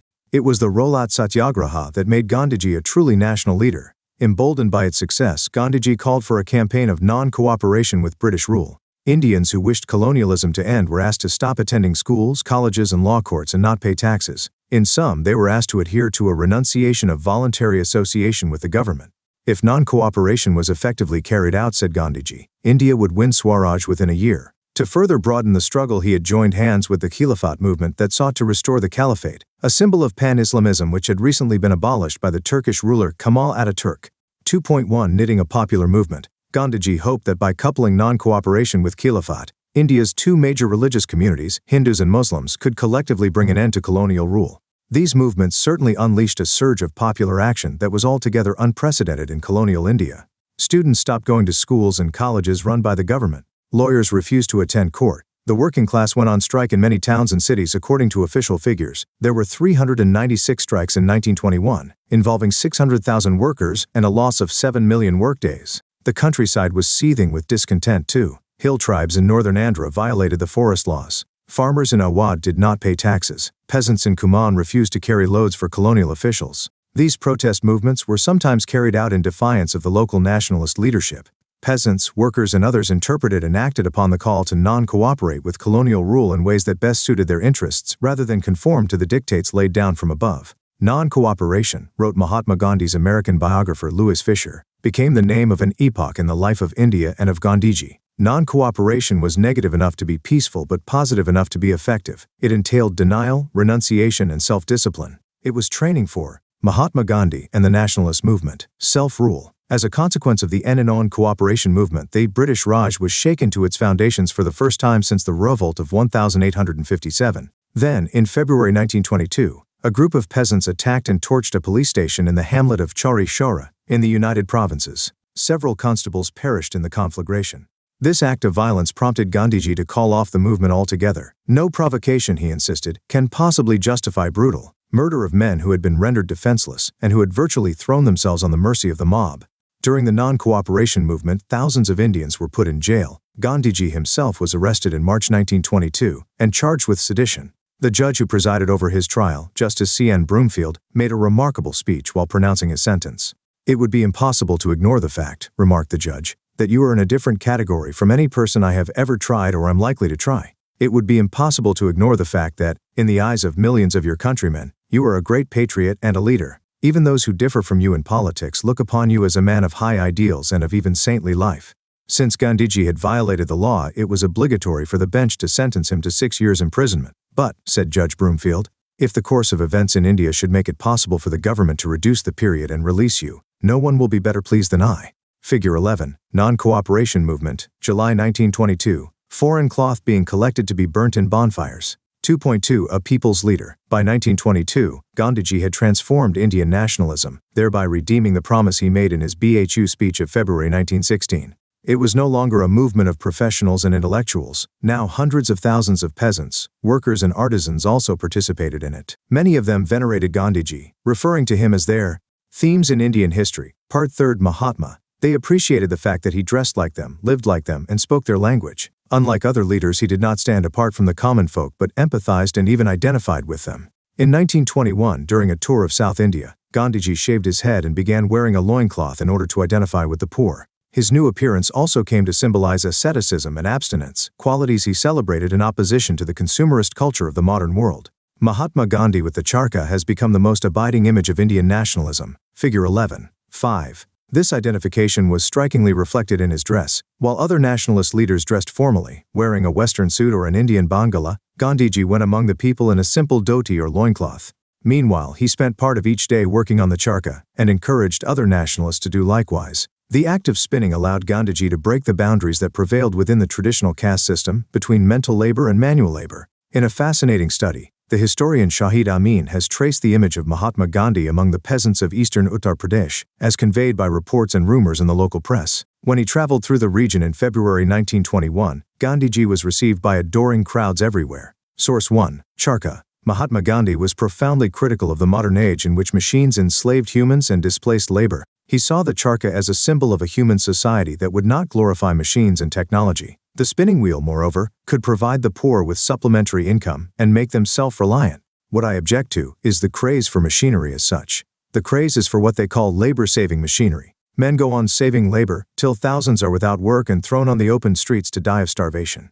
I want to save time and labor, not for a fraction of mankind but for all. I want the concentration of wealth, not in the hands of few, but in the hands of all. Young India, I3 November 1924. Qatar does not seek to destroy all machinery, but it does regulate its use and check its weedy growth. It uses machinery for the service of the poorest in their own cottages. The wheel is itself an exquisite piece of machinery. Fig. 1105. Young India, March 17, 1927. Mahatma Gandhi and the Nationalist Movement. This is how a Hindi newspaper in Gorakhpur reported the atmosphere during his speeches.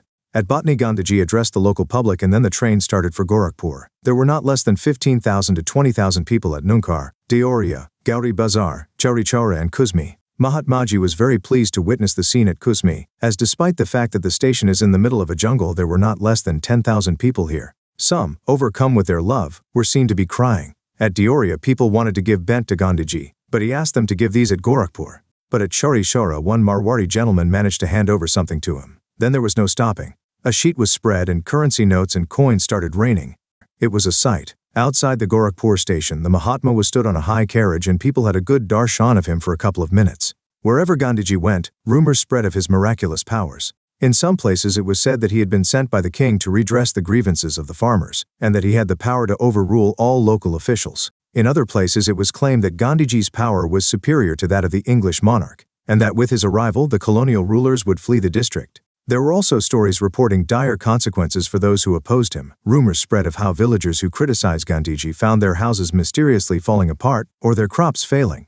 Known variously as Gandhi Baba, Gandhi Maharaj, or simply as Mahatma, Gandhiji appeared to the Indian peasant as a savior, who would rescue them from high taxes and oppressive officials and restore dignity and autonomy to their lives. Gandhiji's appeal among the poor, and peasants in particular, was enhanced by his ascetic lifestyle, and by his shrewd use of symbols such as the dhoti and the charkha. Mahatma Gandhi was by caste a merchant and by profession a lawyer, but his simple lifestyle and love of working with his hands allowed him to empathize more fully with the laboring poor, and for them in turn, to empathize with him.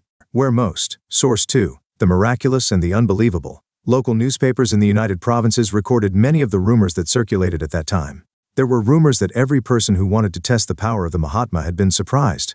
1. Sikandar Sahu from a village in Basti said on 15 February that he would believe in the Mahatmaji when the kara full of sugarcane juice in his karkhana split into two.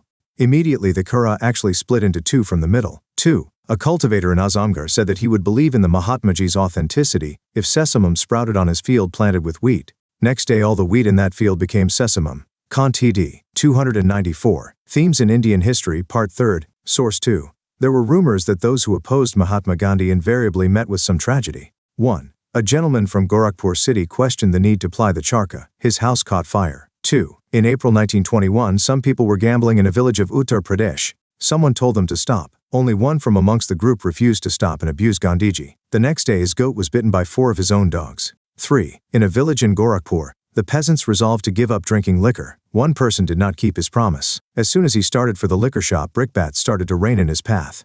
When he spoke the name of Gandhiji, the brickbats stopped flying. From Shahid Amin, Gandhi as Mahatma, Subaltern Studies 3, Oxford University Press, Delhi. You have read about rumors in Chapter 10, and seen that the circulation of rumors tells us about the structure of the belief of a time. They tell us about the mind of the people who believe in the rumors and the circumstances that make this belief possible. What do you think these rumors about Gandhiji reflect? Other politicians talked down to them. Gandhiji appeared not just to look like them, but to understand them and relate to their lives. While Mahatma Gandhi's mass appeal was undoubtedly genuine, and in the context of Indian politics without precedent, it must also be stressed that his success in broadening the basis of nationalism was based on careful organization. New branches of the Congress were set up in various parts of India. A series of Praja Mandals were established to promote the nationalist creed in the princely states. Gandhiji encouraged the communication of the nationalist message in the mother tongue, rather than in the language of the rulers, English. Thus the provincial committees of the Congress were based on linguistic regions, rather than on the artificial boundaries of British India. In these different ways nationalism was taken to the farthest corners of the country and embraced by social groups previously untouched by it. By now among the supporters of the Congress were some very prosperous businessmen and industrialists. Indian entrepreneurs were quick to recognize that, in a free India, the favors enjoyed by their British competitors would come to an end. Some of these entrepreneurs, such as G.D. Birla, supported the national movement openly, others did so tacitly. Thus among Gandhiji's admirers were both poor peasants and rich industrialists, although the reasons why peasants followed Gandhiji were somewhat different from, and perhaps opposed to, the reasons of the industrialists. While Mahatma Gandhi's own role was vital, the growth of what we might call Gandhian nationalism also depended to a very substantial extent on his followers. Between 1917 and 1922, a group of highly talented Indians attached themselves to Gandhiji. They included Mahadev Desai, Vallabhbhai Patel, J.B. Kripalani, Subhas Chandra Bose, Abul Kalam Azad, Jawaharlal Nehru, Sarojini Naidu, Govind Ballabh Pant, and C. Rajagopalachari. Notably, these close associates of Gandhiji came from different regions as well as different religious traditions. In turn, they inspired countless other Indians to join the Congress and work for it. Mahatma Gandhi was released from prison in February 1924, and now chose to devote his attention to the promotion of homespun cloth and Mahatma Gandhi and the nationalist movement. The abolition of untouchability. For Gandhiji was as much a social reformer as he was a politician. He believed that in order to be worthy of freedom, Indians had to get rid of social evils such as child marriage and untouchability. Indians of one faith had also to cultivate a genuine tolerance for Indians of another, hence his emphasis on Hindu-Muslim harmony. Meanwhile, on the economic front, Indians had to learn to become self-reliant, hence his stress on the significance of wearing khadi rather than mill-made cloth imported from overseas. 3. The Salt Satyagraha, a case study. For several years after the non-cooperation movement ended, Mahatma Gandhi focused on his social reform work. In 1928, however, he began to think of re-entering politics. That year there was an all-India campaign in opposition to the all-white Simon Commission, sent from England to inquire into conditions in the colony. Gandhiji did not himself participate in this movement, although he gave it his blessings, as he also did to a peasant satyagraha in Bardoli in the same year.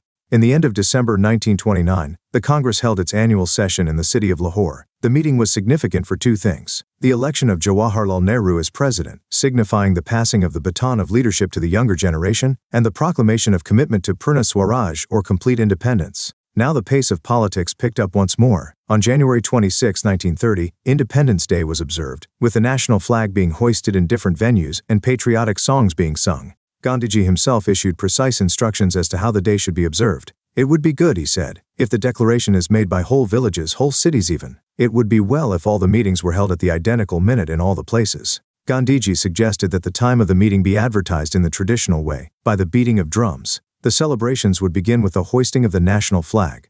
The rest of the day would be spent in doing some constructive work, whether it is spinning or service of untouchables, or reunion of Hindus and Muslimans, or prohibition work, or even all these. Discuss what was in and on cooperation. Find out about the variety of ways in which different social groups participated in the movement. Themes in Indian History, Part 3. Together, which is not impossible. Participants would take a pledge affirming that it was the inalienable right of the Indian people, as of any other people, to have freedom and to enjoy the fruits of their toil, and that if any government deprives a people of these rights and oppresses them, the people have a further right to alter it or abolish it. Soon after the observance of this Independence Day, Mahatma Gandhi announced that he would lead a march to break one of the most widely disliked laws in British India, which gave the state a monopoly in the manufacture and sale of salt. His picking on the salt monopoly was another illustration of Gandhiji's tactical wisdom, for in every Indian household, salt was indispensable. Yet people were forbidden from making salt even for domestic use, compelling them to buy it from shops at a high price.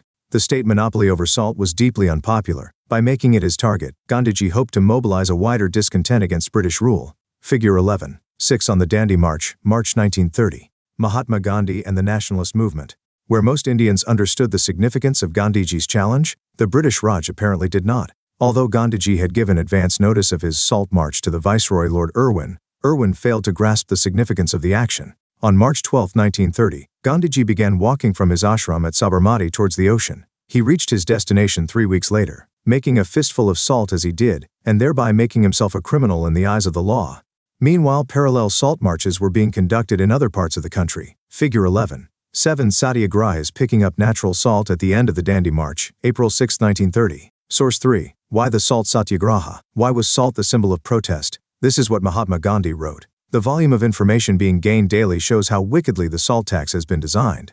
In order to prevent the use of salt that has not paid the tax, which is at times even 14 times its value, the government destroys the salt it cannot sell profitably. Thus it taxes the nation's vital necessity, it prevents the public from manufacturing it, and destroys what nature manufactures without effort. No adjective is strong enough for characterizing this wicked dog-in-the-manger policy. From various sources I hear tales of such wanton destruction of the nation's property in all parts of India. Mons if not tons of salt are said to be destroyed on the Konkan coast.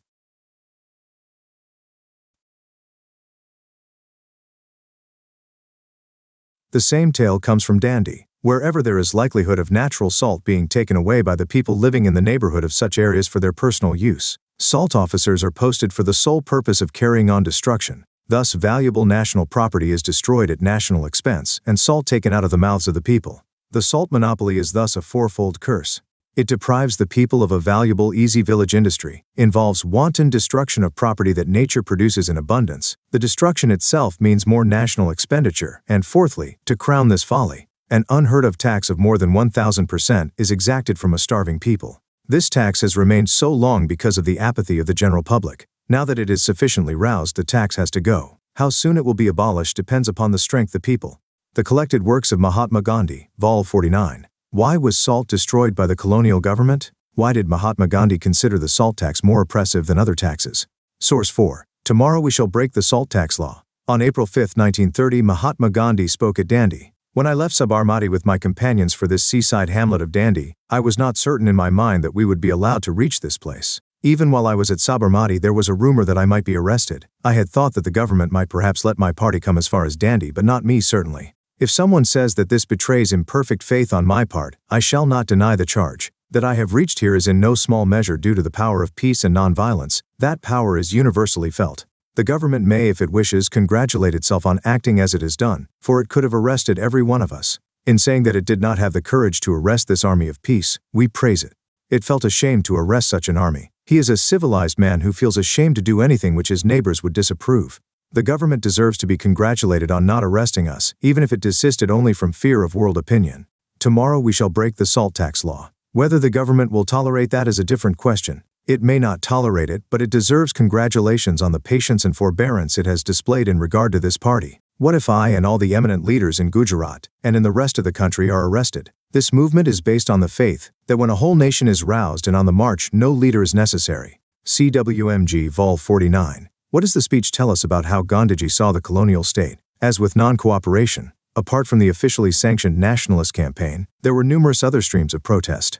Across large parts of India, peasants breached the hated colonial forest laws that kept them and their cattle out of the woods in which they had once roamed freely. In some towns, factory workers went on strike while lawyers boycotted British courts and students refused to attend government-run educational institutions. As in 1920-22, now too Gandhiji's call had encouraged Indians of all classes to make manifest their own discontent with colonial rule.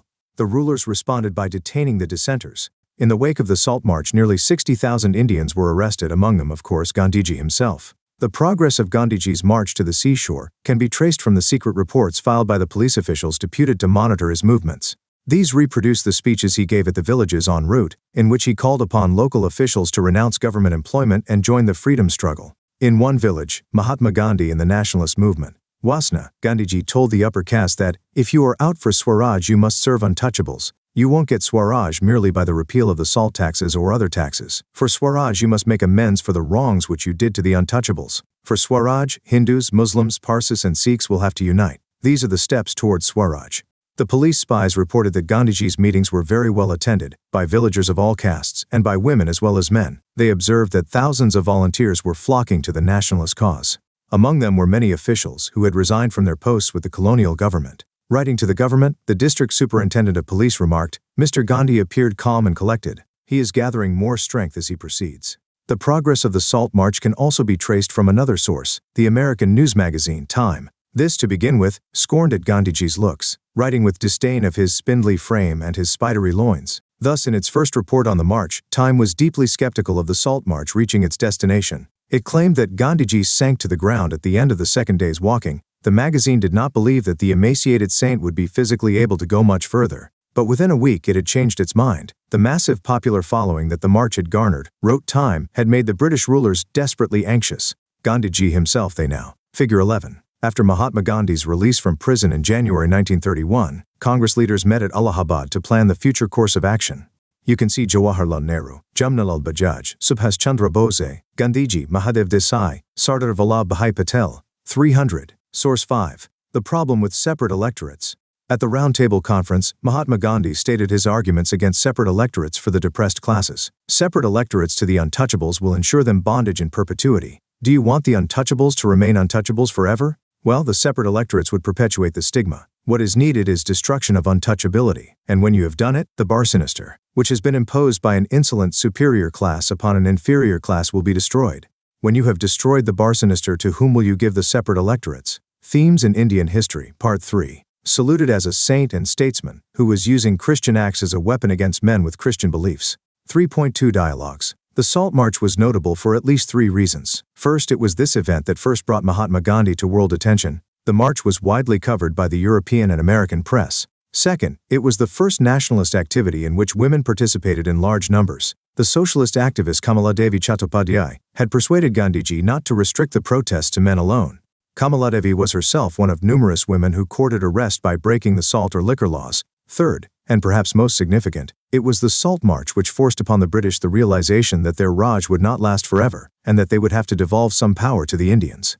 To that end, the British government convened a series of round-table conferences in London. The first meeting was held in November 1930, but without the preeminent political leader in India, thus rendering it an exercise in futility. Gandhiji was released from jail in January 1931, and the following month had several long meetings with the Viceroy.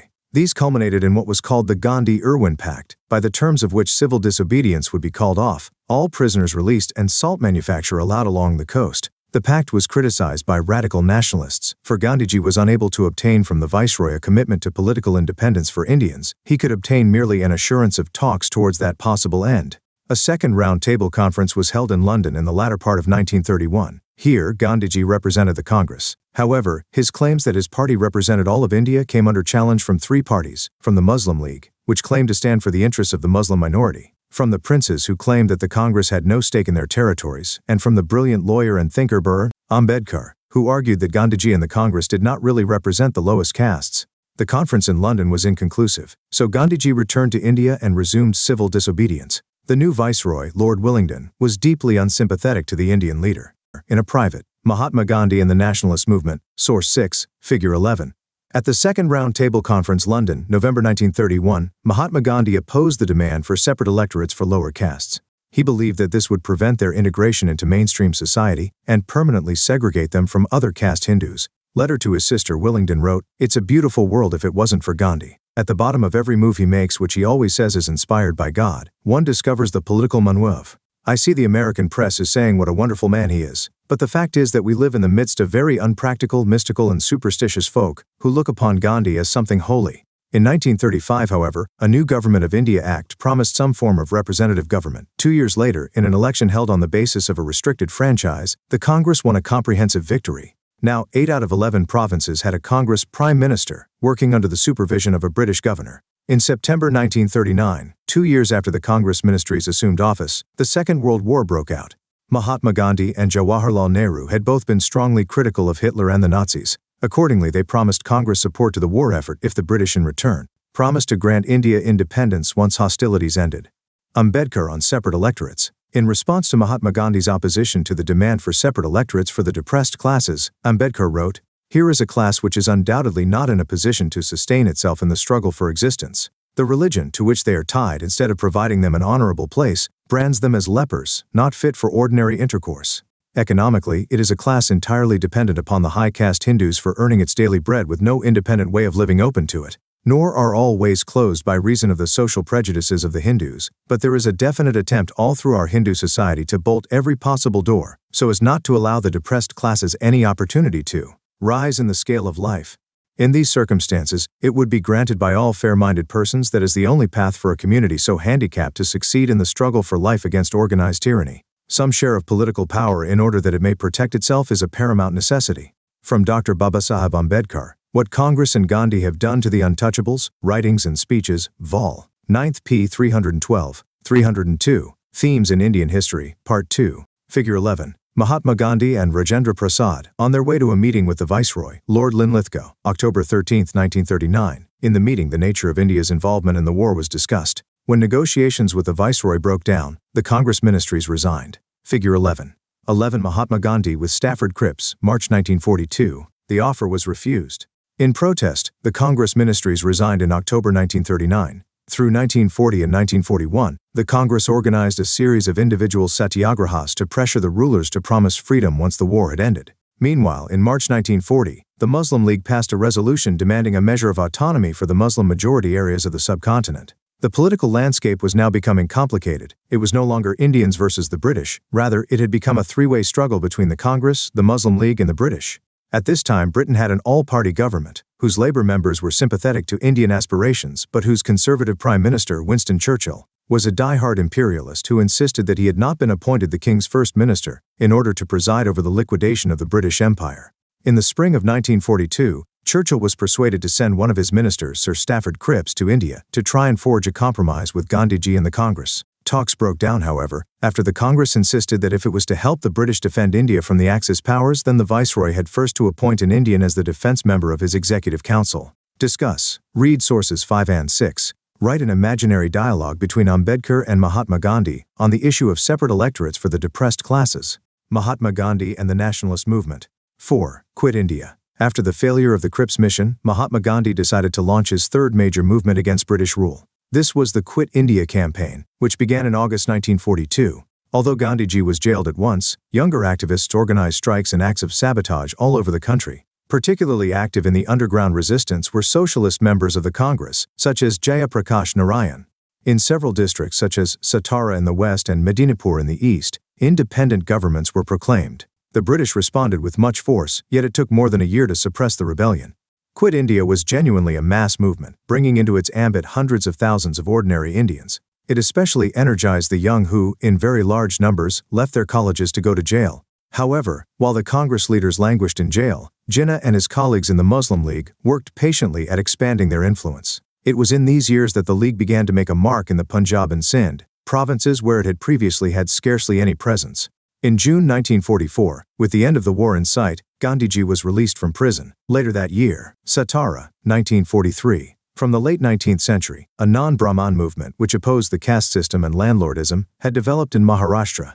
This movement established links with the national movement by the 1930s. In 1943, some of the younger leaders in the Satara district of Maharashtra set up a parallel government with volunteer corps and village units. They ran people's courts and organized constructive work. Dominated by Kunbi peasants and supported by Dalits, the Satara Prati Sarkar functioned till the elections of 1946, despite government repression and, in the later stages, Congress disapproval. Figure 11. 12 Women's Procession in Bombay during the Quit India movement. Themes in Indian History, Part 3. He held a series of meetings with Jinnah, seeking to bridge the gap between the Congress and the League. In 1945, a Labour government came to power in Britain and committed itself to granting independence to India. Meanwhile, back in India, the Viceroy, Lord Wavell, brought the Congress and the League together for a series of talks. Figure 11. Mahatma Gandhi conferring with Jawaharlal Nehru and Sardar Vallabhbhai Patel. Nehru and Patel represented two distinct political tendencies within the Congress, the socialist and the conservative. Mahatma Gandhi had to often mediate between these groups. Early in 1946, fresh elections were held to the provincial legislatures. The Congress swept the general category, but in the seats specifically reserved for Muslims, the League won an overwhelming majority. The political polarization was complete. A cabinet mission sent in the summer of 1946 failed to get the Congress and the League to agree on a federal system that would keep India together while allowing the provinces a degree of autonomy. After the talks broke down, Jinnah called for a direct action day to press the League's demand for Pakistan. On the designated day, August 16, 1946, bloody riots broke out in Calcutta. The violence spread to rural Bengal, then to Bihar, and then across the country to the United Provinces and the Punjab. In some places, Muslims were the main sufferers, in other places, Hindus. In February 1947, Wavell was replaced as Viceroy by Lord Mountbatten. Mountbatten called one last round of talks, but when these two proved inconclusive, he announced that British India would be freed, but also divided. The formal transfer of power was fixed for 15 August. When that day came, it was celebrated with gusto in different parts of India. In Delhi, there was prolonged applause when the President of the Constituent Assembly began the meeting by invoking the father of the nation, Mohandas Karamchand Gandhi. Outside the assembly, the crowd shouted, "Mahatma Gandhi ki jai," Mahatma Gandhi and the nationalist movement. 5. The last heroic days. As it happened, Mahatma Gandhi was not present at the festivities in the capital on August 15, 1947. He was in Calcutta, but he did not attend any function or hoist a flag there either. Gandhiji marked the day with a 24-hour fast. The freedom he had struggled so long for had come at an unacceptable price, with a nation divided and Hindus and Muslims at each other's throats. Through September and October, writes his biographer D.G. Tendulkar, Gandhiji went round hospitals and refugee camps giving consolation to distressed people. He appealed to the Sikhs, the Hindus and the Muslims to forget the past and not to dwell on their sufferings but to extend the right hand of fellowship to each other and to determine to live in peace. At the initiative of Gandhiji and Nehru,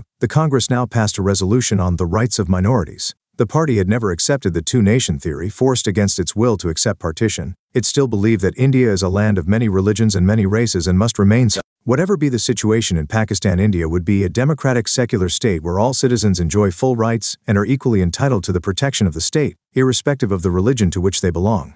The Congress wished to assure the minorities in India that it will continue to protect, to the best of its ability, their citizen rights against aggression. Many scholars have written of the months after independence as being Gandhiji's finest hour. After working to bring peace to Bengal, Gandhiji now shifted to Delhi, from where he hoped to move on to the riot-torn districts of Punjab. While in the capital, his meetings were disrupted by refugees who objected to readings from the Quran, or shouted slogans asking why he did not speak of the sufferings of those Hindus and Sikhs still living in Pakistan. In fact, as D.G. Tendulkar writes, Gandhiji was equally concerned with the sufferings of the minority community in Pakistan. He would have liked to be able to go to their succor, but with Fig. 11014 on the way to a riot-torn village, 306. Themes in Indian History Part 3 Figure 11. The death of the Mahatma, a popular print in popular representations, Mahatma Gandhi was deified and shown as the unifying force within the national movement. Here you can see Jawaharlal Nehru and Sardar Patel, representing two strands within the Congress, standing on two sides of Gandhiji's pyre. Blessing them both from a heavenly realm is Mahatma Gandhi at the center. What face could he now go there, when he could not guarantee full redress to the Muslims in Delhi? There was an attempt on Gandhiji's life on January 20, 1948, but he carried on undaunted. On 26 January, he spoke at his prayer meeting of how that day had been celebrated in the past as Independence Day. Now freedom had come, but its first few months had been deeply disillusioning. However, he trusted that the worst is over, that Indians would henceforth work collectively for the equality of all classes and creeds, never the domination and superiority of the major community over a minor, however insignificant it may be in numbers or influence. He also permitted himself the hope that though geographically and politically India is divided into two, at heart we shall ever be friends and brothers, helping and respecting one another and be one for the outside world. Gandhiji had fought a lifelong battle for a free and united India, and yet, when the country was divided, he urged that the two parts respect and befriend one another. Other Indians were less forgiving. At his daily prayer meeting on the evening of 30 January, Gandhiji was shot dead by a young man. The assassin, who surrendered afterwards, was Nathuram Godse. Gandhiji's death led to an extraordinary outpouring of grief, with rich tributes being paid to him from across the political spectrum in India, and moving appreciations coming from such international figures as George Orwell and Albert Einstein. Time magazine, which had once mocked Gandhiji's physical size and seemingly non-rational ideas, now compared his martyrdom to that of Abraham Lincoln. It was a bigoted American who had killed Lincoln for believing that human beings were equal regardless of their race or skin color. And it was a bigoted Hindu who had killed Gandhiji for believing that friendship was possible, indeed necessary, between Indians of different faiths.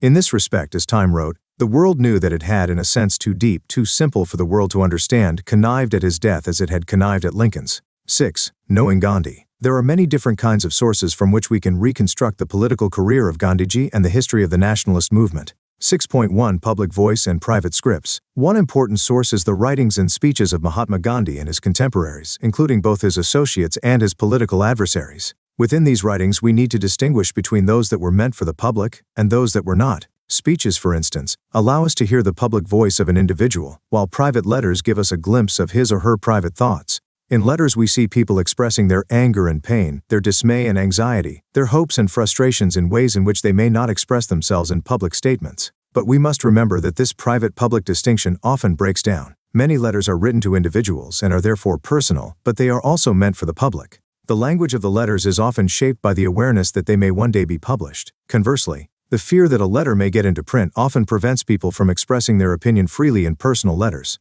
Mahatma Gandhi regularly published in his journal Harijan letters that others wrote to him. Nehru edited a collection of letters written to him during the national movement and published a bunch of old letters. Source 7. One event through letters. In the 1920s, Jawaharlal Nehru was increasingly influenced by socialism, and he returned from Europe in 1928 deeply impressed with the Soviet Union. As he began working closely with the socialists, a rift developed between the socialists and the conservatives within the Congress. After becoming the Congress president in 1936, Nehru spoke passionately against fascism and upheld the demands of workers and peasants. Worried by Nehru's socialist rhetoric, the conservatives, led by Rajendra Prasad and Sardar Patel, threatened to resign from the working committee. And some prominent industrialists in Bombay issued a statement attacking Nehru. Both Prasad and Nehru turned to Mahatma Gandhi and met him at his ashram at Wardha. The latter acted as the mediator, as he often did, restraining Nehru's radicalism and persuading Prasad and others to see the significance of Nehru's leadership. In A Bunch of Old Letters, 1958, Nehru reprinted many of the letters that were exchanged at the time. Read the extracts in the following pages. 308. Source 7. From A Bunch of Old Letters. My dear Jawaharlalji, since we parted yesterday we have had a long conversation with Mahatma Ji and a prolonged consultation among ourselves. We understand that you have felt much hurt by the course of action taken by us, and particularly the tone of our letter has caused you much pain. It was never our intention either to embarrass you or to hurt you, and if you had suggested or indicated that it hurt you, we would have without the least hesitation amended or altered the letter.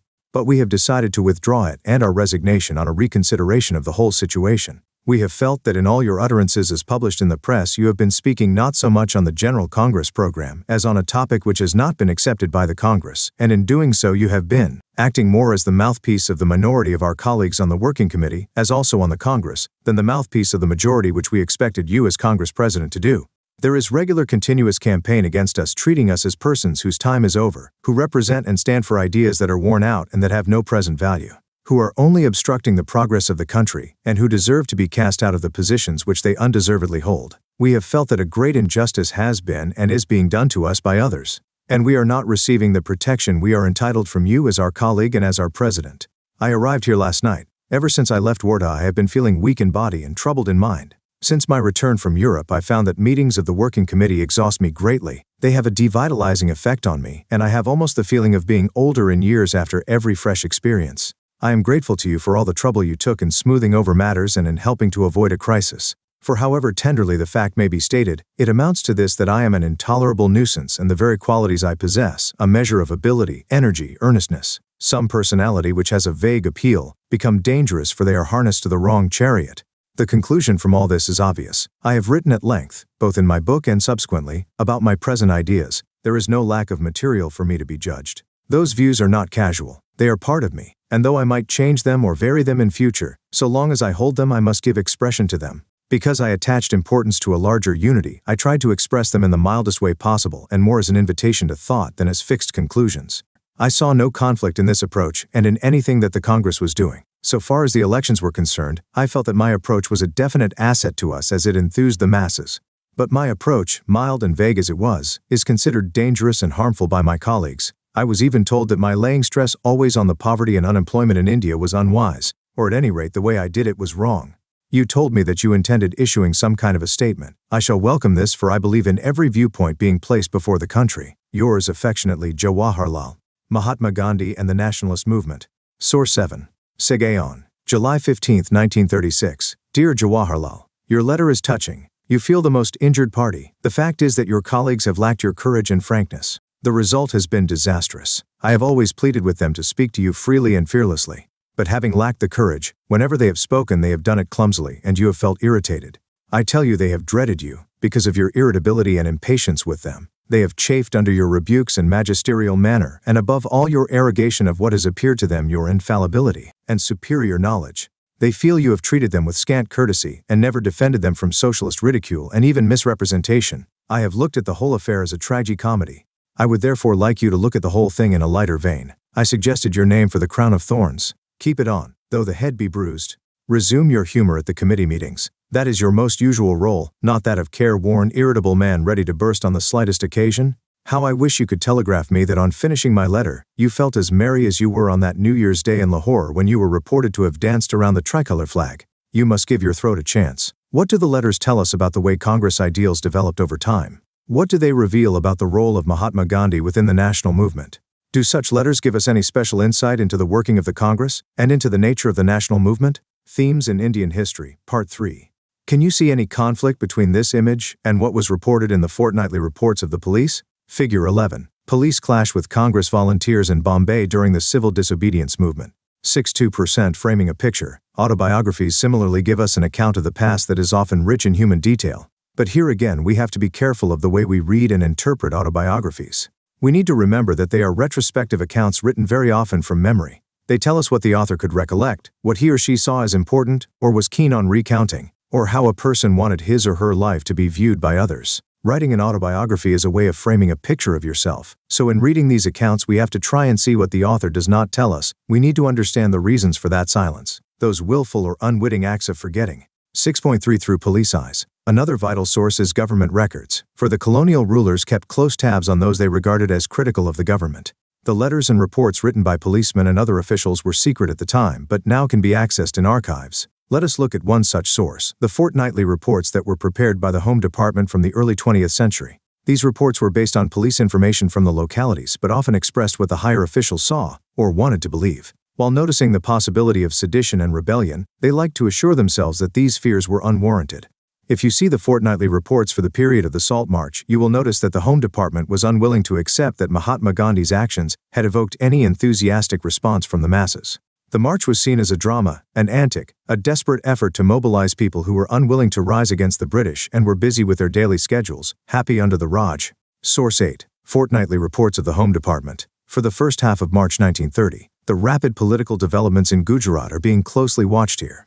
To what extent and in what directions they will affect political condition in this province, it is difficult to surmise at present. The peasantry is for the moment engaged in harvesting a good rabi, students are preoccupied with their impending examinations. Central provinces and Berar. The arrest of Mr. Vallabhbhai Patel caused little excitement, except in Congress circles, but a meeting organized by the Nagpur Nagar Congress Committee to congratulate Gandhi on the start of his march was attended by a crowd of over 3,000 people at Nagpur.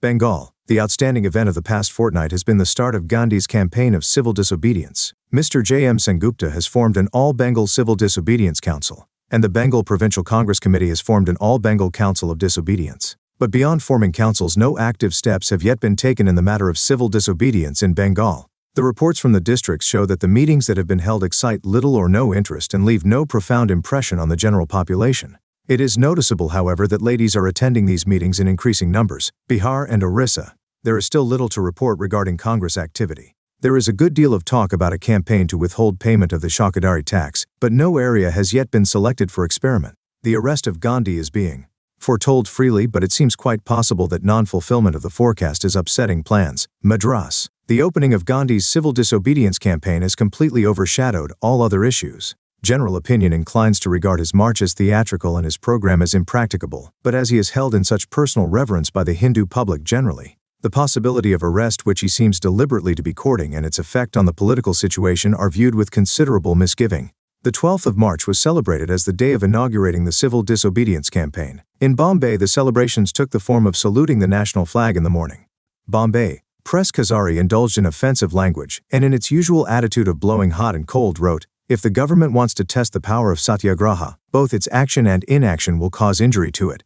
If it arrests Gandhi, it will incur the discontent of the nation. If it does not do that, the movement of civil disobedience will go on spreading. We therefore say that if the government punishes Mr. Gandhi, the nation will have won a victory, and if it lets him alone, it will have won a still greater victory." On the other hand, the moderate paper Vivid Vrit pointed out the futility of the movement and opined that it could not achieve the end in view. It, however, reminded the government that repression would defeat its purpose.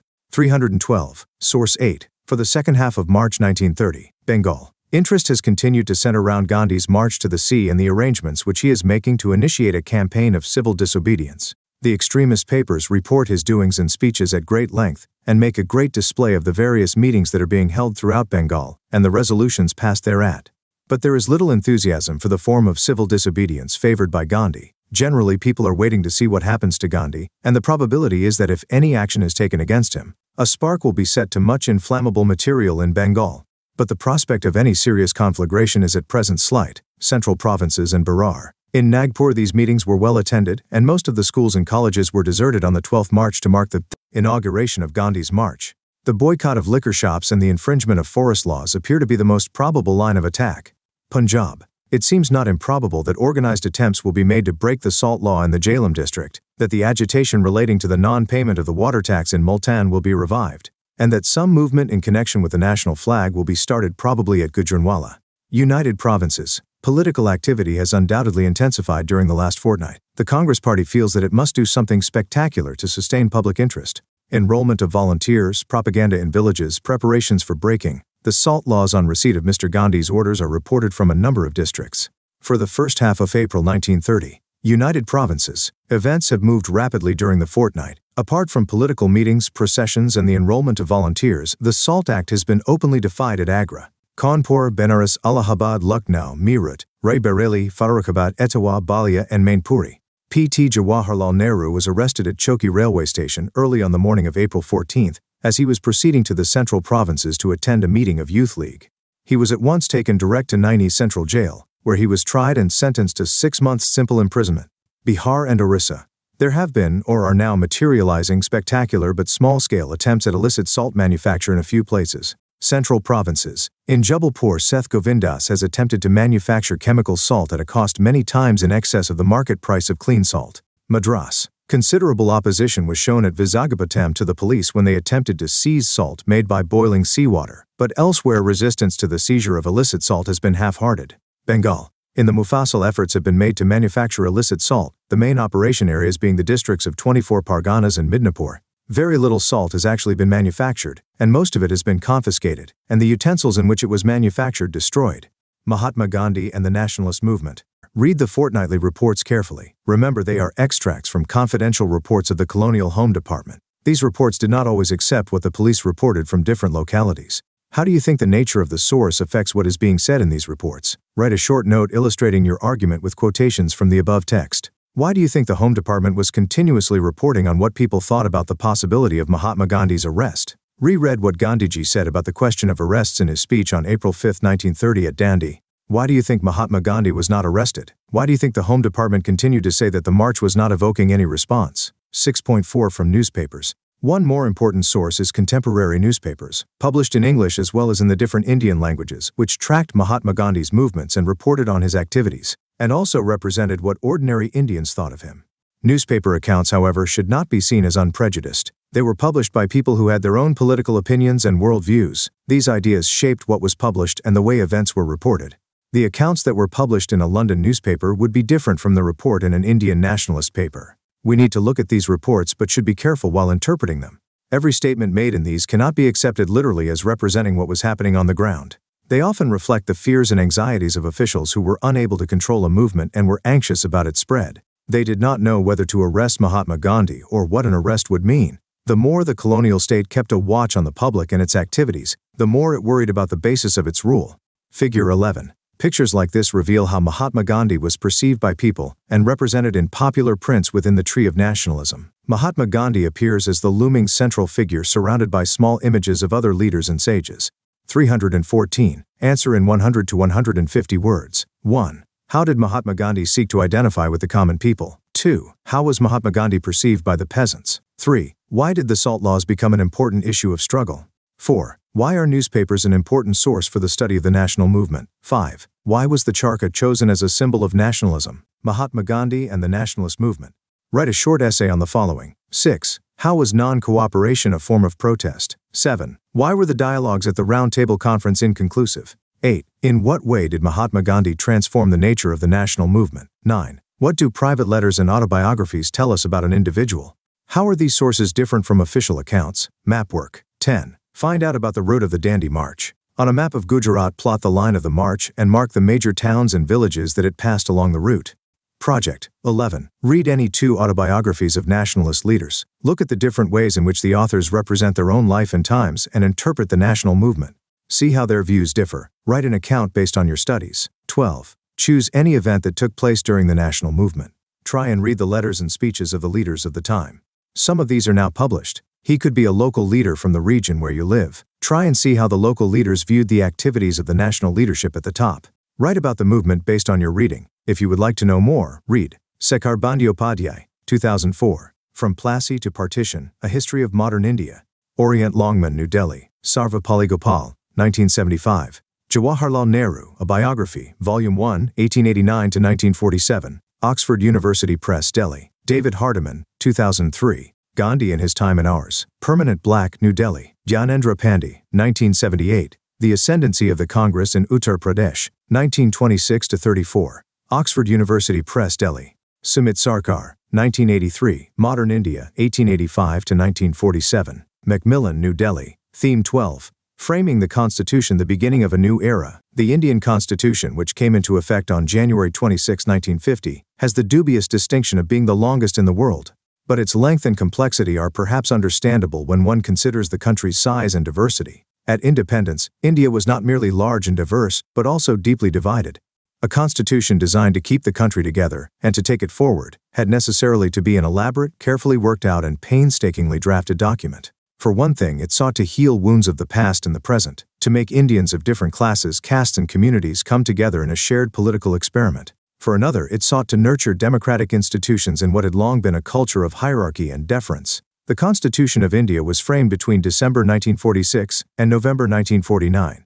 During this time, its drafts were discussed clause by clause in the Constituent Assembly of India. In all, the Assembly, Figure 12. 1. The Constitution was signed in December 1949 after 3 years of debate. Framing the Constitution held 11 sessions, with sittings spread over 165 days. In between the sessions, the work of revising and refining the drafts was carried out by various committees and subcommittees.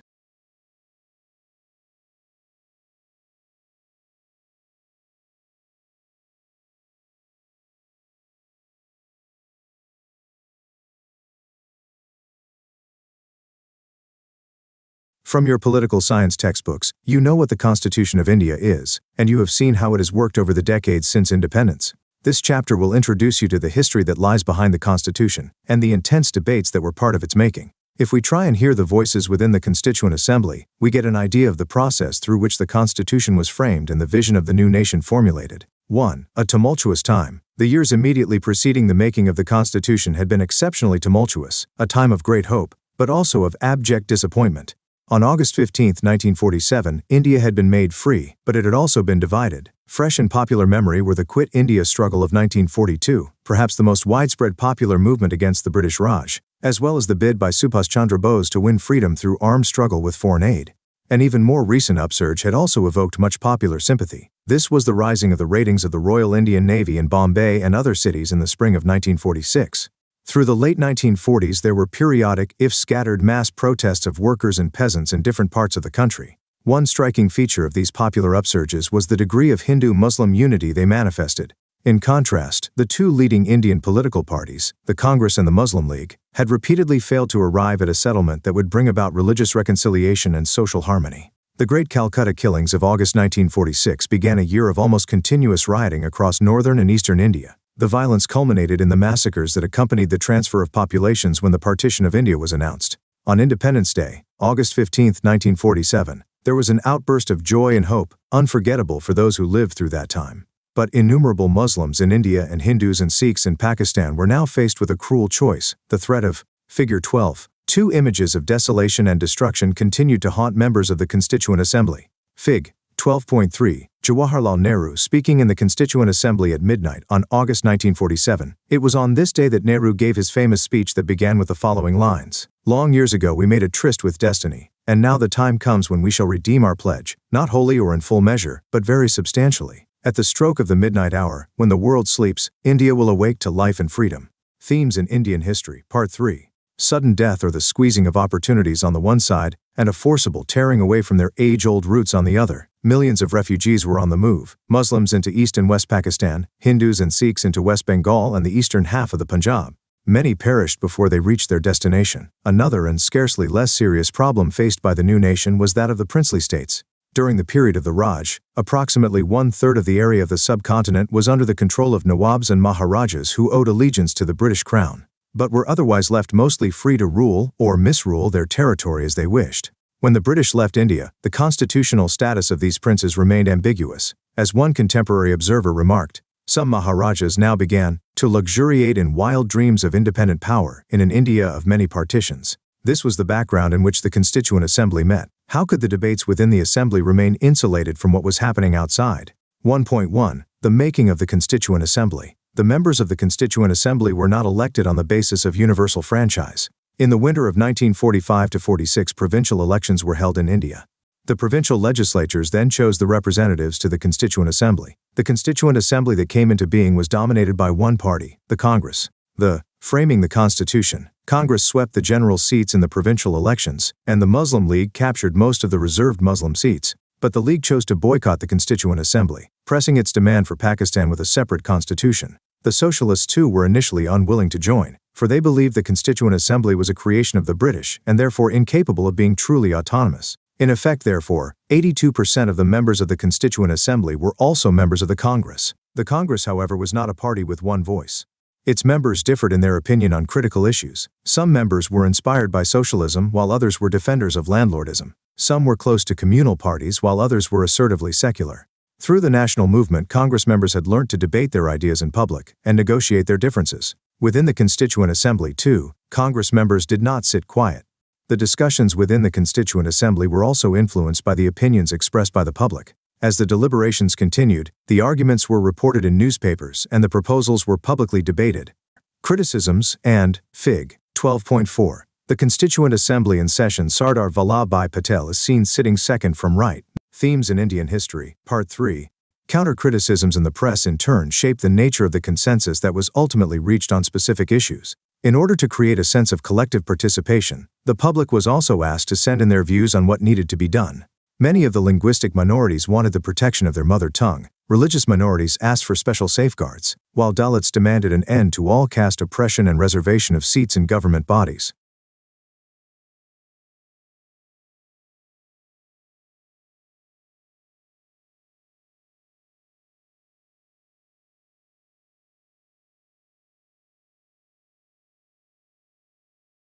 Important issues of cultural rights and social justice raised in these public discussions were debated on the floor of the Assembly. 1.2. The dominant voices. The Constituent Assembly had 300 members. Of these, 6 members played particularly important roles. 3 were representatives of the Congress, namely Jawaharlal Nehru, Vallabhbhai Patel, and Rajendra Prasad.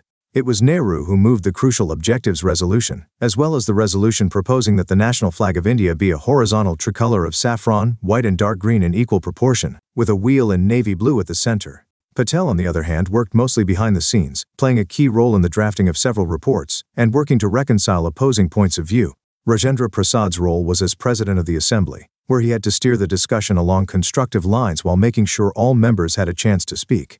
Besides this Congress trio, a very important member of the Assembly was the lawyer and economist B.R. Ambedkar. During the period of British rule, Ambedkar had been a political opponent of the Congress, but, on the advice of Mahatma Gandhi, he was asked at independence to join the Union Cabinet as law minister. In this capacity he served as chairman of the drafting committee of the Constitution. Serving with him were 2 other lawyers, K.N.M. Munshi from Gujarat and Aladi Krishnaswamy Iyer from Madras, both of whom gave crucial inputs in the drafting of the Constitution. These 6 members were given vital assistance by 2 civil servants. One was B.N. Rao, constitutional advisor to the Government of India, who prepared a series of background papers based on a close study of the political systems obtaining in other countries, framing the Constitution. The other was the chief draftsman, S.N. Mukherjee, who had the ability to put complex proposals in clear legal language. Ambedkar himself had the responsibility of guiding the draft constitution through the Assembly. This took 3 years in all, with the printed record of the discussions taking up 11 bulky volumes. But while the process was long, it was also extremely interesting.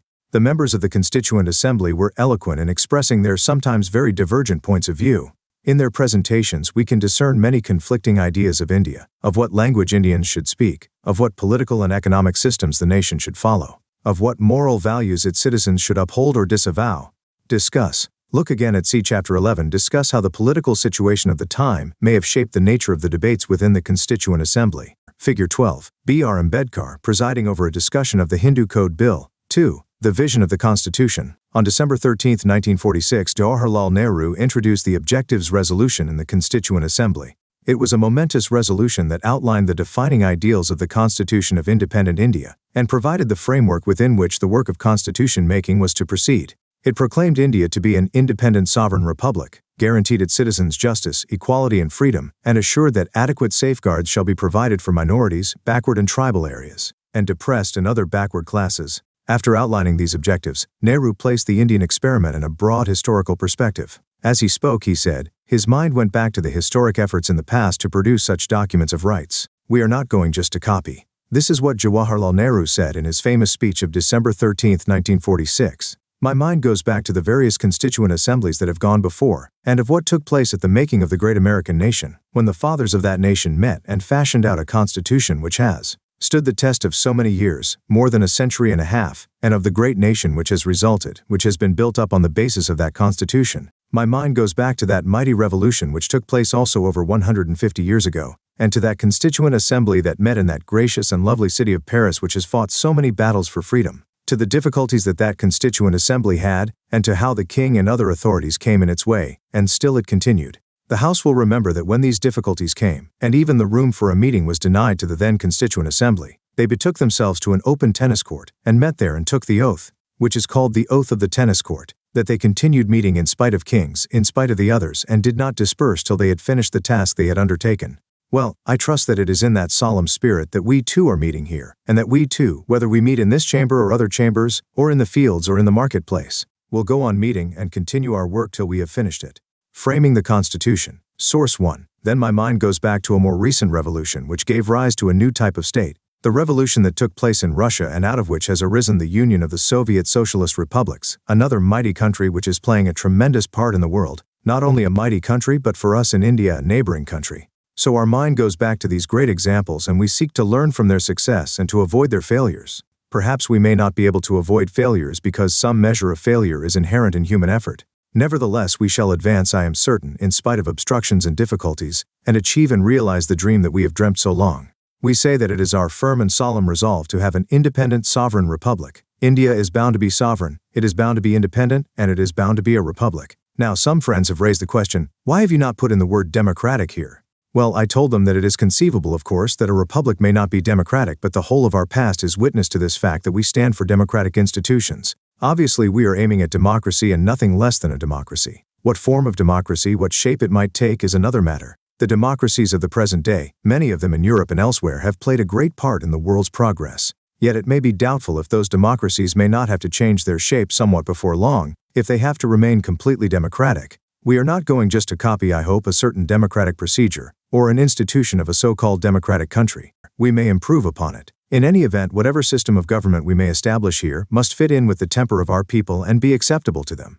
We stand for democracy. It will be for this House to determine what shape to give to that democracy, the fullest democracy, I hope. The House will notice that in this resolution, although we have not used the word democratic because we thought it is obvious that the word republic contains that word, and we did not want to use unnecessary words and redundant words, but we have done something much more than using the word.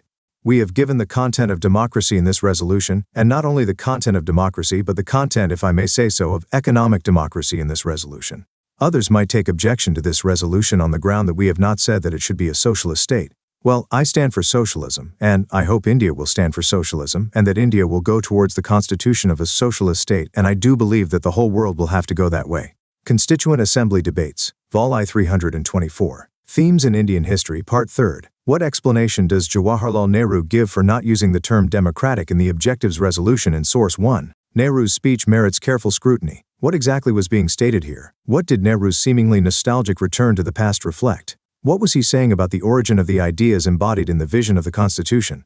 In returning to the past and referring to the American and French revolutions, Nehru was locating the history of constitution making in India within a longer history of struggle for liberty and freedom. The momentous nature of the Indian project was emphasized by linking it to revolutionary moments in the past. But Nehru was not suggesting that those events were to provide any blueprint for the present, or that the ideas of those revolutions could be mechanically borrowed and applied in India. He did not define the specific form of democracy, and suggested that this had to be decided through deliberations. And he stressed that the ideals and provisions of the Constitution introduced in India could not be just derived from elsewhere. We are not going just to copy, he said. The system of government established in India, he declared, had to fit in with the temper of our people and be acceptable to them. It was necessary to learn from the people of the West from their achievements and failures, but the Western nations too had to learn from experiments elsewhere. They too had to change their own notions of democracy. The objective of the Indian Constitution would be to fuse the liberal ideas of democracy with the socialist idea of economic justice, and readapt and rework all these ideas within the Indian context. Nehru's plea was for creative thinking about what was appropriate for India. 2.1 The Will of the People.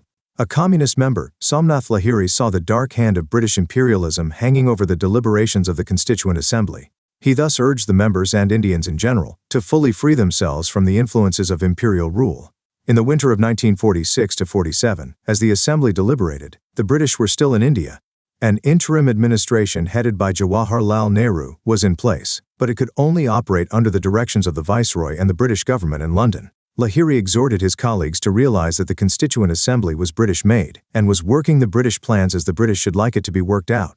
Framing the Constitution. Figure 12. Members of the interim government front row, Baldev Singh, John Mathai, C. Rajagopalachari, Jawaharlal Nehru, Liaquat Ali Khan, Vallabhbhai Patel, II, Chundrigar, Asaf Ali, Shbaba. Back row, Jajivan Ram, Ghazanfar Ali Khan, Rajendra Prasad, Abdur Nishtar. Source 2. That is very good, sir. Bold words, noble words, Somnath Lahiri said. Well, sir, I must congratulate Pandit Nehru for the fine expression he gave to the spirit of the Indian people when he said that no imposition from the British will be accepted by the Indian people.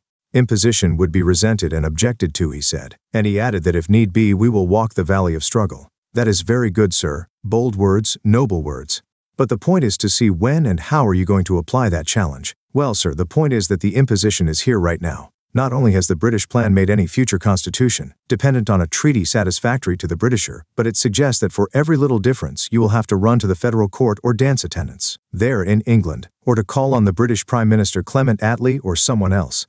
Not only is it a fact that this Constituent Assembly, whatever plans we may be hatching, we are under the shadow of British guns, British Army, their economic and financial stranglehold, which means that the final power is still in the British hands and the question of power has not yet been finally decided, which means the future is not yet completely in our hands. Not only that, but the statements made by Attlee and others recently have made it clear that if need be, they will even threaten you with division entirely. This means, sir, there is no freedom in this country. As Sardar Vallabhbhai Patel put it some days ago, we have freedom only to fight among ourselves. That is the only freedom we have got. Therefore, our humble suggestion is that it is not a question of getting something by working out this plan, but to declare independence here and now and call upon the interim government, call upon the people of India to stop fratricidal warfare and look out against its enemy, which still has the whip hand, the British imperialism, and go together to fight it and then resolve our claims afterwards when we will be free. 326. Themes in Indian History, Part 3rd. Why does the speaker in Source 2 think that the Constituent Assembly was under the shadow of British guns? Fig.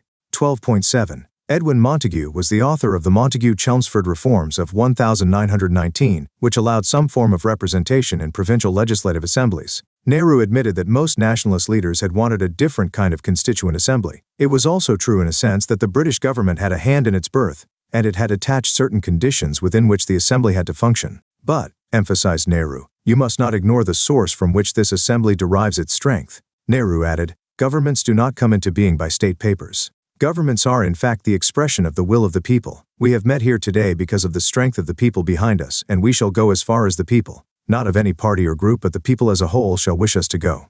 We should therefore always keep in mind the passions that lie in the hearts of the masses of the Indian people and try to fulfill them. The Constituent Assembly was expected to express the aspirations of those who had participated in the movement for independence. Democracy, equality, and justice were ideals that had become intimately associated with social struggles in India since the 19th century. When the social reformers in the 19th century opposed child marriage and demanded that widows be allowed to remarry, they were pleading for social justice. When Swami Vivekananda campaigned for a reform of Hinduism, he wanted religions to become more just. When Jyotiba Phule in Maharashtra pointed to the suffering of the depressed castes, or communists and socialists organized workers and peasants, they were demanding economic and social justice. The national movement against a government that was seen as oppressive and illegitimate was inevitably a struggle for democracy and justice, for citizens' rights and equality.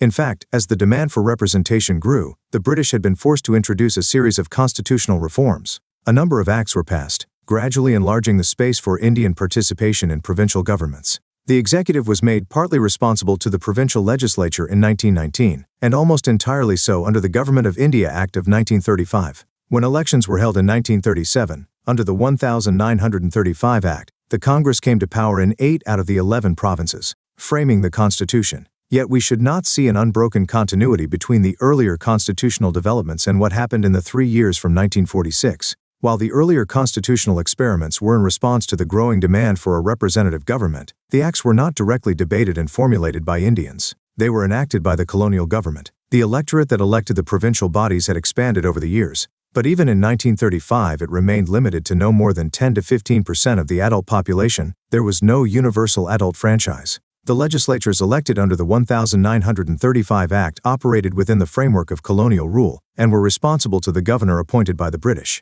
The vision that Nehru was trying to outline on December 13, 1946, was of the constitution of an independent, sovereign Republic of India. 3. Defining rights. How were the rights of individual citizens to be defined? Were the oppressed groups to have any special rights? What rights would minorities have? Who in fact could be defined as a minority?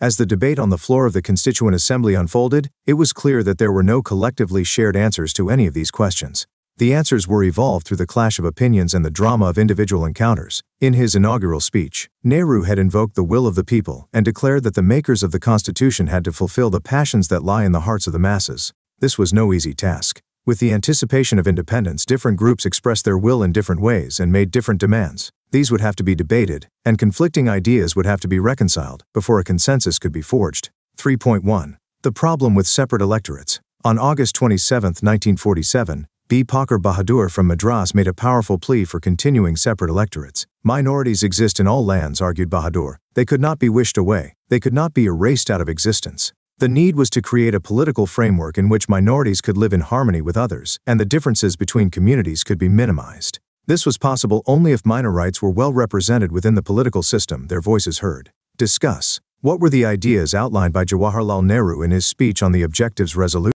328. Themes in Indian History, Part 3. Fig. 12.8. In the winter of 1946, Indian leaders went to London for what turned out to be a fruitless round of talks with British Prime Minister Attlee, and their views taken into account. Only separate electorates would ensure that Muslims had a meaningful voice in the governance of the country. The needs of Muslims, Bahadur felt, could not be properly understood by non-Muslims, nor could a true representative of Muslims be chosen by people who did not belong to that community. This demand for separate electorates provoked anger and dismay amongst most nationalists. In the passionate debate that followed, a range of arguments were offered against the demand. Most nationalists saw separate electorates as a measure deliberately introduced by the British to divide the people. The English played their game under the cover of safeguards, R.V. Dulekar told Bahadur. With the help of it, they allured you to a long lull. Give it up now. Now there is no one to misguide you. Partition had made nationalists fervently opposed to the idea of separate electorates. They were haunted by the fear of continued civil war, riots, and violence. Separate electorates was a poison that has entered the body politic of our country, declared Sardar Patel. It was a demand that had turned one community against another, divided the nation, caused bloodshed, and led to the tragic partition of the country. Do you want peace in this land? If so, do away with it, urged Patel. Source 3. The British element is gone, but they have left the mischief behind. Sardar Vallabhbhai Patel said, "It is no use saying that we ask for separate electorates, because it is good for us. We have heard it long enough, we have heard it for years, and as a result of this agitation we are now a separate nation. Can you show me one free country where there are separate electorates? If so, I shall be prepared to accept it. But in this unfortunate country, if this separate electorate is going to be persisted in, even after the division of the country, woe betide the country, it is not worth living in. Therefore I say, it is not for my good alone, it is for your own good that I say it. Forget the past. One day we may be united. The British element is gone, but they have left the mischief behind. We do not want to perpetuate that mischief. When the British introduced this element, they had not expected that they will have to go so soon. They wanted it for their easy administration. That is all right, but they have left the legacy behind. Are we to get out of it or not? Framing the Constitution. Countering the demand for separate electorates, Govind Ballabh Pant declared that it was not only harmful for the nation, but also for the minorities. He agreed with Bahadur that the success of a democracy was to be judged by the confidence it generated amongst different sections of people. He agreed too that every citizen in a free state should be treated in a manner that satisfied not only his material wants, but also his spiritual sense of self-respect, and that the majority community had an obligation to try and understand the problems of minorities and empathize with their aspirations. Yet Pant opposed the idea of separate electorates. It was a suicidal demand, he argued, that would permanently isolate the minorities, make them vulnerable, and deprive them of any effective say within the government. Source 4. I believe separate electorates will be suicidal to the minorities. During the debate on August 27, 1947, Govind Ballabh Pant said, I believe separate electorates will be suicidal to the minorities and will do them tremendous harm. If they are isolated forever, they can never convert themselves into a majority, and the feeling of frustration will cripple them even from the very beginning. What is it that you desire, and what is our ultimate objective? Do the minorities always want to remain as minorities, or do they ever expect to form an integral part of a great nation, and as such to guide and control its destinies?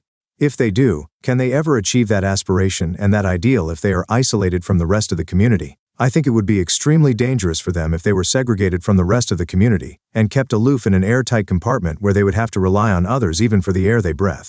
The minorities, if they are returned by separate electorates, can never have any effective voice. Behind all these arguments was the concern with the making of a unified nation-state. In order to build political unity and forge a nation, every individual had to be molded into a citizen of the state, each. Read sources 3 and 4. What are the different arguments being put forward against separate electorates? 330. Themes in Indian History, Part 3. Source 5. There cannot be any divided loyalty. Govind Ballabh Pant argued that in order to become loyal citizens, people had to stop focusing only on the community and the self. For the success of democracy, one must train himself in the art of self-discipline. In democracies, one should care less for himself and more for others. There cannot be any divided loyalty. All loyalties must exclusively be centered around the state. If in a democracy you create rival loyalties, or you create a system in which any individual or group Instead of suppressing his extravagance, cares not for larger or other interests, then democracy is doomed. Cad. vol.eu. How does GB Pant define the attributes of a loyal citizen? Group had to be assimilated within the nation. The Constitution would grant to citizens rights, but citizens had to offer their loyalty to the state. Communities could be recognized as cultural entities and assured cultural rights. Politically, however, members of all communities had to act as equal members of one state, or else there would be divided loyalties. There is the unwholesome and to some extent degrading habit of thinking always in terms of communities and never in terms of citizens, said Pant. And he added, let us remember that it is the citizen that must count. It is the citizen that forms the base as well as the summit of the social pyramid. Even as the importance of community rights was being recognized, there was a lurking fear among many nationalists that this may lead to divided loyalties and make it difficult to forge a strong nation and a strong state. Not all Muslims supported the demand for separate electorates. Begum Aizas Rasul, for instance, felt that separate electorates were self-destructive since they isolated the minorities from the majority. By 1949, most Muslim members of the Constituent Assembly were agreed that separate electorates were against the interests of the minorities. Instead, Muslims needed to take an active part in the democratic process to ensure that they had a decisive voice in the political system. We will need much more than this resolution, while welcoming the Objectives Resolution. Ing Ranga, a socialist who had been a leader of the peasant movement, urged that the term minorities be interpreted in economic terms.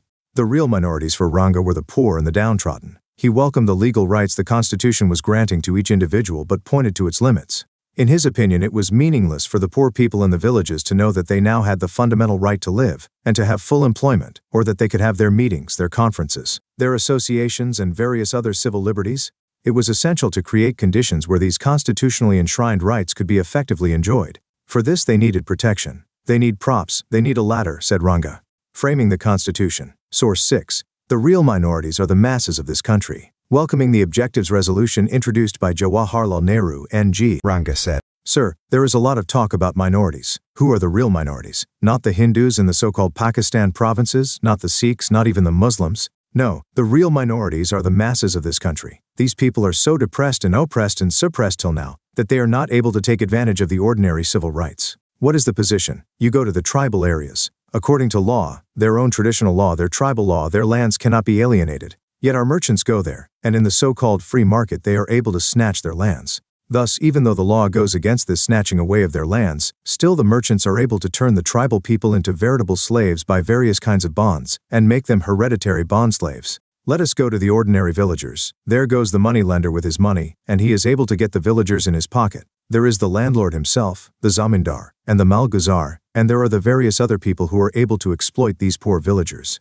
There is no elementary education even among these people. These are the real minorities that need protection and assurances of protection. In order to give them the necessary protection, we will need much more than this resolution. How is the notion of minority defined by Ranga, Cad. Vol. Second, Ranga also drew attention to the gulf that separated the broad masses of Indians and those claiming to speak on their behalf in the Constituent Assembly. Whom are we supposed to represent? The ordinary masses of our country, and yet most of us do not belong to the masses themselves. We are of them, we wish to stand for them, but the masses themselves are not able to come up to the Constituent Assembly. It may take some time. In the meanwhile, we are here as their trustees, as their champions, and we are trying our best to speak for them. Themes in Indian History, Part 3.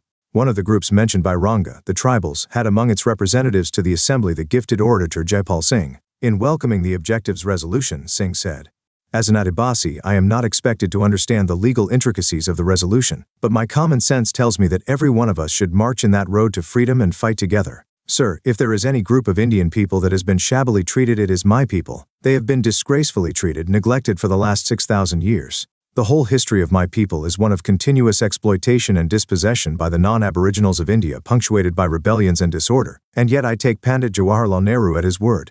I take you all at your word that now we are going to start a new chapter of independent India, where there is equality of opportunity, where no one would be neglected. Singh spoke eloquently on the need to protect the tribes and ensure conditions that could help them come up to the level of the general population. Tribes were not a numerical minority, he argued, but they needed protection. They had been dispossessed of the land they had settled, deprived of their forests and pastures, and forced to move in search of new homes. Perceiving them as primitive and backward, the rest of society had turned away from them, spurned them. He made a moving plea for breaking the emotional and physical distance that separated the tribals from the rest of society. Our point is that you've got to mix with us. We are willing to mix with you. Singh was not asking for separate electorates, but he felt that reservation of seats in the legislature was essential to allow tribals to represent themselves. It would be a way, he said, of compelling others to hear the voice of tribals and come near them. We were suppressed for thousands of years. How were the rights of the depressed caste to be defined by the Constitution? During the national movement, Ambedkar had demanded separate electorates for the depressed castes, and Mahatma Gandhi had opposed it, arguing that this would, framing the Constitution, permanently segregate them from the rest of society. How could the Constituent Assembly resolve this opposition? What kinds of protection were the depressed caste to be provided? Some members of the depressed castes emphasized that the problem of the untouchables could not be resolved through protection and safeguards alone. Their disabilities were caused by the social norms and the moral values of caste society. Society had used their services and labor but kept them at a social distance, refusing to mix with them or dine with them or allow them entry into temples. We have been suffering, but we are prepared to suffer no more, said J. Nagappa from Madras. We have realized our responsibilities. We know how to assert ourselves. Nagappa pointed out that numerically the depressed castes were not a minority. They formed between 20 and 25% of the total population. Their suffering was due to their systematic marginalization, not their numerical insignificance. They had no access to education, no share in the administration. Addressing the assembly, K.J. Khandarkar of the Central Provinces said, "We were suppressed for thousands of years. Suppressed, to such an extent that neither our minds nor our bodies and now even our hearts work, nor are we able to march forward. This is the position." After the partition violence, Ambedkar too no longer argued for separate electorates. The Constituent Assembly finally recommended that untouchability be abolished, Hindu temples be thrown open to all castes, and seats in legislatures and jobs in government offices be reserved for the lowest castes. Many recognized that this could not solve all problems. Social discrimination could not be erased only through constitutional legislation. There had to be a change in the attitudes within society. But the measures were welcomed by the democratic public. Discuss. What were the different arguments that Jaipal Singh put forward in demanding protective measures for the tribals? Source 7. We want removal of our social disabilities. Dakshayani Velayudan from Madras argued. What we want is not all kinds of safeguards. It is the moral safeguard which gives protection to the underdogs of this country. I refuse to believe that 70 million Harijans are to be considered as a minority. What we want is the immediate removal of our social disabilities. CAD, Vol I Source 8. We have never asked for privileges. Hansa Mehta of Bombay demanded justice for women, not reserved seats or separate electorates. We have never asked for privileges. What we have asked for is social justice, economic justice, and political justice. We have asked for that equality which alone can be the basis of mutual respect and understanding, without which real cooperation is not possible between man and woman. 4. The P hours of the Stat E. One of the topics most vigorously debated in the Constituent Assembly was the respective rights of the central government and the states. Among those arguing for a strong center was Jawaharlal Nehru. As he put it in a letter to the President of the Constituent Assembly, now that partition is a settled fact, it would be injurious to the interests of the country to provide for a weak central authority which would be incapable of ensuring peace, of coordinating vital matters of common concern, and of speaking effectively for the whole country in the international sphere. The draft constitution provided for 3 lists of subjects: union, state, and concurrent. The subjects in the first list were to be the preserve of the central government, while those in the second list were vested with the states. As for the third list, here center and state shared responsibility. However, many more items were placed under exclusive union control than in other federations, and more placed on the concurrent list too than desired by the provinces. The union also had control of minerals and key industries. Besides, Article 356 gave the center the powers to take over a state administration on the recommendation of the governor. The Constitution also mandated for a complex system of fiscal federalism. In the case of some taxes, the center retained all the proceeds. In other cases, it shared them with the states. In still other cases, it assigned them wholly to the states. The states, meanwhile, could levy and collect certain taxes on their own. These included land and property taxes, sales tax, and the hugely profitable tax on bottled liquor. The center is likely to break. The rights of the states were most eloquently defended by K. Santhanam from Madras. A reallocation of powers was necessary, he felt, to strengthen not only the states but also the center. There is almost an obsession that by adding all kinds of powers to the center we can make it strong. This was a misconception, said Santhanam. If the center was overburdened with responsibilities, it could not function effectively. By relieving it of some of its functions and transferring them to the states, the center could in fact be made stronger. Framing the Constitution. As for the states, Santhanam felt that the proposed allocation of powers would cripple them. The fiscal provisions would impoverish the provinces since most taxes, except land revenue, had been made the preserve of the center. Without finances, how could the states undertake any project of development? I do not want any constitution in which the unit has to come to the center and say, I cannot educate my people. I cannot give sanitation. Give me a dole for the improvement of roads, of industries. Let us rather wipe out the federal system and let us have unitary system. Santhanam predicted a dark future if the proposed distribution of powers was adopted without further scrutiny. In a few years, he said, All the provinces would rise in revolt against the center. Many others from the provinces echoed the same fears. They fought hard for fewer items to be put on the concurrent and union lists. A member from Orissa warned that the center is likely to break since powers had been excessively centralized under the Constitution. What we want today is a strong government. The argument for greater power to the provinces provoked a strong reaction in the Assembly. The need for a strong center had been underlined on numerous occasions since the Constituent Assembly had begun its sessions. Ambedkar had declared that he wanted a strong and united center much stronger than the center we had created under the Government of India Act of 1935. Reminding the members of the riots and violence that was ripping the nation apart, many members had repeatedly stated that the powers of the center had to be greatly strengthened to enable it to stop the communal frenzy. Reacting to the demands for giving power to the provinces, Gopalaswamy Iyengar declared that the center should be made as strong as possible. One member from the United Provinces, Balakrishna Sharma, reasoned at length that only a strong center could plan for the well-being of the country, mobilize the available economic resources, establish a proper administration, and defend the country against foreign aggression. Before partition, the Congress had agreed to grant considerable autonomy to the provinces. This had been part of an effort to assure the Muslim League that within the provinces where the Muslim League came. Source 9. Who is a better patriot? Sir R. Ramaswamy Mudaliar from Mysore said during the debate on August 21, 1947, "Let us not lay the flattering unction to our soul that we are better patriots if we propose a strong center, and that those who advocate a more vigorous examination of these resources are people with not enough of national spirit or patriotism." 336. Themes in Indian History, Part 3. Discuss what different arguments were put forward by those advocating a strong center. Source 10. What should the qualities of a national language be? A few months before his death, Mahatma Gandhi reiterated his views on the language question. This Hindustani should be neither Sanskritized Hindi nor Persianized Urdu, but a happy combination of both. It should also freely admit words wherever necessary from the different regional languages, and also assimilate words from foreign languages, provided that they can mix well and easily with our national language. Thus, our national language must develop into a rich and powerful instrument capable of expressing the whole gamut of human thought and feelings. To confine oneself to Hindi or Urdu would be a crime against intelligence and the spirit of patriotism.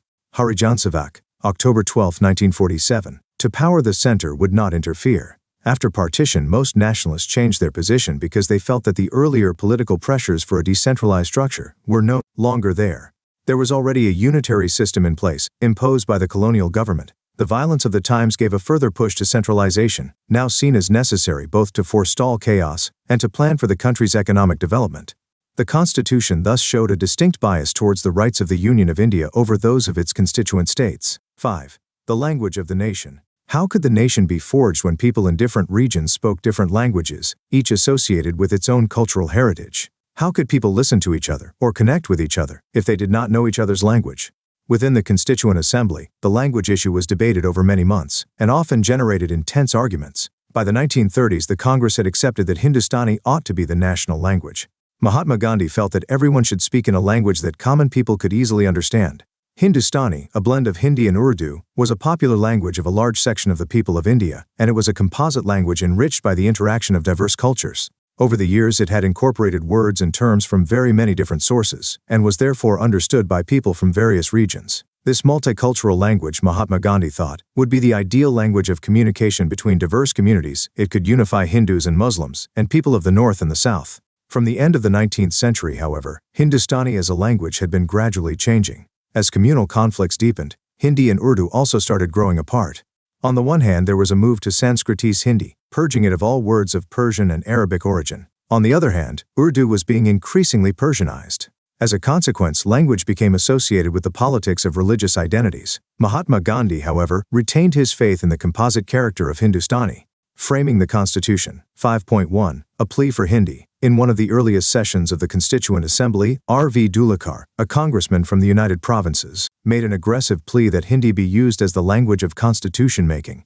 When told that not everyone in the assembly knew the language, Dulekar retorted, "People who are present in this house to fashion a constitution for India and do not know Hindustani are not worthy to be members of this assembly. They better leave." As the house broke up in commotion over these remarks, Dulekar proceeded with his speech in Hindi. On this occasion, peace in the House was restored through Jawaharlal Nehru's intervention, but the language issue continued to disrupt proceedings and agitate members over the subsequent 3 years. Almost 3 years later, on September 12, 1947, Dulekar's speech on the language of the nation once again sparked off a huge storm.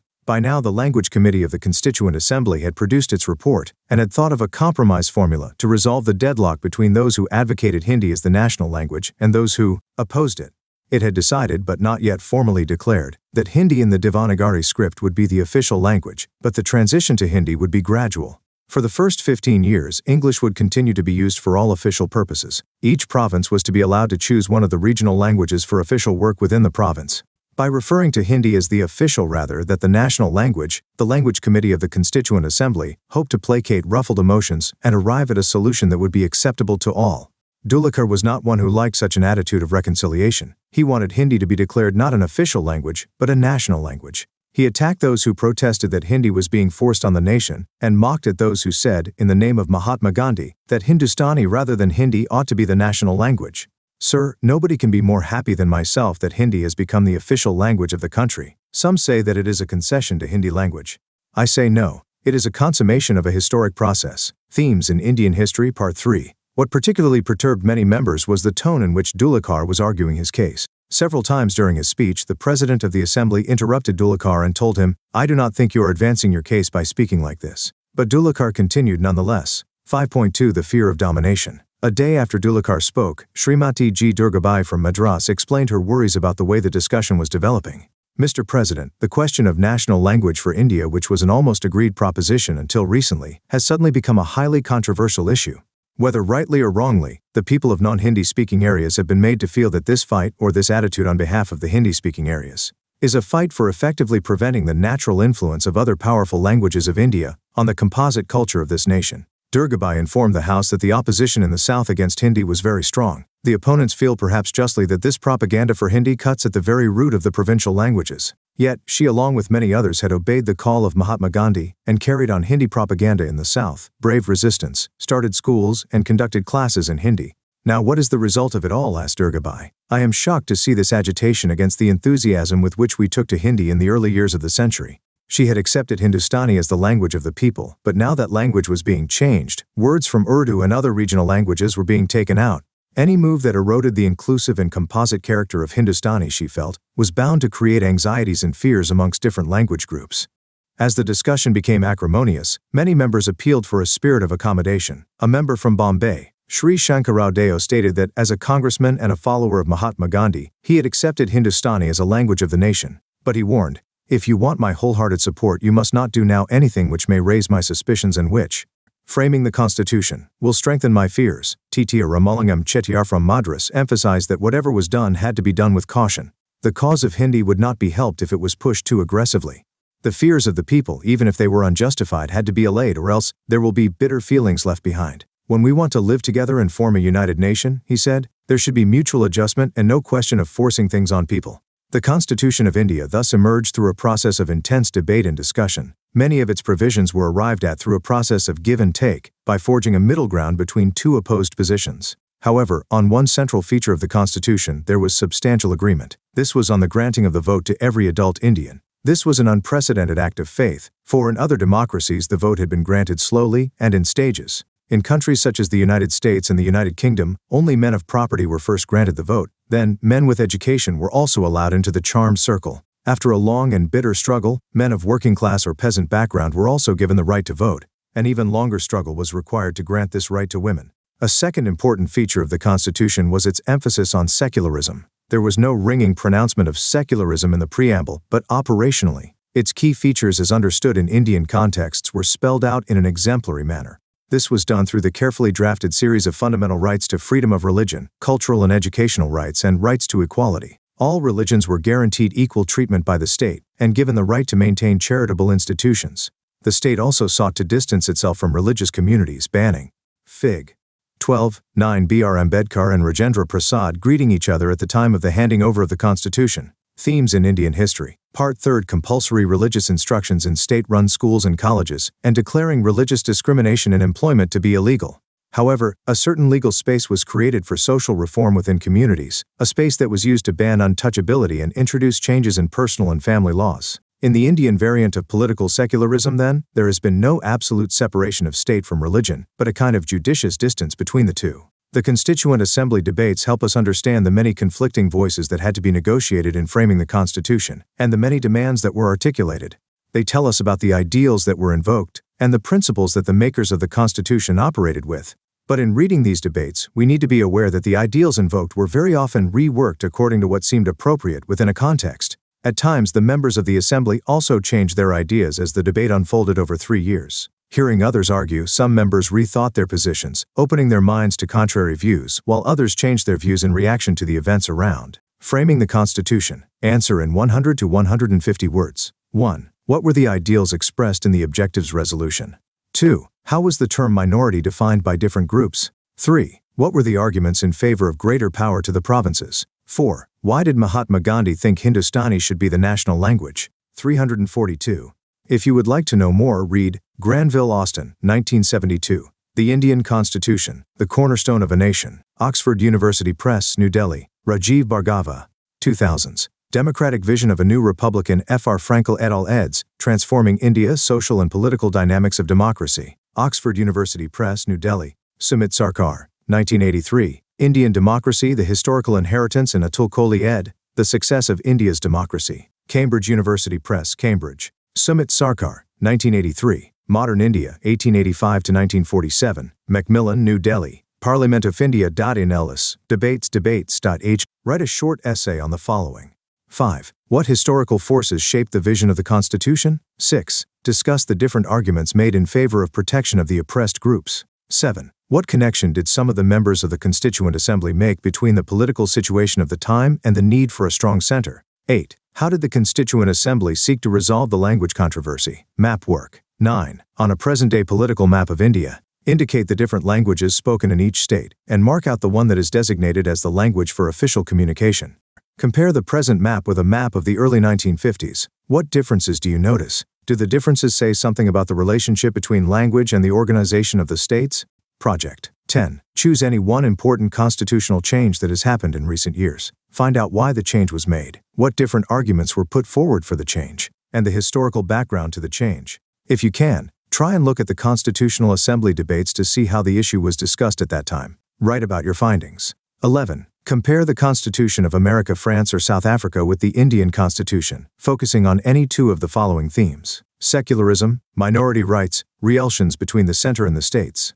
Find out how these differences and similarities are linked to the histories of the regions.